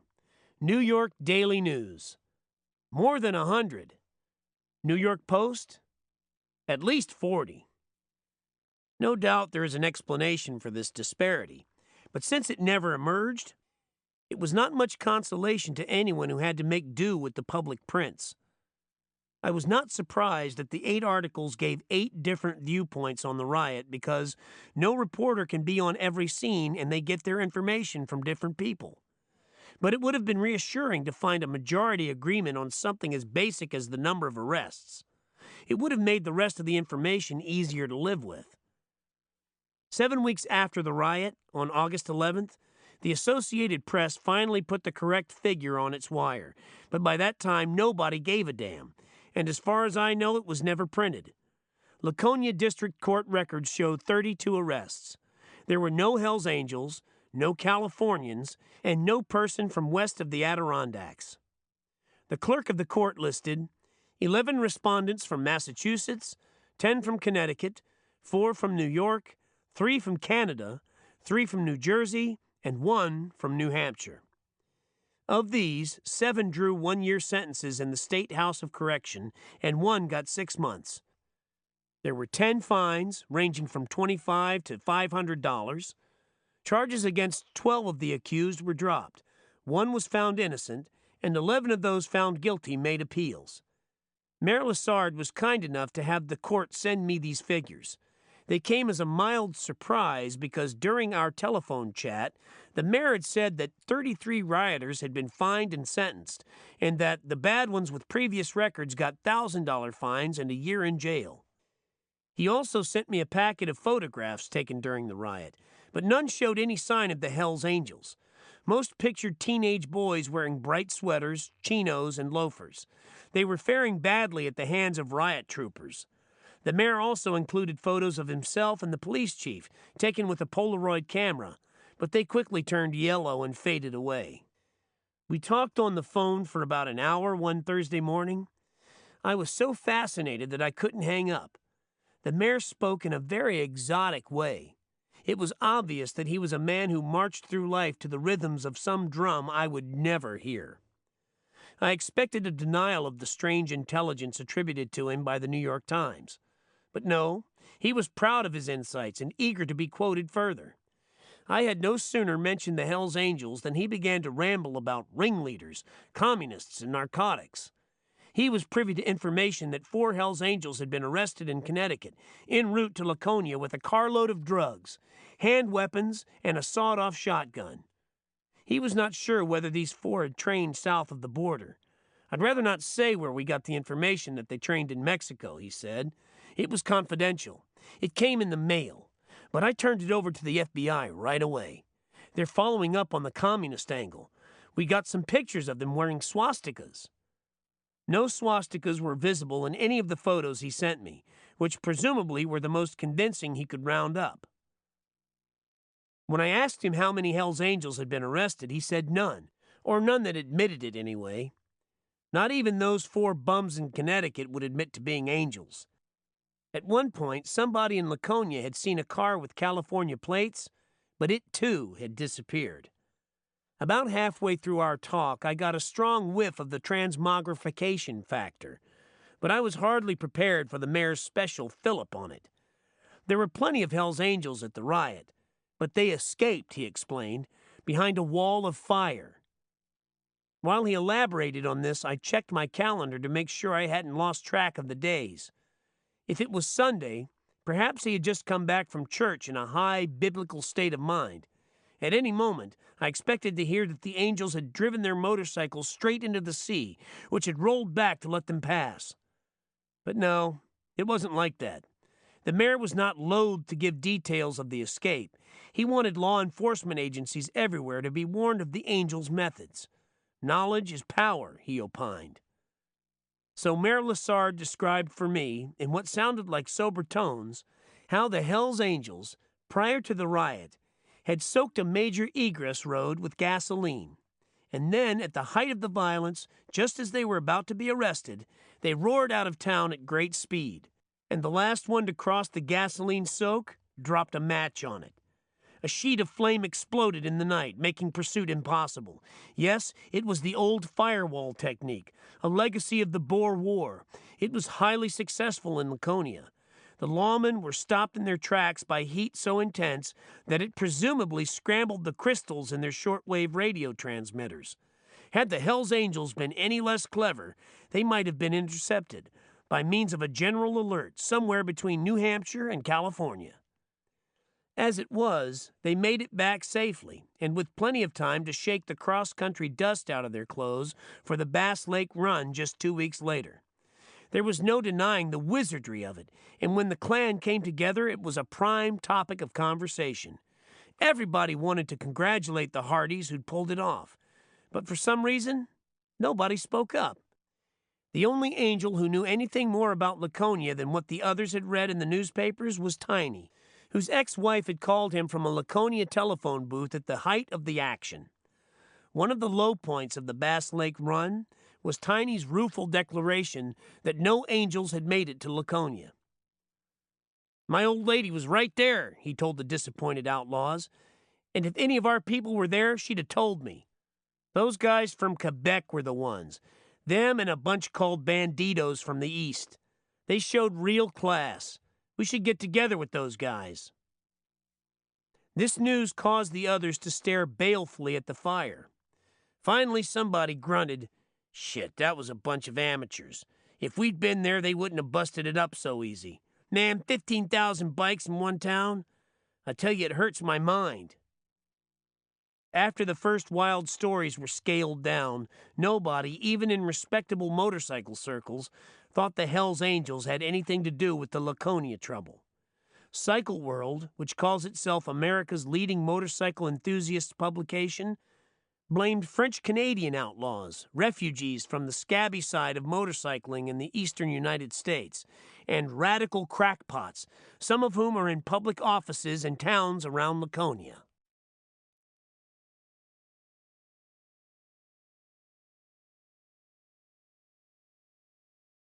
Chapter 21. A quote from Ma Barker. "Lies! You're lying! You're all lying against my boys!"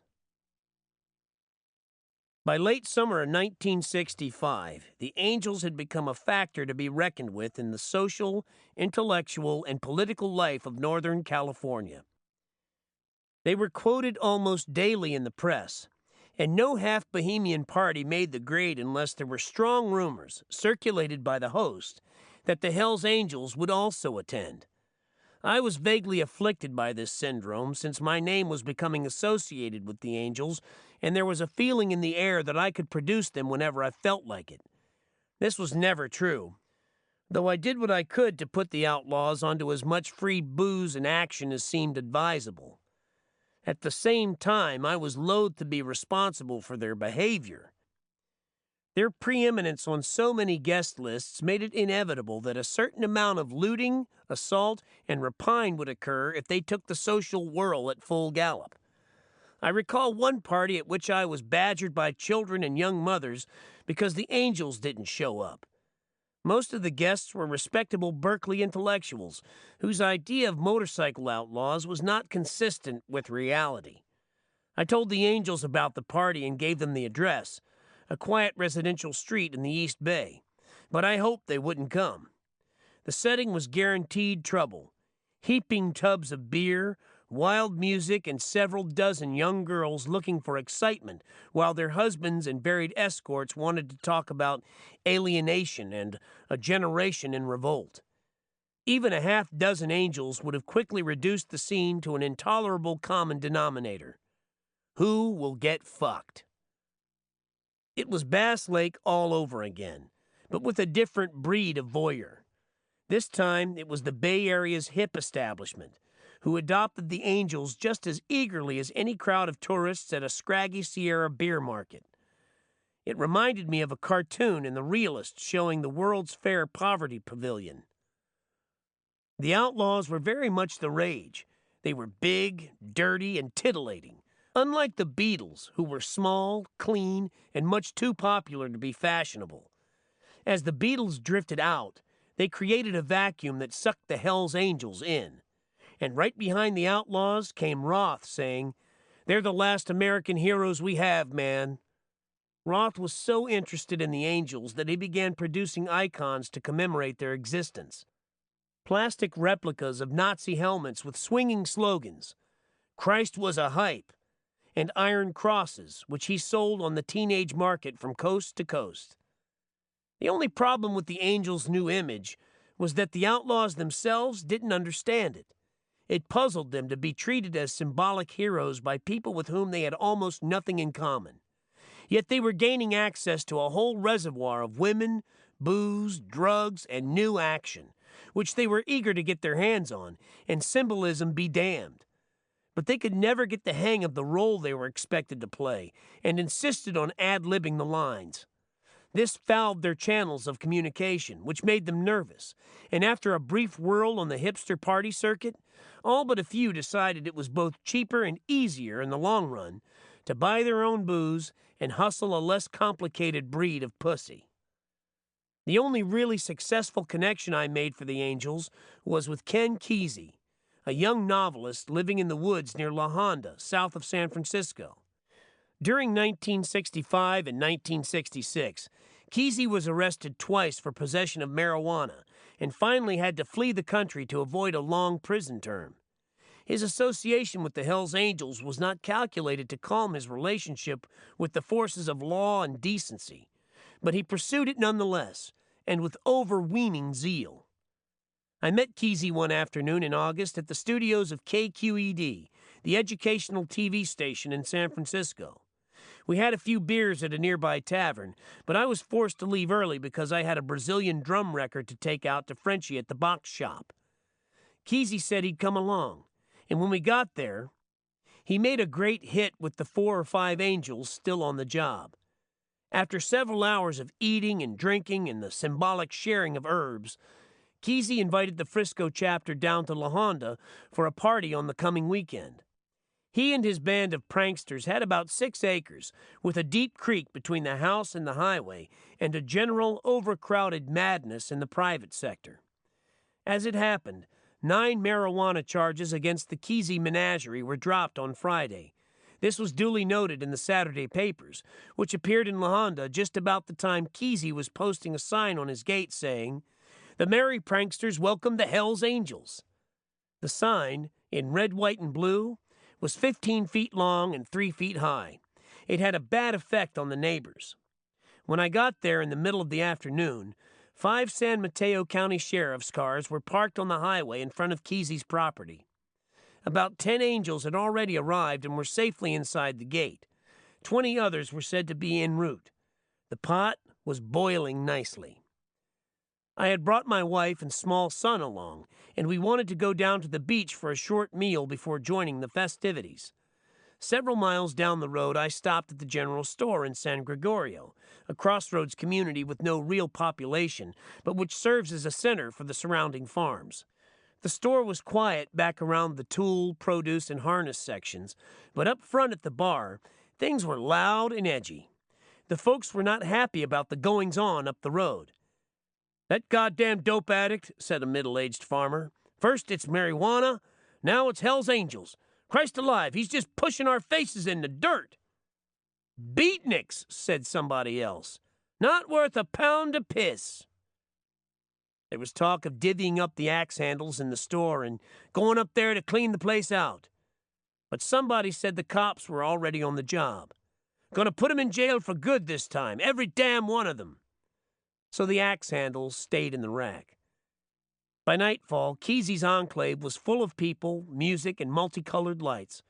The police added a nice touch by parking along the highway with their own lights flashing, red and orange blips lighting up the trees and the sheer dirt cliff across the road. Earlier that spring, the Kesey estate had been raided by 17 cops and a half-dozen dogs, led by a notorious federal narcotics agent named Willie Wong. Kesey and 12 of his friends were arrested on marijuana charges, but most of these had to be dropped due to peculiarities in the search warrant. Shortly after the raid, Agent Wong was transferred out of the district, and the local police made no further attempts to breach the gates. They contented themselves with lurking on the highway across the creek and checking out all those coming and going. Local sheriff's deputies stopped and questioned a steady stream of college professors, vagrants, lawyers, students, psychologists, and high-style hippies. There was not much the police could do except run radio checks for unpaid traffic citations, but they did this with unflagging determination.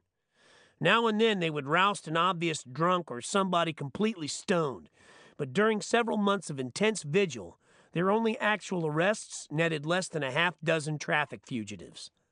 Meanwhile, the parties grew wilder and louder. There was very little marijuana, but plenty of LSD, which was then legal. The cops stood out on the highway and looked across the creek at a scene that must have tortured the very roots of their understanding. Here were all these people running wild, bellowing and dancing half-naked to rock and roll sounds piped out through the trees from massive amplifiers, reeling and stumbling in a maze of psychedelic lights. Wild, by God, and with no law to stop them. Then, with the arrival of the Hell's Angels, the cops finally got a handle. A raison d'etre, as it were, and they quickly tripled the guard. Kesey had finally gone over the line. A bunch of beatniks and college types eating some kind of invisible drug was a hard thing to deal with, but a gang of rotten thugs on motorcycles was as tangible a menace as the law could hope for. Several months later, when Kesey came to trial on the first marijuana charge, one of the conditions attached to his relatively light 6-month jail sentence was that he sell his property and leave San Mateo County permanently, which he did. But he moved a little farther than the authorities had in mind. On January 31st, 1966, Kesey jumped bail and disappeared. A suicide note was found in his abandoned bus on the Northern California coast, but not even the police believed he was dead. Results of my own investigation are very hazy, although I managed, after many months of digging, to locate his forwarding address. Care of Agricultural Attaché, U.S. Embassy, Asuncion, Paraguay. The first party, featuring only the Frisco chapter, was a roaring success. Sometime around midnight, Pete, the drag racer, grinned as he rummaged through a beer tub and said, "Man, this is nothing but a goddamn wonderful scene. We didn't know what to expect when we came, but it turned out just fine. This time it's all ha-ha, not thump-thump." Most of the angels were posed and defensive until they got thoroughly drunk, and a few never got over the idea that they were going to be challenged and whipped on at any moment. But as a group, they seemed to realize that if they wanted any tension, they were going to have to work pretty hard to create it on their own. Kesey's people were too busy getting out of their heads to worry about anything so raw and realistic as the Hells Angels. Other luminaries wandered through the party, notably poet Allen Ginsberg and Richard Alpert, the LSD guru. And although the angels didn't know them, they were put a bit off balance by having to share the spotlight. This was Ginsberg's first encounter with the angels, and he quickly became an aficionado. Sometime late in the evening, when it became apparent that everyone leaving the party was being grabbed by the police, Ginsberg and I drove out to see what it meant. A Volkswagen which left just ahead of us had been pulled over about a half-mile down the highway, and the occupants were taken out for grilling. Our idea was to arrive on the capture scene with a tape recorder, but I barely got out of first gear before we were pulled over by another sheriff's car. I stepped out with the microphone in my hand and asked what the trouble was. The sight of the mic caused the deputies to stand mute except for the bare essentials. One asked to see my license while the other tried to ignore Ginsberg, who inquired very pleasantly and repeatedly why everyone who left the party was being seized. The cop stood with his feet apart, hands clasped behind his back and his face frozen in a dumb stare. Ginsberg continued to question him while the other deputy ran a check on my license. I enjoy listening to that encounter on tape. It sounds as if Ginsberg and I are flapping rhetorical questions at each other, with the police radio chattering in the background. Every few moments a different voice comes in with a monosyllabic utterance, but our questions are never answered. For several moments there is no talk at all, only the sound of Ginsberg humming a Near Eastern raga, backed up now and then by the spastic crackling of the voice from headquarters. The scene was so ridiculous that even the cops began smiling after a while. Their refusal to speak amounted to an unlikely reversal of roles, starkly emphasized by our amusement. The deputy who'd been left to deal with us was staring curiously at Ginsberg. Suddenly he asked, "How long did it take you to grow that beard?" Ginsberg stopped humming, gave the question some thought, and replied, "About 2 years. No, I think it was 18 months. The cop nodded thoughtfully, as if he meant to grow one himself but might not be able to invest all that time. 12 months okay, but 18? Well, the chief might wonder. The conversation lagged again until the radio deputy came back to report that I was clean of outstanding warrants. At this point, I said I'd turn off the tape recorder if they'd engage in even the most limited conversation. They agreed, and we talked for a while. It was the Hells Angels they were watching, they said, not Kesey. Sooner or later, the hoodlums would cause bad trouble, and what the hell were they doing there anyway? They were curious about how I'd managed to find out enough to write about them. "How do you get 'em to talk?" said one. "You've never been beat up? They let you hang around? What's with 'em anyway? Are they really as bad as we hear?" I said the angels were probably worse than they'd heard, but that they'd never given me trouble. The deputies said they didn't know anything more about the outlaws than what they'd read in the papers. We parted on good terms except for the citation they eventually got around to giving me for having cracked taillight lenses. Ginsburg asked why the driver of the Volkswagen had been taken away in a police car. After several minutes, the radio came back with an answer. He'd failed to pay a traffic citation several months back, and the original $20 fine had grown, as fines will in California, to a current figure of $57, which would have to be paid in cash before the fugitive could be released. Neither Ginsburg nor I had $57, so we got the victim's name, thinking to send one of his friends after him when we got back to Kesey's. But it turned out that nobody knew him, and for all I know, he is still in the Redwood City jail. The party continued for 2 days and nights, but the only other crisis came when the worldly inspiration for the protagonist of several recent novels stood naked on the private side of the creek and screamed off a long, brutal diatribe against the cops only 20 yards away. He was swaying and yelling in the bright glare of a light from the porch, holding a beer bottle in one hand and shaking his fist at the objects of his scorn. "You sneaky motherfuckers! What the fuck's wrong with you? Come on over here and see what you get! Goddamn you shit-filled souls anyway!" Then he would laugh and wave his beer around. "Don't fuck with me, you sons of shit lovers! Come on over! You'll get every fucking thing you deserve!" Luckily, somebody pulled him back to the party, still naked and yelling. His drunken challenge to the cops might have kicked off a real disaster. In California and most other states, the police cannot legally invade private property without a search warrant unless, 1, they are reasonably certain a crime is being committed, or 2, they are invited by the owner or occupant of the property. His performance could have been interpreted either way if the cops had been in the mood, and at that stage in the evening, a raiding party could not have made it across the bridge without violence. The Angels were in no mood to be rounded up quietly, and they were too drunk to care about consequences. It didn't take long for Tales of La Honda to circulate among other Angel chapters.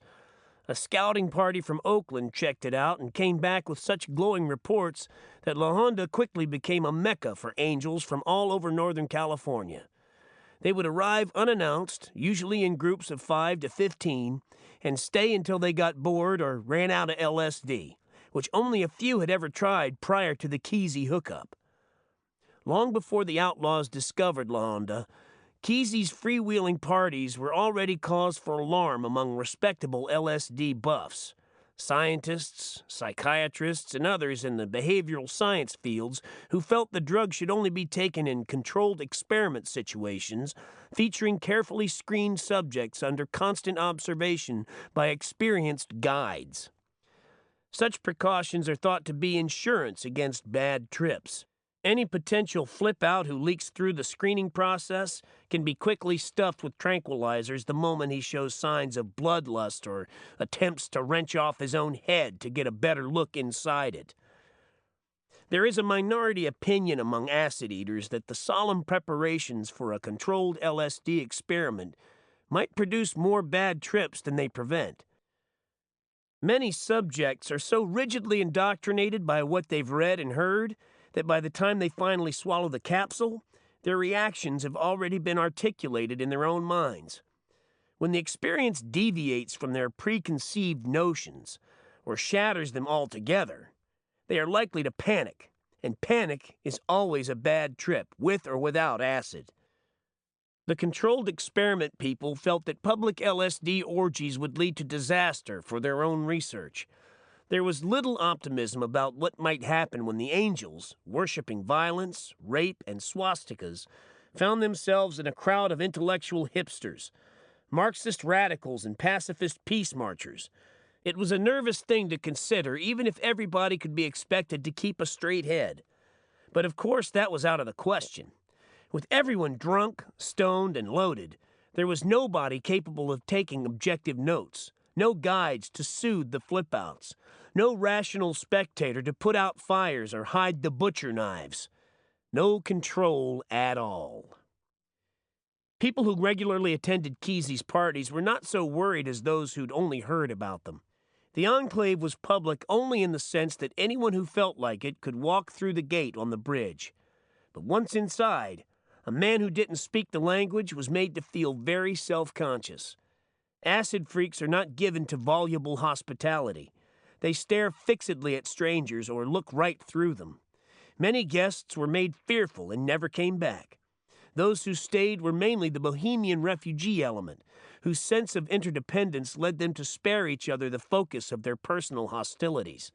For that, there was always the cops across the creek, who might come crashing in at any moment.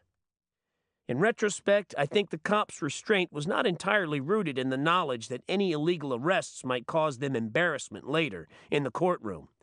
I'm sure they also felt that if they waited long enough, the loonies in Kesey's enclave would destroy each other, thus saving the taxpayers the expense of loading court dockets with complicated trials. But even among the pranksters, there was enough uncertainty about the Angels that the first party was noticeably light on LSD. Then, once the threat of violence seemed to fade, there was acid in great profusion.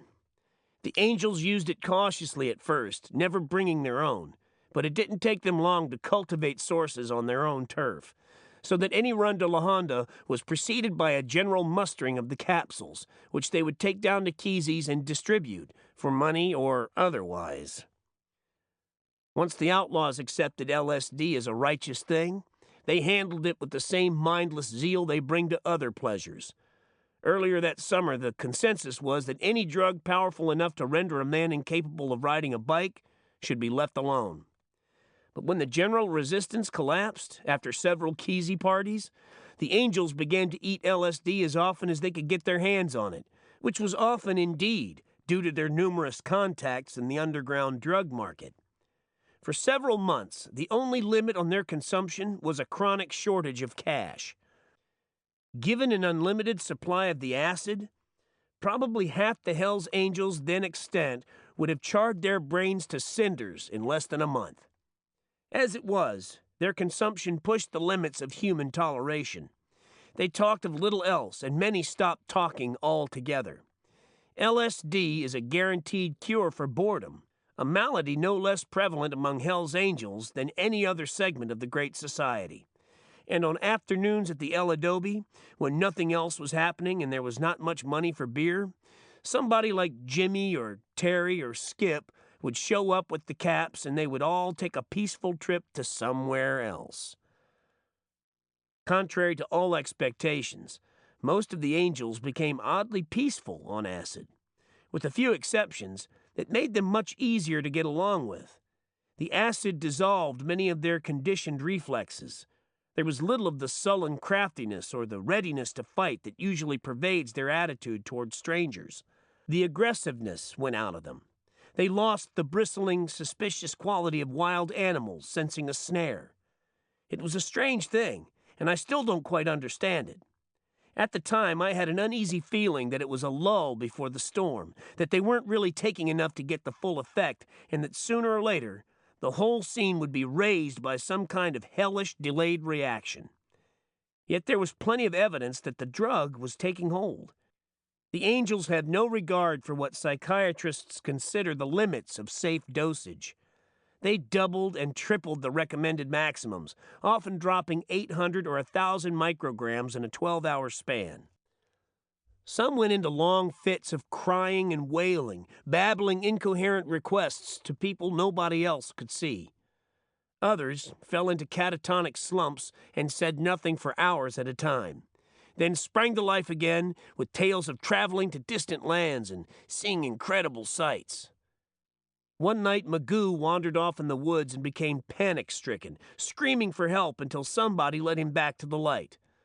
On another night, Terry the Tramp was convinced that he'd died as a person and come back to life as a rooster, which was going to be cooked on the bonfire just as soon as the music stopped. Toward the end of every dance, he would rush over to the tape recorder, shouting, "No! No, don't let it stop!" An outlaw, whose name I forget, skied down an almost perpendicular 200-foot cliff in full view of the police. Everyone cheered as he leaped off the brink and somehow kept his balance while the heels of his boots kicked up huge sprays of dirt.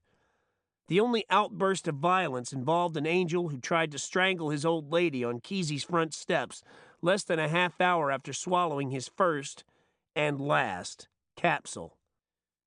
My own acid-eating experience is limited in terms of total consumption, but widely varied as to company and circumstances. And if I had a choice of repeating any one of the half-dozen bouts I recall, I would choose one of those Hell's Angels parties in La Honda, complete with all the mad lighting, cops on the road, a Ron Boys sculpture looming out of the woods, and all the big speakers vibrating with Bob Dylan's Mr. Tambourine Man. It was a very electric atmosphere. If the Angels lent a feeling of menace, they also made it more interesting, and far more alive than anything likely to come out of a controlled experiment or a politely brittle gathering of well-educated truth-seekers looking for wisdom in a capsule. Dropping acid with the Angels was an adventure. They were too ignorant to know what to expect, and too wild to care.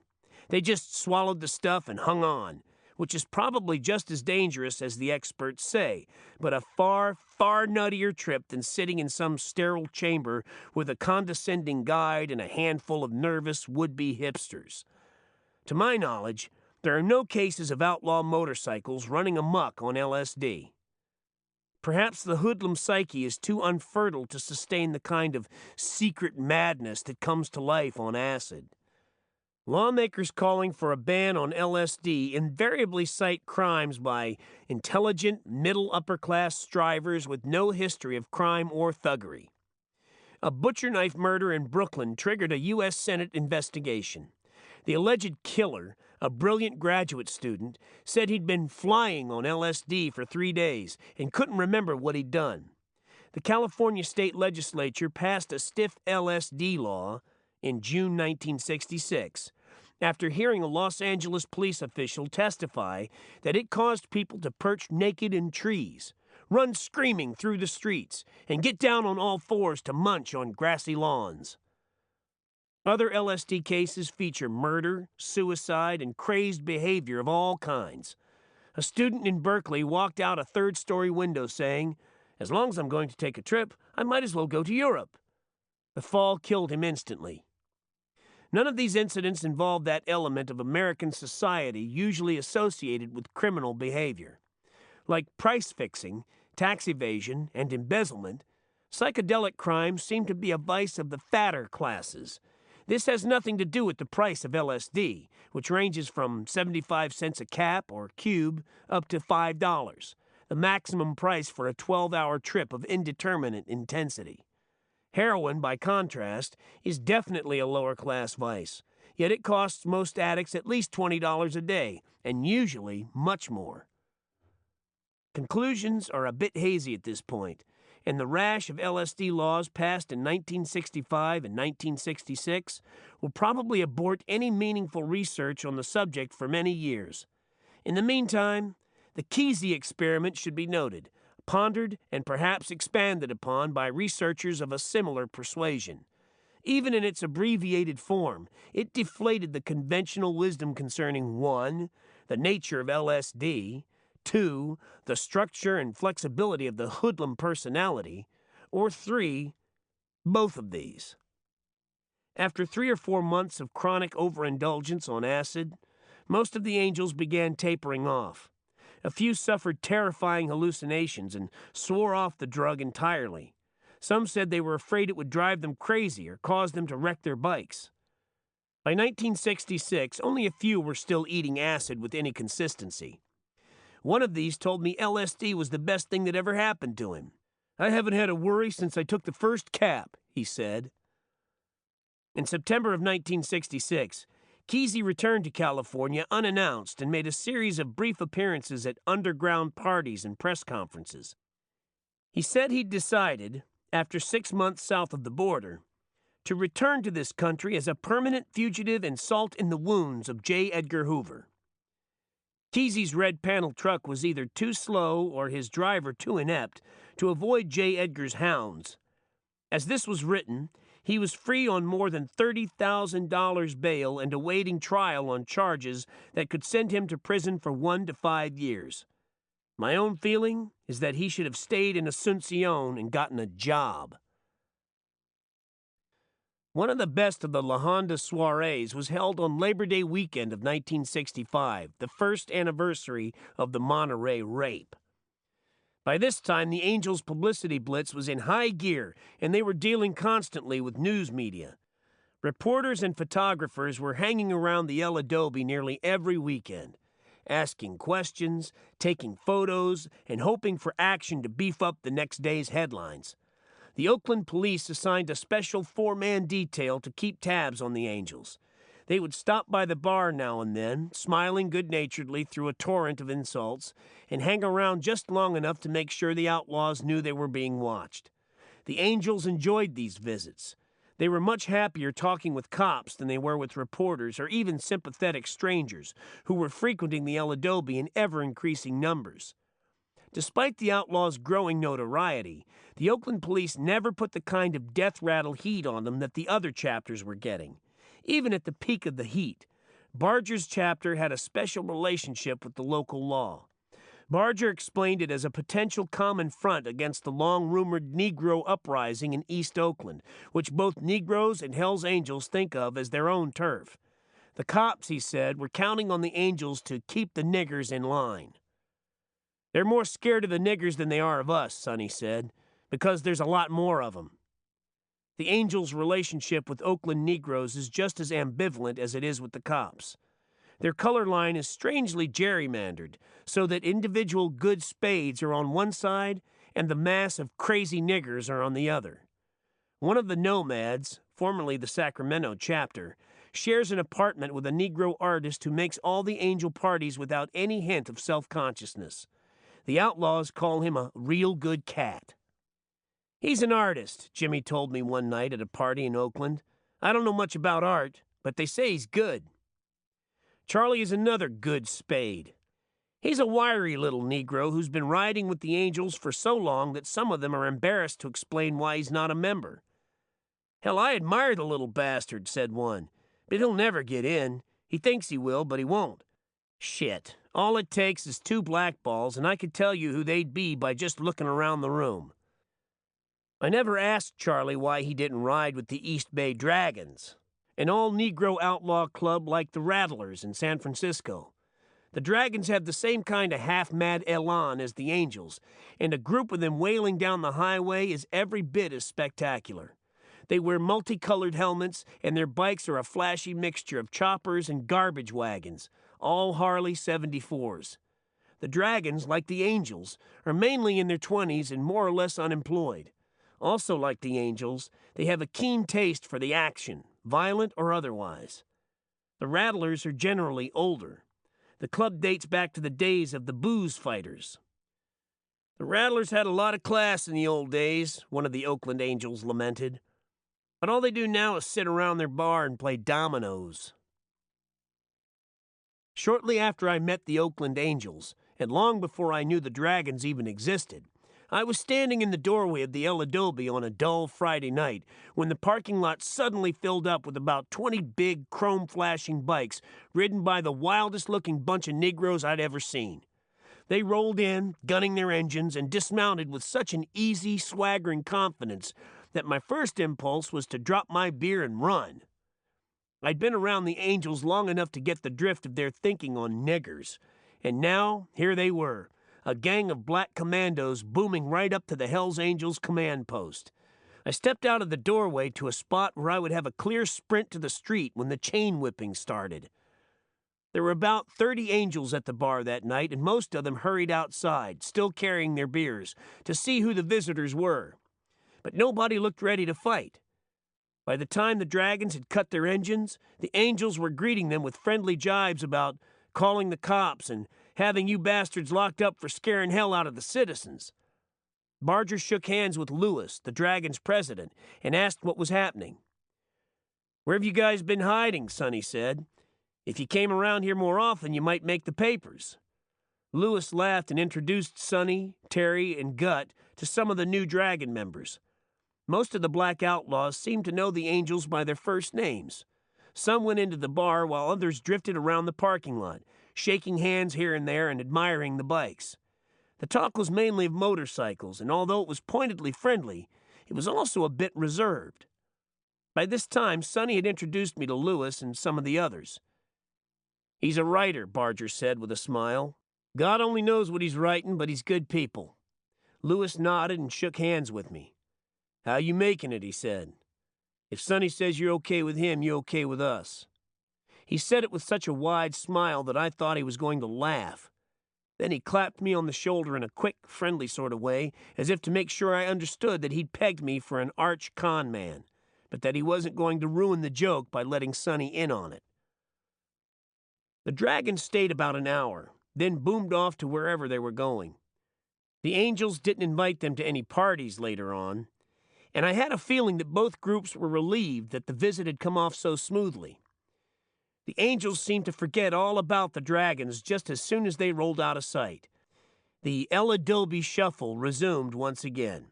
The familiar beery tedium, the honky-tonk blare of the jukebox, bikes coming and going, balls clacking on the pool table, and the raucous, repetitious chatter of people who spend so much time together that they can only kill the boredom by getting out of their heads.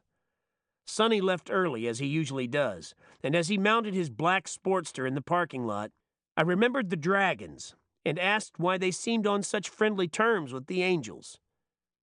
"We're not real close," he replied, "and we never will be as long as I'm president.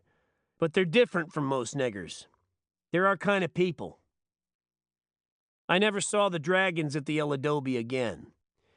But other Negroes who came there got a different reception. One weekend night in late August, a group of 4 came in. They were all in their 20s, wearing sport coats without ties, and one was so big that he had to duck through the doorway. He was almost 7 feet tall and weighed between 250 and 300 pounds. The place was crowded, but the 4 Negroes found some room at the bar, and the big one struck up an apparently friendly conversation with Don Moore, the photographer, who had just been made an honorary Angel. The rest of the outlaws ignored the newcomers, but about 30 minutes after their arrival, Moore and the Black Goliath began snarling at each other. The nature of the dispute was never made clear, but Moore said later that he'd bought the big nigger 2 beers in the course of their conversation. Then he ordered another one, Moore explained.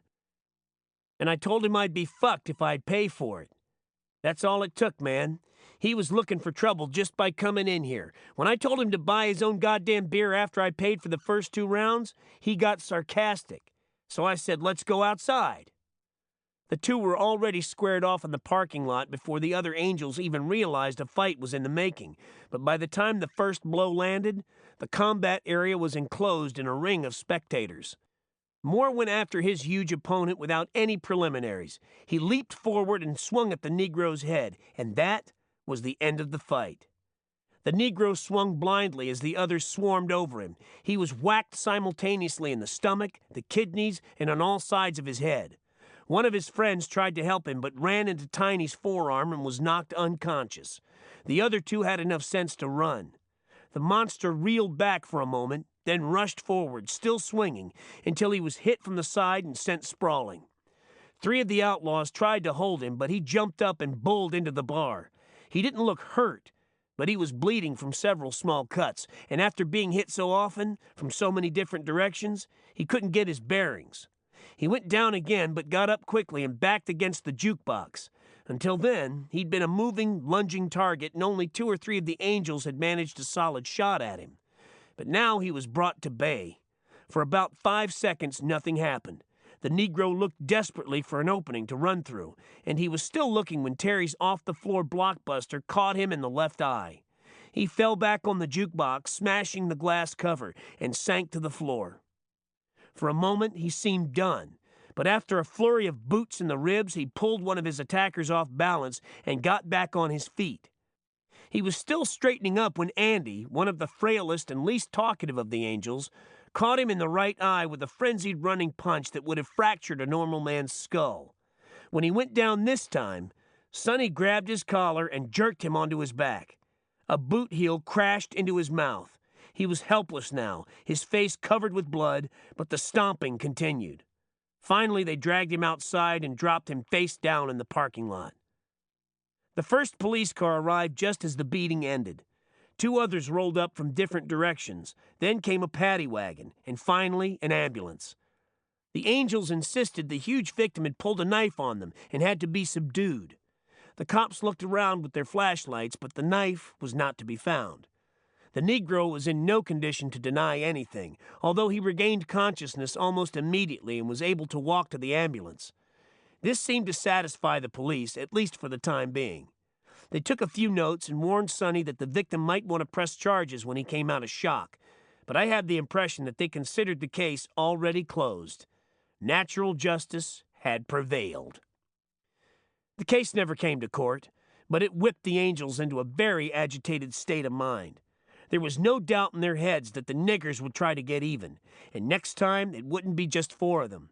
Never in hell. Next time it would be massive retaliation. Probably they would strike on a moonless night. They would wait until almost closing time, hoping to catch the Angels drunk and helpless, and then they would make their move.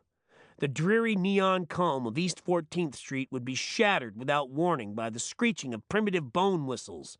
Wave after wave of sweaty black bodies would move out of the command post, the Doggy Diner on East 23rd, and move silently through the streets to their positions on the attack perimeter, about 400 yards from the El Adobe.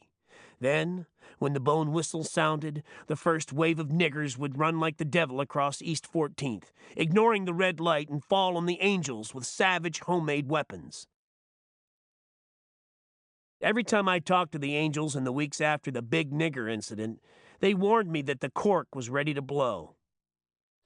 "We're pretty sure it's going to be Saturday night," Sonny would tell me. "We got the word from a Fink." I assured him that I wanted to be there when the attack came, and I did. Several months earlier, I would have laughed the whole thing off as some kind of twisted adolescent delusion. But after spending most of that summer in the drunk, bloody, whore-walloping taverns of East Oakland, I had changed my ideas about reality and the human animal. One weekend night in late summer, I got out of my car in the El Adobe lot. Somebody called my name in a high-pitched whisper, and I nodded to the handful of Angels standing near the doorway. I heard the whisper again, but none of the people I could see had said anything. Then I realized somebody was on the roof. I looked up and saw Sonny's head peering over the concrete ledge. "Around back," he hissed. "There's a ladder."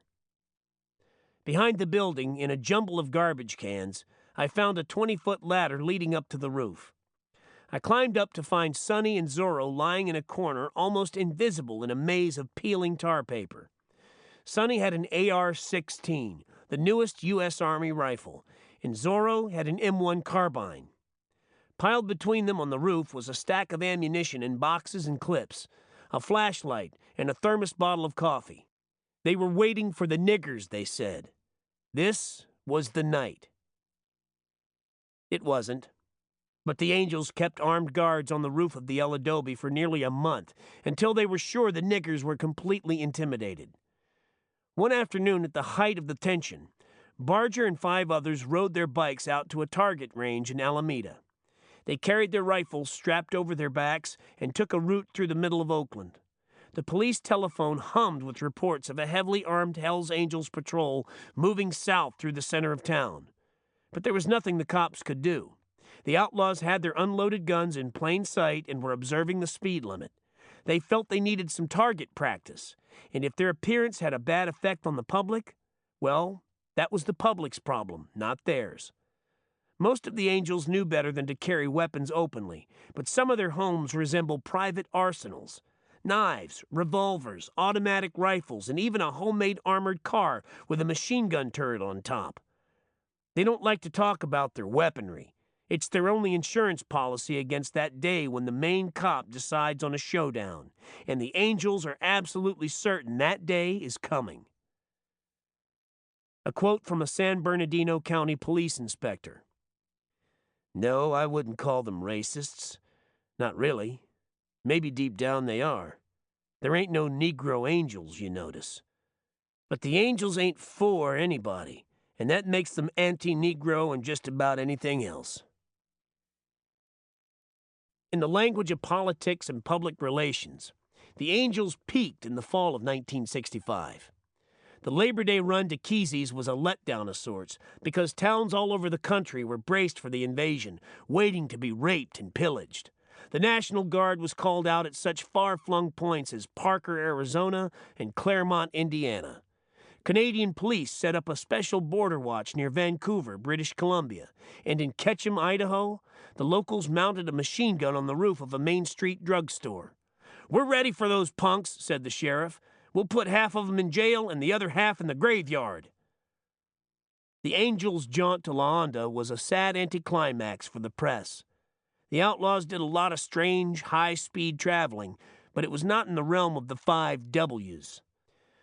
One of my memories of that weekend is Terry the Tramp's keynote speech delivered to the police on the highway. He got hold of a microphone tied up to some powerful speakers and used the opportunity to unburden his mind, addressing the police in a very direct way, speaking of morals and music and madness, and finishing on a high white note which the San Mateo Sheriff's Department will not soon forget. "Remember this!" he screamed into the mic.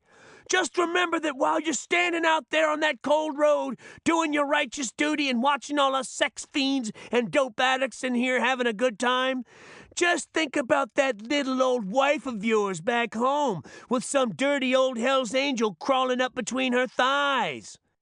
Then a burst of wild laughter, clearly audible on the road. "What do you think about that, you worthless fuzz? You getting hungry? We'll bring you some chili if we have any left over, but don't hurry home. Let your wife enjoy herself." It was hard to know, in the triumphant chaos of that Labor Day, that the Angels were on the verge of blowing one of the best connections they'd ever had. Busting up country towns was old stuff, and the cops were getting tense about it. The hippie drug scene was a brand new dimension, a different gig, as it were. But as the Vietnam War became more and more a public issue, the Angels were put in a bind. For several months, they'd been drifting toward political involvement, but the picture was hazy, and one of the most confusing elements was their geographical proximity to Berkeley, the citadel of West Coast radicalism. Berkeley is right next door to Oakland, with nothing between them but a line on the map and a few street signs. But in many ways, they are as different as Manhattan and the Bronx. Berkeley is a college town and, like Manhattan, a magnet for intellectual transients. Oakland is a magnet for people who want hour-wage jobs and cheap housing, who can't afford to live in Berkeley, San Francisco, or any of the middle-class Bay Area suburbs. Oakland's official population is nearly 400,000, but it is the center of a vastly urban sprawl called the East Bay, with a population of about 2 million, more than twice the size of San Francisco. It is a noisy, ugly, mean-spirited place with the sort of charm that Chicago had for Sandburg. It is also a natural environment for hoodlums, brawlers, teenage gangs, and racial tension. The Hells Angels' massive publicity, coming hard on the heels of the widely publicized student rebellion in Berkeley, was interpreted in liberal radical intellectual circles as the signal of a natural alliance. Beyond that, the Angels' aggressive antisocial stance, their alienation, as it were, had a tremendous appeal for the more aesthetic Berkeley temperament. Students who could barely get up the nerve to sign a petition or to shoplift a candy bar were fascinated by tales of the Hells Angels ripping up towns and taking whatever they wanted. Most important, the Angels had a reputation for defying police, for successfully bucking authority, and to the frustrated student radical, this was a powerful image indeed. The Angels didn't masturbate, they raped. They didn't come on with theories and songs and quotations, but with noise and muscle and sheer balls. The honeymoon lasted about 3 months and came to a jangled end on October 16th, when the Hells Angels attacked a Get Out of Vietnam demonstration at the Oakland-Berkeley border. The existential heroes who had passed the joint with Berkeley liberals at Kesey's parties suddenly turned into venomous beasts, rushing on the same liberals with flailing fists and shouts of, "Traitors! Communists! Beatniks!" When push came to shove, the Hells Angels lined up solidly with the cops, the Pentagon, and the John Birch Society. And there was no joy that day in Berkeley, for Casey had apparently gone mad. The attack was an awful shock to those who had seen the Hells Angels as pioneers of the human spirit, but to anyone who knew them it was entirely logical. The Angels' collective viewpoint has always been fascistic. They insist and seem to believe that their swastika fetish is no more than an antisocial joke, a guaranteed gimmick to bug the squares, the taxpayers, all those they spitefully refer to as citizens. What they really mean is the middle class, the bourgeoisie, the burghers. But the Angels don't know these terms, and they're suspicious of anyone who tries to explain them. If they wanted to be artful about bugging the squares, they would drop the swastika and decorate their bikes with the hammer and sickle. That would really raise hell on the freeways. Hundreds of communist thugs roaming the countryside on big motorcycles, looking for trouble. The first clash came on a Saturday afternoon at the midway point of a protest march from the Berkeley campus to the Oakland Army Terminal, a shipping point for men and materiel bound for the Far East. Some 15,000 demonstrators moved down Telegraph Avenue, one of the main streets of Berkeley, and came face to face at the city limits with a 400-man wall of Oakland police wearing helmets and holding riot sticks at port arms. They were deployed in a flying wedge formation, with Police Chief Toothman in the central ball carrier's position, giving orders over many walkie-talkies. It was obvious that the march was not going to cross the Oakland line without a fight. I approached the confrontation from the Oakland side, but even with a tape recorder, camera, and press credentials, it took almost 30 minutes to get through the no man's land of the police wall. Most people, even some legitimate journalists, were turned back. So it was still beyond my understanding how a dozen Hells Angels, obviously intent on causing trouble, managed to filter through and attack the leaders of the protest march as they came forward to confer with Chief Toothman. Tiny led the charge, swinging at anyone unlucky enough to be in his way. The Angels were quickly subdued by Berkeley police, but not before they managed to punch a few people, tear up some signs, and rip microphone wires off the march leader's sound truck. This was the infamous struggle that resulted in the cop's broken leg. It was all a misunderstanding, the hipster commandos said, explaining the attack. The Angels were duped by the cops. Their heads had been turned by secret right-wing money. They would certainly adjust their allegiance just as soon as they knew the score. But the score was a lot more complicated than the hipsters realized. Another Vietnam protest was scheduled for mid-November, and in the meantime, there were numerous meetings between the Anti-War Brain Trust and the Hells Angels.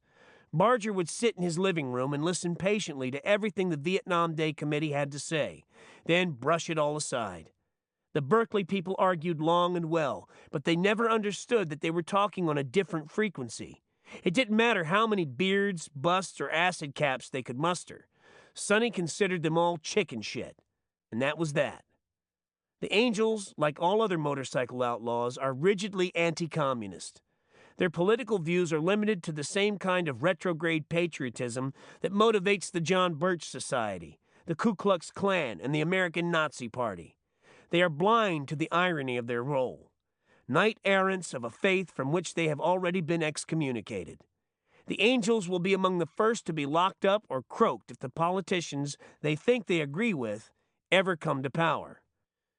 During the weeks preceding the second march on the Oakland Army Terminal, Allen Ginsberg spent much of his time trying to persuade Barger and his people not to attack the marchers. On the Wednesday before the march, Ginsberg, Kesey, Neil Cassidy, some of Kesey's pranksters, and a group of Angels met at Barger's house in Oakland. A lot of LSD was taken. Foolish political discussion was resolved by phonograph voices of Joan Baez and Bob Dylan, all concluding with the whole group chanting the text of the Prajnaparamita Sutra, the Buddhist highest perfect wisdom sermon. The outlaws had never met anyone quite like Ginsberg. They considered him otherworldly. "That goddamn Ginsberg is gonna fuck us all up," said Terry. "For a guy that ain't straight at all, he's about the straightest son of a bitch I've ever seen. Man, you should have been there when he told Sonny he loved him. Sonny didn't know what the hell to say." The Angels never really understood what Ginsburg meant, but his unnerving frankness and the fact that Kesey liked him gave them second thoughts about attacking a march that he obviously considered a right thing.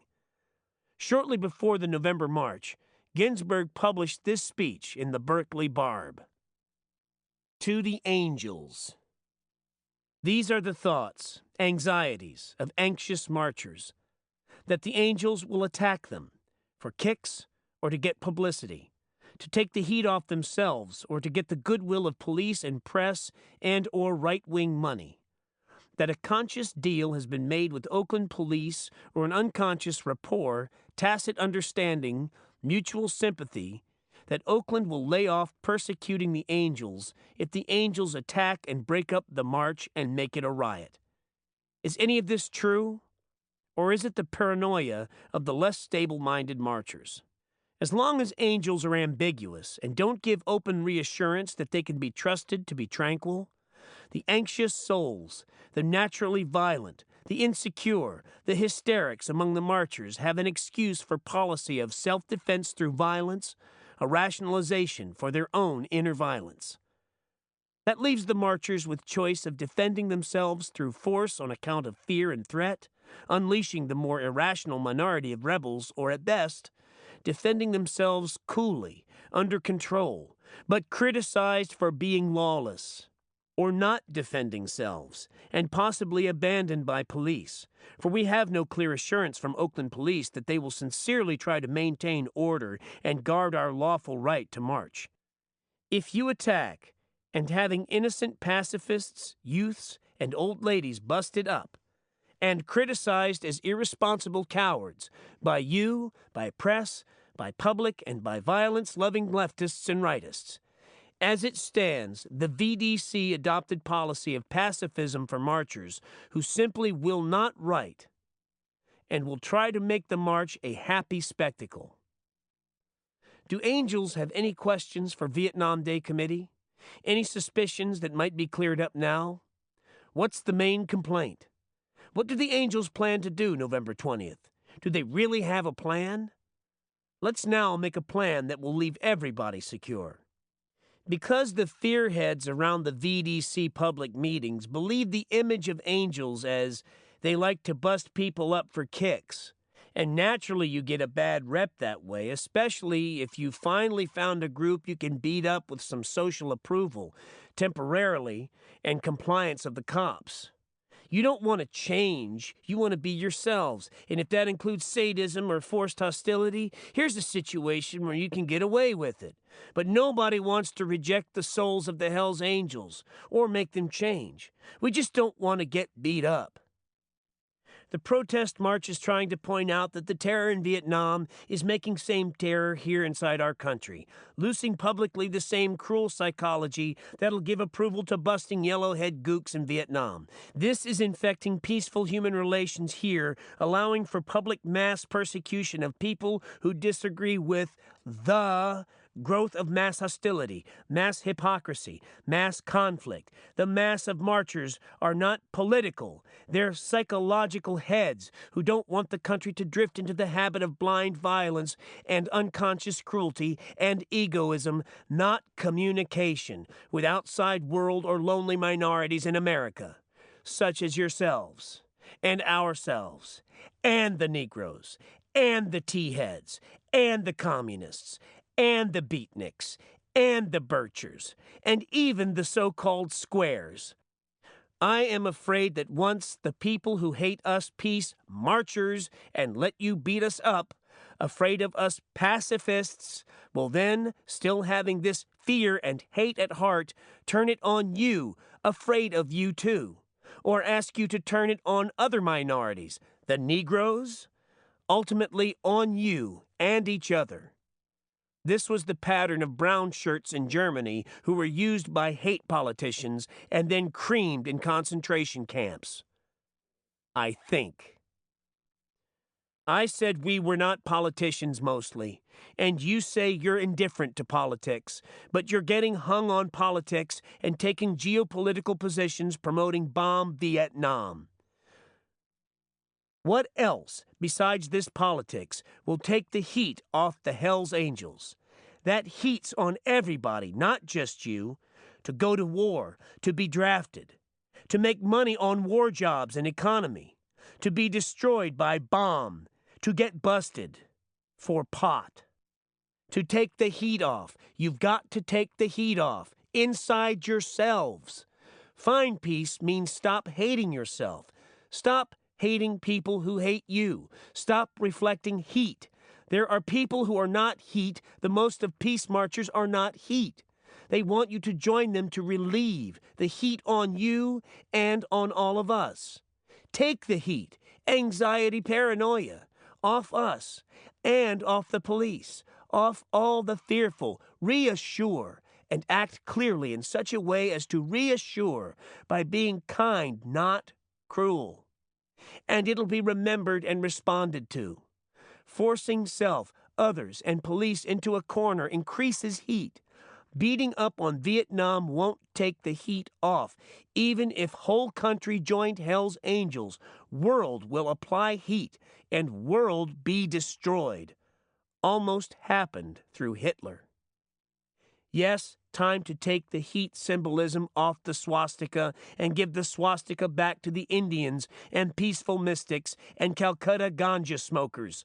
Can you imagine doing the same for the hammer and sickle?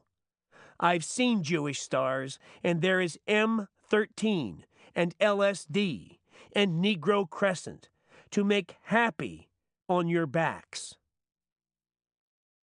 I called beatnik or Vietnik not want a way that is not common for all.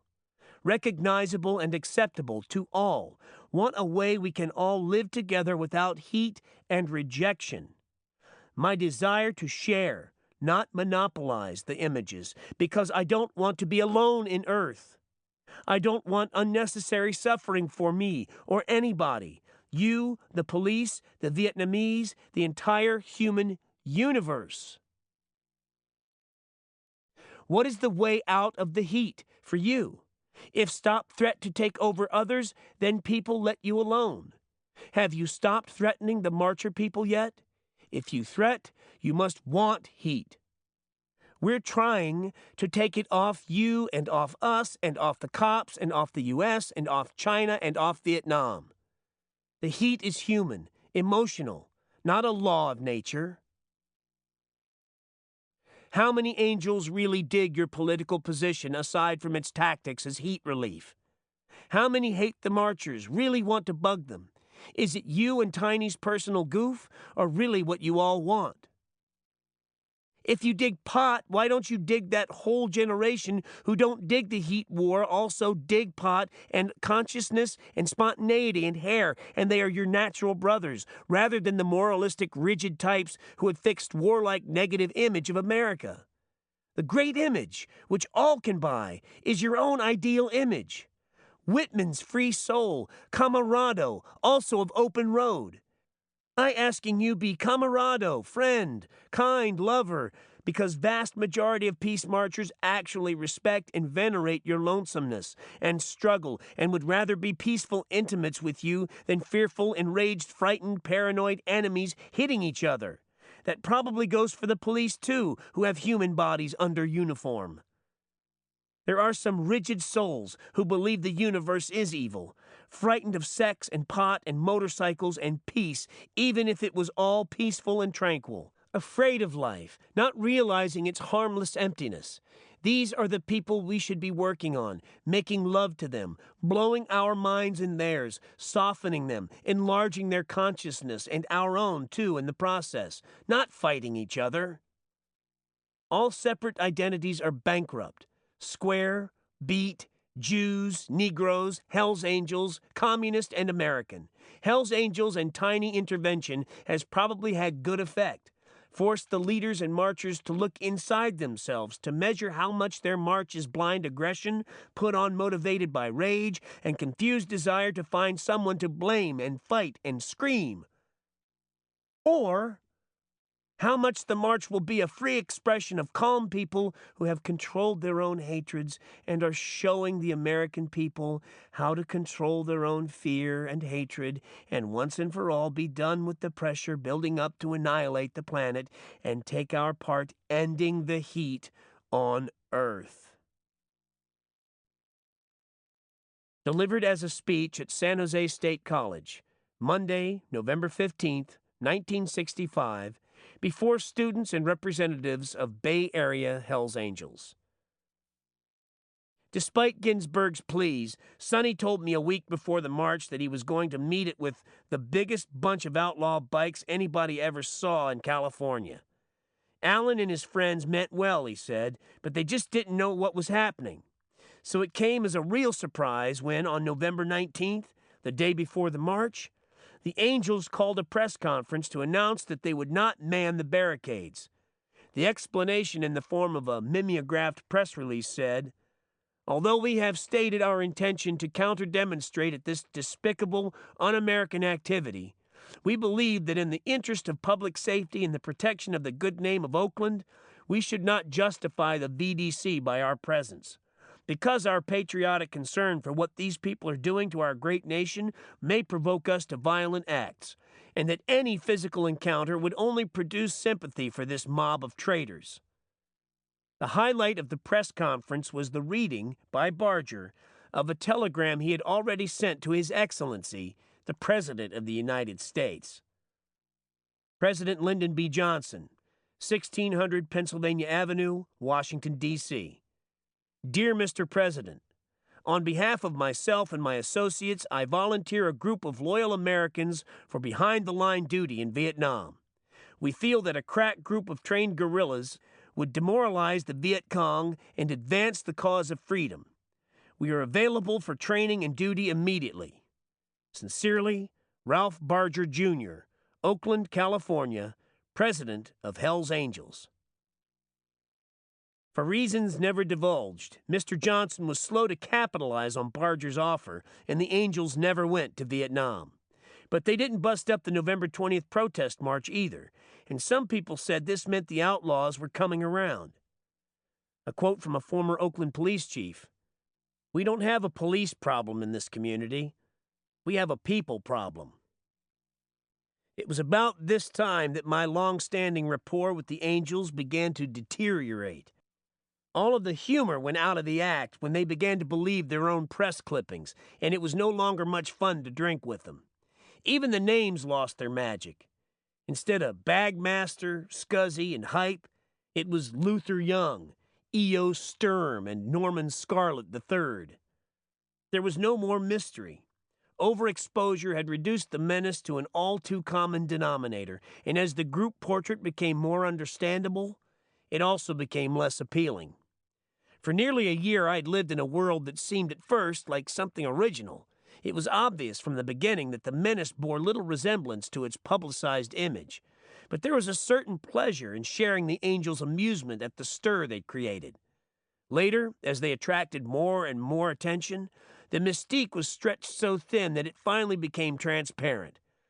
One afternoon, as I sat in the El Adobe and watched an Angel sell a handful of barbiturate pills to a brace of pimply punks no more than 16, I realized that the roots of this act were not in any time-honored American myth, but right beneath my feet in a new kind of society that is only beginning to take shape.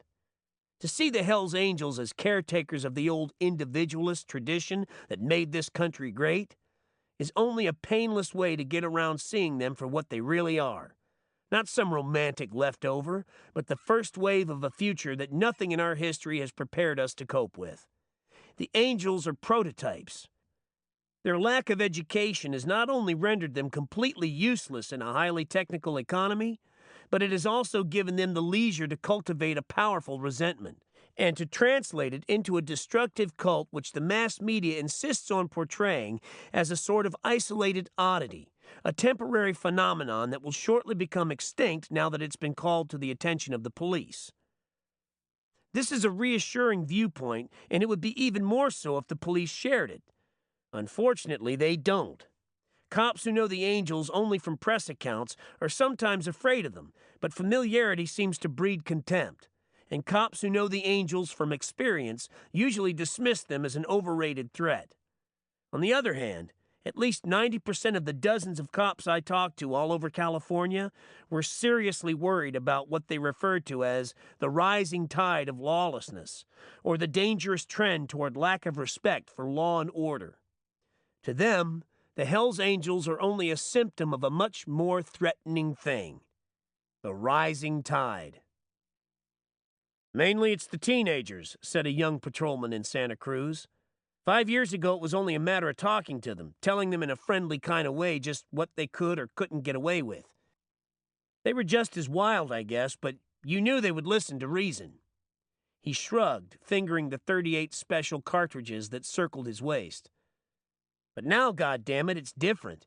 You never know when some kid's gonna swing on you or pull a gun or maybe just take off running. The badge doesn't mean a damn thing to them. They've lost all respect for it, all fear. Hell, I'd rather bust a dozen Hells Angels every day of the week than have to break up one fight at a big high school beer party. With the motorcycle crowd, you at least know what you're up against. But these kids are capable of anything. I mean it. They give me the creeps. I used to understand them, but not anymore.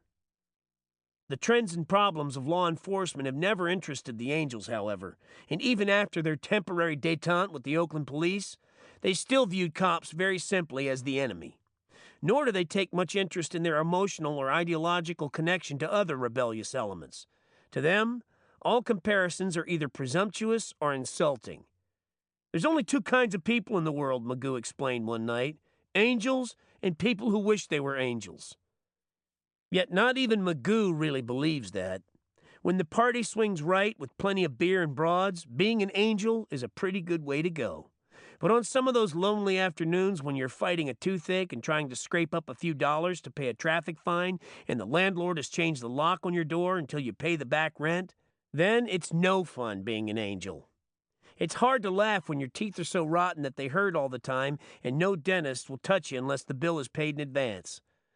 So it helps to believe, when the body rot starts to hurt, that the pain is a small price to pay for the higher rewards of being a righteous angel. This wavering paradox is a pillar of the outlaw stance. A man who has blown all his options can't afford the luxury of changing his ways. He has to capitalize on whatever he has left, and he can't afford to admit, no matter how often he's reminded of it, that every day of his life takes him farther down a blind alley.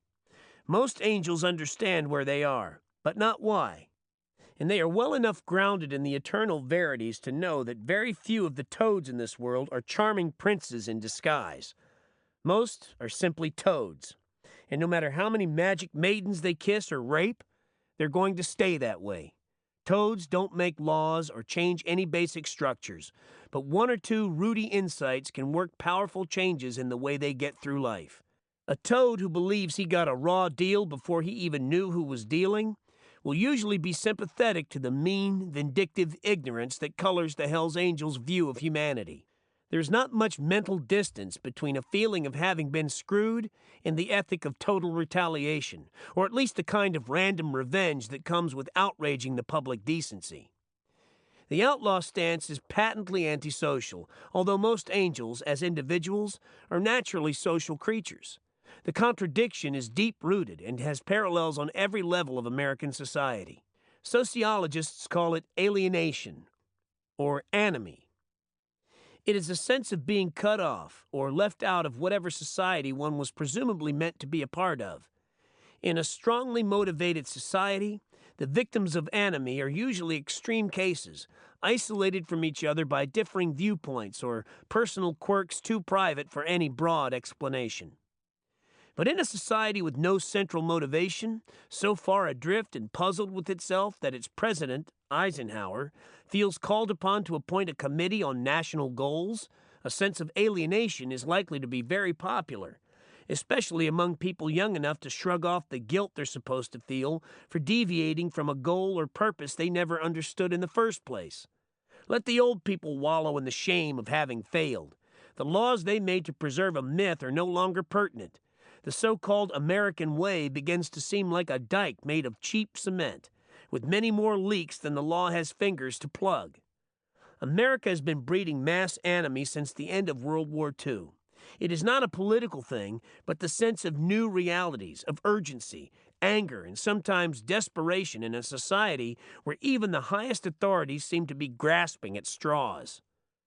In the terms of our great society, the Hells Angels and their ilk are losers, dropouts, failures, and malcontents. They are rejects looking for a way to get even with the world in which they are only a problem. The Hells Angels are not visionaries, but diehards, and if they are forerunners or the vanguard of anything, it is not the moral revolution in vogue on college campuses, but a fast-growing legion of young unemployables whose untapped energy will inevitably find the same kind of destructive outlet that outlaws like the Hells Angels have been finding for years. The difference between the student radicals and the Hells Angels is that the students are rebelling against the past, while the Angels are fighting the future. Their only common ground is their disdain for the present, or the status quo. It goes without saying that some of the student radicals in Berkeley and on dozens of other campuses are as wild and aggressive as any Hells Angels, and that not all the Angels are cruel thugs and potential Nazis. This was especially true before the Angels got all their publicity.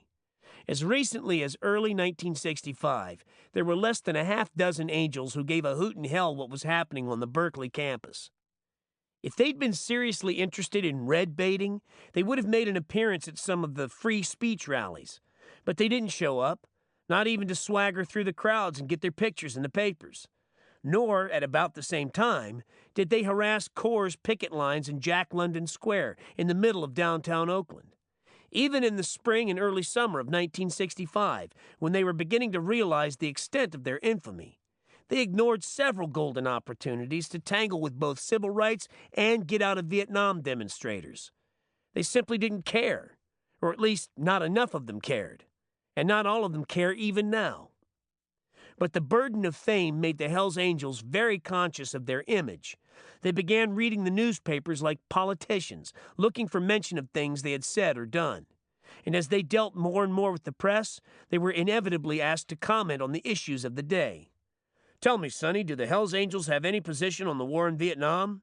How do you feel about the civil rights movement, Tiny?" The answers made good copy, and it wasn't long before the Angels discovered they could call a press conference. At one press conference in Oakland, held at the downtown office of the Angels' bondswoman, I counted 42 reporters on hand and 13 microphones massed in front of Barger while he spoke, complete with TV cameras for the purpose of delivering various screeds and pronouncements. The news media loved it, and although many of the items on the Angels were rendered with considerable humor, the outlaws never noticed. They got a great boot out of seeing themselves on TV, and by the time things had come to this pass, there was no question of any ideological deviation within the club. Barger and the other officers spoke for the whole organization, and anybody who didn't agree could hang up his colors. None did, of course, even though Barger and perhaps 2 or 3 others were the only Angels with any kind of political awareness. But if Sonny had a beef with some pinko demonstrators, then by God, they all had a beef. And that was the way it went. Yet there were shreds of evidence toward the end of 1965 that the La Honda atmosphere was having a gradual effect. One afternoon, several weeks before the political crisis, Terry was sitting in the El Adobe, sipping a beer and talking thoughtfully about the difference between the Angels and the hipster radical types he'd been partying with. "You know, sometimes I think we ain't making it," he said. "These other people at least got something going for them. They're fuck-ups too, but they're constructive. We're too goddamn negative. Our whole bit is destructive. I can't see any way out for us if we can't find some other kind of scene besides tearing things up." 6 months earlier, the Angels' only real problem had been keeping out of jail. But now they were engagés and had to sit through meetings with other people who were engagés. A few of the outlaws thrived on the new gig, but for most, it was only a drag. And to those who could look back on a decade or more of hostile isolation, it seemed like the end of an era. From Crime and the Community, a quote by Frank Tannenbaum. "No more self-defeating device could be discovered than the one society has developed in dealing with the criminal. It proclaims his career in such loud and dramatic forms that both he and the community accept the judgment as a fixed description. He becomes conscious of himself as a criminal, and the community expects him to live up to his reputation and will not credit him if he does not live up to it. Far from being freaks, the Hells Angels are a logical product of the culture that now claims to be shocked at their existence. The generation represented by the editors of Time has lived so long in a world full of celluloid outlaws hustling toothpaste and hair oil that it is no longer capable of confronting the real thing. For 20 years, they have sat with their children and watched yesterday's outlaws raise hell with yesterday's world. And now, they are bringing up children who think Jesse James is a television character. This is the generation that went to war for Mom, God, and apple butter, the American way of life. When they came back, they crowned Eisenhower and then retired to the giddy comfort of their TV parlors to cultivate the subtleties of American history as seen by Hollywood. To them, the appearance of the Hells Angels must have seemed like a wonderful publicity stunt. In a nation of frightened dullards, there is a sorry shortage of outlaws, and those few who make the grade are always welcome. Frank Sinatra, Alexander King, Elizabeth Taylor, Raoul Duke. They have that extra something. Charles Starkweather had something extra too, but he couldn't get an agent, and instead of taking his vitality to Hollywood, he freaked out in Wyoming and killed a dozen people for reasons he couldn't explain. So the state put him to death. There were other outlaws who missed the brass ring in the 50s. Lenny Bruce was one. He was never quite right for television. Bruce had tremendous promise until about 1961, when the people who'd been getting such a kick out of him suddenly realized he was serious. Just like Starkweather was serious. And like the Hells Angels are serious. Soon after the Post article appeared, the Associated Press put this item on the wire with a Detroit dateline. A gang of 7 teenage terrorists, 13, 14, and 15 years old, has been broken up, police said yesterday. Police said the boys perpetrated arson, armed robbery, burglary, and cruelty to animals. The gang usually wore hoods made of pillowcases. They called themselves the Bylaws and named Jews, Negroes, and frats, well-dressed students, as hate objects. Several months earlier, the United Press International wire carried this item from Dallas, headed, Mob Blocks Rescue. Firemen attempting to reach a burning home in South Dallas Thursday night were blocked by a group of 60 yelling, heckling youths who refused to move out of the street. The firemen called police. Several carloads of police, using dogs, finally dispersed the young hecklers, whom they described as wild punks. The youths threatened and fought with police. Firemen who then were able to make their way into the burning house found the limp form of Patrick Chambers, 2. But it was too late. The child was pronounced dead on arrival at a hospital. His mother, Mrs. Geneva Chambers, 31, and a neighbor, Mrs. Jessie Jones, 27, were hospitalized in shock. If your police want trouble, they've come to the right place, and we'll take care of you too, a fire department spokesman quoted one of the youths as saying. Firemen said when they tried to revive the baby on the lawn, several youths ran up and tried to stomp on the dead baby. A woman and 2 men, part of the growing crowd of 400 persons, were arrested. Police said the woman scratched and slapped the policeman. The men jumped on policemen, trying to prevent the woman from attacking the officer. A quotation scrawled on a wall at a Hells Angels party by H. Himmler. As you were, I was. As I am, you will be.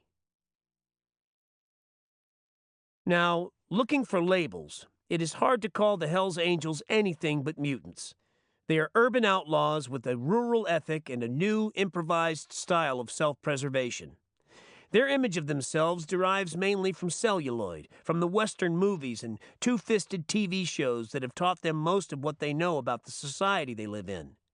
Very few read books, and in most cases, their formal education ended at 15 or 16. What little they know of history has come from the mass media, beginning with comics. So if they see themselves in terms of the past, it's because they can't grasp the terms of the present, much less the future.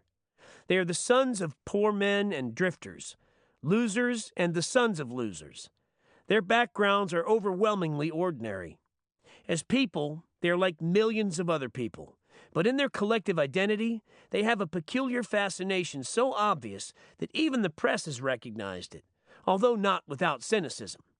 In its ritual flirtation with reality, the press has viewed the angels with a mixture of awe, humor, and terror, justified as always by a slavish dedication to the public appetite, which most journalists find so puzzling and contemptible that they have long since abandoned the task of understanding it to a handful of poll-takers and experts.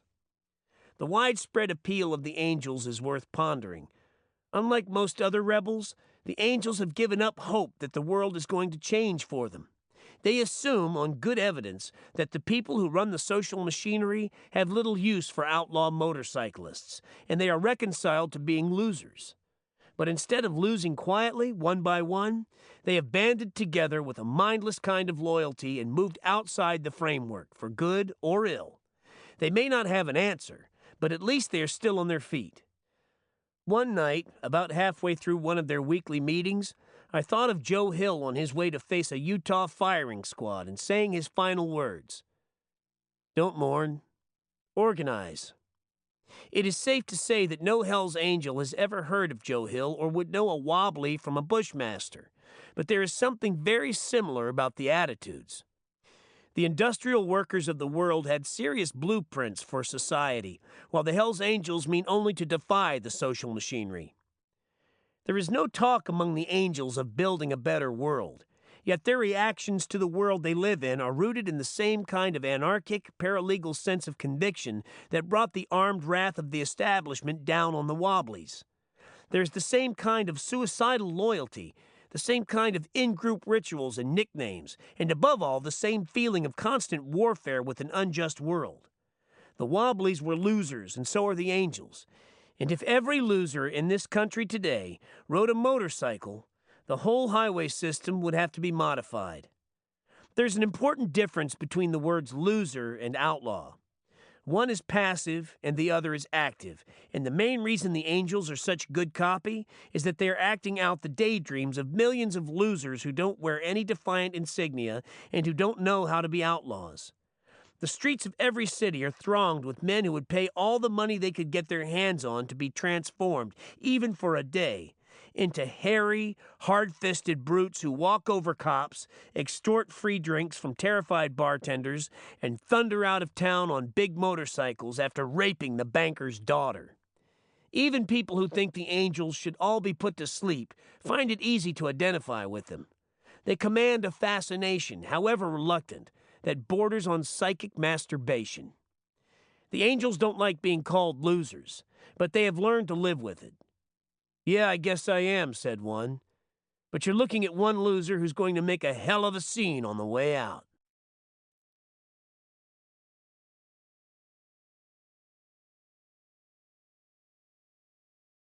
Chapter 22. A quote from Dr. Johnson. He who makes a beast of himself gets rid of the pain of being a man. From an account of the death of John Dillinger. The neighborhood suddenly exploded with excited, morbid crowds. Hysterical women surged forward in a frenzy, screeching in almost sexual ecstasy, scratching and fighting the agents and police in their attempt to reach the body. One fat-breasted woman with stringy red hair broke through the cordon and dipped her handkerchief in the blood, clutched it to her sweaty dress, and waddled off down the street. Toward Christmas, the action slowed down and the angels dropped out of the headlines. Tiny lost his job, Sonny got involved in a long jury trial on the attempted murder charge, which ended with a hung jury and eventually reduction of the charge to assault with a deadly weapon, to which Barger pleaded guilty and served 6 months in jail. And the El Adobe was demolished by the Wreckers' Ball. The angels drifted from one bar to another, but they found it harder to establish a hangout than to maintain one. In San Francisco, it was just as slow. Frenchie spent 3 months in General Hospital when a can of gasoline blew up on him, and Puff went to jail after a fracas with 2 cops who raided an angel birthday party. Winter is always slow for the outlaws. Many have to go to work to stay eligible for next summer's unemployment insurance. It is too cold for big outdoor parties, and the constant rain makes riding an uncomfortable hazard. It seemed like a good time to get some work done, so I dropped off the circuit. Terry came by now and then to keep me posted. One day he showed up with a broken arm, saying he'd wrecked his bike, his old lady had left him, and the niggers had blown up his house. I'd heard about the house from Barger's wife, Elsie, who was handling the communications post at their home in Oakland. During one of the sporadic flare-ups between the Hells Angels and the Oakland Negroes, somebody had thrown a homemade bomb through the window of the house that Terry was renting in East Oakland. The fire destroyed the house and all of Marilyn's paintings. She was a pretty little girl about 19, with long blonde hair and a respectable family in one of the valley towns. She'd been living with Terry for nearly 6 months, covering the walls with her artwork, but she had no stomach for bombs. The divorce was effected soon after they moved to another dwelling. Came back one night and she was gone, said Terry. All she left was a note. Dear Terry, fuck it. And that was that.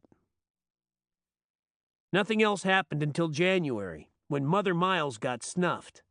He was riding his bike through Berkeley when a truck came out of a side street and hit him head-on, breaking both legs and fracturing his skull. He hung in a coma for 6 days, then died on a Sunday morning, less than 24 hours before his 30th birthday, leaving a wife, 2 children, and his righteous girlfriend, Ann. Miles had been president of the Sacramento chapter. His influence was so great that in 1965, he moved the whole club down to Oakland, claiming the police had made life intolerable for them by constant harassment. The outlaws simply picked up and moved, not questioning Miles' wisdom. His real name was James, but the Angels called him Mother. I guess it was because he was kind of motherly, said Gut. Miles was great people. He took care of everybody. He worried. You could always depend on him. I knew Miles in a distant kind of way. He didn't trust writers, but there was nothing mean about him, and once he decided I wasn't going to get him locked up somehow, he was friendly. He had the build of a pot-bellied stevedore, with a round face and a wide, flaring beard. I never thought of him as a hoodlum. He had the usual Hells Angels police record: drunk, disorderly, fighting, vagrancy, loitering, petty larceny, and a handful of ominous suspicion of charges that had never gone to trial. But he wasn't plagued by the same demons that motivate some of the others. He wasn't happy with the world, but he didn't brood about it, and his appetite for revenge didn't extend beyond specific wrongs done to the Angels or to him personally. You could drink with Miles without wondering when he was going to swing on somebody or lift your money off the bar. He wasn't that way. Booze seemed to make him more genial. Like most of the Angels' leaders, he had a quick mind and a quality of self-control which the others relied on. When I heard he'd been killed, I called Sonny to ask about the funeral, but by the time I finally got hold of him, the details were already on the radio and in the newspapers. Miles' mother was arranging for the funeral in Sacramento. The outlaw caravan would form at Barger's house at 11 on Thursday morning. The Angels have gone to plenty of funerals for their own people, but until this one, they had never tried to run the procession for 90 miles along a major highway. There was also a chance that the Sacramento police would try to keep them out of town. The word went out on Monday and Tuesday by telephone. This was not going to be any Jay Gatsby funeral. The Angels wanted a full-dress rally. Miles' status was not the point. The death of any angel requires a show of strength by the others. It is a form of affirmation, not for the dead, but the living. There are no set penalties for not showing up because none are necessary. In the cheap loneliness that is the overriding fact of every outlaw's life, a funeral is a bleak reminder that the tribe is smaller by one. The circle is one link shorter. The enemy jacks up the odds just a little bit more, and defenders of the faith need something to take off the chill. A funeral is a time for counting the loyal, for seeing how many are left. There is no question about skipping work, going without sleep, or riding for hours in a cold wind to be there on time. Early Thursday morning, the bikes began arriving in Oakland. Most of the outlaws were already in the Bay Area, or at least within 50 or 60 miles. But a handful of Satan's slaves rode all of Wednesday night, 500 miles from Los Angeles to join the main caravan. Others came from Fresno and San Jose and Santa Rosa. There were hangmen, misfits, presidents, night riders, crossmen, and some with no colors at all. A hard-faced little man who nobody spoke to wore an olive-drab bombardier's jacket with just the word loner on the back, written in small, blue-inked letters that looked like a signature. I was crossing the Bay Bridge when a dozen gypsy jokers came roaring past, ignoring the speed limit as they split up to go around me on both sides of the car. Seconds later, they disappeared up ahead in the fog. The morning was cold and bridge traffic was slow, except for motorcycles. Down in the bay, there were freighters lined up, waiting for open piers. The procession rolled at exactly 11, 150 bikes and about 20 cars. A few miles north of Oakland, at the Carquines Bridge, the outlaws picked up a police escort assigned to keep them under control. A highway patrol car led the caravan all the way to Sacramento. The lead angels rode two abreast in the right lane, holding a steady 65 miles an hour. At the head, with Barger, was the scruffy Praetorian Guard: Magoo, Tommy, Jimmy, Skip, Tiny, Zorro, Terry, and Charger Charlie, the child molester. The spectacle disrupted traffic all along the way. It looked like something from another world. Here was the scum of the earth, the lowest form of animals, an army of unwashed gang rapists, being escorted toward the state capitol by a highway patrol car with a flashing yellow light. The steady pace of the procession made it unnaturally solemn. Not even Senator Murphy could have mistaken it for a dangerous run. There were the same bearded faces, the same earrings, emblems, swastikas, and grinning death's heads flapping in the wind, but this time there were no party clothes, no hamming it up for the squares. They were still playing the role, but all the humor was missing. The only trouble en route came when the procession was halted after a filling station owner complained that somebody had stolen 14 quarts of oil at the last gas stop. Barger quickly took up a collection to pay the man off, muttering that whoever stole the oil was due for a chain whipping later on. The angels assured each other that it must have been a punk in one of the cars at the rear of the caravan, some shithead without any class. In Sacramento, there was no sign of harassment. Hundreds of spectators lined the route between the funeral home and the cemetery. Inside the chapel, a handful of Jim Miles's childhood friends and relatives waited with his body, a hired minister and 3 nervous attendants. They knew what was coming. Mother Miles' people. Hundreds of thugs, wild brawlers, and bizarre-looking girls in tight Levi's, scarves, and waist-length platinum-colored wigs. Miles' mother, a heavy, middle-aged woman in a black suit, wept quietly in a front pew, facing the open casket. At 1:30, the outlaw caravan arrived. The slow rumble of motorcycle engines rattled glass in the mortuary windows. Police tried to keep traffic moving as TV cameras followed Barger and perhaps 100 others toward the door of the chapel. Many outlaws waited outside during the service. They stood in quiet groups, leaning against the bikes and killing time with lazy conversation. There was hardly any talk about Miles. In one group, a pint of whiskey made the rounds. Some of the outlaws talked to bystanders, trying to explain what was happening. "Yeah, the guy was one of our leaders," said an angel to an elderly man in a baseball cap. "He was good people. Some punk ran a stop sign and snuffed him. We came to bury him with the colors." Inside the pine-paneled chapel, the minister was telling his weird congregation that the wages of sin is death. He looked like a Norman Rockwell druggist and was obviously repelled by the whole scene. Not all the pews were full, but standing room in the rear was crowded all the way back to the door. The minister talked about sin and justification, pausing now and then as if he expected a rebuttal from the crowd. "It's not my business to pass judgment on anybody," he continued, "nor is it my business to eulogize anybody.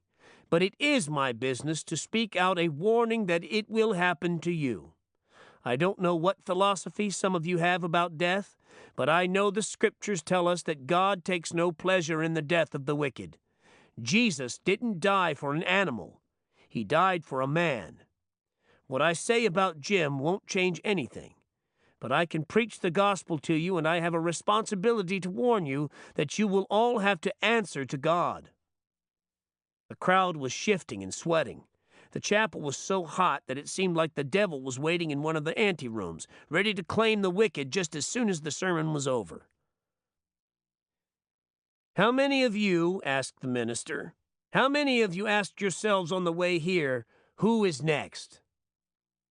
At this point, several angels in the pews rose and walked out, cursing quietly at a way of life they had long ago left behind.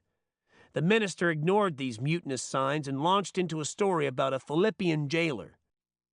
"Holy shit," mumbled Tiny.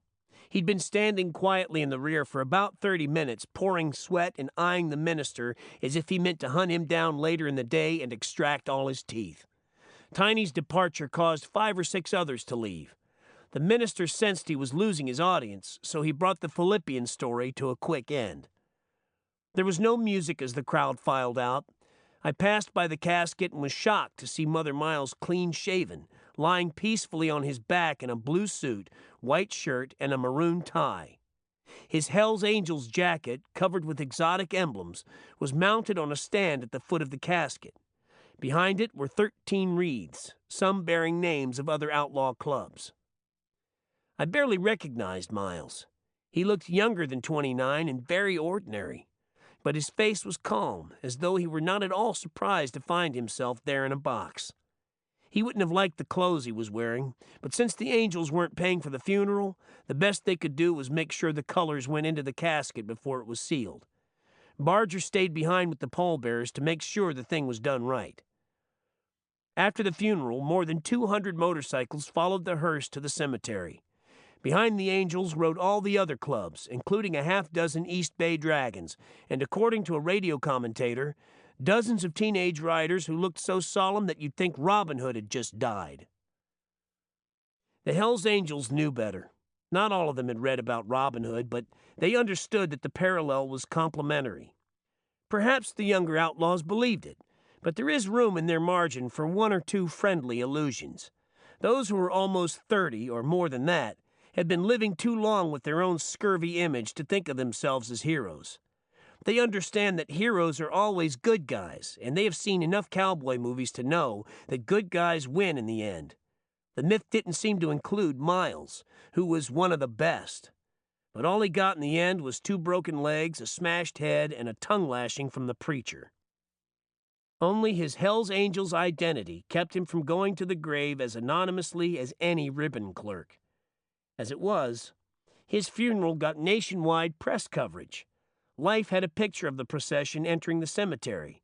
TV newscasts gave the funeral a solemn priority, and the Chronicle headline said, "Hell's Angels bury their own, black jackets and an odd dignity." Mother Miles would have been pleased. Moments after the burial, the caravan was escorted out of town by a phalanx of police cars, with sirens howling. The brief truce was ended. At the city limits, the Angels screwed it on and roared back to Richmond, across the bay from San Francisco, where they held an all-night wake that kept police on edge until long after dawn. On Sunday night, there was a meeting in Oakland to confirm Miles's successor, Big Al. It was a quiet affair, but without the grimness of the funeral. The banshee's wail that had seemed so loud on Thursday was already fading away. After the meeting, there was a beer party at the Sinners Club, and by the time the place closed, they had already set the date for the next run. The Angels would gather in Bakersfield on the first day of spring. A remembered line from a long-forgotten poem. "All my life, my heart has sought a thing I cannot name." Months later, when I rarely saw the Angels, I still had the legacy of the big machine. 400 pounds of chrome and deep red noise to take out on the coast highway and cut loose at 3 in the morning, when all the cops were lurking over on 101. My first crash had wrecked the bike completely, and it took several months to have it rebuilt. After that, I decided to ride it differently. I would stop pushing my luck on curves, always wear a helmet, and try to keep within range of the nearest speed limit. My insurance had already been canceled, and my driver's license was hanging by a thread. So it was always at night, like a werewolf, that I would take the thing out for an honest run down the coast. I would start in Golden Gate Park, thinking only to run a few long curves to clear my head. But in a matter of minutes, I'd be out at the beach with the sound of the engine in my ears, the surf booming up on the seawall, and a fine empty road stretching all the way down to Santa Cruz. Not even a gas station in the whole 70 miles. The only public light along the way is an all-night diner down around Rockaway Beach. There was no helmet on those nights, no speed limit, and no cooling it down on the curves. The momentary freedom of the park was like the one unlucky drink that shoves a wavering alcoholic off the wagon. I would come out of the park near the soccer field and pause for a moment at the stop sign, wondering if I knew anyone parked out there on the midnight humping strip. Then into first gear, forgetting the cars and letting the beast wind out. 35, 45, then into second and wailing through the light at Lincoln Way, not worried about green or red signals, but only some other werewolf loony who might be pulling out too slowly to start his own run. Not many of these, and with 3 lanes on a wide curve, a bike coming hard has plenty of room to get around almost anything. Then into third, the boomer gear, pushing 75 in the beginning of a wind scream in the ears, a pressure on the eyeballs like diving into water off a high board. Bent forward, far back on the seat, and a rigid grip on the handlebars as the bike starts jumping and wavering in the wind. Taillights far up ahead, coming closer, faster, and suddenly, zap! Going past and leaning down for a curve near the zoo, where the road swings out to the sea. The dunes are flatter here, and on windy days sand blows across the highway, piling up in thick drifts as deadly as any oil slick. Instant loss of control, a crashing, cartwheeling slide, and maybe one of those 2-inch notices in the paper the next day. An unidentified motorcyclist was killed last night when he failed to negotiate a turn on Highway 1. Indeed. But no sand this time, so the lever goes up into fourth, and now there's no sound except wind.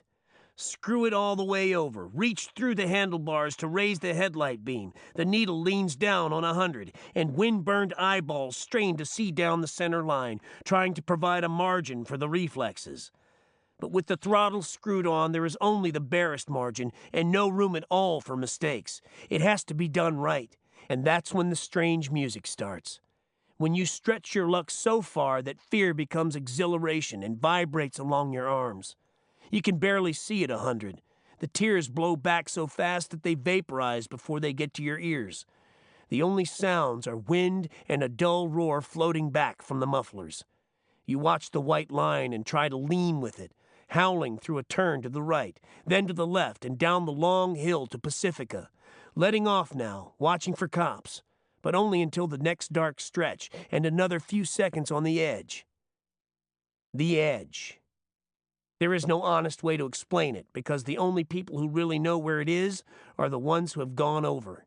The others, the living, are those who pushed their control as far as they felt they could handle it, and then pulled back, or slowed down, or did whatever they had to when it came to choose between now and later. But the edge is still out there. Or maybe it's in. The association of motorcycles with LSD is no accident of publicity. They are both a means to an end, to the place of definitions.